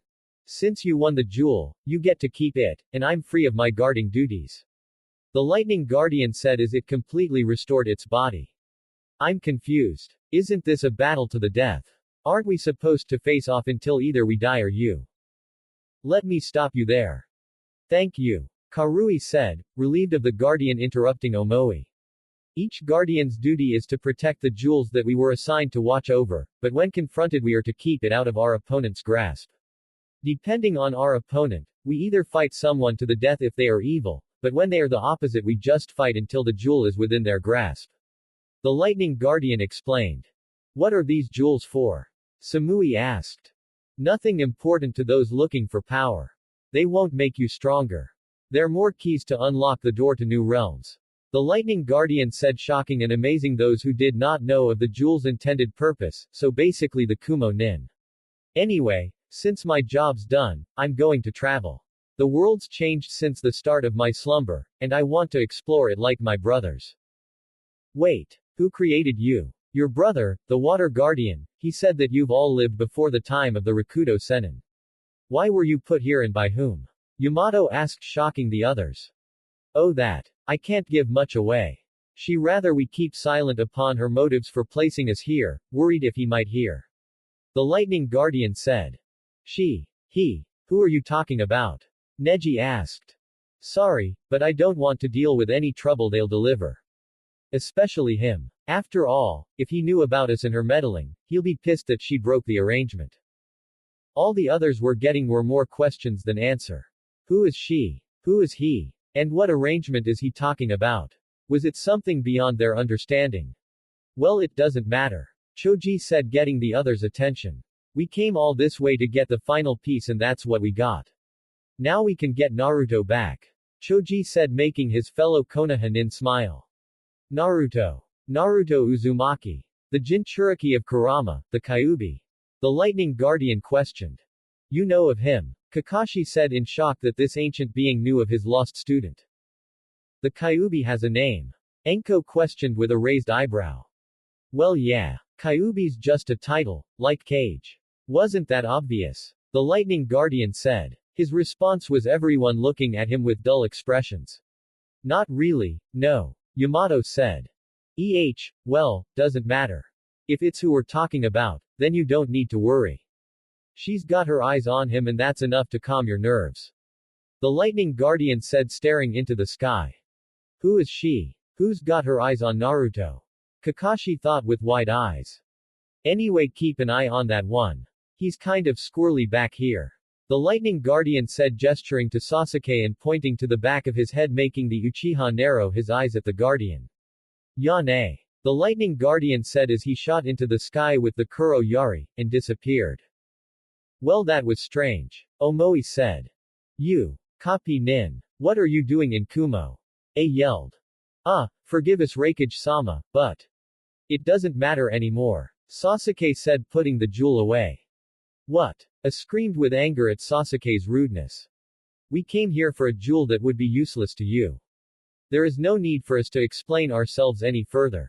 Sasuke said. Listen here, you disrespectful punk. You came into our lands and caused havoc for a jewel that won't even work unless. Sasuke then shushined away, causing the veins in A's head and rest of his body to throb. Little shit. Accursed. I want to have a word with your Hokage. Send her that message. A shouted. Hi, Raikage-sama. Kakashi said as he covered his Sharingan. Can we go now? Enko questioned with a bored look. I think Guy needs medical attention. Yamato said as Guy groaned with pain upon the floor. Naruto and Wabisuke slammed their fists together, causing another shockwave before jumping away. Kuroi Akuma no Tsubasa Kiku. Black Demon Blade Kick, Wabisuke shouted as his leg glowed black with a purple outline as he then kicked forward, sending a crescent of black with purple energy towards Naruto. Naruto quickly put up an X block in his knee to take the hit, but as it did, it left a burn upon Naruto's arm and leather pants. Shit. These were good pants. Naruto thought with slightly gritting teeth. Are you serious? Kurama exclaimed. Wabisuke dashed at Naruto and sent a claw strike across his neck, but Naruto bent far back and firmly placed his hands on the ground. Eat this. Naruto thought as his leg was covered in blood-red energy. Akauni ha Kiku. Red Demon Blade Kick. He did it again. Wabisuke thought as he jumped away from the rising blade of blood-red energy. Suddenly Golden Asura charged at him, so Wabisuke summoned Horus, ready to counter, but Golden Asura quickly spun in place, creating a Shibu Tatsumaki death tornado, that grinded against Horus' katana, until it was fully parried. Then Golden Asura sent a hard uppercut to Horus' jaw, sending both the spirit and Wabisuke flying back. Naruto then quickly spun in place until he was on his hands and feet, then he burst from the ground, causing it to crack from the pressure and shockwave, as he then appeared in front of Wabisuke and used Asura on him. Remember, there is now a difference between the Asura attack, Golden Asura, which is now Naruto's spirit used for fighting, an Asura the son of Hagoromo and Naruto's previous incarnation, and then sent a hard kick at Wabisuke, but he dispersed into sparks of lightning. Wabisuke appeared behind Naruto with glowing purple eyes, his fingers ready. Naruto gritting his teeth as he turned to counter, but Wabisuke was quicker as he shredded Naruto's chest, before he appeared above him and slammed both hands made into one fist into his head, sending him rocketing down, only for Wabisuke to flash below and kick him into the air, then flashed again and side kicked him away, then flashed again and double kicked him into the air, where he appeared above him and slammed an Ankoku Hoshi into him, sending him straight down into the ground faster than the eye could see with the immense extra gravity behind the attack. Once Naruto impacted with the ground, the whole top of the mountain cracked apart with pieces of earth rising and uprooting. Naruto-kun! Kimmy screamed as everyone started in shock. Suddenly a mouth cannon beam shot towards Wabisuke, who flashed away towards the ground, but Naruto suddenly appeared behind him. Wabisuke sent a backarm towards Naruto, but he turned out to be a mirage, as then Naruto came rocketing from behind, throwing a punch, but Wabisuke ducked. However, Naruto suddenly burst from the ground below and sent a hard punch up Wabisuke's jaw as the previous Naruto vanished. He actually had the control to create two mirages. Wabisuke thought with shock. Sugoi tilde tilde. Kimmy cheered with sparkling eyes. Just like in the manga. Cha-Cha cheered with a grin, a fist pump in her hand on her bicep. Naruto then flipped over as he ready to Rasenkuru and started sending a barrage of Rasenkuru to Wabisuke's face. Aura aura aura aura aura aura aura. Naruto exclaimed before he spun and prepared another Rasenkuru and sent a hard kick across his face, sending him higher into the sky. Then Naruto appeared behind him and Rasengan him in the back, sending him spiraling forward before he appeared in front of him, grabbed hold of his waist and threw him into the air where he met him, cocked his fists back and let loose. Asura. Hoshikuzu Baratsu. Asura. Stardust blitzed, Naruto shouted as he sent barrage for barrage of blinding punches as golden fire was shot from every punch, raining down upon Wabisuke, attacking him with a rain of fire that sped toward him like shooting stars. Wabisuke screamed as his entire body lit with fire. Everyone stared in shock and amazement at the new powerful and beautiful attack. Try this. Naruto shouted as he cocked a fist back as it then burst into flames and then he roared as he thrust it forward, sending a current of fire at Wabisuke, sending him straight into the ground where he exploded of golden flames that blanketed the mountain top. Not that this isn't cool and all, but isn't Naruto causing more damage to the seal on the mountain as he goes crazy like this? Syria asked. Actually, his flames aren't harming the seal at all. Himegami said, making everyone look to her in surprise. It's like they're dancing over it. Everyone looked to the area in amazement that Naruto's flames weren't causing damage to the seal at all. Suddenly Horus spun rapidly, causing the flames to disperse as now it and Wabisuke stood with their blades ready. Wabisuke looked up as Naruto gave a Bruce Lee cry, "You know which one I'm talking about," as he spun his bow staff Baransu in his hands and then slammed it against Renzoku Kurai and Horus Katana that both made an X block with their swords. Naruto then split his bow staff into his harnesses as he then started spinning them both in his hands as they clashed with Wabisuke and Horus Katanas. Naruto was expertly parrying all the attacks, which impressed Wabisuke and the others, then suddenly he batted away the katanas and then leaned in close to Wabisuke's face and stuck his tongue out, safe to say that surprised him. Once Naruto leaned back, Golden Asura was behind him and waved at Wabisuke, further surprising him, before a blinding barrage of punches came spiraling at him, pounding every part of his body, making his skin bend, bones break and organs jump around, as he was sent flying far before Naruto unhinged his mouth, his hair rising and flailing, like his hair was flames, as his mouth glowed crimson.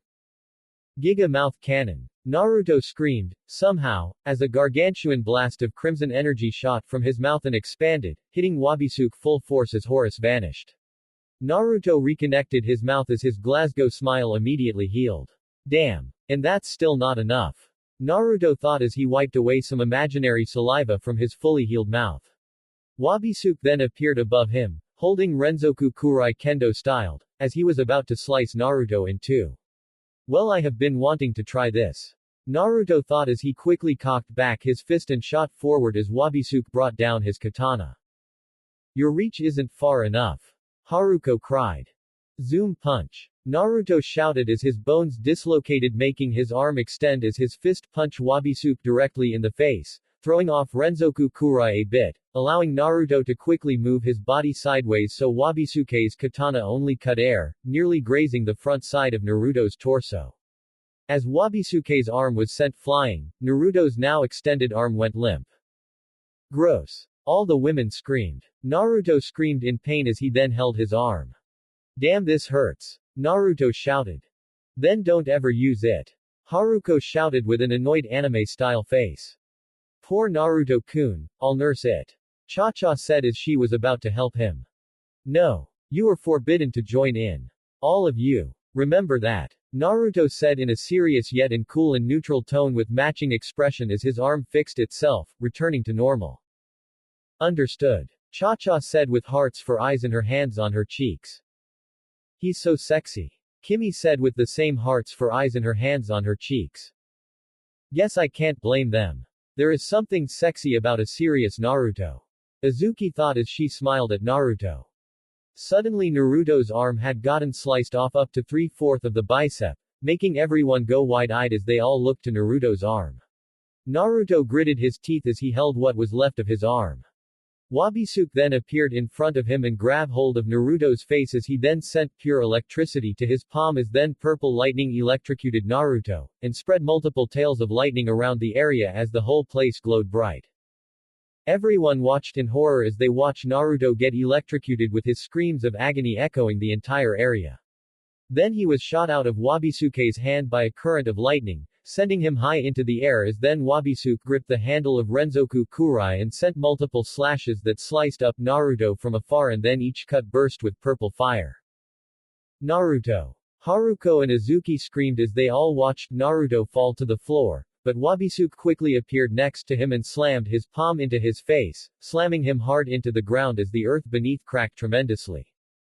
Suddenly Naruto's left leg wrapped around Wabisuke's arm, surprising him, before Naruto's other leg kneed Wabisuke's arm right in the elbow, breaking and dislocating his arm, making Wabisuke grit his teeth in the pain before he was Rasenkaru'd in the face, sending him flying back until he tumbled upon the ground, then rolled onto one knee as he held his broken arm. Hammurabi's Code. You took my arm, I take yours. Naruto said with a serious expression. He actually did study. Naruto, I'm so proud of you. Haruko cheered with joy and pride in her little brothers. The other spectators looked at her in surprise, making her blush in embarrassment. I'm just really proud of him. Haruko said with a bashful smile. Naruto then dashed to his arm and picked it up from the ground. Naruto raised an eyebrow as a thought came to mind. Naruto reconnected his arm back to his body and focused Kurama's chakra into the wound as then his cells instantly regenerated, fully reconnecting his arm back to his body. Kick ass. I'm unstoppable. Naruto cheered with pure excitement and pride as he thrust his fist into the air. Everyone stared in shock, disbelief and amazement. He did not just do that. Kengo said still in disbelief. His healing factor is far greater than mine or anything I've ever seen. I can't afford any more critical hits. Wabisuke thought as he relocated his arm as his cells healed his limb, albeit at a slower pace than Naruto's. Wabisuke then stood up as a purple aura surrounded him, then Horus appeared in its giant form. Naruto was about to do the same, or at least attempt it since he's still new to the whole spirit thing, but suddenly Horus raised both its hands into the air as it then started shooting countless beams of light into the sky. The beams sank deep into the clouds as they all then turned black and then thunder, but instead of regular thunder it sounded like the roar of 1,000 wild cats. This won't be good. Naruto thought. No shit. Kurama said. Suddenly raining from the skies were countless panther made of purple lightning rained down from the sky. Kurai Hyo no Ori. Cage of the Dark Panthers. Holy shit, holy shit. Naruto and Kurama said with shock and wide eyes. Get off the damn mountain. Kengo screamed as everyone went farther down. Naruto-kun. Kimmy shouted her true love's name. He'll be fine. Azuki exclaimed as she grabbed Kimmy to make sure she didn't try anything stupid, and that's surprising since it is Kimmy. Naruto stared up as the panthers came closer to him at a lightning speed. The most shocking thing of this was that Naruto was keeping his cool as he had a calm expression on his face. As the panthers came close, Naruto silently said, Golden Asura. Suddenly as the panthers were in his personal space, humongous golden fists shot from the mountain, or more specifically Naruto, as they slammed into the countless panthers. The others stayed their distance, but Kimmy bit Azuki's hand making the redhead yelp in pain as she was forced to let the petite girl go. Kimmy quickly ran up the side of the mountain only for her to gasp in amazement. Azuki and Cha-Cha quickly came to her side, only for them to gasp in amazement as they saw the clash of powers. Sugoi tilde. Kimmy and Cha-Cha said with sparkling eyes. Holy Mother, Azuki said as everyone else joined to see the spectacle. This is so tilde anime worthy. Cha-Cha said in a trance of amazement. Suddenly Horus Katana came for a horizontal slash to cut off all the arms. Naruto-kun, watch out. Kimmy cried out, but then a hand firmly gripped Horus' blade, but it looked to be that the fists that were punching the panthers, none of them were the hand that grabbed Horus. At least that's what the members of Maken Ki and Venus tried to guess, considering it was so hard to tell with the blinding speed the punches exceeded, but Wabisuke knew that it was true. Aura. Golden Asura cried out as he punched the last of what seemed like an endless barrage. Golden Asura now was gargantuan like Horus, having now legs as it stood on the end of its torso, but unlike Horus, it had 4 large muscular golden arms, one of them holding Horus' blade. Sugoi tilde. Kimmy, Cha-Cha, Syria, Uruchi, Anaho and the Finian twins said as they all stared in amazement. Now all I need is two more. Naruto said as he and Wabisuke glared at one another. You know this world fascinates me in more ways than one. Manga being one of the biggest things. Got to thank my adorable Kimmy-chan for that. Naruto said with a smirk. He called me his adorable Kimmy-chan. Kimmy said with hearts for eyes and her knuckles pressed against her cheeks. It's actually pretty obvious that JoJo's Bizarre Adventure is my most favorite of all, and ever since I saw Stans, I've always wanted one. Nerd. Kengo shouted. Shut it. Naruto shouted with an annoyed anime face with gritting teeth. Luckily Cha-Cha smacked Kengo upside the head. Shish tilde. You're interrupting his speech. Cha-Cha said as Yuka comforted Kengo's throbbing head. Truth be told, I wanted something like Star Platinum. And now it looks like I got something better. Precision, super strength, perfect hand-eye coordination and reflexes, and now extra arms to do more damage. Now all I need is the power to stop time to enjoy kicking your ass even more. Naruto said with a cocky smirk as he cracked his knuckles. And why exactly are you telling me this? Wabisuke asked, not finding the point of a kind of pointless speech. Because I'm warning you, I know more about these kinds of battles. Naruto said confidently. Golden Asura then went for a fast jab, forcing Horus to move its head to the side, having its cheek grazed by the fist. Gold finger. Suddenly one of Golden Asura's fingers from a spare arm stretched and jabbed Horus right between the eyes, making a new wound appear in the same spot for Wabisuke. Holy crap, that actually worked. Naruto exclaimed with pure joy and excitement. You know, for a guy who says he knows more about these types of battles, he sure gets too excited over the things he's doing. Uruchi said with a dull anime face. Orao rao rao rao ra. Asura chanted as it sent a barrage of blinding punches with its three free arms, pounding Horus all over. Suddenly a large wing burst out of Horus' body and attacked Golden Asura. Noticing it, Golden Asura moved away, but the wing cut one of its arms, causing a new wound to form on Naruto's left one. Wabisuke glared ahead with his iris turning purple as the wing spread far out with Horus' katana readied and over its other arm.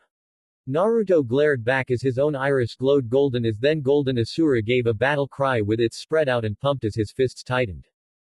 Naruto and Wabisuke charged at each other and clashed, golden flaming fists to violet flaming sword, their spirits mimicking their move.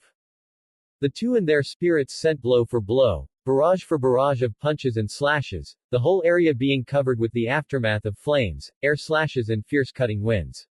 Everyone had to duck out of the way and went deeper down the mountain to avoid the chaos. Wabisuke roared as he cut off Naruto's right arm, which resulted in both of Golden Asura's right arms. It's over. Wabisuke said as he readied for a horizontal slash to bisect Naruto in half, but suddenly he was smacked across the face with Naruto's arm, with the blonde using it as a weapon, while Golden Asura did the same to Horus.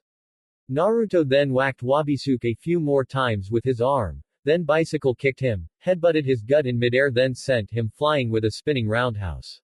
Horus vanished as Naruto breathed in deep, making his chest expand as he then shot a giga-mouth cannon at Wabisuke, but Wabisuke flipped in the air and then sent a vertical slash that created a fork in the technique as it made contact with Renzoku Kurai until it was over.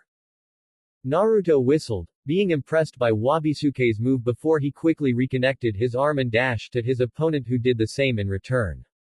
Naruto threw a punch that connected and actually parried Renzoku Kurai, making Wabisuke's eyes while Naruto grinned at him, before butting him straight in the head, sending him skyrocketing before leaping into the air, used his spirit arms to grab hold of Wabisuke's body before they both started spinning rapidly in the air.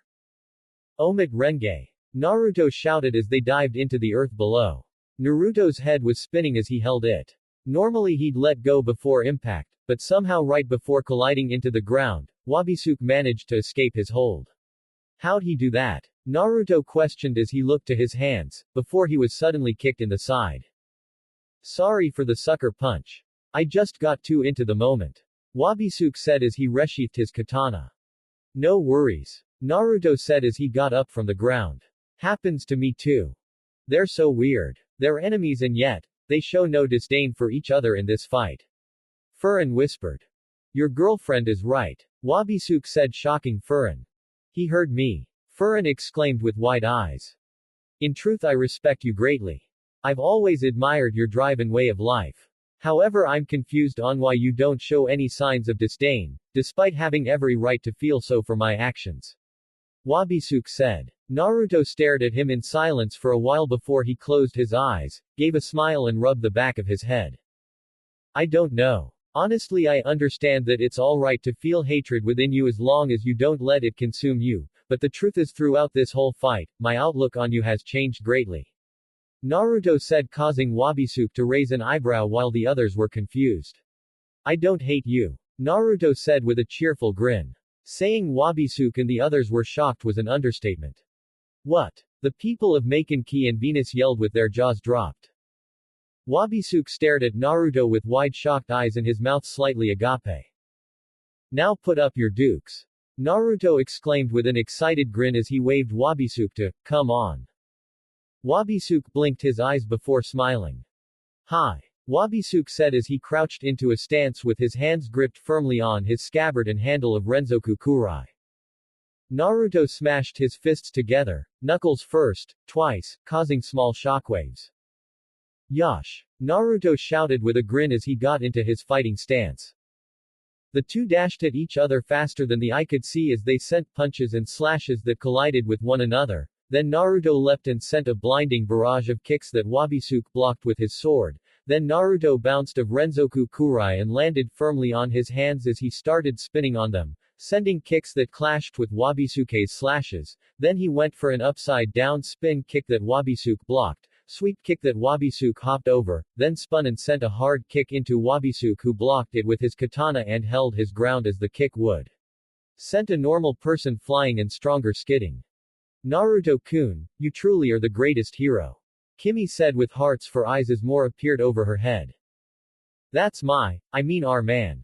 Cha-Cha cheered with a grin and both fists thrust into the air. Go Ni-san. Anaho cheered with a fist thrust into the air. I'm getting sick of these cheerleaders. Yen said with her cheek resting into her hand. Naruto, kick his ass already so we can all leave. Yen shouted. Seems the cheering and infectious. Demetra said with a smile as Yen glared at her.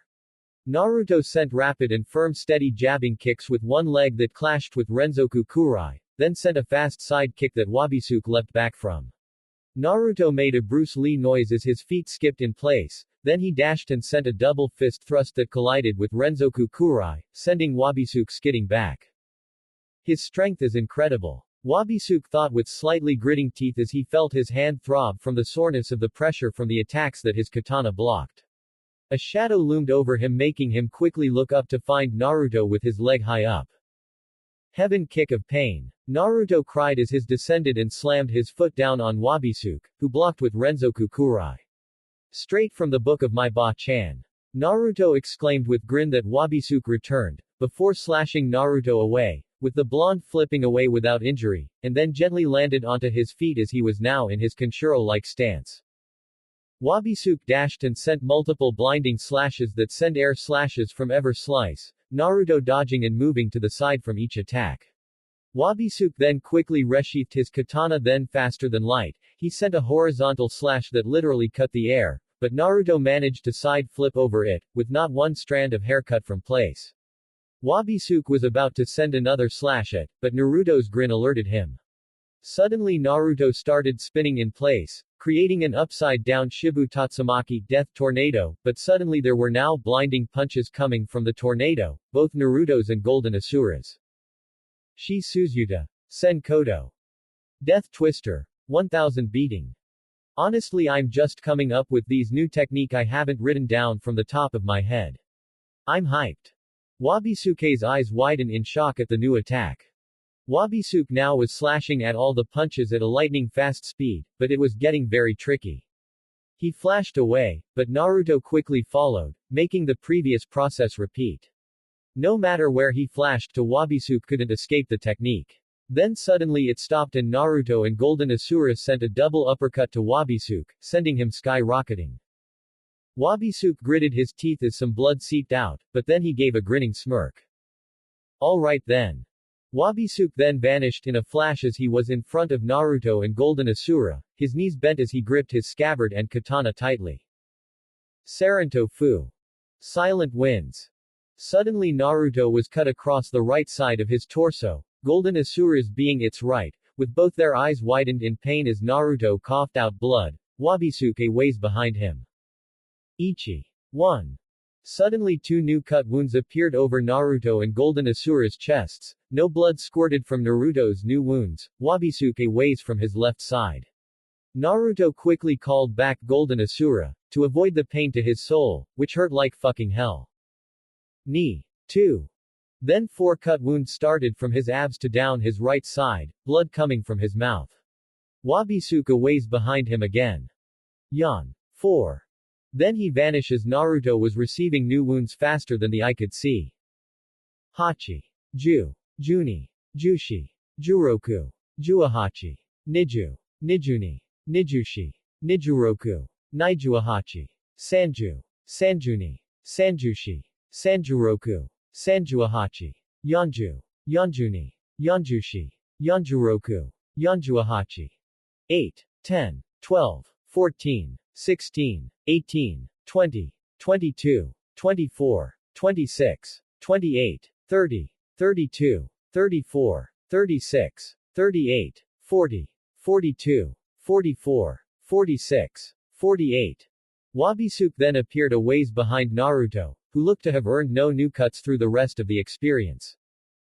Goju. 50. Wabisuke stood up straight with his katana in scabbard in front of him with his katana unsheathed bit. That is when the wind comes apart and reveals the bloody heaven. Once he fully resheathed his katana, blood sprayed all over Naruto's body, flying far and everywhere. His friends watched his pure horror as he fell to the floor, back first. The scene was so horrible and heartbreaking that everyone was silent. Wabisuke brought Renzoku Kurai to his side, but he still remained on guard as his opponent is the number 1 most unpredictable shinobi. Suddenly he felt vibrations in the ground below, making him look down in time as the ground beneath burst open as countless balls of fire rocketed towards the heavens. Naruto Renden. Asura. Hoshikuzu Baratsu. Naruto Barrage. Asura. Stardust Blitz. 20 Naruto clones shouted as they all were sending barrage for barrage of punches with fire and wind flying from their fists. Wabisuke screamed as the fires came together and consumed him, charring his skin. Good thing I have plenty of those tiny scrolls. Golden Asura threw those so fast out of his line of sight that even I couldn't keep up. Spirits are cool. Naruto thought as his body was healing his wounds at a rapid pace and new blood cells regenerating to replace the ones he lost. Once all the clones used up their Muko energy, they vanished. Wabisuke's body was charred as he fell to the ground, back first, causing a cloud of dust to arise. Both he and Naruto panted as they let their bodies work. They had thrown such dangerous techniques that anyone from both their world would have suffered and died long ago. They were truly feeling the power of being top dogs, near invincible machines, and they weren't finished yet. Once they were healed enough, they managed to roll onto their fronts and then looked up at each other with heated glares. The two then roared with their eyes widened with fury as they then charged towards each other and started sending blow for blow with fists and slashes, earning new wounds in the process. Wabisuke sent a kick to Naruto's left leg, creating a shockwave and electrical blast as electricity from his leg affected Naruto's, making the blonde grit his teeth in pain as he became a bit lopsided with his leg now bending. Wabisuke then sent a horizontal slash to Naruto's side, cutting deep into the left side of his torso, ready to bisect him in half, but Naruto actually controlled his muscles that they tightened so hard, they stopped Renzoku Kurai in place before reaching his stomach, shocking Wabisuke. Naruto then slammed a Suzo Bakuden no Ken hydrogen bomb fist into Wabisuke's gut, sending a fiery hot blast of wind right through his gut, causing him to cough out blood as then another Suzo Bakuden no Ken hit the same place, causing more damage, but before another could hit, Wabisuke's spirit hand grabbed the fist and another raised Horus Katana high, ready to cleave Naruto, but Golden Asura's fist backhanded the weapon holding hand again, as then Naruto head-butted Wabisuke hard in his head, as then extra spirit arms came out and ready to beat him. But Wabisuke kicked Naruto away with a lightning-enhanced foot. Naruto screamed as tiny scrolls shot from his open seal on his stomach and then burst into clouds of smoke as thousands of Narutos appeared, ready to fight. Wabisuke, faster than lightning, started cutting up and slashing the clones until the original remained, then slammed his pommel into Naruto's gut, but Naruto slammed both fists into the sides of his head, both attacks enhanced with the former being lightning and the latter being wind with fire enhanced. Both then exploded with their purple and golden flames, sending them flying away, but Wabisuke quickly skyrocketed as he sent Muko energy into Renzoku Kurai, and then sent countless slashes at Naruto, causing new wounds to appear at a fast rate. Then Wabisuke burst with purple energy. His hair swept back. Think the Virgils from Devil May Cry 3 and 4 Special Edition, as he then thrust his hand forward as an enormous beam of purplish-white energy shot from it, consuming Naruto, who screamed in agony as his whole bolt felt fried. His skin charred as his eyes were wide and completely white, and once it was over he fell to his knees and landed onto his back. Wabisuke stared down at him as he floated into the sky, his energy diminishing as he used a good quantity of it, but he then noticed a blue shining light overtake him from behind, making him look up to see numerous Resenshurikens raining down upon him. Before they connected, Wabisuke's eyes widened as he realized that part of the clone arm had quickly sent them into the air faster than the eye could see, him failing to see it from the quantity of clones he was dealing with, and now they were coming back as Naruto and his clones had done the math to have them make U-turns to come back down upon him. The numerous Resenshurikens impacted with him, causing an explosion of blue energy to consume him, fierce cutting winds blasting from each explosion, and after what felt like forever, the explosion diminished, allowing Wabisuke to fall to the floor. Everyone stared in pure shock at the spectacle they were viewing. Holy shit, they're insane monsters. Kengo said as he shook like a leaf. Silence followed. Dude, if this was an anime, I'd totally watch it. Takaru said. Oh, no question. Kengo completely agreed. Then Naruto and Wabisuke charged at each other, giving battle cries as they had their devastating techniques in hand, Resenshuriken and Enkoku Hoshi, ready to slam them into one another. Once reaching close range, they thrust their techniques forward, causing an eruption of power as they were surrounded by dark layer of energy with a clear intangible dome beneath it expanding out until it was at the end of the mountain top, before it instantly retreat back to ground zero, before an instant explosion of white with a black layer expanded, sending a blast of gravity that caused the ground below to break as a crater followed, sending a shockwave and harsh winds flying, and then the dome blasted into blinding light. Forcing everyone to cover their eyes as gravity and wind blasted throughout the entire area and sky. Naruto blinked as he then noticed shadowy silhouettes of many people far from him. It's him, the cursed one. Why is he here? Won't he kill us all? He shouldn't be allowed to leave his home. For everyone's sake. Mommy, why is everyone scared of him? Not now, baby, let's just leave. Why can't he just stay away? He could lose control any minute and we'd all be done for. Naruto listened to the words that sounded more of fear with no hatred. I don't get it. I thought I conquered this. Naruto said, confused on why he's seeing this memory, but then he heard sobbing making him turn around to find a young dark-haired child with a small slender ponytail hanging from the back of his head as tears fell to the ground. Naruto blinked in surprise as he stared at the child, but he noticed a shadow below the child to find dark flames surrounding him. Pure black flames. Naruto's eyes widened as he remembered two flames like this, but only one he could think of that he had recently faced and was most likely find in this world. Naruto stared at the child with wide eyes. Wabisuke. Naruto said. The young boy slowly looked up to reveal his sad face, before a blinding light overtook everything. The two opponents passed one another, skidding across the ground, both now on their hands and knees. Once again a chunk of Naruto's side was missing and now his arm was broken and twisted into several different places. Naruto blinked in surprise as he recalled what he had just experienced. He's just like me. Naruto thought. Naruto-kun. Kimmy screamed, knocking Naruto back into reality. Naruto focused his cells to regenerate the missing piece in his torso and then rearranged his broken and twisted arm, completely fixing it as then his torso was finally complete again. Don't worry, Kimmy-chan. I'm all better now. Naruto exclaimed with a grin as he waved to her, making her smile with relief. Gecko. Moonbeam, the purplish-white beam of energy from before consumed Naruto once more, sending him flying back as it finished. Naruto tumbled hard onto the ground as he heard Kimmy scream. Wabisuke was slowly walking to him with his hand outstretched and his eyes shadowed. Gecko. Naruto was blasted again, sending him rolling across the ground. Gecko. Naruto was sent off the ground from that one. Gecko. Naruto was hit with it in midair, as he was then sent flying. Naruto rolled against the ground, but then got onto his knees. Gecko. Naruto screamed in agony as he was hit full force with the beam once more. Naruto's friends, his family, were crying and had worry-stricken looks. No, no more, no more. Kimmy screamed as her own spirit came out in its misty appearance as the others were ready to join in. Yumeru. Stop, Naruto shouted, making everyone stop. This battle, it's important, for me, and him, Naruto said as he started getting up to his feet. I won't allow any of you to interfere. Naruto said with a serious expression as he glared ahead. Naruto-kun. Kimmy whispered as she got teary-eyed as she and everyone felt conflicted, desiring to protect him, but were trying to restrain themselves to respect his wishes. Gecko.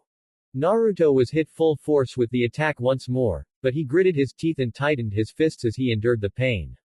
Once it finished, Naruto's head hung, worrying everybody as he was then hit with the once more. Naruto stayed still and silent as he was being blasted over and over again by the searing blast. Naruto stayed silent as he remembered a lesson he learned from Minori herself.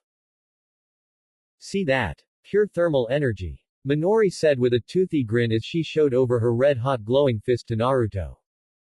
How is that possible? Naruto questioned, staring at it with wide eyes. Well, it's not easy. Minori said with a smug smirk as she held her chin between her extended index and thumb. Please explain. I need to know so I can kick ass. Naruto exclaimed. Well, taking control over an element completely in its purest form isn't easy. But you see, wait a minute, don't you already know how to do this? Well, yeah, but I can only absorb and shoot it out with my hydrogen bomb fists, but I don't know how to manipulate it to such a degree like that. I lack the proper control to wield it like it was a part of me. Naruto said. Well, then that's a different story. You see, you have to be used to the element first. It gets kind of coded to you. By focusing your energy to one space, you attract the element and then slowly you convert that energy, letting the element take over, but you must will it to be yours. Feel the element flow into you, become one with it and make it your bitch. Minori said with a grin as she pumped her and gripped her bicep. Naruto stared at her in silence. Wow, that lacks detail. Yet it's so clear and awesome. Naruto said. You'll get it someday. I know you can. Minori said with grin and wink as she wrapped her arm around his neck. And you know why? Naruto shook his head. Because you have the power to break any limit, even impossible ones. I believe in you, Naruto, and I know you can surpass any limit that comes your way. That's why you're the best. Minori said with a loving, genuine smile. Naruto stared at her, surprised by her words as he blushed from feeling admired, believed in and loved. Naruto closed his eyes as he was now feeling the wind surround him. He felt everything through the air. He knew the time was now to make the wind his bitch. Wabisuke stared at Naruto as he pulled so much energy into this one move. Gecko. The purplish-white beam of energy shot towards Naruto. Naruto. Naruto-kun. His friends, his family screamed his name. Naruto was purely calm. He felt no worries. No alarm. At the moment, he felt peace. The gecko was charging towards him, but to Naruto it came in slow motion.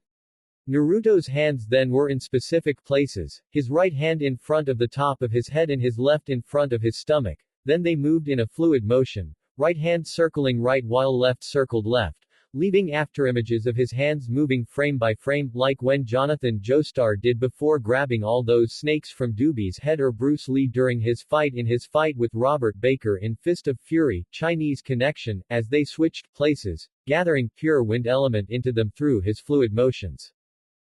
Naruto breathed in calmly as he focused the wind energy to be his. Hakai no K's. Winds of destruction. Naruto then slammed the bottoms of his hands together, sending a concentrated current of pure wind energy to shoot from his hands, going at a blinding breakneck speed, as it collided with Wabisuke's attack.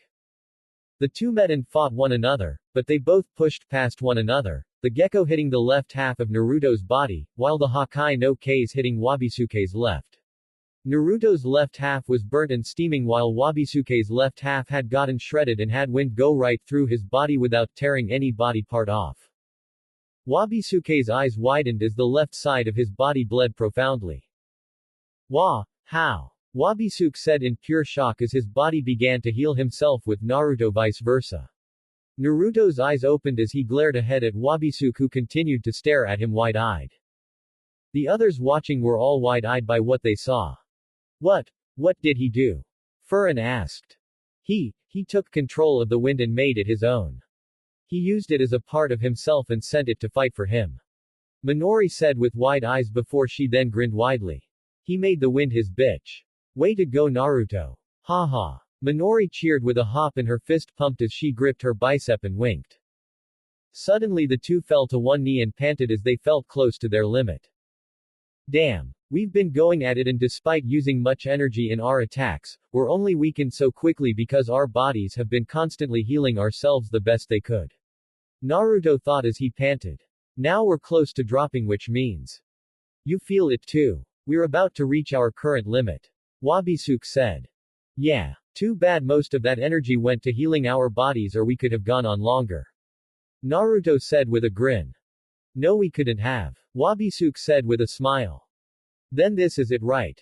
The final moment? Naruto asked rhetorically with an excited grin. Sadly. Wabisuke answered with a smile, even though he knew it was a rhetorical question.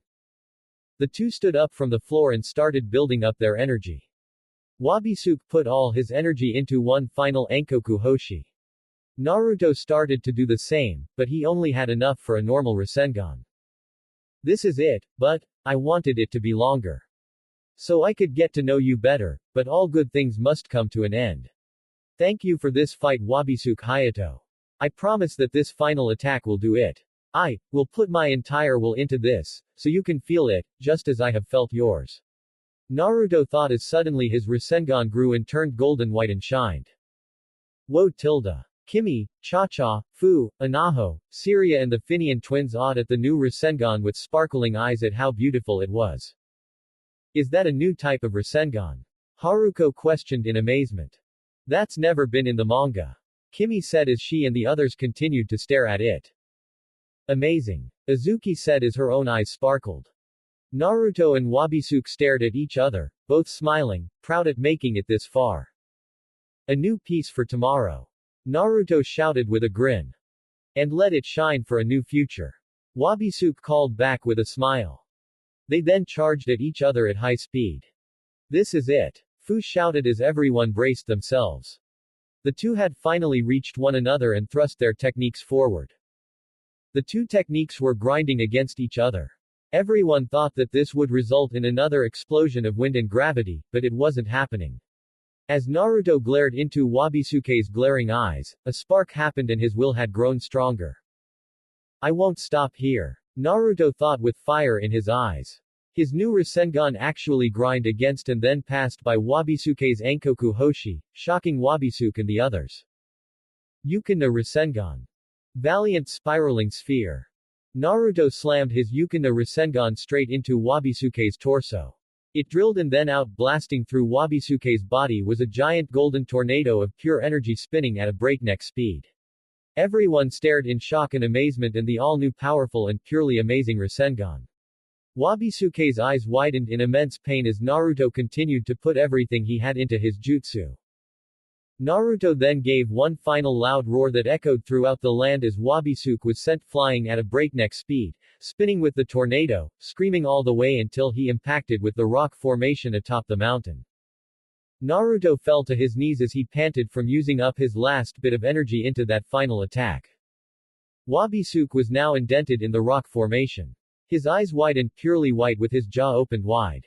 He then fell out and landed hard onto the ground. Everyone stared at Wabisuke with wide eyes, wondering if it was all over. Is it over? Anaho dared to ask. They all looked to Naruto, who was panted as he was drenched in sweat, but then he smiled as he then gave a thumbs up. Yada tilde. Naruto said in a tired tone. Everyone stayed silent before they all smiled, with Anaho and Kimmy gasping with joy. He won. They all cheered. They all then ran towards him and surrounded him. That was amazing. Cha-Cha cheered with a grin and her fists thrust into the air. That was the greatest fight ever. Fu cheered in the same manner as her older sister. You're the greatest, Ni-san. Anaho cheered as she hugged Naruto. Not bad, not messing it up. Himegami said with a smile and her arms crossed. That's my best friend. Takaru exclaimed with a prideful grin. You mean our best friend? Kengo said with a proud smile. Excellent work, fellow shinobi. Yuka congratulated the blonde. Suddenly Haruko hugged him and kissed him a bunch of times all over his face. Don't you ever do something that stupid again. Haruko exclaimed as she hugged him tighter. Okay, Nei-chan, sorry. Could you please quit it now? You're embarrassing me tilde.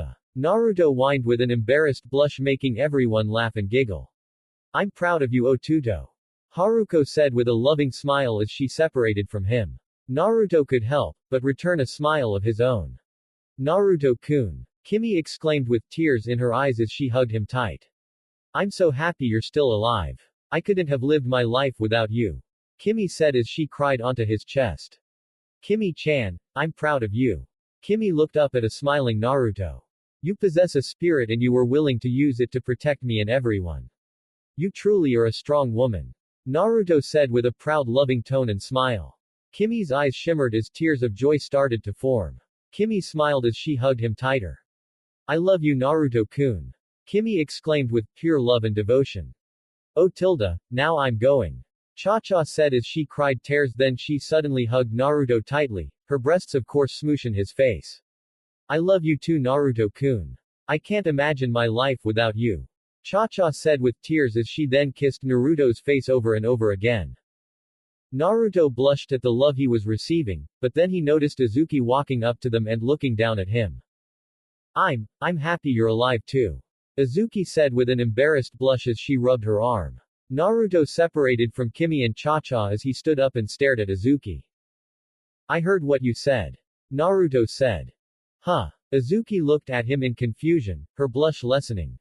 You know, you wanting to bash my head in because you thought I was like these two, pointing his thumb to Kengo and Takaru, having to deal with my idiocy and immaturity, but I slowly won your heart as you got to know me. Oh, and by the way, the wounds I got on that day to save that bear I got you was worth it to see you happy that day. Naruto said with a smile, shocking Azuki as her cheeks grew more heated. Would you really have loved me if I had never changed a bit? Naruto asked with a small smile as he tilted his head to the side. Azuki blushed and looked to the floor. She then took a deep breath and spoke loudly. I'd love you no matter what, Naruto. And I can't imagine my life without you. Azuki proclaimed, shocking everyone. Naruto looked at her with wide eyes, but then he smiled lovingly. I love you too, Azuki-chan. Naruto said with love in his voice. Azuki started to tear up a bit, but then she hugged Naruto, happy to hear his beating heart and feel his warm skin. Kimmy and Cha-Cha teared up, but restrained themselves from joining in as a sign of respect for Azuki's moment with Naruto. Azuki noticed this and sighed as she smiled at their efforts. Oh, just join in already. Azuki said, making Kimmy and Cha-Cha gasp with joy as they joined in and made it a group hug. Naruto smiled at this, but then Furin hugged him too, making him blush. Sorry if I'm intruding. Furin said with an embarrassed blush. No. I'm happy you joined. Naruto said with a smile, making Furin smile. Group hug. Anaho exclaimed as then all the members of Maken and Syria who was feeling the heat of the moment joined in. Alright. Let's all stop before we suffocate him, because I'm already losing air myself. Azuki said. They all separated and smiled. Naruto then felt a small jab at his arm, making him look to see Yan smiling at him. Not bad for a softie. Yan said with a smile. Naruto then felt a hand on his shoulder, making him turn to see it was Demetra. Excellent work. You truly were incredible. Demetra said with a smile. Naruto smiled at them as he couldn't hold himself back. He suddenly hugged them both, shocking them. I love you both. Naruto said with a grin.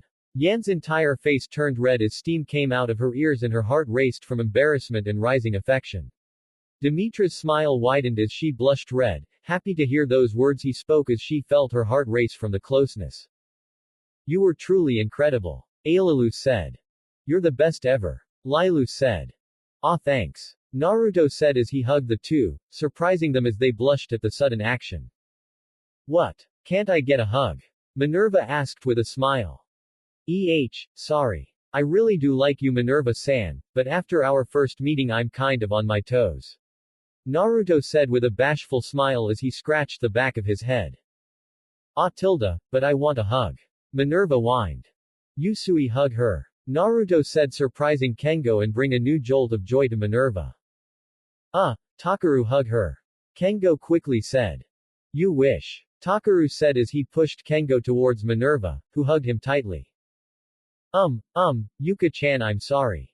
Kengo exclaimed. It's okay. I'll let her have this moment. But don't expect another, Minerva-san. Yuka said with a smile. Arigato, Yuka-san. Minerva cheered with a bright smile as a relieved Kengo sighed. Suddenly Naruto felt a strong arm wrap around his neck and pull him close against someone with huge breasts that were pressing against his cheek. Good job, Naruto. I knew you could do it. Minori exclaimed with a grin as Naruto developed hearts for eyes at the closeness and the luck of having Minori's breasts smoosh in his face. Suddenly Aki then hugged him, with her breasts smoosh in the other side of his face. I'm so proud of you. And thank goodness you're still with me. I mean, us. Aki said with a happy smile and blush. Naruto was truly lucky. He was part of a delectable sandwich. You should be grateful to me, Naruto. After all, I did mess him up a bit for you and protected your ass from getting chopped. Minori said with a cocky smirk. Oh yeah. Naruto separated from the awesome sandwich. You guys all did protect me. Naruto said. Don't go saying that you need another rematch just because we joined in. We're your friends and we'll give our lives to protect you. Haruko said sternly. You guys aren't my friends. Naruto said, shocking them as his head hung. But as he brought his head up he smiled brightly and spoke in a genuine tone. You're my family. Everyone looked at him with shock, but then they all smiled, all of them feeling joy in their hearts at his proclamation. Suddenly they all hugged him tightly, like a family. Okay, too much love. Can't breathe. Naruto said as he turned slightly blue. And who could blame him? All but two of them were girls, so boobs were smooshing his face from all angles. Suddenly a portal opened up making them all separate as they saw Hanahime and Iwao jump out. The both of them ran to Wabisuke's side. Hanahime knelt down, grabbed his head and laid his head on her lap as she gave him a healing shot that looked a lot like the ones Tengoku no Mon has. After giving him it, Wabisuke cracked open his eyes to see Hanahime looking down at him with teary eyes and Iwao in front of him protectively with his warhammer Maken ready to take on anyone who came towards them. Naruto stared at the three in silence, before he then turned and headed somewhere. Everyone looked to find him crouching down to pick up something then stood up as he headed towards the three. Iwao growled as he readied Kimusho Slammer to smash in Naruto.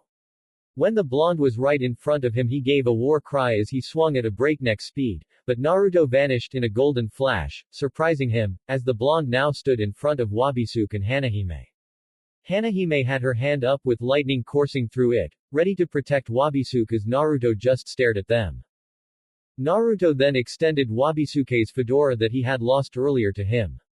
Wabisuke looked to his hat in surprise. You dropped this earlier. It's your most treasure item, right? Naruto said. Wabisuke looked up at him before he reached over and grabbed his hat. Hi. Arigato. Wabisuke said as he took back his hat. Be honest, you hate Mayonaka Moon Shikai too, don't you? Naruto asked, surprising his friends. Yes. Wabisuke answered. Then why? Naruto asked. I want to protect someone dear to me, and so I do what they say to keep that person safe. Wabisuke said. Naruto stayed silent as his friends were shocked by Wabisuke's answer. Why do you ask? Because I feel like we're kindred spirits. Naruto said with a smile. Everyone stayed silent for moments until Naruto spoke once more. Wabisuke Hayato, I swear on my life I will break Mayonaka Moon Shikai's hold on you and free you from them. Naruto slammed his fist to his heart. That is my promise to you. My promise of a lifetime. Naruto proclaimed proudly with pure conviction as he grinned with his fist extended forward. Wabisuke stared at Naruto with pure shock at what he had said. Suddenly the unthinkable happened. Wabisuke shed a tear, shocking even his close friends. Wabisuke-kun. Hanahime softly spoke his name. Arigato. Wabisuke choked out. Now he knew that Naruto truly is the one who could stop the wretched organization he was forced to work for. Ever since he learned that he truly wasn't a being of fiction, he had put his full trust and respect in Naruto in secret. He was proud to not regret that decision. Until then. Naruto extended his hand forward and stuck out his middle and index finger. I'll be the one to keep kicking your ass. So let's fight again real soon, Ibeo. Naruto said with a huge grin. Wabisuke smiled with joy as he extended his own hand with his own index and middle extended as then the two wrapped their fingers together, completing the seal of reconciliation. Now signifying that despite the future confrontations they were no doubt going to have, they were now comrades in their hearts. I'd like that. Wabisuke said with a smile. Once they finished Iwao and Hanahime helped him to his feet as another portal was made. They were making their way to it, but then Wabisuke spoke. Naruto. Naruto perked up as Iwao and Hanahime stopped so Wabisuke could speak. Train. Get stronger. He turned his head to his rival. Because I will so I won't fall behind. Wabisuke said with a smile. You got it. No way am I letting you get ahead of me. Naruto said with a grin as he pumped his fist and gripped his bicep. They two then laughed as they now made a new promise to one another. A new rivalry and friendship was born. Iwao and Hanahime smiled, happy to see Wabisuke happy once again. The three close friends left through the portal, leaving Naruto, Maken and Venus left on the mountain. You know, I think I actually really like that guy. Naruto said with grin. Well, let's go home. Naruto exclaimed as he turned back to his smiling friends' family. They all started to leave the mountain, but someone spoke up. Wait. Himegami exclaimed making them turn to her. Naruto, the Maken you have, it was sealed within this very mountain. How, did you meet my mother? Himegami asked with a small blush. Naruto walked up to her, bent down and placed his hand on her head. Yeah. And you're as beautiful as her Imouto. Naruto said with a smile. Himegami couldn't help but smile back at him. Just make sure you don't screw things up and turn one of our enemies into a god. Himegami said. Do I look like an idiot? Naruto said. You are Uzumaki Naruto after all. Himegami said with her arms crossed as Naruto glared at her. Nice work ruining the moment. Naruto said as he stood up with his hands on his hips. Can't be too sweet on you now can I? Himegami said with a smirk. Come on Naruto. You need some rest. Azuki said. Yeah. But first I need 100 bowls of ramen. Naruto said as he scratched the side of his head. Well I'm not making them. Azuki said with her arms crossed. Come on Azuki-chan tilde, you make the best ramen. Better than the Ichirakus. Azuki said with a smug smirk. Naruto stayed silent as he looked away. Just don't tell them. Naruto said making Azuki blush in surprise. I'll make 10 at the most. Azuki said turning away from him. Ah, you're the best Azuki-chan. Naruto exclaimed with a grin making Azuki smile as she blushed. You're in love tilde. Cha-cha said as she poked Azuki's cheek. Back off Cha-cha. Azuki shouted with a glare. Yay. Things are great again. Cha-cha cheered as she hugged Azuki, making the redhead blush even more. Get off. Azuki simply said, although still happy to have Cha-cha as one of her closest friend. In more ways than one as Azuki's face was being smooshed by Cha-cha's breast making Naruto's nose shoot out blood while everyone laughed. Catching some of the fight, two people from Shinobi World had seen how far Naruto had progress and happy to see him happy as well and being a better man than they remember. Well, I'm not going to mess with him. Jiraiya said with his arms crossed. Obviously. Tsunade said with a smile. The two decided to get a drink and Jiraiya got bold and wanted to see more boobs and ladies from the lovely Maken world, but instead he got to see Naruto in action with both he and Tsunade being shocked, amazed and purely proud at their favorite knucklehead. Straight from the book of my Ba-chan. You know, I'm starting to think the kid doesn't just call you that because he's a punk. Jiraiya said with a smile. Shut up. Tsunade said, but she smiled happily nonetheless. So when will we go see him? Jiraiya asked. Let's let him have a little more time with them. Besides, I still need to deal with Kumo and the elders in the meantime. That whole ruckus for the final duel really brought some annoying problems for me. Tsunade said as she drank more sake. It'll be good to see him again. Jiraiya said with a smile. Yeah. Tsunade agreed with a smile as well. By the way, you're not going to be the one to retrieve him. Ah, come on, Tilda. I really want to see the women, I mean him. And that's why you're not going. You're so cruel. Jiraiya said with a frown. Only looking out for your health. And some of those girls' well-being. Tsunade said with a smile as she drank more sake.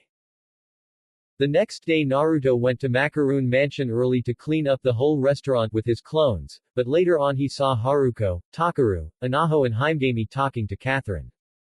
Oi, what's up? Naruto greeted them.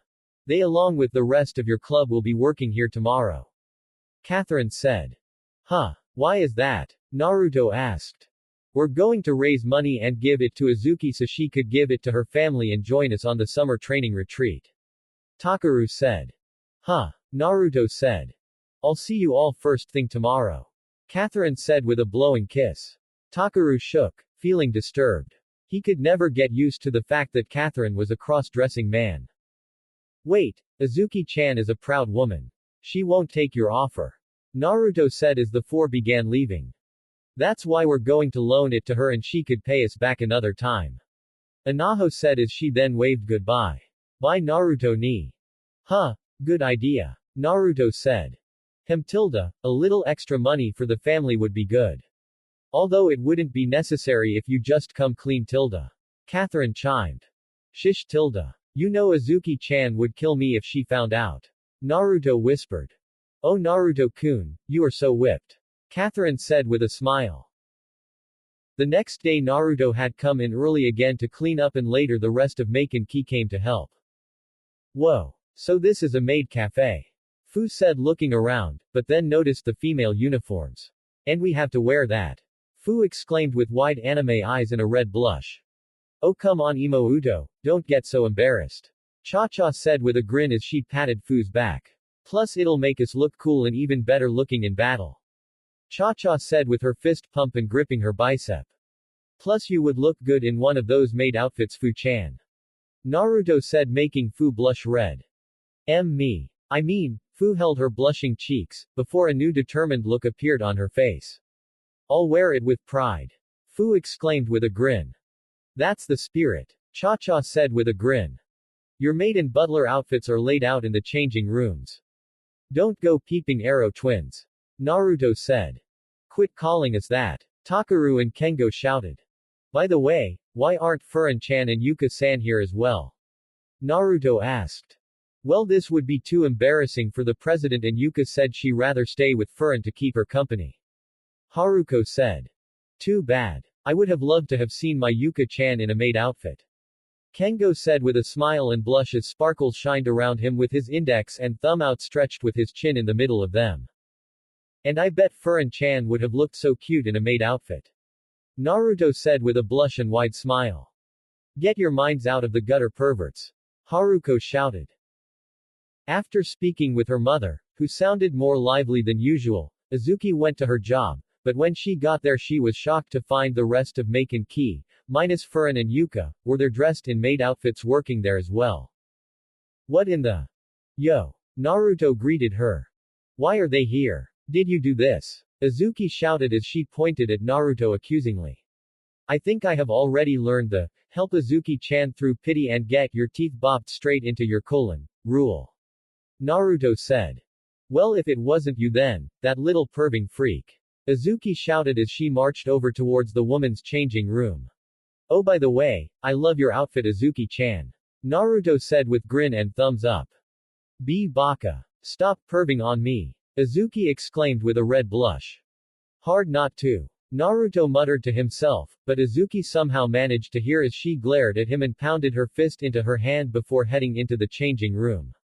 She wants me. Naruto said with a cocky smile. Naruto then decided to head back into the kitchen, but then he noticed Kuragasa sitting cross-legged at a booth. Yo Kuragasa, how's it going? Naruto greeted. It's been good. So it's true about you being head chef here. Kuragasa said. Yep. Best job ever. Naruto said with a pride-filled smile as he puffed out his chest with his knuckles to his hips. So what can I get you? Naruto asked. I'm fine. I actually came to say goodbye to you and Azuki-chan. Kuragasa said. Huh, where you going? Naruto asked. I'm heading to a special dojo to become stronger. I can't let you show me up with your strength anymore. Kuragasa said with a smirk as Naruto smiled at him. Then in that case, work your ass off so we can have a match. Naruto said extending his fist to Kuragasa who gladly bumped it. Good luck Kuragasa. Naruto said with one final nod before walking away. Oh hey. Naruto turned back to Kuragasa. Make sure you watch over Azuki, for the both of us. Kuragasa said. If by some miracle she lets me. Naruto said as he and Kuragasa laughed at how true it was. The two smiled at one another. Despite them not being on the best terms at first, they grew to respect one another and become friends. That's life for you. They both gave each other one final nod before Naruto headed towards the kitchen. On the way there, he saw Anaho in a cake-eating competition. Don't eat the cakes too fast Imouto. Naruto said with a smile. Ah, you're kind of too late on that one. Uruchi said as she stared in shock that the cake that had been in front of Anaho before was instantly gone and in no less than 2 seconds. Naruto laughed as he entered the kitchen to get to work, as the original of course as his clones were doing the cooking, but upon entering he saw Kimmy and Cha-Cha bending over to grab containers they collected, showing off their panties to him unknowingly making Naruto smirk with a red blush. Nice view. Tilda, light pink with red ribbons and black with gold cheetah print design with violet ribbons. Definitely suits you girls. Naruto said with a wide smirk and husky tone making Kimmy and Cha-Cha blush red before they giggled in delight at Naruto admiring them. Azuki felt like he job had gotten 45% more insane with her friends working with her today. She groaned as she felt she needed a break, but then she heard a moan coming from the kitchen. Yes, that's it, put it right there. Cha-Cha's voice spoke. Right here Tilda. Naruto's voice spoke in a husky tone. Yes, there Tilda. Kimmy's voice spoke. Azuki's eyes widened anime style as her jaw dropped as her mind thought of one thing. She rushed into the kitchen with a pure rage-induced and angry expression as she busted right through the door. What the hell is going on here? Azuki shouted, but then her angered expression dropped as she saw what was really happening. There. More containers of ice cream for your fight against the world. Naruto said with a smile as he laid containers of ice cream atop of a table. Thanks Naruto-kun. Cha-Cha said with a grin. You're the best. Kimmy said as she sat upon Cha-Cha's shoulders. What the? Azuki exclaimed as she saw the tower of ice cream in a Soul Sundae glass, Kimmy being the one stacking them. Whoa. Takaru said as he and Kengo saw what was happening in the kitchen. This is more surprising than what we thought they were doing. Kengo said. Check it out. It's a 20-scoop tall ice cream tower. We're aiming to break the Guinness Book of World Records. Cha-Cha exclaimed with a grin. And we're going to press on thanks to Naruto-kun. Kimmy said with a smile making Naruto grin. Don't play with the products. Azuki shouted. We're not playing, we're battling against the world. Cha-Cha said with a gleam in her eye. Yeah. Kimmy said with a gleam in her eye as well. How could you let them do this? Azuki shouted at Naruto. What? We got plenty more. Naruto said with a shrug. That's not the point. Azuki shouted. Haruko-ne-chan, watch your step. Naruto called out as he saw Haruko about to fall, but suddenly Takaru dashed and caught her bridal style. You okay? Takaru asked. Uh-huh. Haruko said with a nod as her cheeks heated up with a red blush. That's good. Takaru said with a smile. Take-chan. Haruko smiled at him as her eyes shimmered affection. Takaru-kun. The two looked up as then Takaru's face was smooshed with breasts. You look so handsome. Syria exclaimed with a smile as she hugged Takaru tight, making him lose his grip on Haruko, accidentally letting her fall on her rear. Out Tilda. Haruko whined as she rubbed her bottom, but then she noticed a hand extended to her, making her look up to see it was Naruto, giving her a hand and a gentle smile that she couldn't help but return as she took his hand. Well, Venus returns. Naruto said, noticing Team Venus at a table as he helped Haruko up. Hello Naruto. Demetra greeted Naruto with a nod. Wow Tilda, you look so dashing with your chef's uniform on. Minerva complimented with a smile. Doesn't he Yan? Minerva nudged Yan's arm, making her glare at her as she had a tint of pink on her cheeks. Let me guess. Yan wanted Izuki to serve her again. Naruto guessed. You can read me like a book. Yan said with a smile as the pink never left her cheeks. You bitch. Izuki shouted as she glared at Yan with her fist shaking.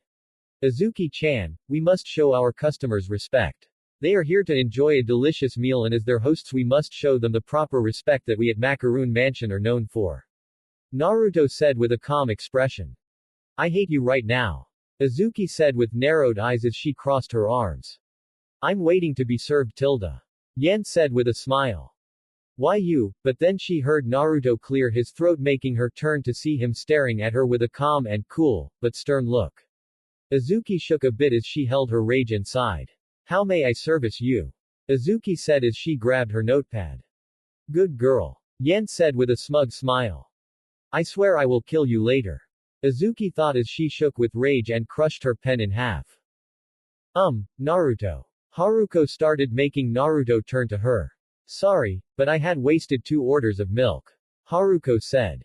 Don't worry, I'll bring it to them. It was for table 5, right? Takeru said, making his way to the back. Oh, yeah. Haruko said with a smile. Takeru, if you're going to get milk, then it'll be faster if you get it from here. Cha-Cha said with a playful grin as she pulled down the clothing covering Haruko's breasts, making them bare.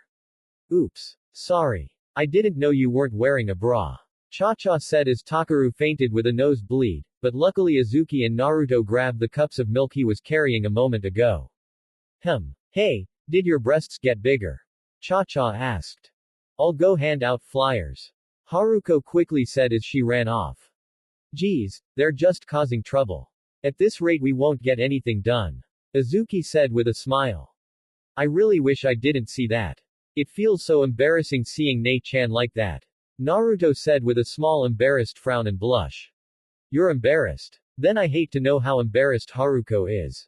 Izuki said. Geez Cha-Cha, you'll always be a nut, won't you? Izuki said with a grin as she playfully punched Cha-Cha's arm. Cha-Cha will never change. Cha-Cha said with a grin. Wow Tilda, look at Fu-san. Kimmy said as they all looked to see Fu going at quick yet careful speed as she jotted down the orders and handing people their meals faster than a normal person.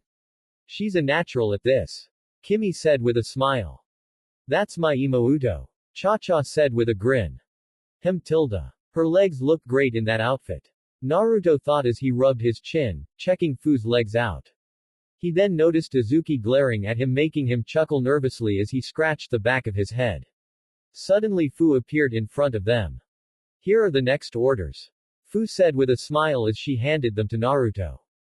Thank you Fu-chan. Naruto said with a smile, making Fu grin with a blush on her cheeks at being thanked and called Fu-chan, before she then dashed off to fill more orders. Ah Tilda, what a cute little kitty. Izuki looked to find Matabi in front of a table of customers with a tray strapped to her back with the customers' drinks on them. She looks so beautiful with her exotic fur. A girl said as she and her friend grabbed their drinks, enticing Matabi to give an adorable meow, making the girl squeal.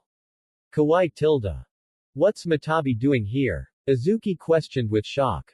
Cha-Cha had the idea of using her cuteness to get more money. Kimmy answered. And it's working. Izuki questioned. Naruto pointed to Matabi, who was going from table to table giving drinks and collected massive tips. She's so adorable. I wish I had a kitty like that. Look at her fur Tilda. She looks so exotic. Oh my lord, I've never seen so many bills on a plate. Izuki said with wide eyes. Best idea Cha-Cha had, huh? Cha-Cha said with a grin. And that's why we're proud of her. Kimmy said with a smile.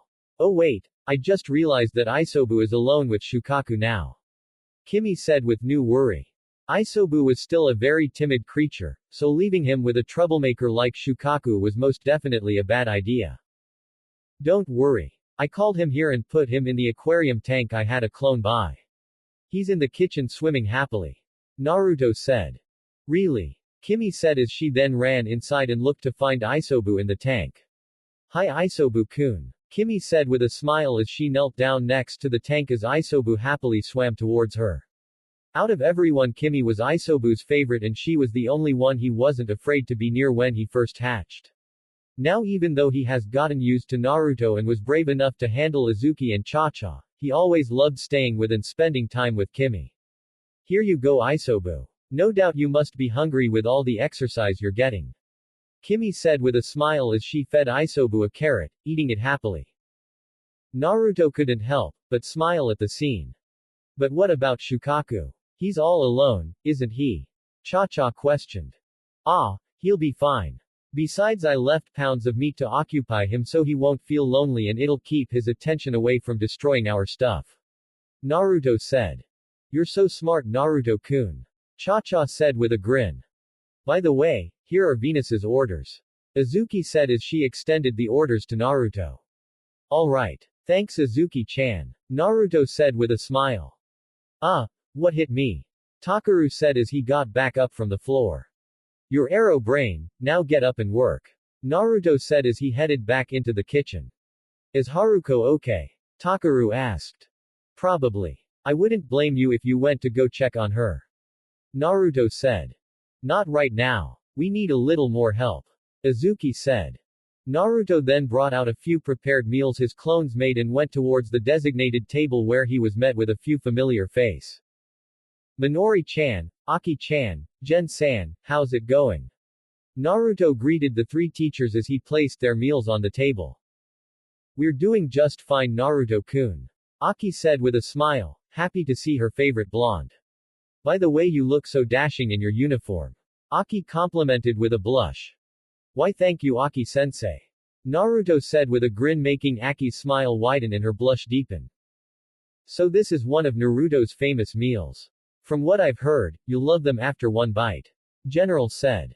Wait, you mean you never had anything I prepared? Naruto questioned with shock. Nope. Minori answered. Aki said shaking her head. Can't say that I have. General said. Oh, guess that's my fault. Then please enjoy. I hope you like it. Naruto said with a bow. The three teachers picked up their utensils and took a bite from their meals, only for their eyes to widen in shock. Holy crap. General said as he started digging in.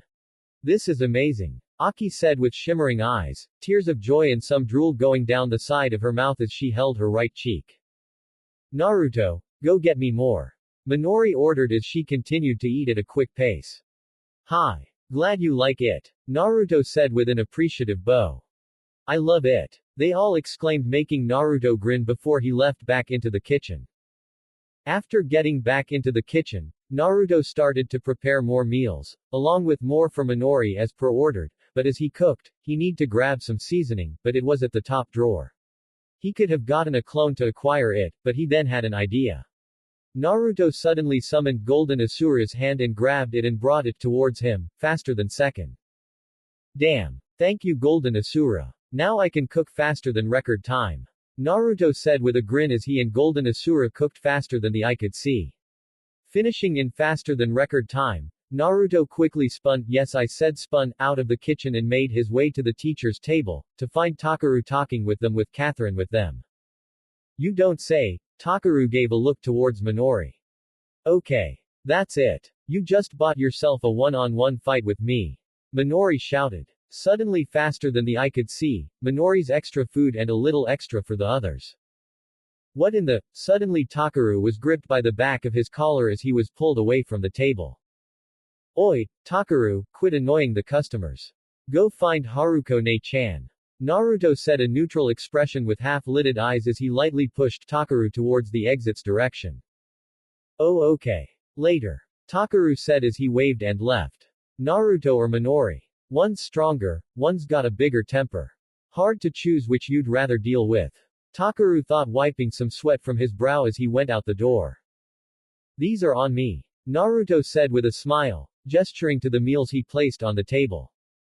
Such a gentleman. Minori said with a smile before digging in. Thank you Naruto-kun. Aki said with a smile. Catherine smiled at the blonde chef, happy to see how kind he was to the customers, including the teachers and his friends, despite having to show a stern side here and there. So Naruto, you joining the summer training retreat? Jen asked. Of course. I wouldn't miss it. Naruto said with a grin. But what about your job here? Aki asked with concern. Actually I've been preparing for that. I've been training the other maids on how to cook my meals. They had hard time focusing at first, but after being a little stern they started to get it right. Naruto said. Well you can't really blame them, now could you Naruto-kun? After all they had a big hunk of man there with them. Catherine said with a wink. Oh mistress, you're making me blush.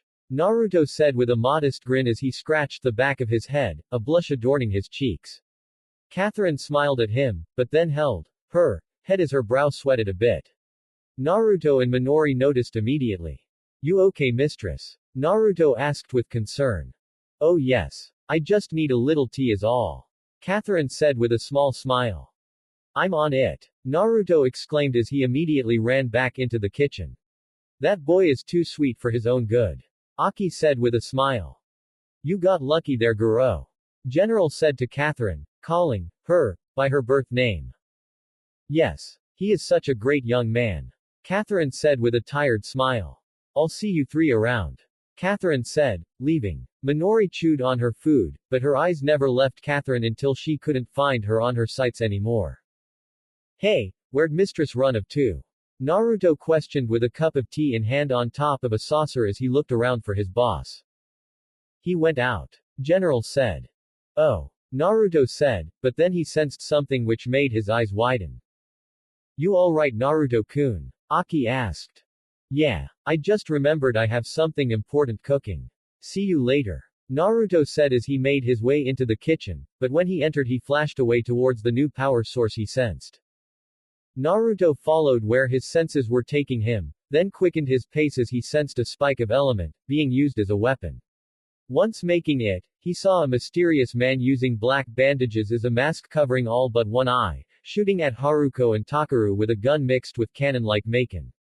Naruto dashed towards them, and sent a punch towards the cannon gun Maken at the same time Izuki suddenly appeared, kicking the man. We would appreciate it. Izuki started. If you didn't hurt our new employees. Naruto finished. Gushujin-sama. They both said at the same time. Izuki-san. Naruto. Takaru exclaimed their names with relief. You guys okay? Izuki asked. Naruto stared at the masked man as he felt something change within the man. Like something was lifted. Izuki had the man in her grasp and was ready to unmask him when he heard an absurd lie. Oh my god. A UFO. Minori screamed making Naruto look up at her with Himegami by her side. Huh? What the hell are you talking about? Izuki questioned with a raised eyebrow. Being driven by a bear cub is flying by. Minori screamed making all the girls immediately looking to where she was pointing. It was momentary, but luckily it was all Minori needed as she grabbed the mysterious man and rushed away. Naruto and Takaru, seeing through the obvious lie, followed to find her sighing in relief. Hey he got away. Izuki shouted. That was close. Minori said. What was? Takaru questioned shocking Minori as she turned to him and Naruto. Takaru. Naruto. You two followed. Do we look like 5-year-olds, and apparently high school girls, to you? Naruto said. Yeah, only Izuki and those girls would fall for something like that. Besides there's been something bothering us about that thief. Suddenly Takaru and Naruto's eyes widened as they saw the mysterious person unmasked. Mistress. Naruto exclaimed with shock. But I don't understand, why would, but then Naruto as Catherine spoke. Minori-chan. Takaru-kun. Naruto-kun. Oh. You're awake. You probably mistook some sake for water and drank it, didn't you? You're such a lightweight. You were so drunk you even dressed yourself in such a weird outfit. Minori said with a grin. Nice try Minori-chan, but I know, it's just like that time right? I did something terrible again, didn't I? Naruto blinked as he stared at his boss. That time. Takaru questioned. That incident where Okan manipulated people's memories. The students who were accused of assaulting that girl, Guro is one of them, Minori said, shocking Naruto and Takaru. I'm so sorry, I'm just a failure who causes nothing but trouble. I finally thought I was useful when you asked me to help you kids out, but in the end I tried to hurt someone again, I'm so sorry. Catherine said as she cried, but then a cup of tea was extended to her, surprising her, Takaru and Minori as they looked to Naruto. Naruto-kun. Don't be silly. You couldn't hurt a fly with a heart that big. Now drink up. I kept it warm for you. Naruto said with a gentle smile. Catherine looked to him with teary eyes as her lip quivered, while Takaru and Minori smiled at him. Arigato. Catherine said with tears being shed as she took the cup of tea from the saucer. Naruto stood up with his eyes shadowed. No more, Mayanaka Moon Shikai can wait, Kamigari has to fall first. Naruto thought as he glared ahead. It was the end of the workday and Naruto was now in the kitchen, ready to clean the leftover plates. He released his clones as he thought of an even better and faster way of cleaning the mess. Naruto rubbed his chin as he concentrated before grinning as then 6 spirit arms shot from his back and then he and the spirit arms quickly finished off the dishes, although the arms did a way faster job. Once done, Naruto retracted the arms and sighed as sweat was on his brow. Man, I need to train my spirit. Naruto said before heading out the kitchen. It's too bad my clones aren't strong enough to do that yet. He said before turning off the lights and closing the door behind him. Naruto walked up to Catherine who was drinking some more tea. How are you feeling? Naruto asked. Good now. Thank you Naruto-kun. Catherine said with a smile. Hey master, you just missed it. Earlier a thief tried to rob a store. But don't worry. We kicked his ass and drove him away. Izuki said with a grin. That thief was probably. Naruto placed his hand on Catherine's shoulder, calming her down, while Takaru placed his hand over Izuki's mouth. Master, never mind that. Where's our pay for today? Takaru said to derive attention from Izuki's statement. Let me go get it. Catherine said with a smile before leaving. Why did you all decide to work here anyway? Naruto asked as Catherine quickly came back. Here you go. Everyone worked really hard today so I threw in a little extra. Catherine said as she gave everyone their pay. Yay tilde. It's my first paycheck. Anaho cheered with a cat-like smile and blush as she twirled around. All you did work for one day. Izuki said. Yeah, but she did make the most sales. Haruko said with a smile. Naruto smiled as he watched Anaho. She's just so cute and innocent. It's kind of hard to believe that she can be monstrous in a fight. Naruto thought with a smile. Well, it's all yours. Takaru said. Naruto turned to see the members of Maken extending their pay to Izuki. What? Izuki questioned with wide eyes. You can pay me back when summer break is over. Himegami said. Just consider mine a thank you for always keeping this blonde pain in the ass in line. Kengo said slapping Naruto's shoulder. Hey. Naruto said glaring at Kengo. I don't want your money. Are you pitying me? I don't want it. Izuki shouted as Kimmy and Cha-Cha slapped their paychecks onto Izuki's cheeks, keeping their hands on them. We didn't say you're getting it for free. Kimmy said. We're loaning it to you. Cha-Cha said with a grin. Yup. It's a LOAN. Kimmy said. Please take it Izuki-senpai. Anaho said with a smile. We want everyone in Maken. Takaru said. To go on the field trip. Haruko finished. Izuki looked at them with surprise. So that's what this was all about. Naruto thought with a small smile. Damn it. All of you need to learn how to mind your own business. Izuki said as she took all the checks in one swift grab. Thanks. She whispered. What was that? I didn't hear you. Could you speak up please tilde? Cha-Cha teased. One more time tilde. Kimmy joined in. Shut up. I'm going back to start packing. Izuki shouted. Naruto's smile widened as he stared at his friends. Huh, alone. Why didn't I ever think of that when we were younger? Tien-san said appearing next to Naruto. Oh hey, T. Naruto greeted getting everyone to look to see Tien-san. I guess I'm too late to get my Pai Allah mode. Tien-san said. So you got a loan. What's it for? Tien-san asked his sister. Nothing. Azuki said. It's for her to send them to your family as usual. Cha-cha said with a grin. Cha-cha, shish tilde. Kimmy said to her best friend. Huh. Why? I mean Naruto. Hey Tien-san, how about I make that Allah mode for you? Naruto quickly said with a grin as he wrapped his arm around Tien-san's neck and dragged him away. The others looked at them wondering what that was about. Why thank you very much Naruto. By the way thanks for sending all that money to my family. Tien-san quickly said making Naruto's jaw drop while everyone looked shocked. Wait, what? Azuki looked at the pair with wide eyes. Oops. Did I say that out loud? Tien-san said covering his mouth playfully with a pair of cheeky eyes, the kind of eyes like Doflamingo's brother, Rocinante's eyes when he said, I love you, to Law. Yaro tilde. Bastard, Naruto said menacingly with his eyes shadowed, gritting teeth and his fist shaking as his arm around Tien-san's neck tightened its grip, trying to suffocate the redhead. Suddenly Azuki grabbed him by the collar and pulled him away from her brother and towards her. You stubborn bastard. If that's your sign of pity. No, I swear it's not. Naruto quickly said with his hands waving defensively as he sweat under Azuki's glare. Oh show a little mercy Azuki. Thanks to him, Mom can now walk around the house again. Tien-san said with a smile. Azuki's eyes widened as she looked to her brother. What? Azuki said breathlessly as she released Naruto. Mom's not bedridden anymore. Tien-san said with a soft smile. She's not. Azuki asked moving closer with a hopeful smile and teary eyes. Tien-san's smile widened as he nodded to his little sister.